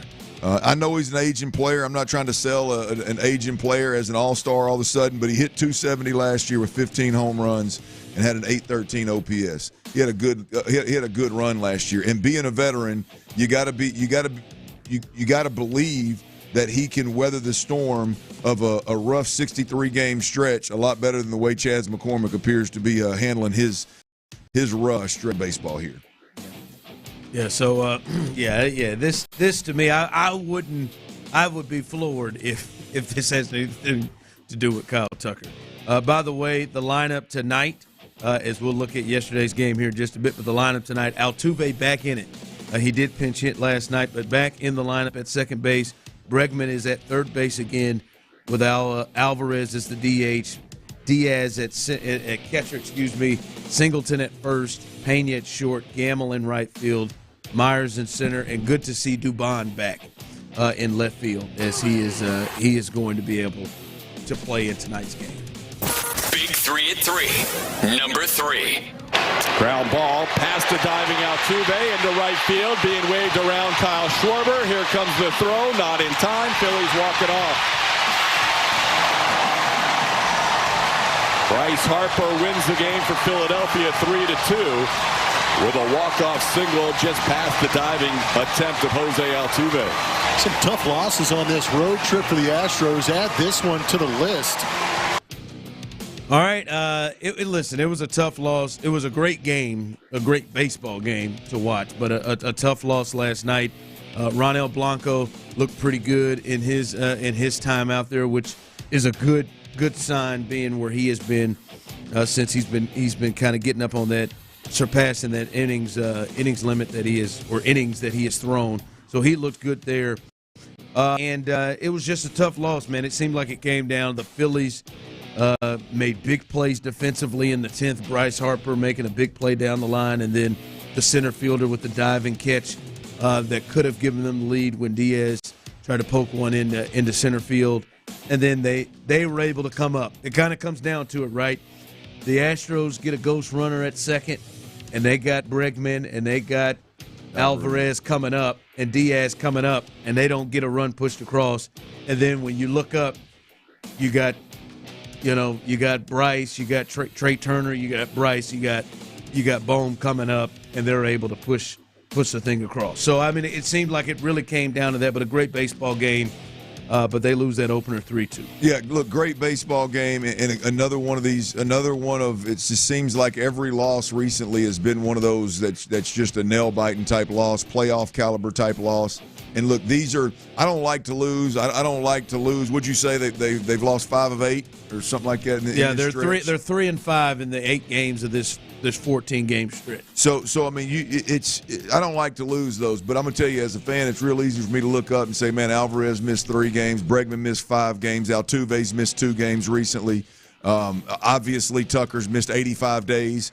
Boy, if you're playing and losing some tight ball games like that, it's hard to think that those guys being in the lineup all together and more consistently wouldn't change the game. Don't like losing, but it's a little easier to stomach when you feel like you look at last night. I mean, 2 of your 3 bats weren't in the lineup. Yeah, and you stayed with one of the best teams in baseball. Yeah. So look, I'm not an excuse. I'm not looking for, what do they call them? Excuse makers? No, You're not an excuse the wins. maker, You know what I'm looking for? Damn, Ron. Let me down, man. It's lost in my head. Moral victories. God, same time. Dang, man. Jinx. Thanks, Tyler. Appreciate the help in there, bud. God, yeah. I was working on your podcast, bro. I couldn't reel it in. Couldn't get it in and it hit us at the same time. I was so racing to try to get. Not looking for that here. Not looking for those here at all. But I tell you, these with a little bit of a lead in the division and being down at times, hell, 3 of your biggest bats, but two of your biggest bats, and playing with these playoff caliber top teams in the league, division leaders in the league, it's tough to be disappointed, especially when they go down like they went last night. That was a playoff caliber vibe, boys. That's what it felt like. Text line, Ron, can you answer why Hader was brought into a game that was tied? Because you could lose it in the 9th. You could lose it. You want to bring your best guy in right there to hold it there on the road. Some people, I get the thought of some people like, hey, you can still get a save with that. I think the thought would be, we'll go 2 innings if I have to. Yeah, which he ended up doing. But I mean that's like you could in the 9th inning you could lose the game, and I'm with him. I'm all right if I lose with Hader on the mound in the 9th inning. If he's up, I'm all right with it. Yeah, the fact that he can go 2 gives you a little different approach. But it's tough when a game's tied versus when you're down 1 versus when you have a little bit of a lead. I just love the fact that Hader's willing to go multiple innings. Yeah.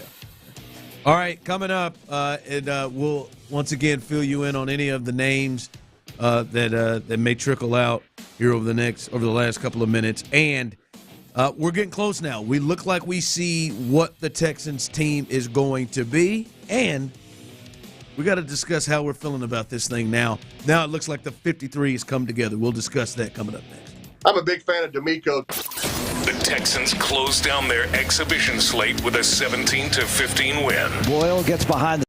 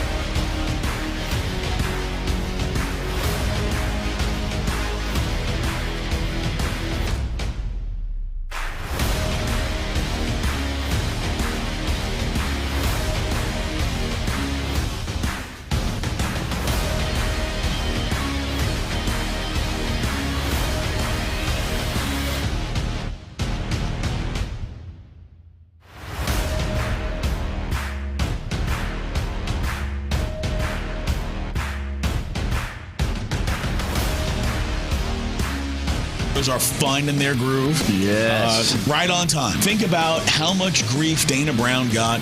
We're a good team. I believe in this team. We're going to turn it around. He was right. Yeah. New episodes every week on the free Odyssey app or wherever you get your podcasts. Houston's sports leader. Sports Radio 610. Sports Radio 610 present The Drive with Stoerner and Hughley. All right, looks like the 53 is set, and this season is rolling, is getting ready to be to move towards the regular season portion of it. Camp over, training camp over, preseason over, and now getting started on this quest to get to places the Houston Texans have never ever been in their team history, which is certainly on the table. As we said, major names, not major, but at least the top names there that have been released: Noah Brown, C.J. Henderson, Dez King, Ben Skoranek, Andrew Beck, Charlie Heck. Those are some of the top names that are moving on, not going to be on this roster, at least at this point right now. All right, there was a certain feel that I think people had coming into training camp, into the offseason, as we've rolled through preseason and all that. We've been able to see so much of this team. 4 preseason games, really 2, but 4 preseason games, and we've seen a lot of this team. The question I have for you, the people, 713-572-4610. You can text in. Those of you on YouTube and Twitch, you can jump in on this as well. Right now, do you feel better about the Texans after training camp? From what you learned, what it looks like, what we've seen, and what we have together, understanding everything, do you feel better about the Houston Texans after training camp? Oh, that's easy for me, absolutely, without a doubt. I mean, Stephon Diggs, a lot of the unknown around him. Let's be honest, a lot of the negative rep that came with him, whether it was fair or foul, it came to Houston with him from Minnesota and Buffalo. That was put to bed rather quickly, and let's be honest, it was put to bed rather convincingly with how he has not just shown up every day and been one of the hardest working guys on the team, but he's also a mentor, a willing mentor for several young players on his football team. The obvious awareness of how important having great chemistry with C.J. Stroud is obviously present with him. So that's all for me. That's all put to bed, at least for this year. This number 2 in training camp, Kamari Lassiter was a major, not just a we'll see what happens, but was a major concern for me. Second round rookie getting handed the job without a whole hell of a lot of competition, with an organization that has screamed nothing but competition from the general manager to the head coach to all the position coaches. It seemed like Kamari Lassiter was just handed the job. And throughout training camp, I think to be completely fair, a very, very solid job for a corner opposite Stingley. And if we take into consideration that he's a rookie, he's been really, really, really good opposite Derek Stingley. We'll see what happens in the regular season with this tough schedule, with these quarterbacks that are on the schedule. See if they start taking shots at him. We'll see what ends up happening down the stretch. But when it's all said and done, those 2 things I think were Sports Radio 610, Houston Texans breaking news. You're doing good, man. I was into it. You were? I mean, I was ready to pass. It's all right. Just had a promo in the mix that y'all just interrupted. I mean, and I feel bad because that was promo worthy. Well, I mean, a good leader that knows that would have said, "Hey, hang on to that for a second." Sorry, this is not for this news. This is important. What's the breaking news, Tyler? This is coming from Texans insider Aaron Wilson. Texans, they are placing linebacker Christian Harris on the injured reserve due to a calf injury. Sources say he can be designated for a return, per league source. Again, that's Aaron Wilson with KPRC2. Christian Harris, the linebacker, he is going to the IR. This had been a concern. This had been a concern if he was going to be ready for week 1, and this is at least 4 weeks now if he's going on injury reserve. So Christian Harris, if he's missed as Tyler came through, he is going on injury reserve with this calf injury.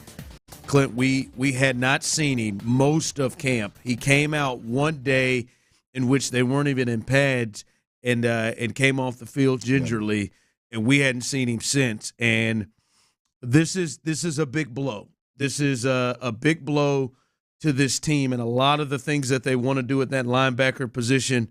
And really, it really just sucks for football fans because this dude seemed like he was ready to take a step of big time. I remember Indy Kalu came in here and said he thought he would be all pro level like this year, Christian Harris. So he is out on IR, and we talked to D'Amico ourselves, and he said Henry To'oTo'o is going to be the next guy up. It's what he told us there, and it looks like he's going to be there. But Christian Harris, a big blow week 1 against the Colts, and probably at least the next 3 weeks after that as well. Yeah, you'd like to have him available. That's for damn sure. But look, the fact that he tried to give it a go mid-camp, couldn't even make it one practice was very telling. Clearly, whatever the injury is worse than expected, and the rehab is going to take a little bit longer than expected.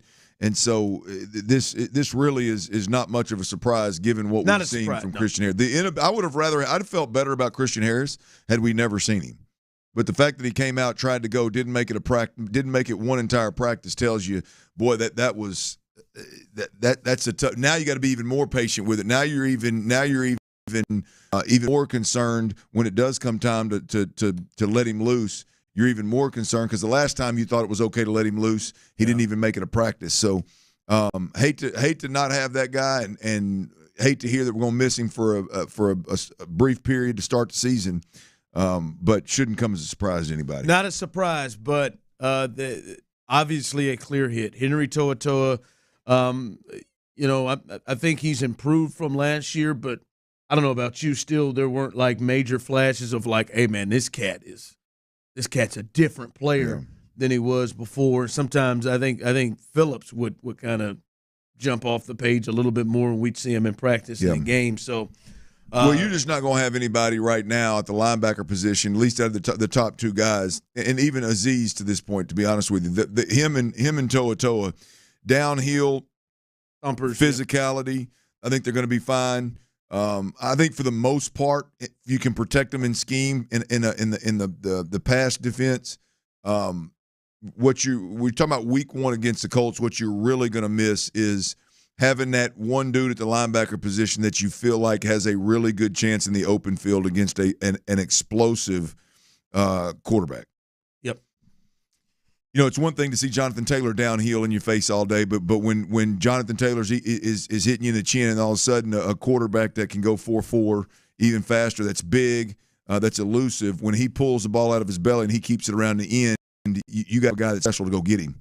And Christian Harris is that guy that gives you a chance. Now, Jalen Petrie will give you a chance. You got to bring the safeties down and play them a little bit lower. They'll give you a chance, but that linebacker position, Christian Harris was the guy. Yeah. Tough blow for the Texans, and potentially as we're seeing these moves and cuts, maybe there's a linebacker, potentially a linebacker that they are looking at to try to pick up and sign of guys that may have been released from these teams. So that's a brand new thing right there. Christian Harris placed on IR. He's going to miss multiple weeks to start the season for the Houston Texans. Really tough blow there. Coming up, we'll catch you up on that as well and get the latest on that. And my man Chaz McCormick, boy, guys, he's in a rough place. If you've not heard some of the things he said about himself, you do not want to miss that. That's coming up next right here live on The Drive. And if you're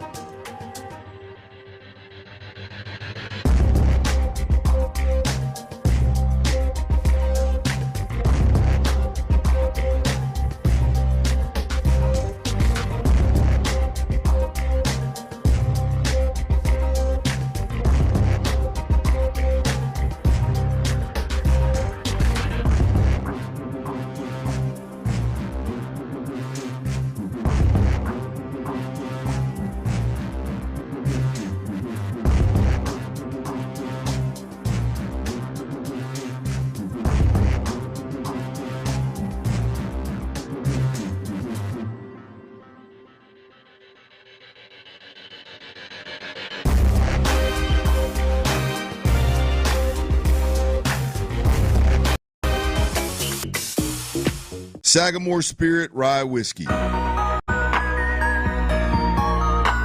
Live from the Twin Peaks Studios, Sports Radio 610 presents The Drive with Stoerner and Hughley. All right, the news that just has broken.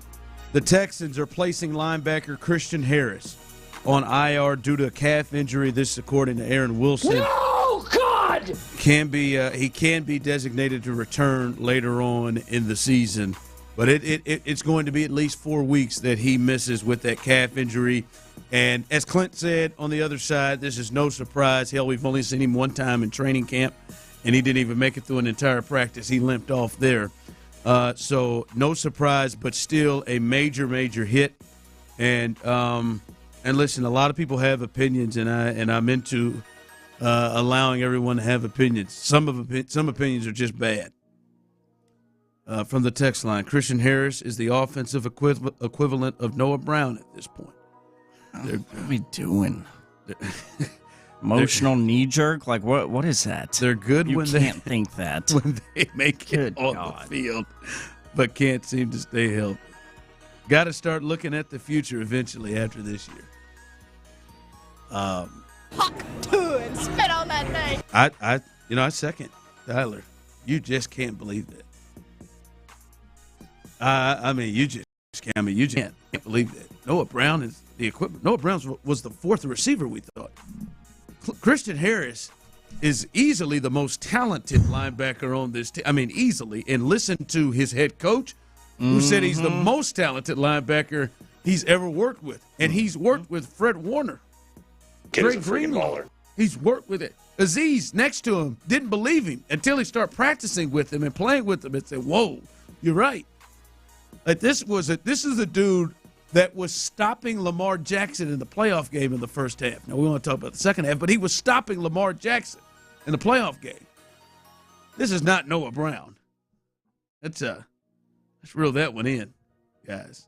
Also, the text line, very light on talent in the linebacker room. We got to get dogs on the D-line and the defensive backfield. But the linebacking core is messed up. I don't know about messed up, but I do think they're probably looking around to see who's been cut, maybe looking around to see who could be traded for.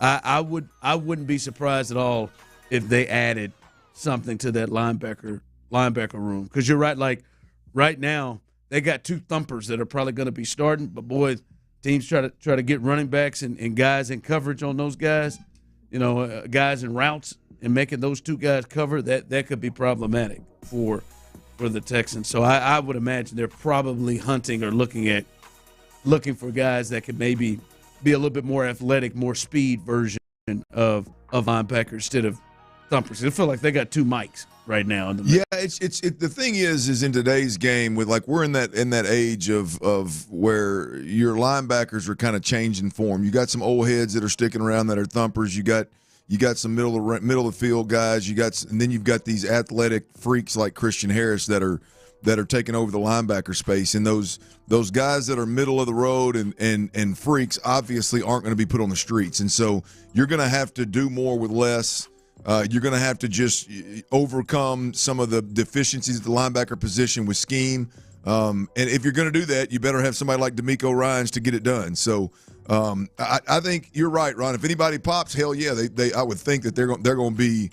I would think the Texans are on that guy's short list, and I would think that guy would be on the Texans short list if there is a backer that becomes available, however that happens. But I would imagine that the thought right now is D'Amico's just going to do more with less, and if he has to cover up those deficiencies with scheme, it's just what you got to do. Yeah. So but up the middle, woo! Look out now.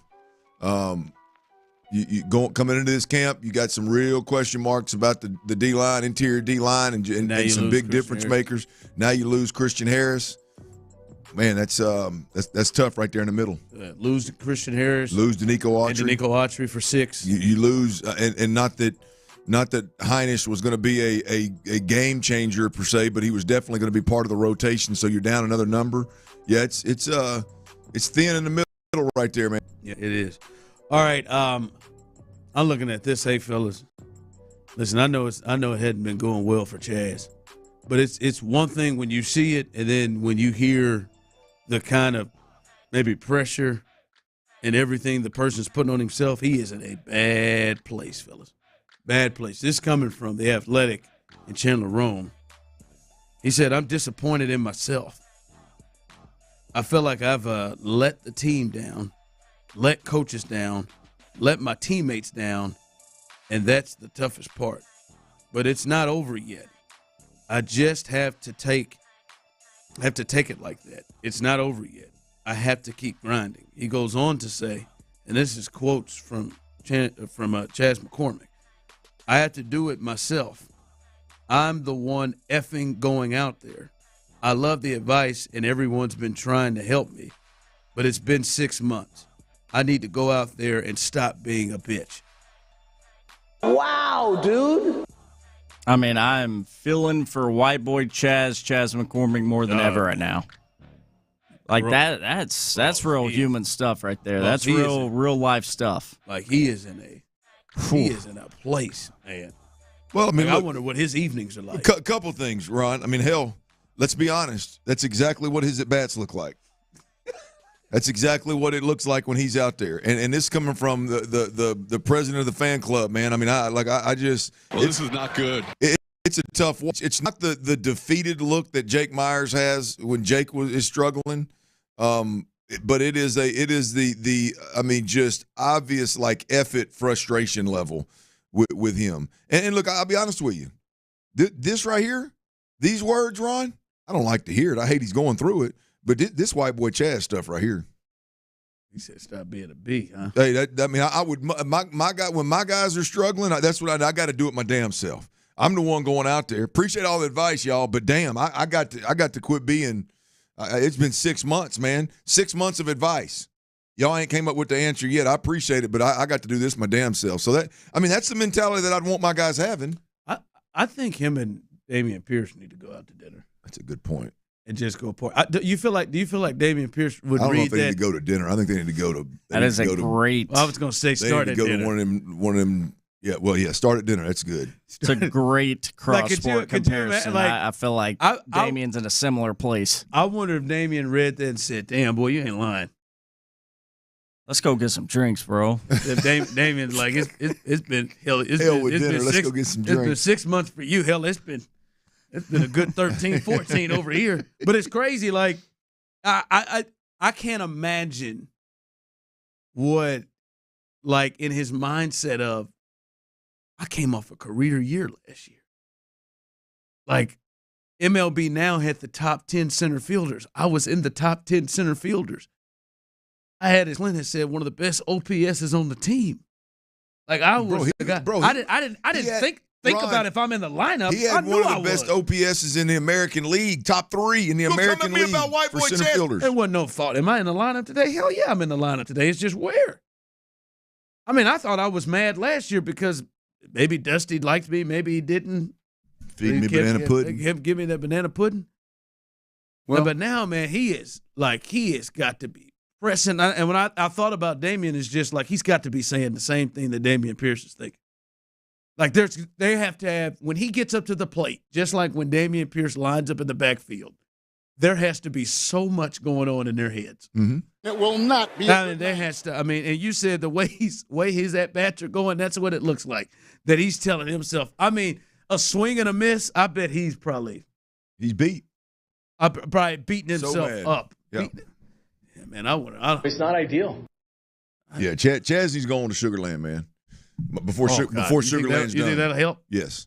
Yeah, he needs to go get it, bro. Yeah, he needs to go get every day at bats. I mean, there's no way, like the whole rotating in the outfield, and then late in the game you get pinch hit for, and you know, like that ain't, he ain't coming out that way. He's not gonna get it. He needs to go to Sugarland, get his mind off this. Get. Don't matter if it's a left-handed pitcher or a right-handed pitcher. Get every day at bats. Get 4 or 5 at bats every damn night, and see if you can pull yourself out of this funk. Does he need to go to the Abreu League? I don't care where he goes. He needs like what you just said. This, first off, this sounds like Abreu. Off the glove of Abreu. Like in terms of how much people were saying Abreu was beating himself up, and how much it was, and the guys love him. Well, you kept saying he need to go somewhere and get away. Yep. Just take a vacation. Yeah, maybe send him to Corpus. Cool. We'll get a little funk.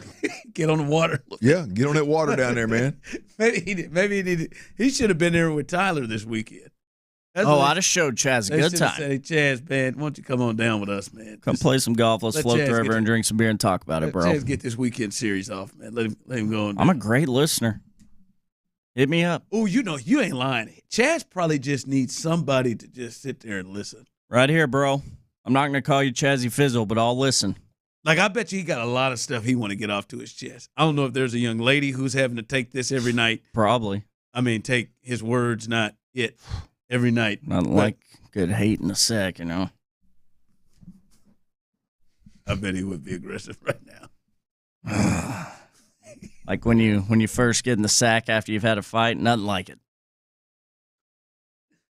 Everybody enjoys that one. Argue with your old lady? Mm-hmm. It must be nightly for him. Yeah, right now Chaz is hate sex and his lady all the time. Well, if she's not crazy, he's not. That man told a reporter, man, it's been 6 months. I need to go out there and stop being a bitch. Sounds like something I would say. Yeah. I mean, I feel like you would say that to us. Yeah. I feel like if you had a bad show today, guys. I just got to stop being a bitch. I think if Jason Barrett came and did the interview with you to try to get us to the top 27, I bet you would use it. But he said, "No, man, I got to stop being a B, man. That's real. I'm praying for you, man. I don't know if Sugarland will do it, man. I think that might take him even further. Lay down a bunt, man. Do something, man. He got an infield hit, stole second base, and won a damn game, and it still didn't pull him up out of it. Right? I know it, man. I'm reading this. I'm wondering what he does every day when he comes in, and does his head drop when he sees he's not in the lineup? Does his head drop? How many guys they gonna bring out of nowhere and get what do you think? What do you think this Jason Hayward news is doing for him right now? No, he knows. He's probably torn up. He's probably taking a bat and torn up a Gatorade bucket. No, he's checking apartments in Sugarland. Or he's sitting on the couch with a huge tub of banana pudding. He could just stay in the same No. place. No.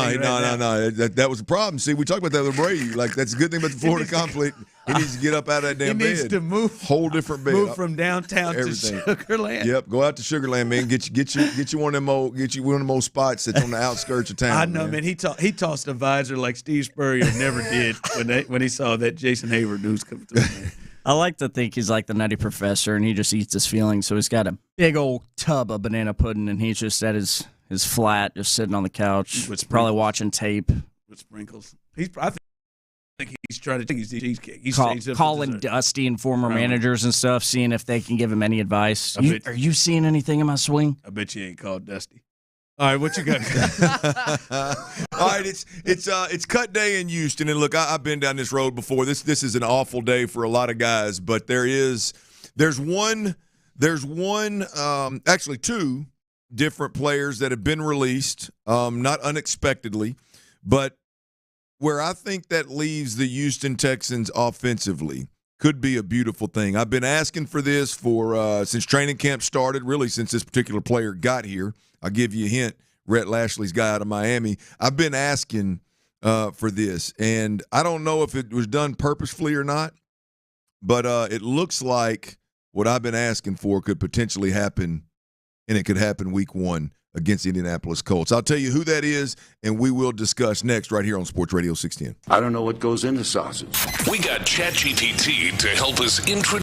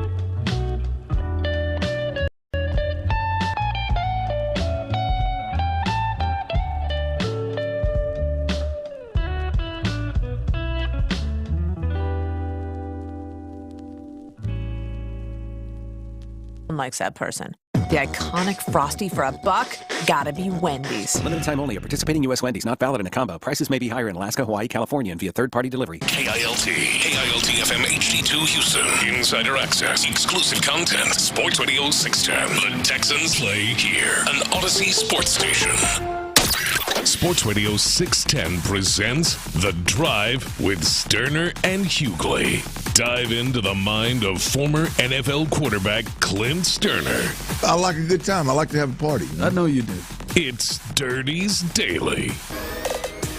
Yeah, I like to have a party, man, but I tell you what, there's over 1,000 guys in the NFL right now that it's the worst day of their life, man. They're getting cut. Now, on the other side of that, there are about 69 fellas on each team that are making it, and they're throwing a hell of a party. This is a hell of a time to have one of the most 69er parties, man.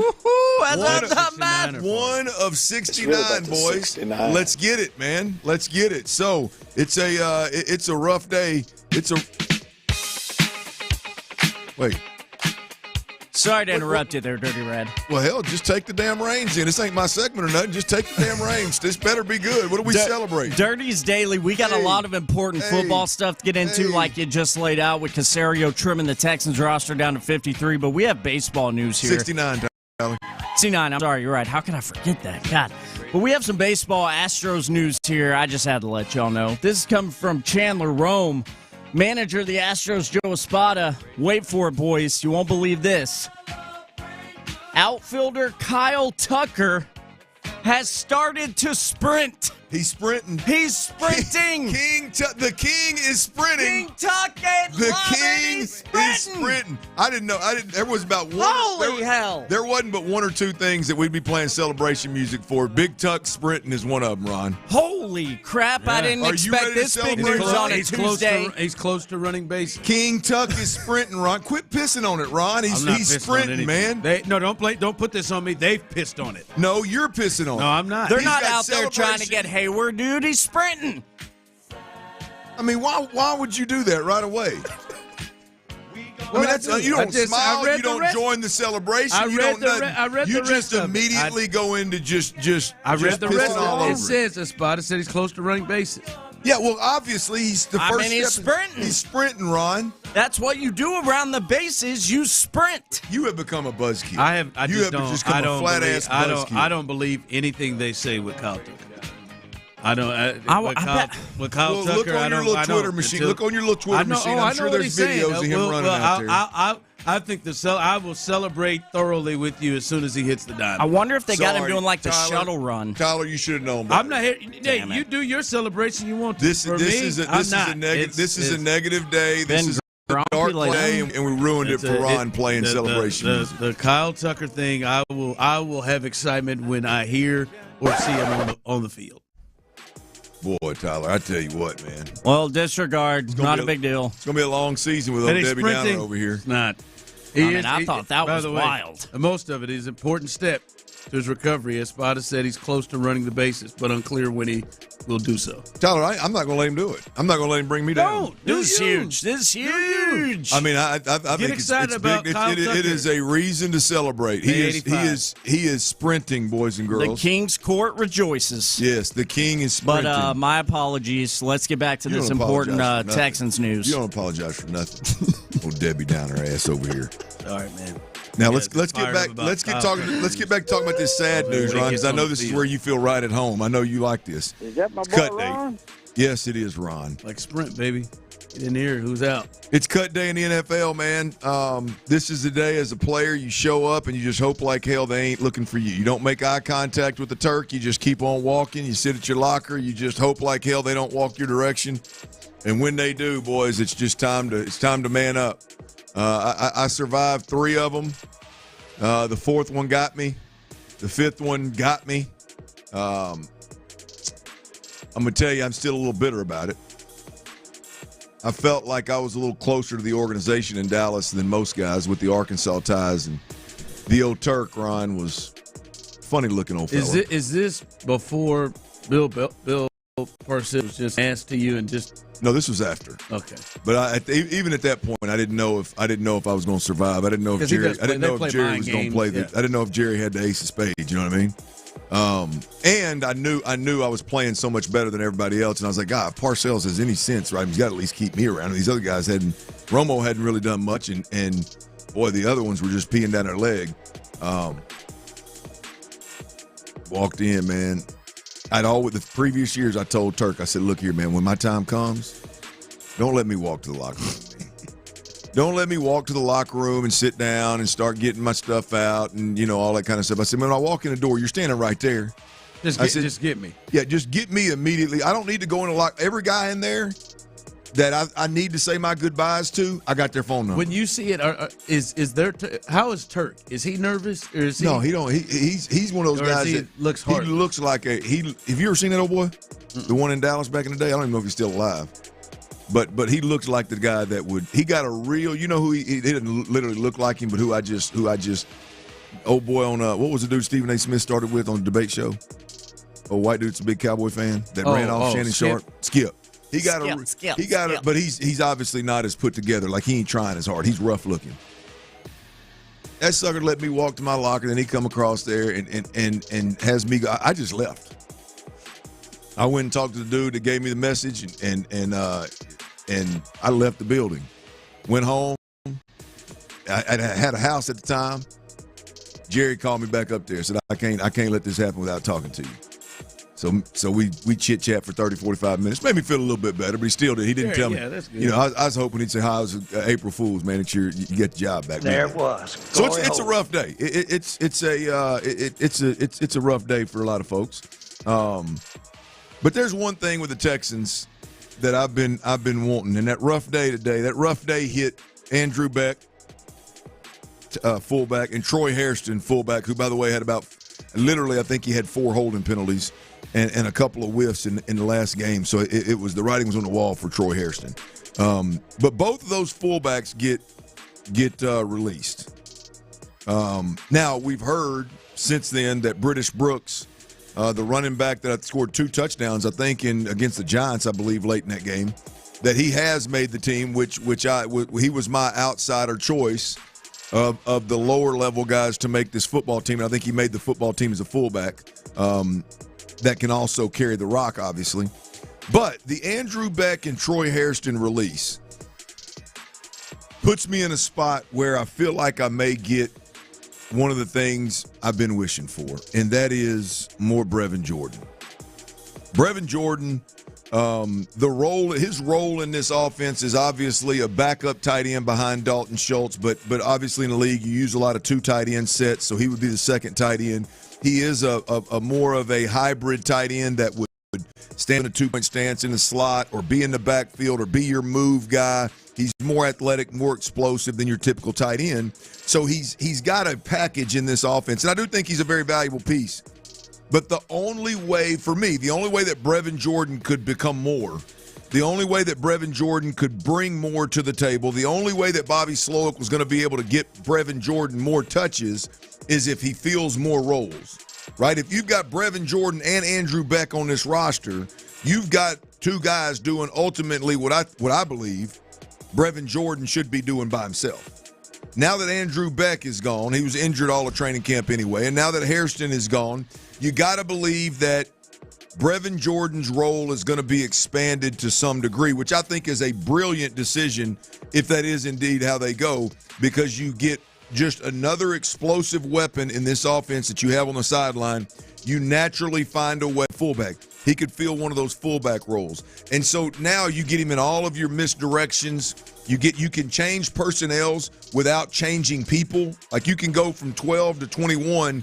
You can go from 2 tight ends with their hand in the dirt to 1 tight end with his hand in the dirt, the other slot, to 1 tight end with his hand in the dirt, and the other one in the backfield like a fullback with his hand in the dirt. You can do all that switching and changing without ever having to sub, which we know in the NFL, if you sub, the referee's going to hold the line of scrimmage so the defense can adjust. You can literally go from 1 to 2 to 3 different personnels with Brevin Jordan on the field. This is the role that I wanted to see if Brevin Jordan could fill all of the shoes, right? Because let's be honest, Brevin Jordan just in that kind of backup tight end hybrid role, I think his time was going to run up. He was going to be a minimum guy. I think his time was going to run up. If you are a guy that now you are a super utility tight end, like a super hybrid tight end, you're a big time weapon.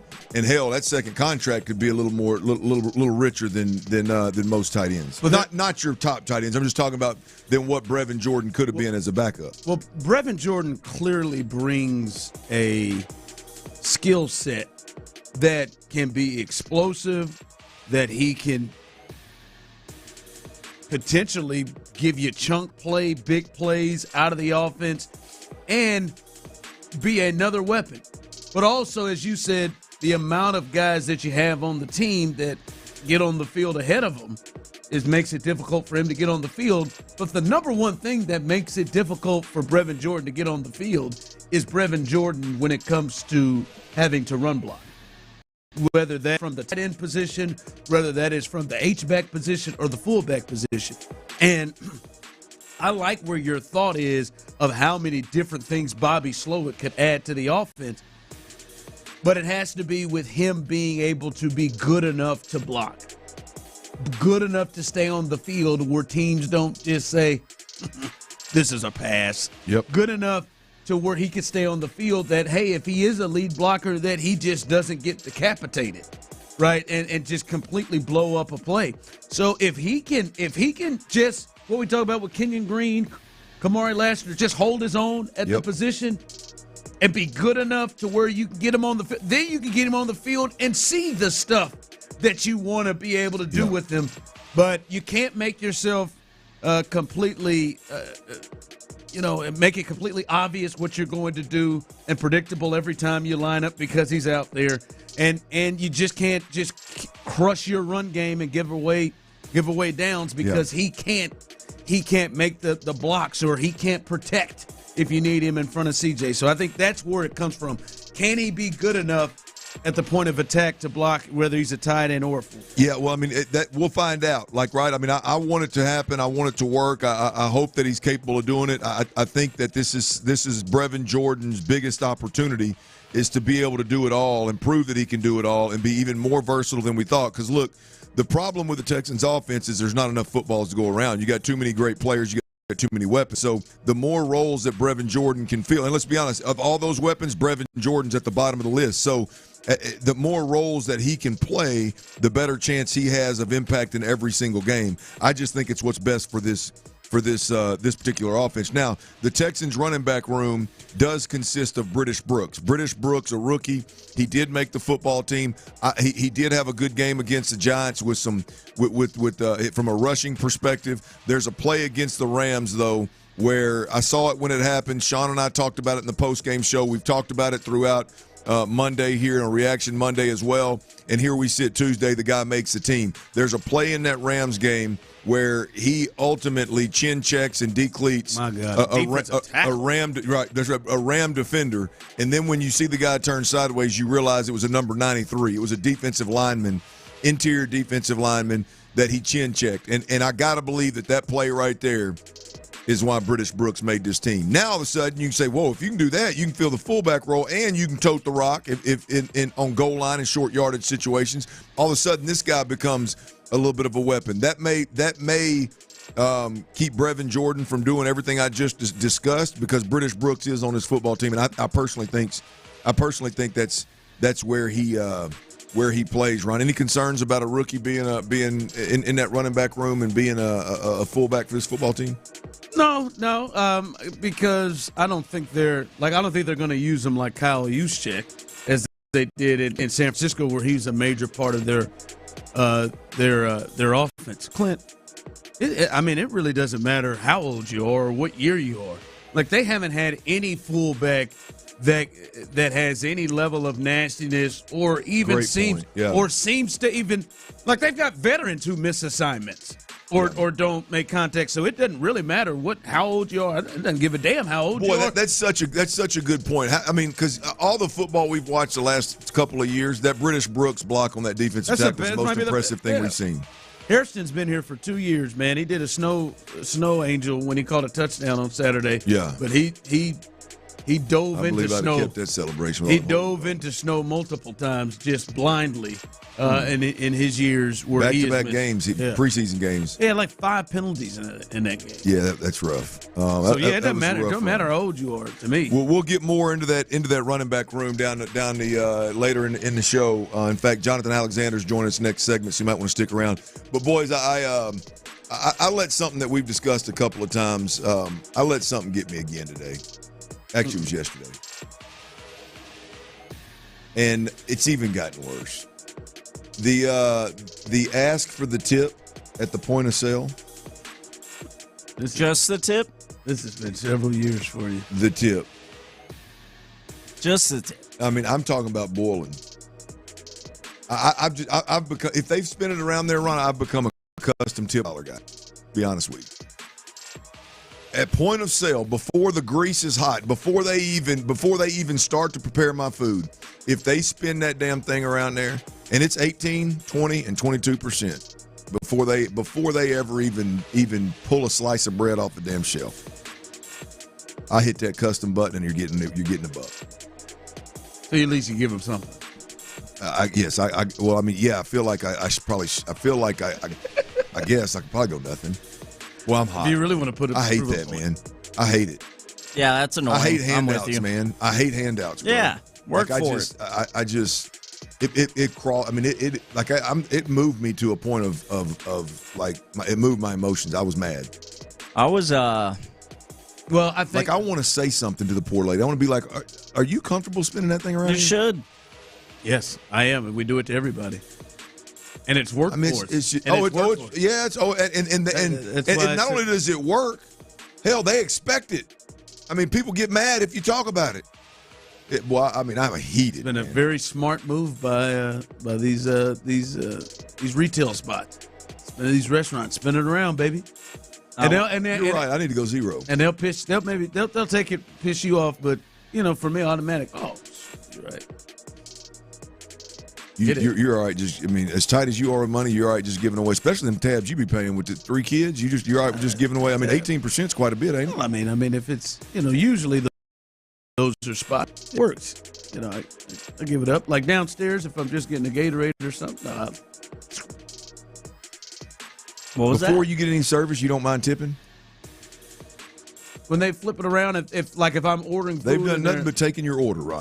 Taking my order. They ain't done nothing else, and they're cooking my food. Yeah, they're going to do that. Yeah, hopefully they do it right. I hit it just like most people do. You hit 18%. 18 depends. I'm a custom guy. You're a custom guy. I'm you custom, go and now that you brought it to my attention, I may be zero from now moving forward. I always use if you're the gonna really sense to get to an even number because I'm tad OCD. Oh, it's a smart move. I get my very smart move. They're just talking about it. It's a smart move by the guy down here on the corner of the street that's asking for change. It's just the handout is just. Yo, I was trying to give some change to a homeless fellow the other day. He got mad at you, didn't he? Yeah, and I controlled myself actually pretty good, and I just put my change back down in my cup, and I drove off. What was his issue with the change? Was it enough? He came at me like just right away aggressively, like, man, you ain't got no cash. Like, this is what you have. He wanted ones that fold. Yeah. And I was like, he didn't want them ones that shook. He wanted ones that ones fold, not the ones that that made a little noise. I was like, all right, well, you don't need this that bad, I guess. Bye. Yeah. That's tough. And I've been there, man. Gentleman told me I don't like ham. I'd rather have turkey. Oh, you try to give him a ham sandwich? Oh, I've had that before too with a homeless fella. He didn't like the food I brought him. Yeah, I didn't like it. I took it back and ate it. You went ahead and finished it, huh? I wasn't even hungry. The showman. Took it back and ate it. All right, coming up, Jonathan Alexander, Houston Chronicle. He covers this team step for step every single day. We'll get his thoughts, see if he was at all surprised by anything on the cut-down day. That's coming up next. As the Texans make their final roster cuts for the regular season, Coach D'Amico and Nick Caserio are on the same page. There's a trust factor there, and I trust what Nick does, and know he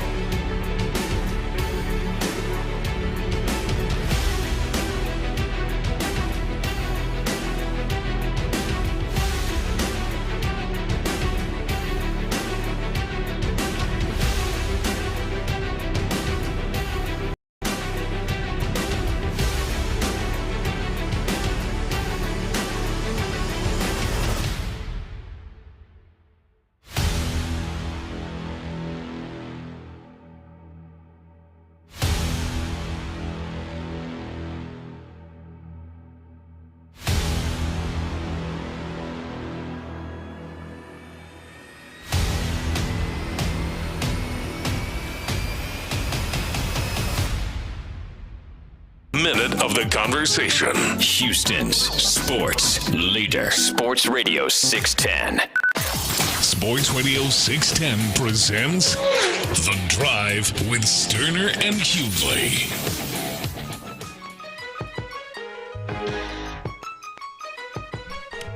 All right, welcome back into The Drive, as it is a lot of news happening with the Texans today. Obviously, today about 3 o'clock, they needed to get down to 53, and they've been able to do that. The final roster is out, and the Texans have been able to get there. I know we had somebody on the text line who was wondering, what are the running backs? What are the running backs? Cam Akers, Joe Mixon, Dameon Pierce, Dare Ogunbowale, British Brooks. Those are the running backs that made it, and that was a position group I think a lot of people were looking at to see what that would look like. The wide receiver group as well.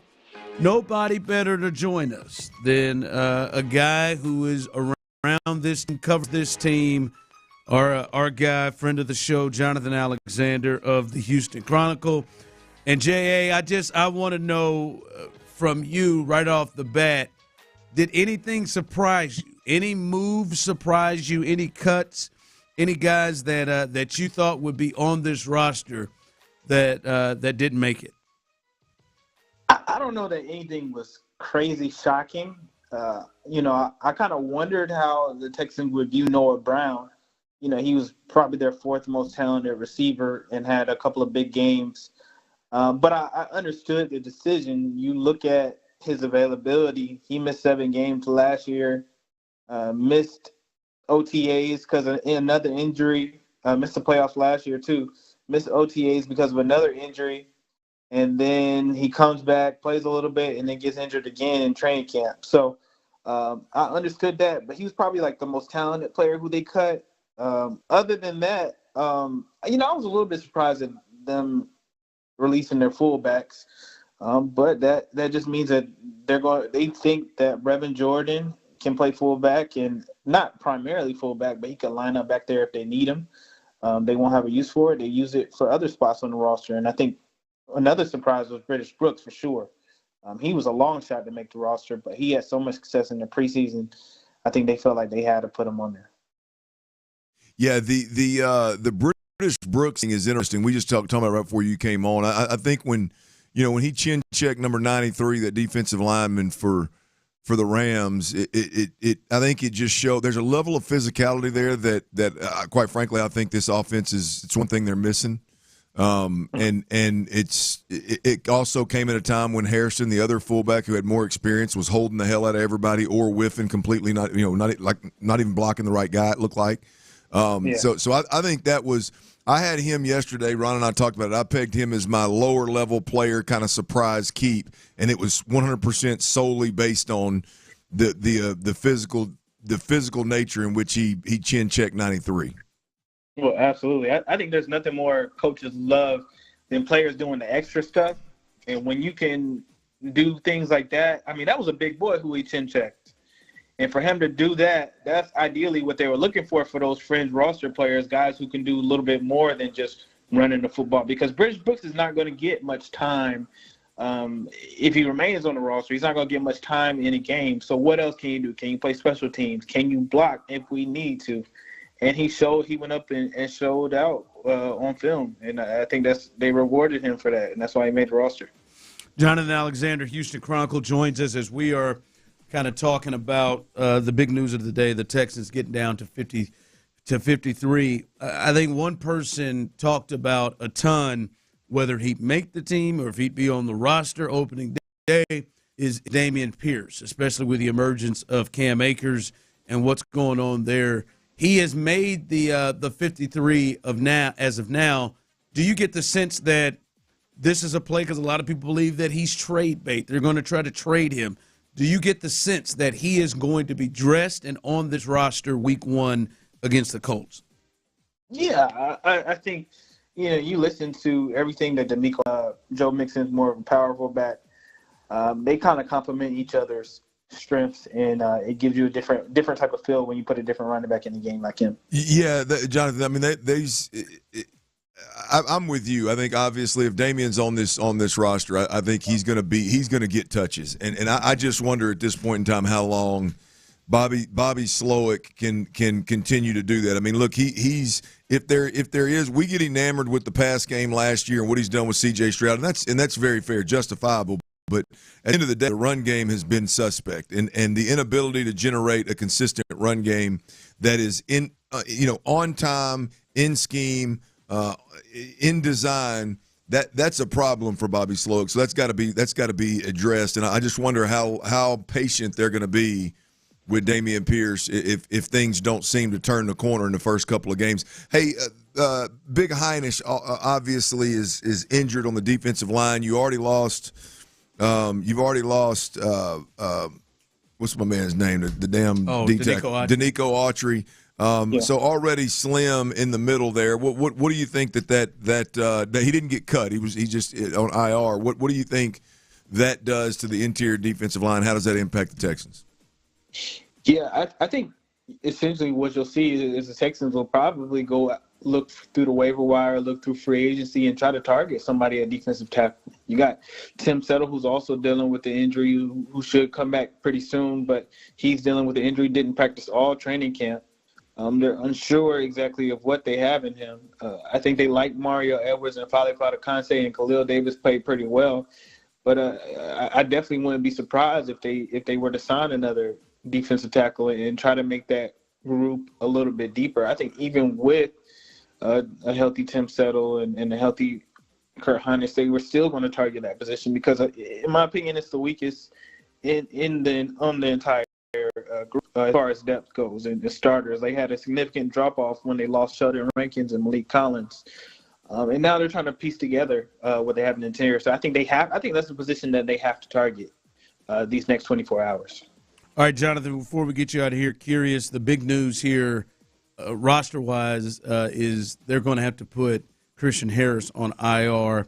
Not really a surprise. He hasn't practiced much, and the one time he did, he wasn't able to finish. And certainly the calf thing is giving him problems. What all are you hearing about that? How long could he be out? Yeah, I think they hope that he can return after those 4 weeks because, when you're on the short-term IR, you miss a minimum of 4 weeks. But the hope is that he can return. He re-injured that lower leg injury, but they hope that he can come back full health. So they'll have to rely on Jake Hansen, who they thought played really well throughout training camp, and Henry To'oTo'o, who they think improved a lot in year two this offseason from where he was as a rookie. So they're putting their faith in some guys who are going to have to step up big time if they want to make up for the talent level that they lose in Christian Harris. All right, Jonathan Alexander, Houston Chronicle, who covers this team every single day. We appreciate you jumping on with us. Appreciate y'all having me. All right, that's Jonathan Alexander, catches work at the Houston Chronicle. Coming up, exciting news on Kyle Tucker coming from Joe Espada. We'll let you know the latest on that. And the urgency level needs to pick up with the Astros. We'll continue that coming up on the other side. Tuck time is coming. The roster is set, and the Texans are ready. It's on to Indy for the season opener next week, and there's only one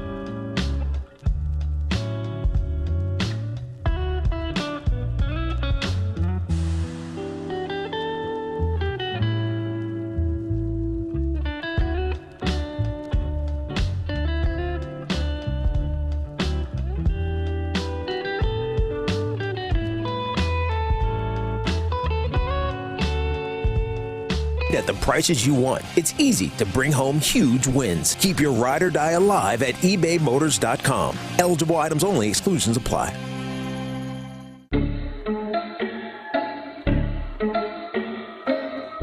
Live from the Twin Peaks studios, Sports Radio 610 presents The Drive with Stoerner and Hughley. Shout out to Jonathan Alexander for stopping by, letting us know. Jake Hansen. Didn't think about that name. It's Jake Hansen. I guess he'd be the guy if you're getting hit and need somebody to cover. I guess Jake Hansen would probably be the guy in the group, maybe, with some experience. So, yeah, those linebackers, as I said, I still think they may be on the hunt to find a linebacker that would work with this group to bring in. All right, news with the Astros is they have game 2 tonight, and they look to try to even this series up in Philadelphia in this World Series match. This news that has set Clinton Tyler on fire, baby, and many of you. Kyle Tucker has started to sprint, Joe Espada said. Yes, indeed. Holy King Tucker hell. sprinting, boys. Trustworthy Joe Espada with injuries said an important step in his recovery. Espada said he is close to running the bases, but unclear when that will be. All right. Hell yeah. One step closer, baby. Big fella A big sprinting step closer, baby. Ooh, yeah. Somebody accused me of being a Rangers fan. That's why. You don't like those turds in Arlington. Not quite that bad. No. No, for me, it's just like the Rangers have, the Astros have done it enough for me. It's hard for me to take anything I feel like serious. you should put $1 in the helmet for that. Maybe. You just pulled a reg. Yeah. Well, fortunately, that was not a deal for me. Hold on, Joe. You can contribute. But no, I like when the Astros say stuff about injury stuff, or closer. Hey, this is this. You know, remember that time when they came out and said, "Hey, man, he's out here. He looked, really good day, Dana Brown. Really good day. Well, he's looking good. Well, looking good. Boy, he's out there catching balls in the outfield." And then we watched the actual video of Kyle Tucker running out there catching balls. didn't look very good. Just gonna say, for me, you can call me a hater or a buzzkill. Someone said I'm always a buzzkill. That's fine. For me, it's I'm not trying to be. It's just the Astros. Whatever they say. Oh yeah, man, guy's close. Guy's feeling good. Man, he's looking good. Oh, it's not that bad. He's good and he's straight. I hate to tell you. I hope he does. I am ready to see Kyle Tucker. I so badly, and I'm gonna tell you. Want to know why I'm ready to see Kyle Tucker? And this is an impromptu conversation that just popped to me. I hope that he can get in time, like somewhere in September, because obviously August is shot. This is day 85. Good God. June 3rd, guys. That number is June 3rd. Astronomical. No break. Pun intended. No break. I mean, you can look it up. Maybe not this long. Like, I'm certain Jerry Rice tore an ACL one year in week 1 and came back before the regular season ended. Damn. An ACL. And this is years ago. Get your foot placement right. Prior to the medical advancements that we have now. And I mean, it's like I want you to look that up, Tyler. I want to see how long it was from Jerry Rice. It's when he was with the 49ers. He tore his ACL, I believe, against the Raiders and came back on Monday night at the end of the year. I want to know how close the timing of Jerry Rice's torn ACL is to these 85 days that Kyle Tucker is out. But the big thing confirmed. Yes, he can. Jerry Rice tore his ACL and his MCL in game 1 of the season in 1997. He came back to play only the last game of the season in which he scored a touchdown. So I mean, what a freaking goat. We're looking at September, October. Well, it's 16 weeks, so it's 15 weeks between that. 14 weeks between that, so 3.5 months. We're at 3. Yeah, so three we're counting a bye week, 3 months. So what's that? It's not ideal. September 3rd, we're at 3 months. 12, 30, 40, 15 weeks. And Kyle's getting close. He's getting up there. He tore an MCL and an ACL. Kyle Tucker has a bone bruise. Tucker had a ball off his shin. Has a bone bruise. I'm really not trying to downplay it. I know that crap hurt. But honestly, I just the Jerry Rice thing just popped in my head. I cannot believe that they're anywhere that close right now as we just done. That. Well, this is not good. That Jerry Rice came back 3.5 months, and we're hoping Tucker comes back before that. Good God Almighty! But anyway, the reason why I'm so excited, I want to see, and I hope he gets some at bats in September. I want to see Kyle Tucker in the playoffs get some redemption from last year's awfulness. Got to. And it's a contract year, and it's a money year, and like every bit of what Chad is going through right now, I believe Kyle Tucker was going through for a clean month last year, if not worse. I'll see you in October. Because of how much people depended on him and where he was. I hope he doesn't have to get himself started in the postseason. I hope he gets some at-bats because I really want to see him atone for last year. Then you ought to be really excited about him sprinting. No, I'm not. No, this doesn't have anything with Kyle Tucker. I don't believe them. I won't believe them until we see him on the field. You found any video evidence yet? No, I haven't. I'm just saying, like the Astros, they've lost me. No, yeah, man. Hey, yeah. He's doing much better. Yeah, man. Oh, damn, Lance out for the year. Luis Garcia, boy, it's good. We're gonna get it back. We're gonna shut him down. Bury me in the H. Until I saw him in that Space Cowboys uniform, I didn't even believe him on Verlander.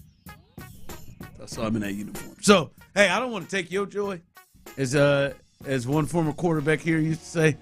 Hope you guys get excited. I'll get excited when we see Kyle get on the field. He's sprinting, man. Allegedly. I bet he's really getting after it too. I bet he's digging. What do you think his sprint's looking like right now? Not like a sprint, if I had to guess. Y'all ain't stealing my joy. I'm just saying. I feel like he's pulling up. Like I'm just going to take the word. The man's out there sprinting. I'm not going to overanalyze it. I'm not going to let it take my joy. Hope to get him back. Hope to get him back soon. So that's the latest there with Kyle Tucker. If you missed it, he is started to sprint. Joe Espada said. Next step, run the bases. Shuttle run. Next step, turn, run the bases. Sit and reach. There you go. Hit them in the upper deck. All right. Tanks. Upper tanks. Yeah. Upper tanks. All right. Astros, big one tonight. They dropped the one yesterday. I think that is, and this is one of the hardest things to admit when you are a hardcore fan, and I'm sure it was hard for you last night, Clint. Probably hard for you, Tyler. That was a really great baseball game to watch. The atmosphere felt playoff, but that's sometimes hard to get through when your team loses. But that was a great atmosphere. The Orioles series felt playoff-like. As you got Dubon laying out, doing everything he can to get to a ball. Yesterday felt playoff-like. And I just hope the rest of the way the Astros start to match that sense of urgency. The last thing that I want them to do, to see them do, is to let the Mariners back in the door. Right now, the Mariners have made up 2 games here in about the last week. And lost one manager. And lost a manager. Scott here, man. And lost. Sorry, Scott. Your excitement, man. Scott, serious. How's that couch? Dan Wilson How's doing that couch? Dan Wilson. Hey, that's an old Astro, isn't it? Scott played for a lot of teams. He may have an old Astro, man. It might be, but so was Jake Odorizzi. Turkish behavior gets you somewhere. Oh, okay. Yeah, but they made up some ground here. They're 3.5 back right now, and you want to have a good distance September 23rd when that 3-game series happens, and I'm looking at this like, well, you put this thing 5-6 games out, that really changes things. So that's the last week of the season. So. Cream always rises. If these guys can go, good to see Altuve back in the lineup today. Hopefully he's good with whatever it is that is the issue. But good to see him back in the lineup. If Alvarez can go with the neck or whatever's wrong with them, if Bregman can go, they gotta buckle down and finish this thing out. Yeah, look, I mean, I think for me, of late, I mean, what the Astros have done without Kyle Tucker, big picture, and I'm talking about hunting down the Mariners and getting up to a 5.5 game lead in the division. What they've done in this short stretch of August, let's say all of August, where the schedule gets more difficult. Although they've lost a handful of games, there are games that could have went either way.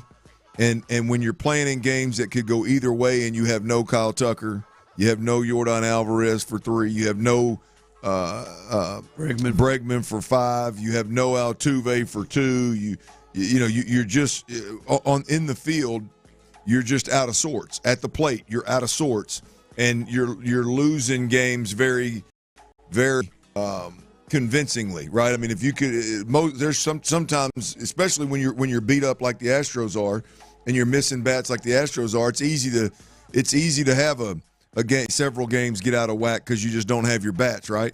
But they haven't done that. They hadn't let go of the rope. They're games that could have went either way, the majority of them.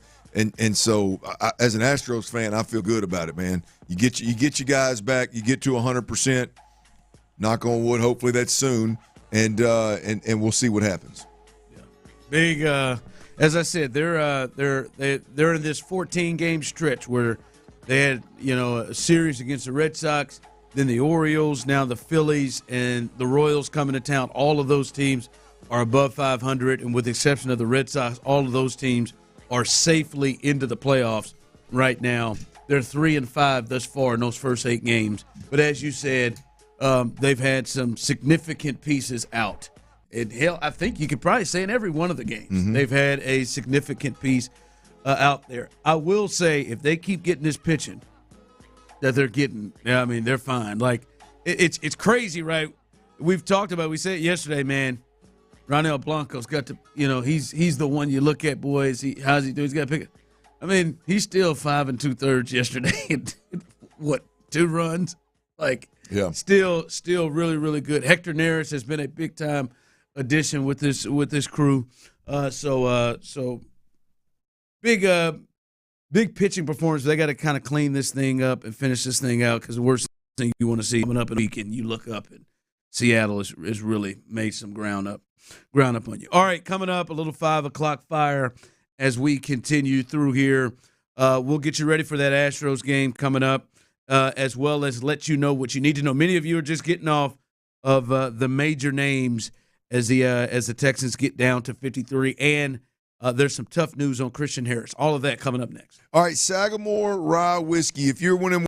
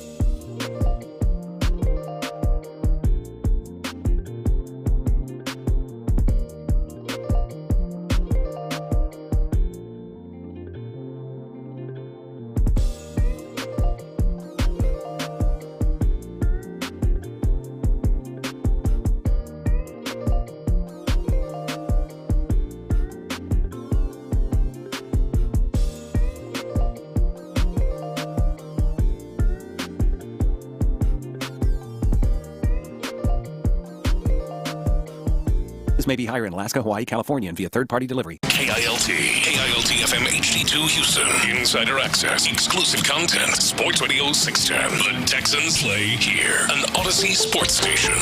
On 610 with Pendergast to run the show.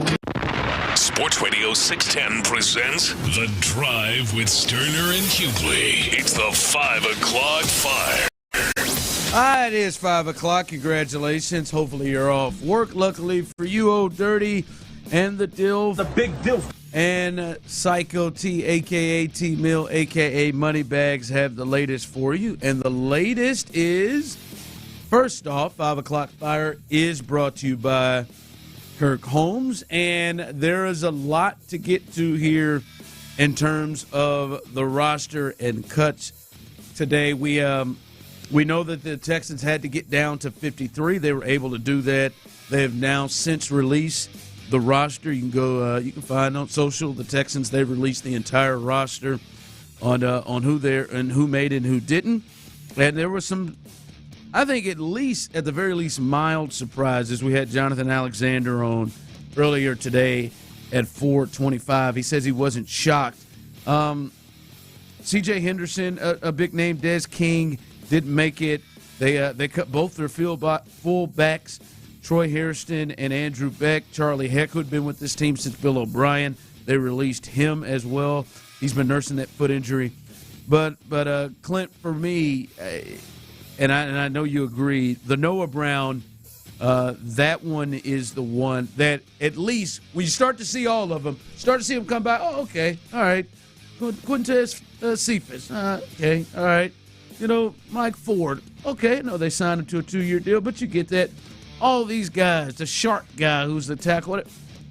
Noah Brown instantly stopped, at least me, stopped me in my tracks into where I was like, whoa. I thought he was a lock.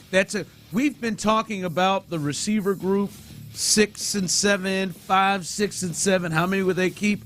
And I know we never talked about Noah Brown. I know there are going to be many of you who are going to send in things like you have today saying, I don't know why you're surprised.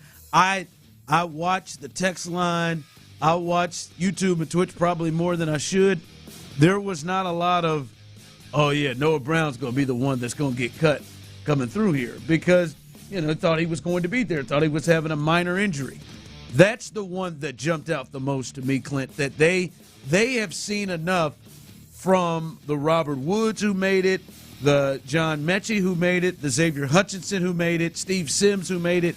Obviously, more as a returner, but they've seen enough there that they felt like he was expendable.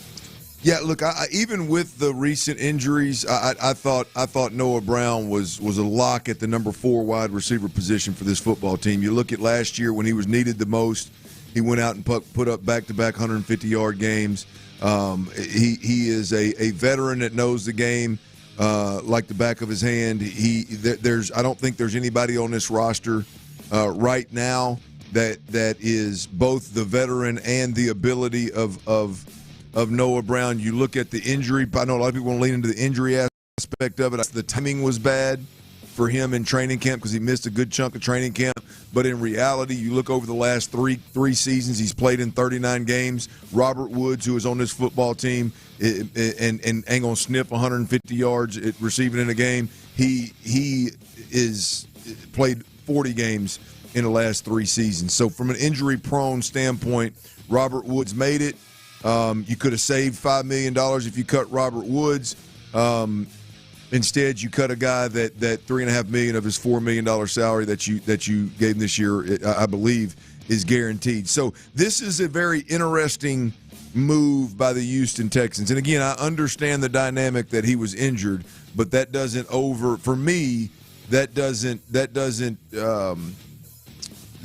move me to a place where I'm going to cut him. Given, again, there's $3.5 or $4 million guaranteed. He's a veteran. He's proven what he did last year. I thought he was the more reliable option at that number 4 wide receiver. This is an 11 personnel team, which is 1 back, 1 tight end, 3 wide receivers. So you're gonna be very dependent on whoever your 4th and 5th guy are, and we'll see who that is. It's not going to be Noah Brown. I'm surprised. He would have been a lock for me. I damn sure thought he would have been a lock, thinking that they were going to keep 7 wide receivers, which they did. On this roster, on the offensive side of the football, the interesting things that stick out, other than Noah Brown cut, Ron, that there's 5 running backs that they ended up keeping: Cam Akers, Joe Mixon, Damian Pierce, Dare Agumbawale, and rookie British Brooks. There's 5, not 4. And then you look at the wide receiver position, there's 7, not 6. I thought they would probably be 6.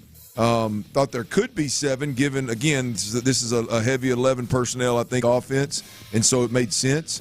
Stephon Diggs, Robert Woods, Tank Dell, John Mechie, Nico Collins, Xavier Hutchinson, and Steven Sims, who's predominantly going to be a returner, I would imagine, but I do like him in this offense, Ron. So I think offensively those are the 2 things that stick out. Also, on the offensive line, I know you had some concerns about Blake Fisher. Blake Fisher is your swing tackle. There's 3 tackles on this football team. It's Blake Fisher, Titus Howard, and Laramie Tunsil. Yep. Everybody else is interior offensive line. Now, Nick Broker did play some tackle in a preseason game, so I guess he could be an insurance policy there. But Blake Fisher, without a doubt, is your swing tackle. Titus goes down, Blake's going in. Laramie goes down, Blake's going in. If they both go down, your ass is in trouble at the end of the day. Blake and Brocker. Yeah, that's it. So I think those are 2, like from a numbers perspective, those things kind of shook out with more backs and more wide receivers than I thought would be there. Yeah. Speaking of that real quick with the wide receivers, if you were, like me, surprised that Noah Brown was cut, then that means you would have rather seen him than someone else. And they kept 7. Obviously, Diggs, Dale, and Nico Collins are in a separate place. But of Woods, Mechie, Hutchinson, and Sims, who would you have Brown in for and out in this? It'd be Woods for me. I think they are 2 very similar players in a sense of both veterans that should be able to play all 3 wide receiver positions, should be interchangeable anywhere, should know the offense like the back of their hand, should know every pressure and coverage that a defense can throw at you. You just saved $5 million cutting Robert Woods, and you lost $3.5 million by cutting Noah Brown. So it's an $8.5 million swing right there. So. Those 2 would be interchangeable to me. I told you yesterday, like, if it was just 5 receivers, it'd be Stephon Diggs, Tank Dell, Nico Collins, John Mechie, and Xavier Hutchinson would have been my top 5 wide receivers.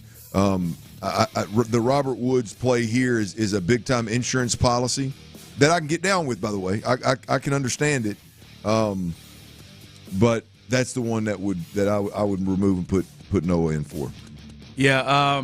Also, a little news to pass along with the guys that were cut and who made the team. The Texans are placing quarterback Case Keenum on IR ahead of the cut deadline. He'll miss the entire 20 season. He had been having a lingering foot issue, according to Aaron Wilson. They released Tim Boyle, Clint, so now they just have the 2 quarterbacks, C.J. Stroud and Davis Mills, on the roster there. We'll see. I'm guessing they'll probably add a 3rd one, whether he's on practice squad or what, with the emergency rules that they can use with the 3rd quarterback. But Case Keenum, which I think we talked about it a bit, I think this is probably a positive thing for Case Keenum, because I think this is probably the best role and the best thing he brings to the table for this team is now he is going to be there as the mentor, the eyes, somebody outside of the coaching staff that CJ can confide in and talk to during games, during practice, in film. This is he's really kind of started his coaching career a little early. Yeah, he's doing what Josh McCown should have done. Well, not Josh is doing it, I think, kind of. Open that old wound there? Kinda. Yeah, it crossed my mind as y'all were talking about it. I was head coach? Damn, that was the future. Those were dark days. The damn near the future head coach. Yeah. God. Yeah, so Case, I ain't gonna do this, man. Case might pull through, but I'll pull out because I think this may be the end for the great. Yeah, look, I would think the Case would be done. But he may say no, man. I got one more in. I mean, he'll stay in the league, make great money, continue that pension, and stay around the game if he so chooses. I think this year for him will be one where he could shadow either Bobby Slowick or Gerard Johnson, and be as involved as he's always been. Except he doesn't have to run the scout team, he doesn't have to put the pads on every day. So he'll get a good taste of whether this coaching thing is for him this year, I would imagine. Yeah. So That's the latest there with the cut situation with the Texans. 5 o'clock fire. Now, a little after we started to see the final names trickle out, this came through as well. The Texans are placing linebacker Christian Harris on IR due to a calf injury. He can be designated for return, so he's going to have to miss at least the first 4 weeks of the season, maybe longer. But they place him on IR, and to me, Clint, this is a major blow. Not a surprise. We talked about the concern of he be ready. We've only seen him one time at a practice, and he wasn't able to finish it during training camp. This lower leg that we now know is a calf injury has been a real issue for him. This is I think a significant blow. With one, I think he was your most talented linebacker and the guy that I felt like they were going to use and try to do a little different, maybe unique things with, being with his skill set that nobody else on the team has. And they're facing the Colts with not just Jonathan Taylor, but also Anthony Richardson, which your linebackers are going to be a big key. And Henry To'oTo'o, who D'Amico said is the next guy up in line.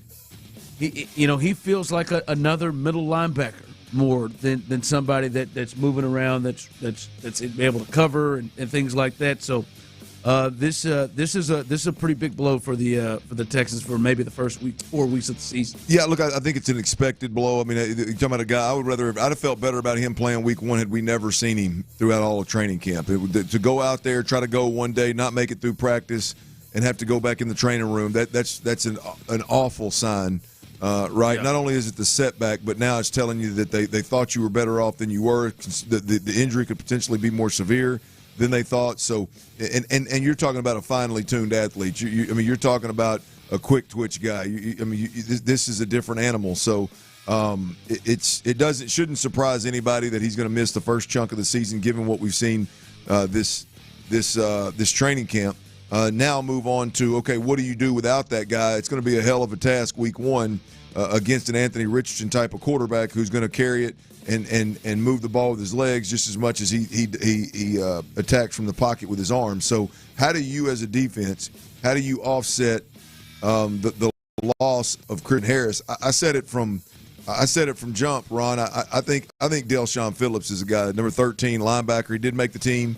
Over Henry To'oTo'o? Well, no, I think D'Amico was being real when he said that the bulk of Christian Harris's responsibilities will be filled by Henry To'oTo'o. But when you talk about tracking, giving yourself a chance to get Anthony Richardson on the ground, giving yourself a chance to get the athletic quarterbacks in this league on the ground and have a chance in open space, you better find an athlete. Henry To'oTo'o, he's obviously an athlete. I'm talking about you better find one of those elite athletes in the open field. Henry To'oTo'o, I don't believe is that guy. Neville Hewitt, I don't believe is that guy. I don't know that Azeez Al-Shaair is that guy.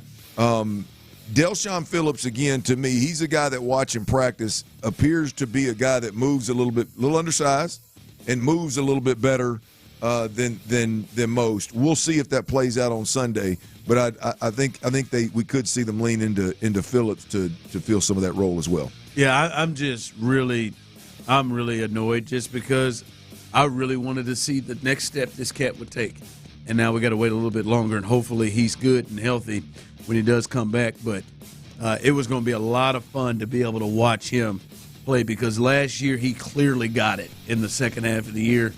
And then the playoffs, he clearly got it, and was somebody that was really, really fun, and people were really looking forward to see what he do this year in his second year in the system. So Christian Harris on IR is going to miss at least the first 4 weeks of the season. We don't like that. 5 o'clock fire. I'm sure you don't, Miko. All right, tonight it is JV night. I'm really curious to see Justin Verlander what kind of restrictions he has, if any, tonight. Clearly, there was a pitch count, and it kind of got up a bit in his first start, but he was able to go 5 innings and threw around 70 pitches or so. I wonder if there is still a pitch count, if he still has any restrictions, or they're pretty much close to saying, all right, Justin, go ahead. and do your thing. Don't worry about it. Go ahead and do your thing. Let her eat. Pitch your game and let this thing rip. Or as Tyler said, let it eat. But this is the second game that he comes back. Faced a pretty good Red Sox lineup the first time, and they'll face the Phillies tonight. And they could use a big time start from him to kind of stop this little slide here of late. Yeah, look, I mean, I feel good anytime that Verlander's on the bump, including when he's coming back from this injury right here. Like you said, I hope to see him get back to full go sooner rather than later. And this damn rotation, Ron, has been absolutely filthy. And boy, you add JV, a full go JV to it. That's going to win a lot of baseball games, man. Yeah, and tonight, yeah, JV is big, but always, as we understand what this thing comes down to, need the big boys to step up. They're all in the lineup tonight. Need the big boys to come through and we'll get all this little funk. Swing the bat. Altuve back in the lineup today after a day off yesterday. He is back in at second base. Hopefully everything is good there. Bregman is back in the 2 spot. He's going to play in the field again at third base with Jordan at the DH spot. Yainer Diaz is catching. Singleton at first base. Pena at short. Gamble, who has started off pretty good for the Astros, is in right field. Jake Myers, and then Dubon is back. He's back in the lineup in left field. So he and Altuve are both back in the lineup. So big one tonight for them. Hopefully they can get through and even up this series. Really, really happy. 5 o'clock fire. All right, the Cleveland Browns, they've decided to keep 4 quarterbacks. 4? You thought the Texans were a little high on running backs and receivers. Tyler Huntley, DTR, Jameis Winston, and Deshaun Watson. I'm not going to let it take my joy. All 4. It's like they need to have some backup plans in place or something. I mean, good. I mean, this is an aggressive backup plan. It's half offense. 4 big ones. But I guess they're saying, man, we can't let any of these jokers clear waivers. No, I mean, but why do you need 4? I don't know. I don't know. That makes sense. I would have thought a good 3. I mean, I'd have thought. But one, they can't get rid of Deshaun, and they can't get rid of Jameis. I mean, clearly he is the voice of the squad, so that is a no-no. DTR is young. Tyler Huntley felt like it was you, but hell, Water has no soul. He made him another run. 4 of them. I don't think I've ever seen that. They're one with water. I don't think I've ever seen. I damn sure ain't never seen it when you got a $230 million one at the top that's guaranteed and a veteran behind him that's leading the team. Brown's gonna brown, man. Yeah, I didn't think they would keep 4. I've never seen that before. So they are stacked. Word on the street is they're taking a look at Tim Boyle.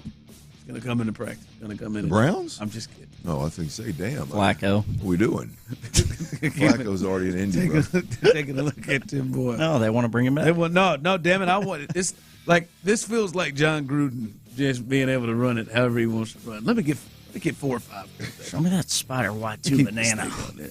All right, we were talking about this earlier. I want to get people's thoughts on this. All right, we got the 53. It's up. It's posted by the Texans. We know what this roster is looking like right now. And my question is, preseason's over. Camp's over.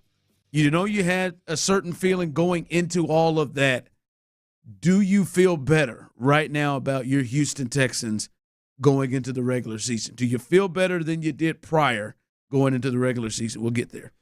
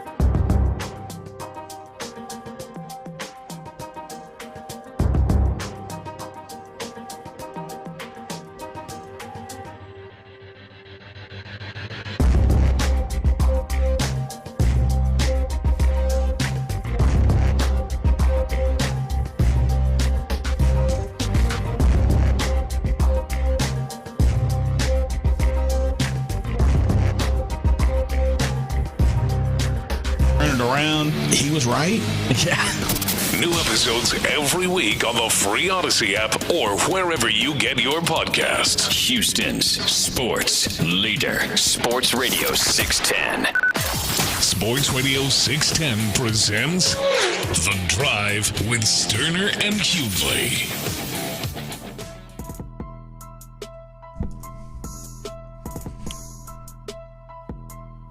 How you feeling? How you feeling now? Preseason's over. Training camp's over. Cut list is there. You know what the 53 is. How are you feeling about the Houston Texans now? You had a certain way that you felt about this team prior to it. We've had conversations. What are they going to look like? What are they going to be? How many wins you see with the schedule? All of that. Now that you've watched them, and I know we've been able to see them closer at camp, you've seen 4 preseason games.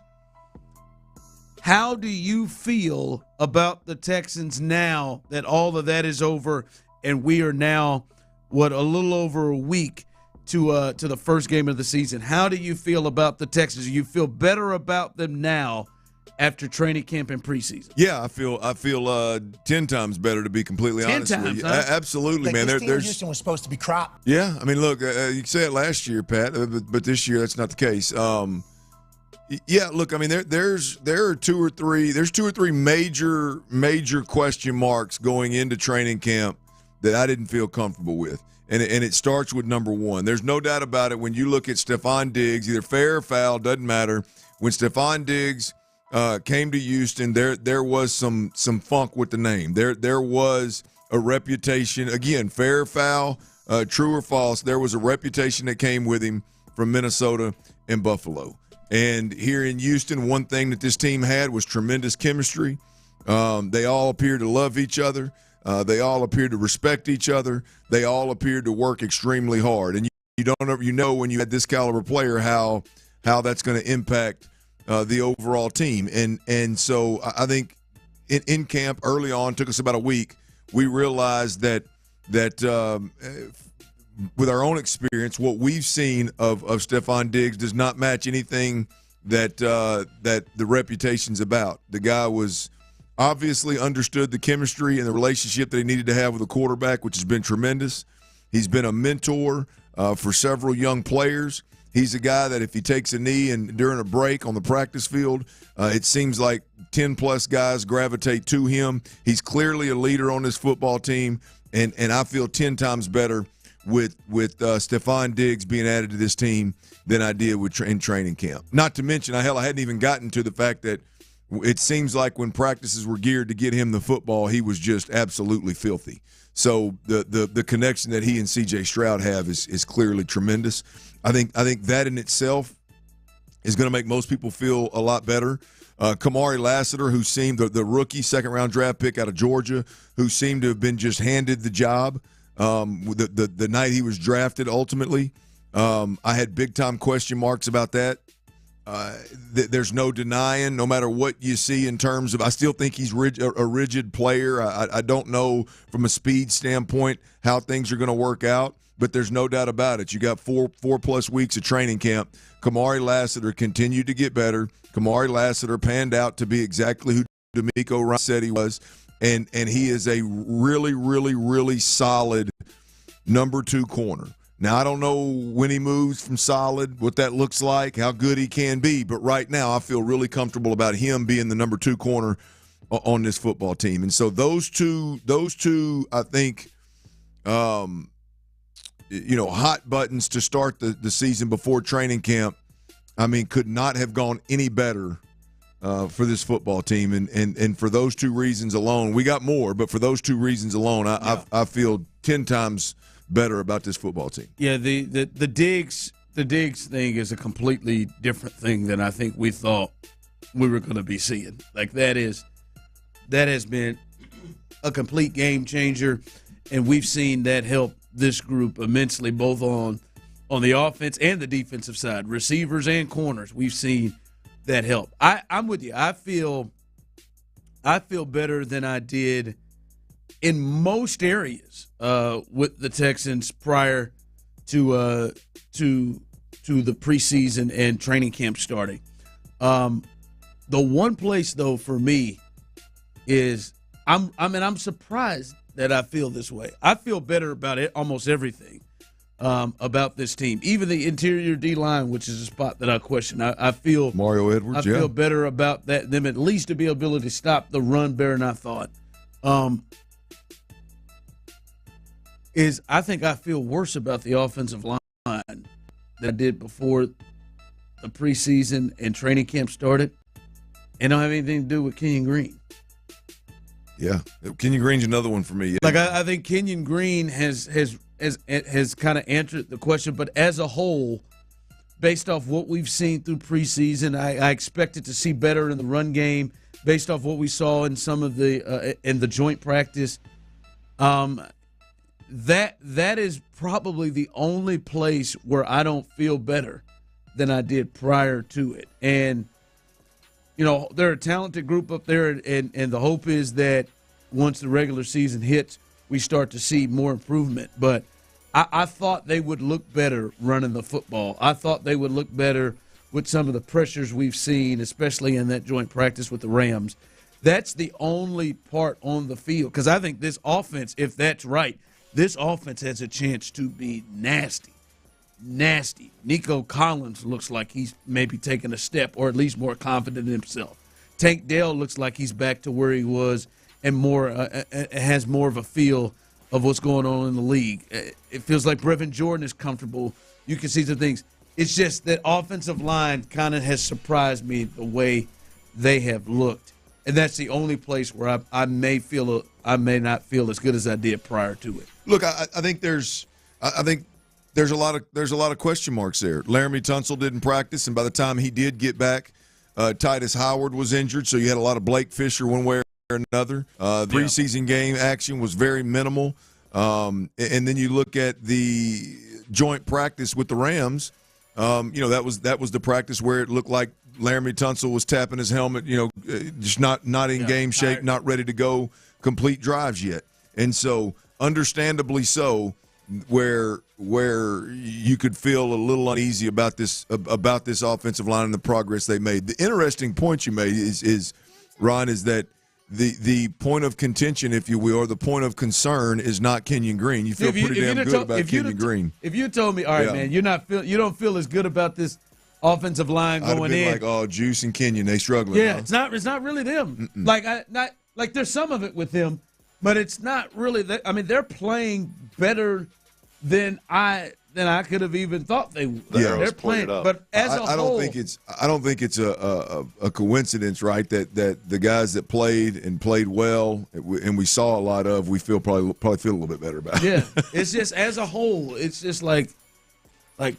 Yeah, you got veterans, you got talented guys, and you would think that they would figure out some of the things that they haven't figured out. But that's it. Like this crew has a chance to be, as you said, feel better about the secondary.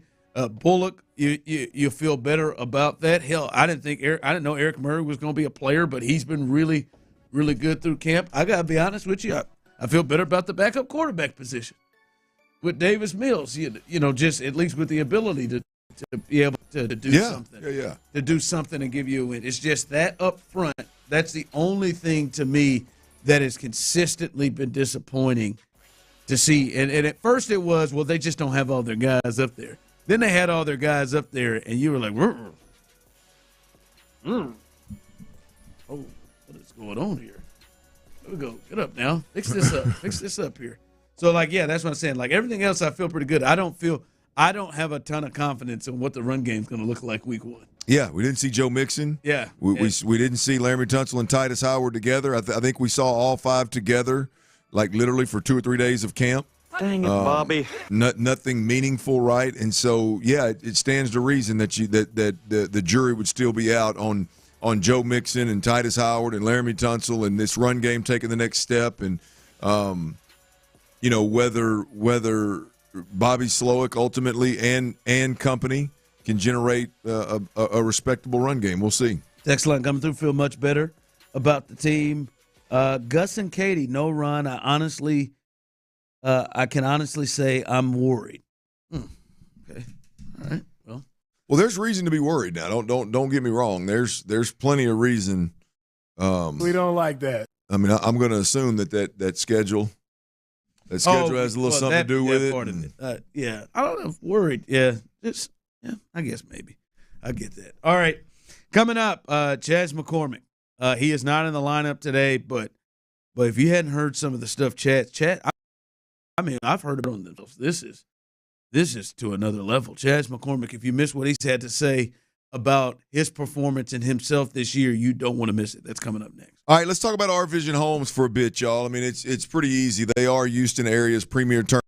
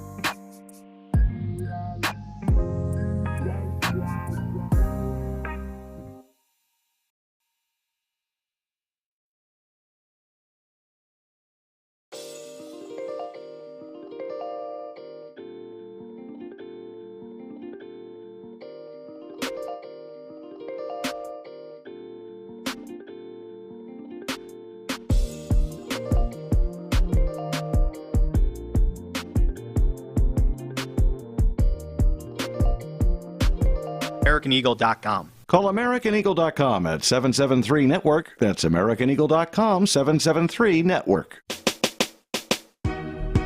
Live from the Twin Peaks studios, Sports Radio 610 presents The Drive with Stoerner and Hughley. That's right, The Drive is back as we know the roster. And the big move for us was the Noah Brown situation. Hey, Clint, now that Noah Brown's out, wow, who's the fourth receiver? Because they're gonna go four wides. They're gonna use a fourth receiver. We never know what kind of injuries occur. Who do you think slides into the role? If we said like, hey, 1 through 4, it was Diggs 1, Collins 2, Tank 3, Noah Brown was 4. I think that's where we were leading up. Who's the 4? Who's in the 4 spot? Oh, I think it's John Mechie. I think it's John Mechie. And look, that's. Look, he had a very strong end to camp, without a doubt. He had a very strong. It's undeniable. He had a very strong end to camp. Did I think it was strong enough to jump all the way to where you consider him the number 4 receiver with this football team? No, I did not. I didn't think that we'd come to a point on final roster day to where we'd be talking about John Mechie potentially being a number 4 receiver. But I've got to take a lot of things into consideration here, Ron. The strong ending that he had to training camp, the way in which Bobby Slowick, no matter what was going on with John Mechie, no matter what part of camp we're talking about, John Mechie, you look up and John Mechie was in there with the ones with C.J. Stroud quite a bit. He was the one, even more so than Robert Woods, the old veteran, even more so than Xavier Hutchinson, who you saw make plays early in training camp, even more than Steven Sims, who ended up making the team, who was obviously was the returner from a return specialist from jump with this football team. The guy that always made his way into that huddle right behind the big 3 was John Mechie.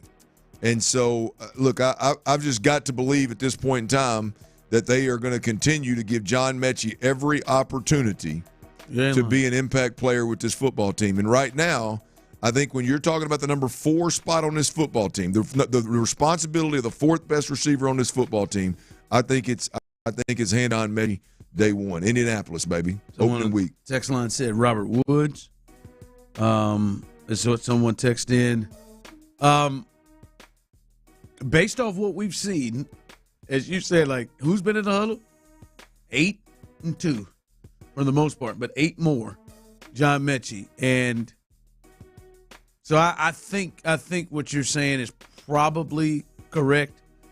For me, I feel like I'm about to call him in again. For me, I feel like Xavier Hutchinson has been the one who's actually earned that, based off the play that we have seen throughout all of training camp. I think it's fair. I'm talking about the practices, the preseason games, all of them, not just the last 2 games or really the one game where it was really big in practice. I was talking to somebody else who covers the team. Every time you put him out there, he makes a play. Mm-hmm. Every day he does something. Big body, a good size. I think dependable, reliable, good hands. He's got great chemistry with all the quarterbacks out there, no matter who it is. Kid is a freaking baller. Like, for me, from what we've seen and what I've seen from practice to these games, Xavier Hutchinson is the one who has earned it. But I agree with you, it's Mechie, and I bet you that Hutchinson is probably 3rd in those guys we just named. When people said Woods. People said, well, it's interesting. I think you look at the roster breakdown. They kept 7 wide receivers.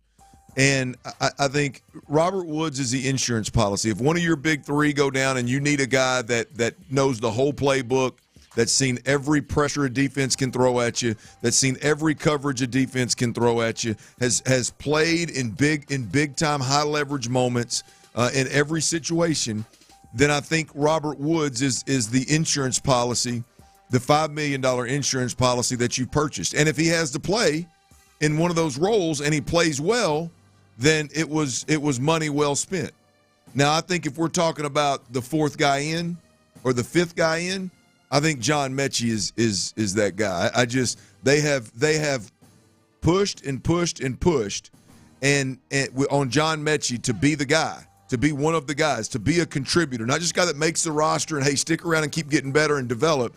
They have pushed him to be a guy that is in the huddle with C.J. Stroud consistently. And in their defense, in all fairness, it took a while, but once he got going, there was a 2-week run right there, or a 2-game run right there, where it looked like it was paying off. And so maybe this is this year's version of don't worry about the wide receivers. I ain't got no worries about the wide receivers that D'Amico gave us last year when Tank Dell and Nico Collins emerged. Maybe that this is the 2024 version of those guys, and John Mechie emerges. Interesting. Yeah. Are we gonna get flowers? We thought Noah Brown was a clear 4. We'll be watching to see who has that role at this point now.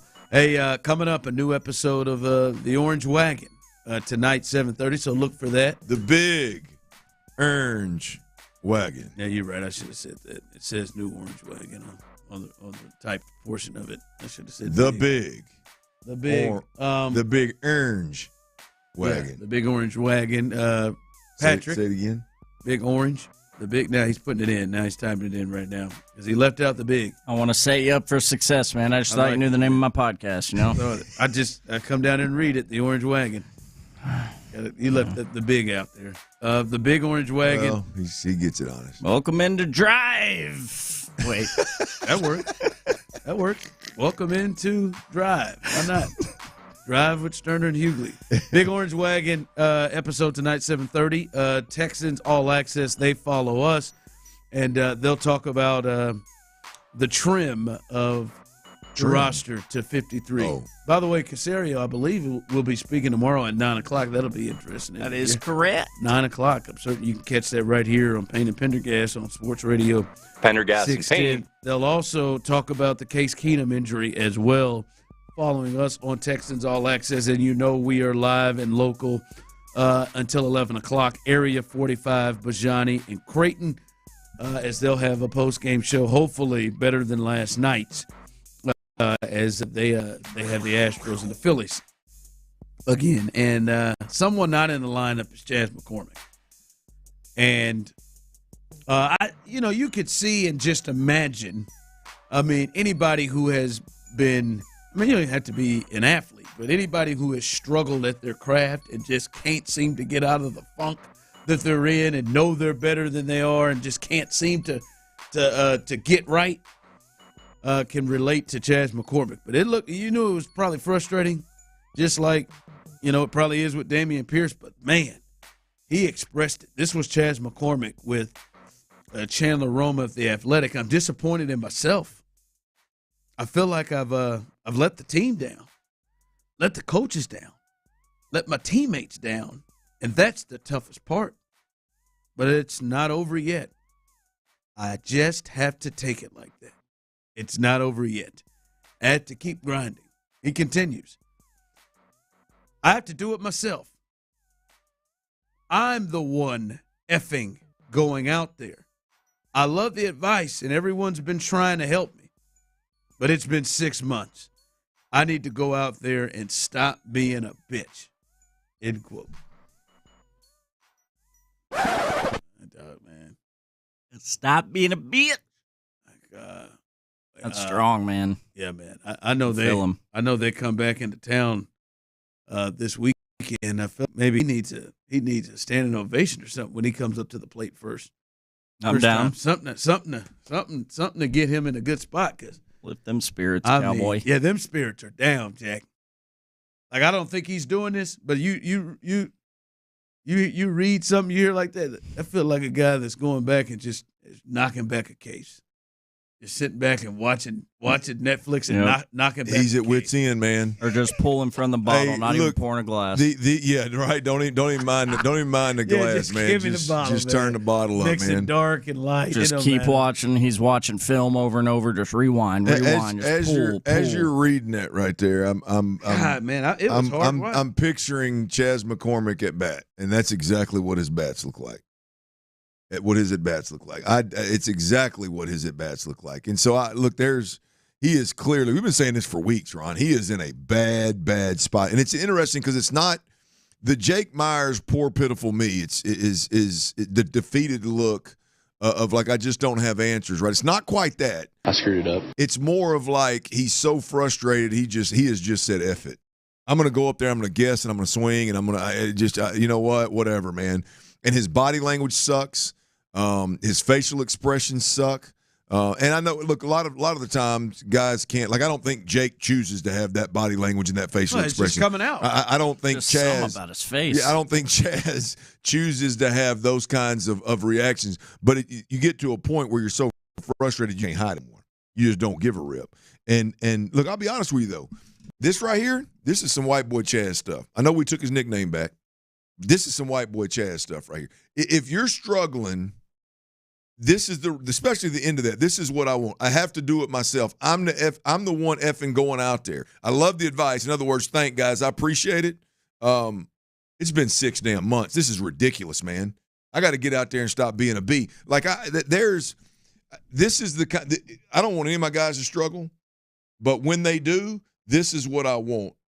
This is the mentality. He needs that last line. He needs to take that mentality to the plate tonight.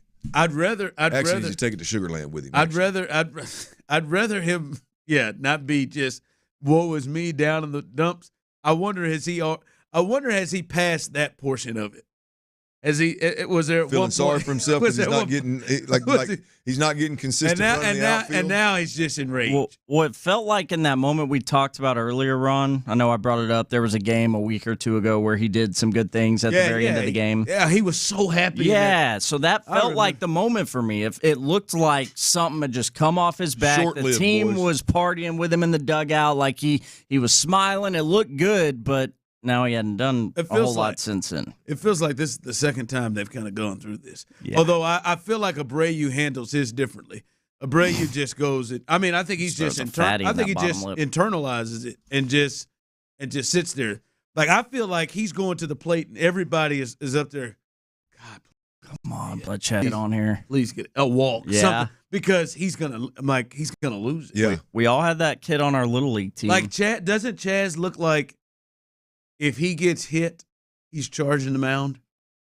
No, I think he'd rejoice because he gets to go to first. I just feel like he's. But I hear what you're saying. I feel like he is. I feel like he's up there praying to get hit.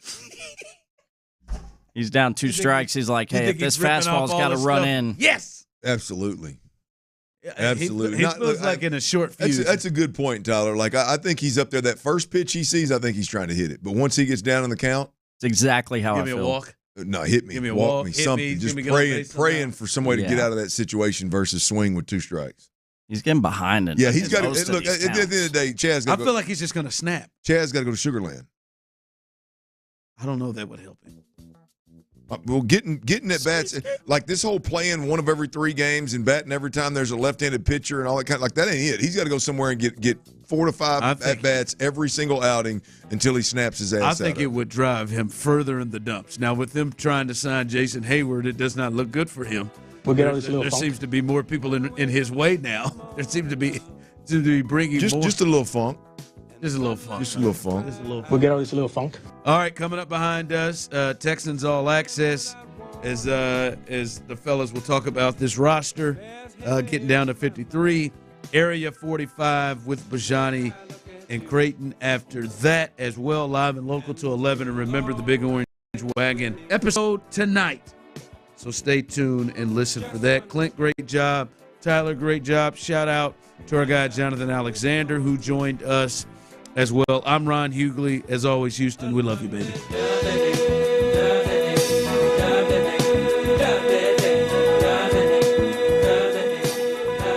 Manager of the Astros, Joe Espada. Wait for it, boys. You won't believe this. Outfielder Kyle Tucker has started to sprint. He's sprinting. He's sprinting. The king is sprinting. King Tuck ain't The loving. king He's is sprinting. Holy crap! I didn't Are you expect ready to this big celebrate, news on a He's Tuesday. he's close to running base. King Tuck is sprinting, Ron. Quit pissing on it, Ron. I'm not He's pissed on sprinting, anything. man. Don't put this on me. They've pissed on it. No, you're pissing on it. No, I'm not. They're He's not got out there trying to celebration. get Hayward, dude. He's sprinting. I mean, why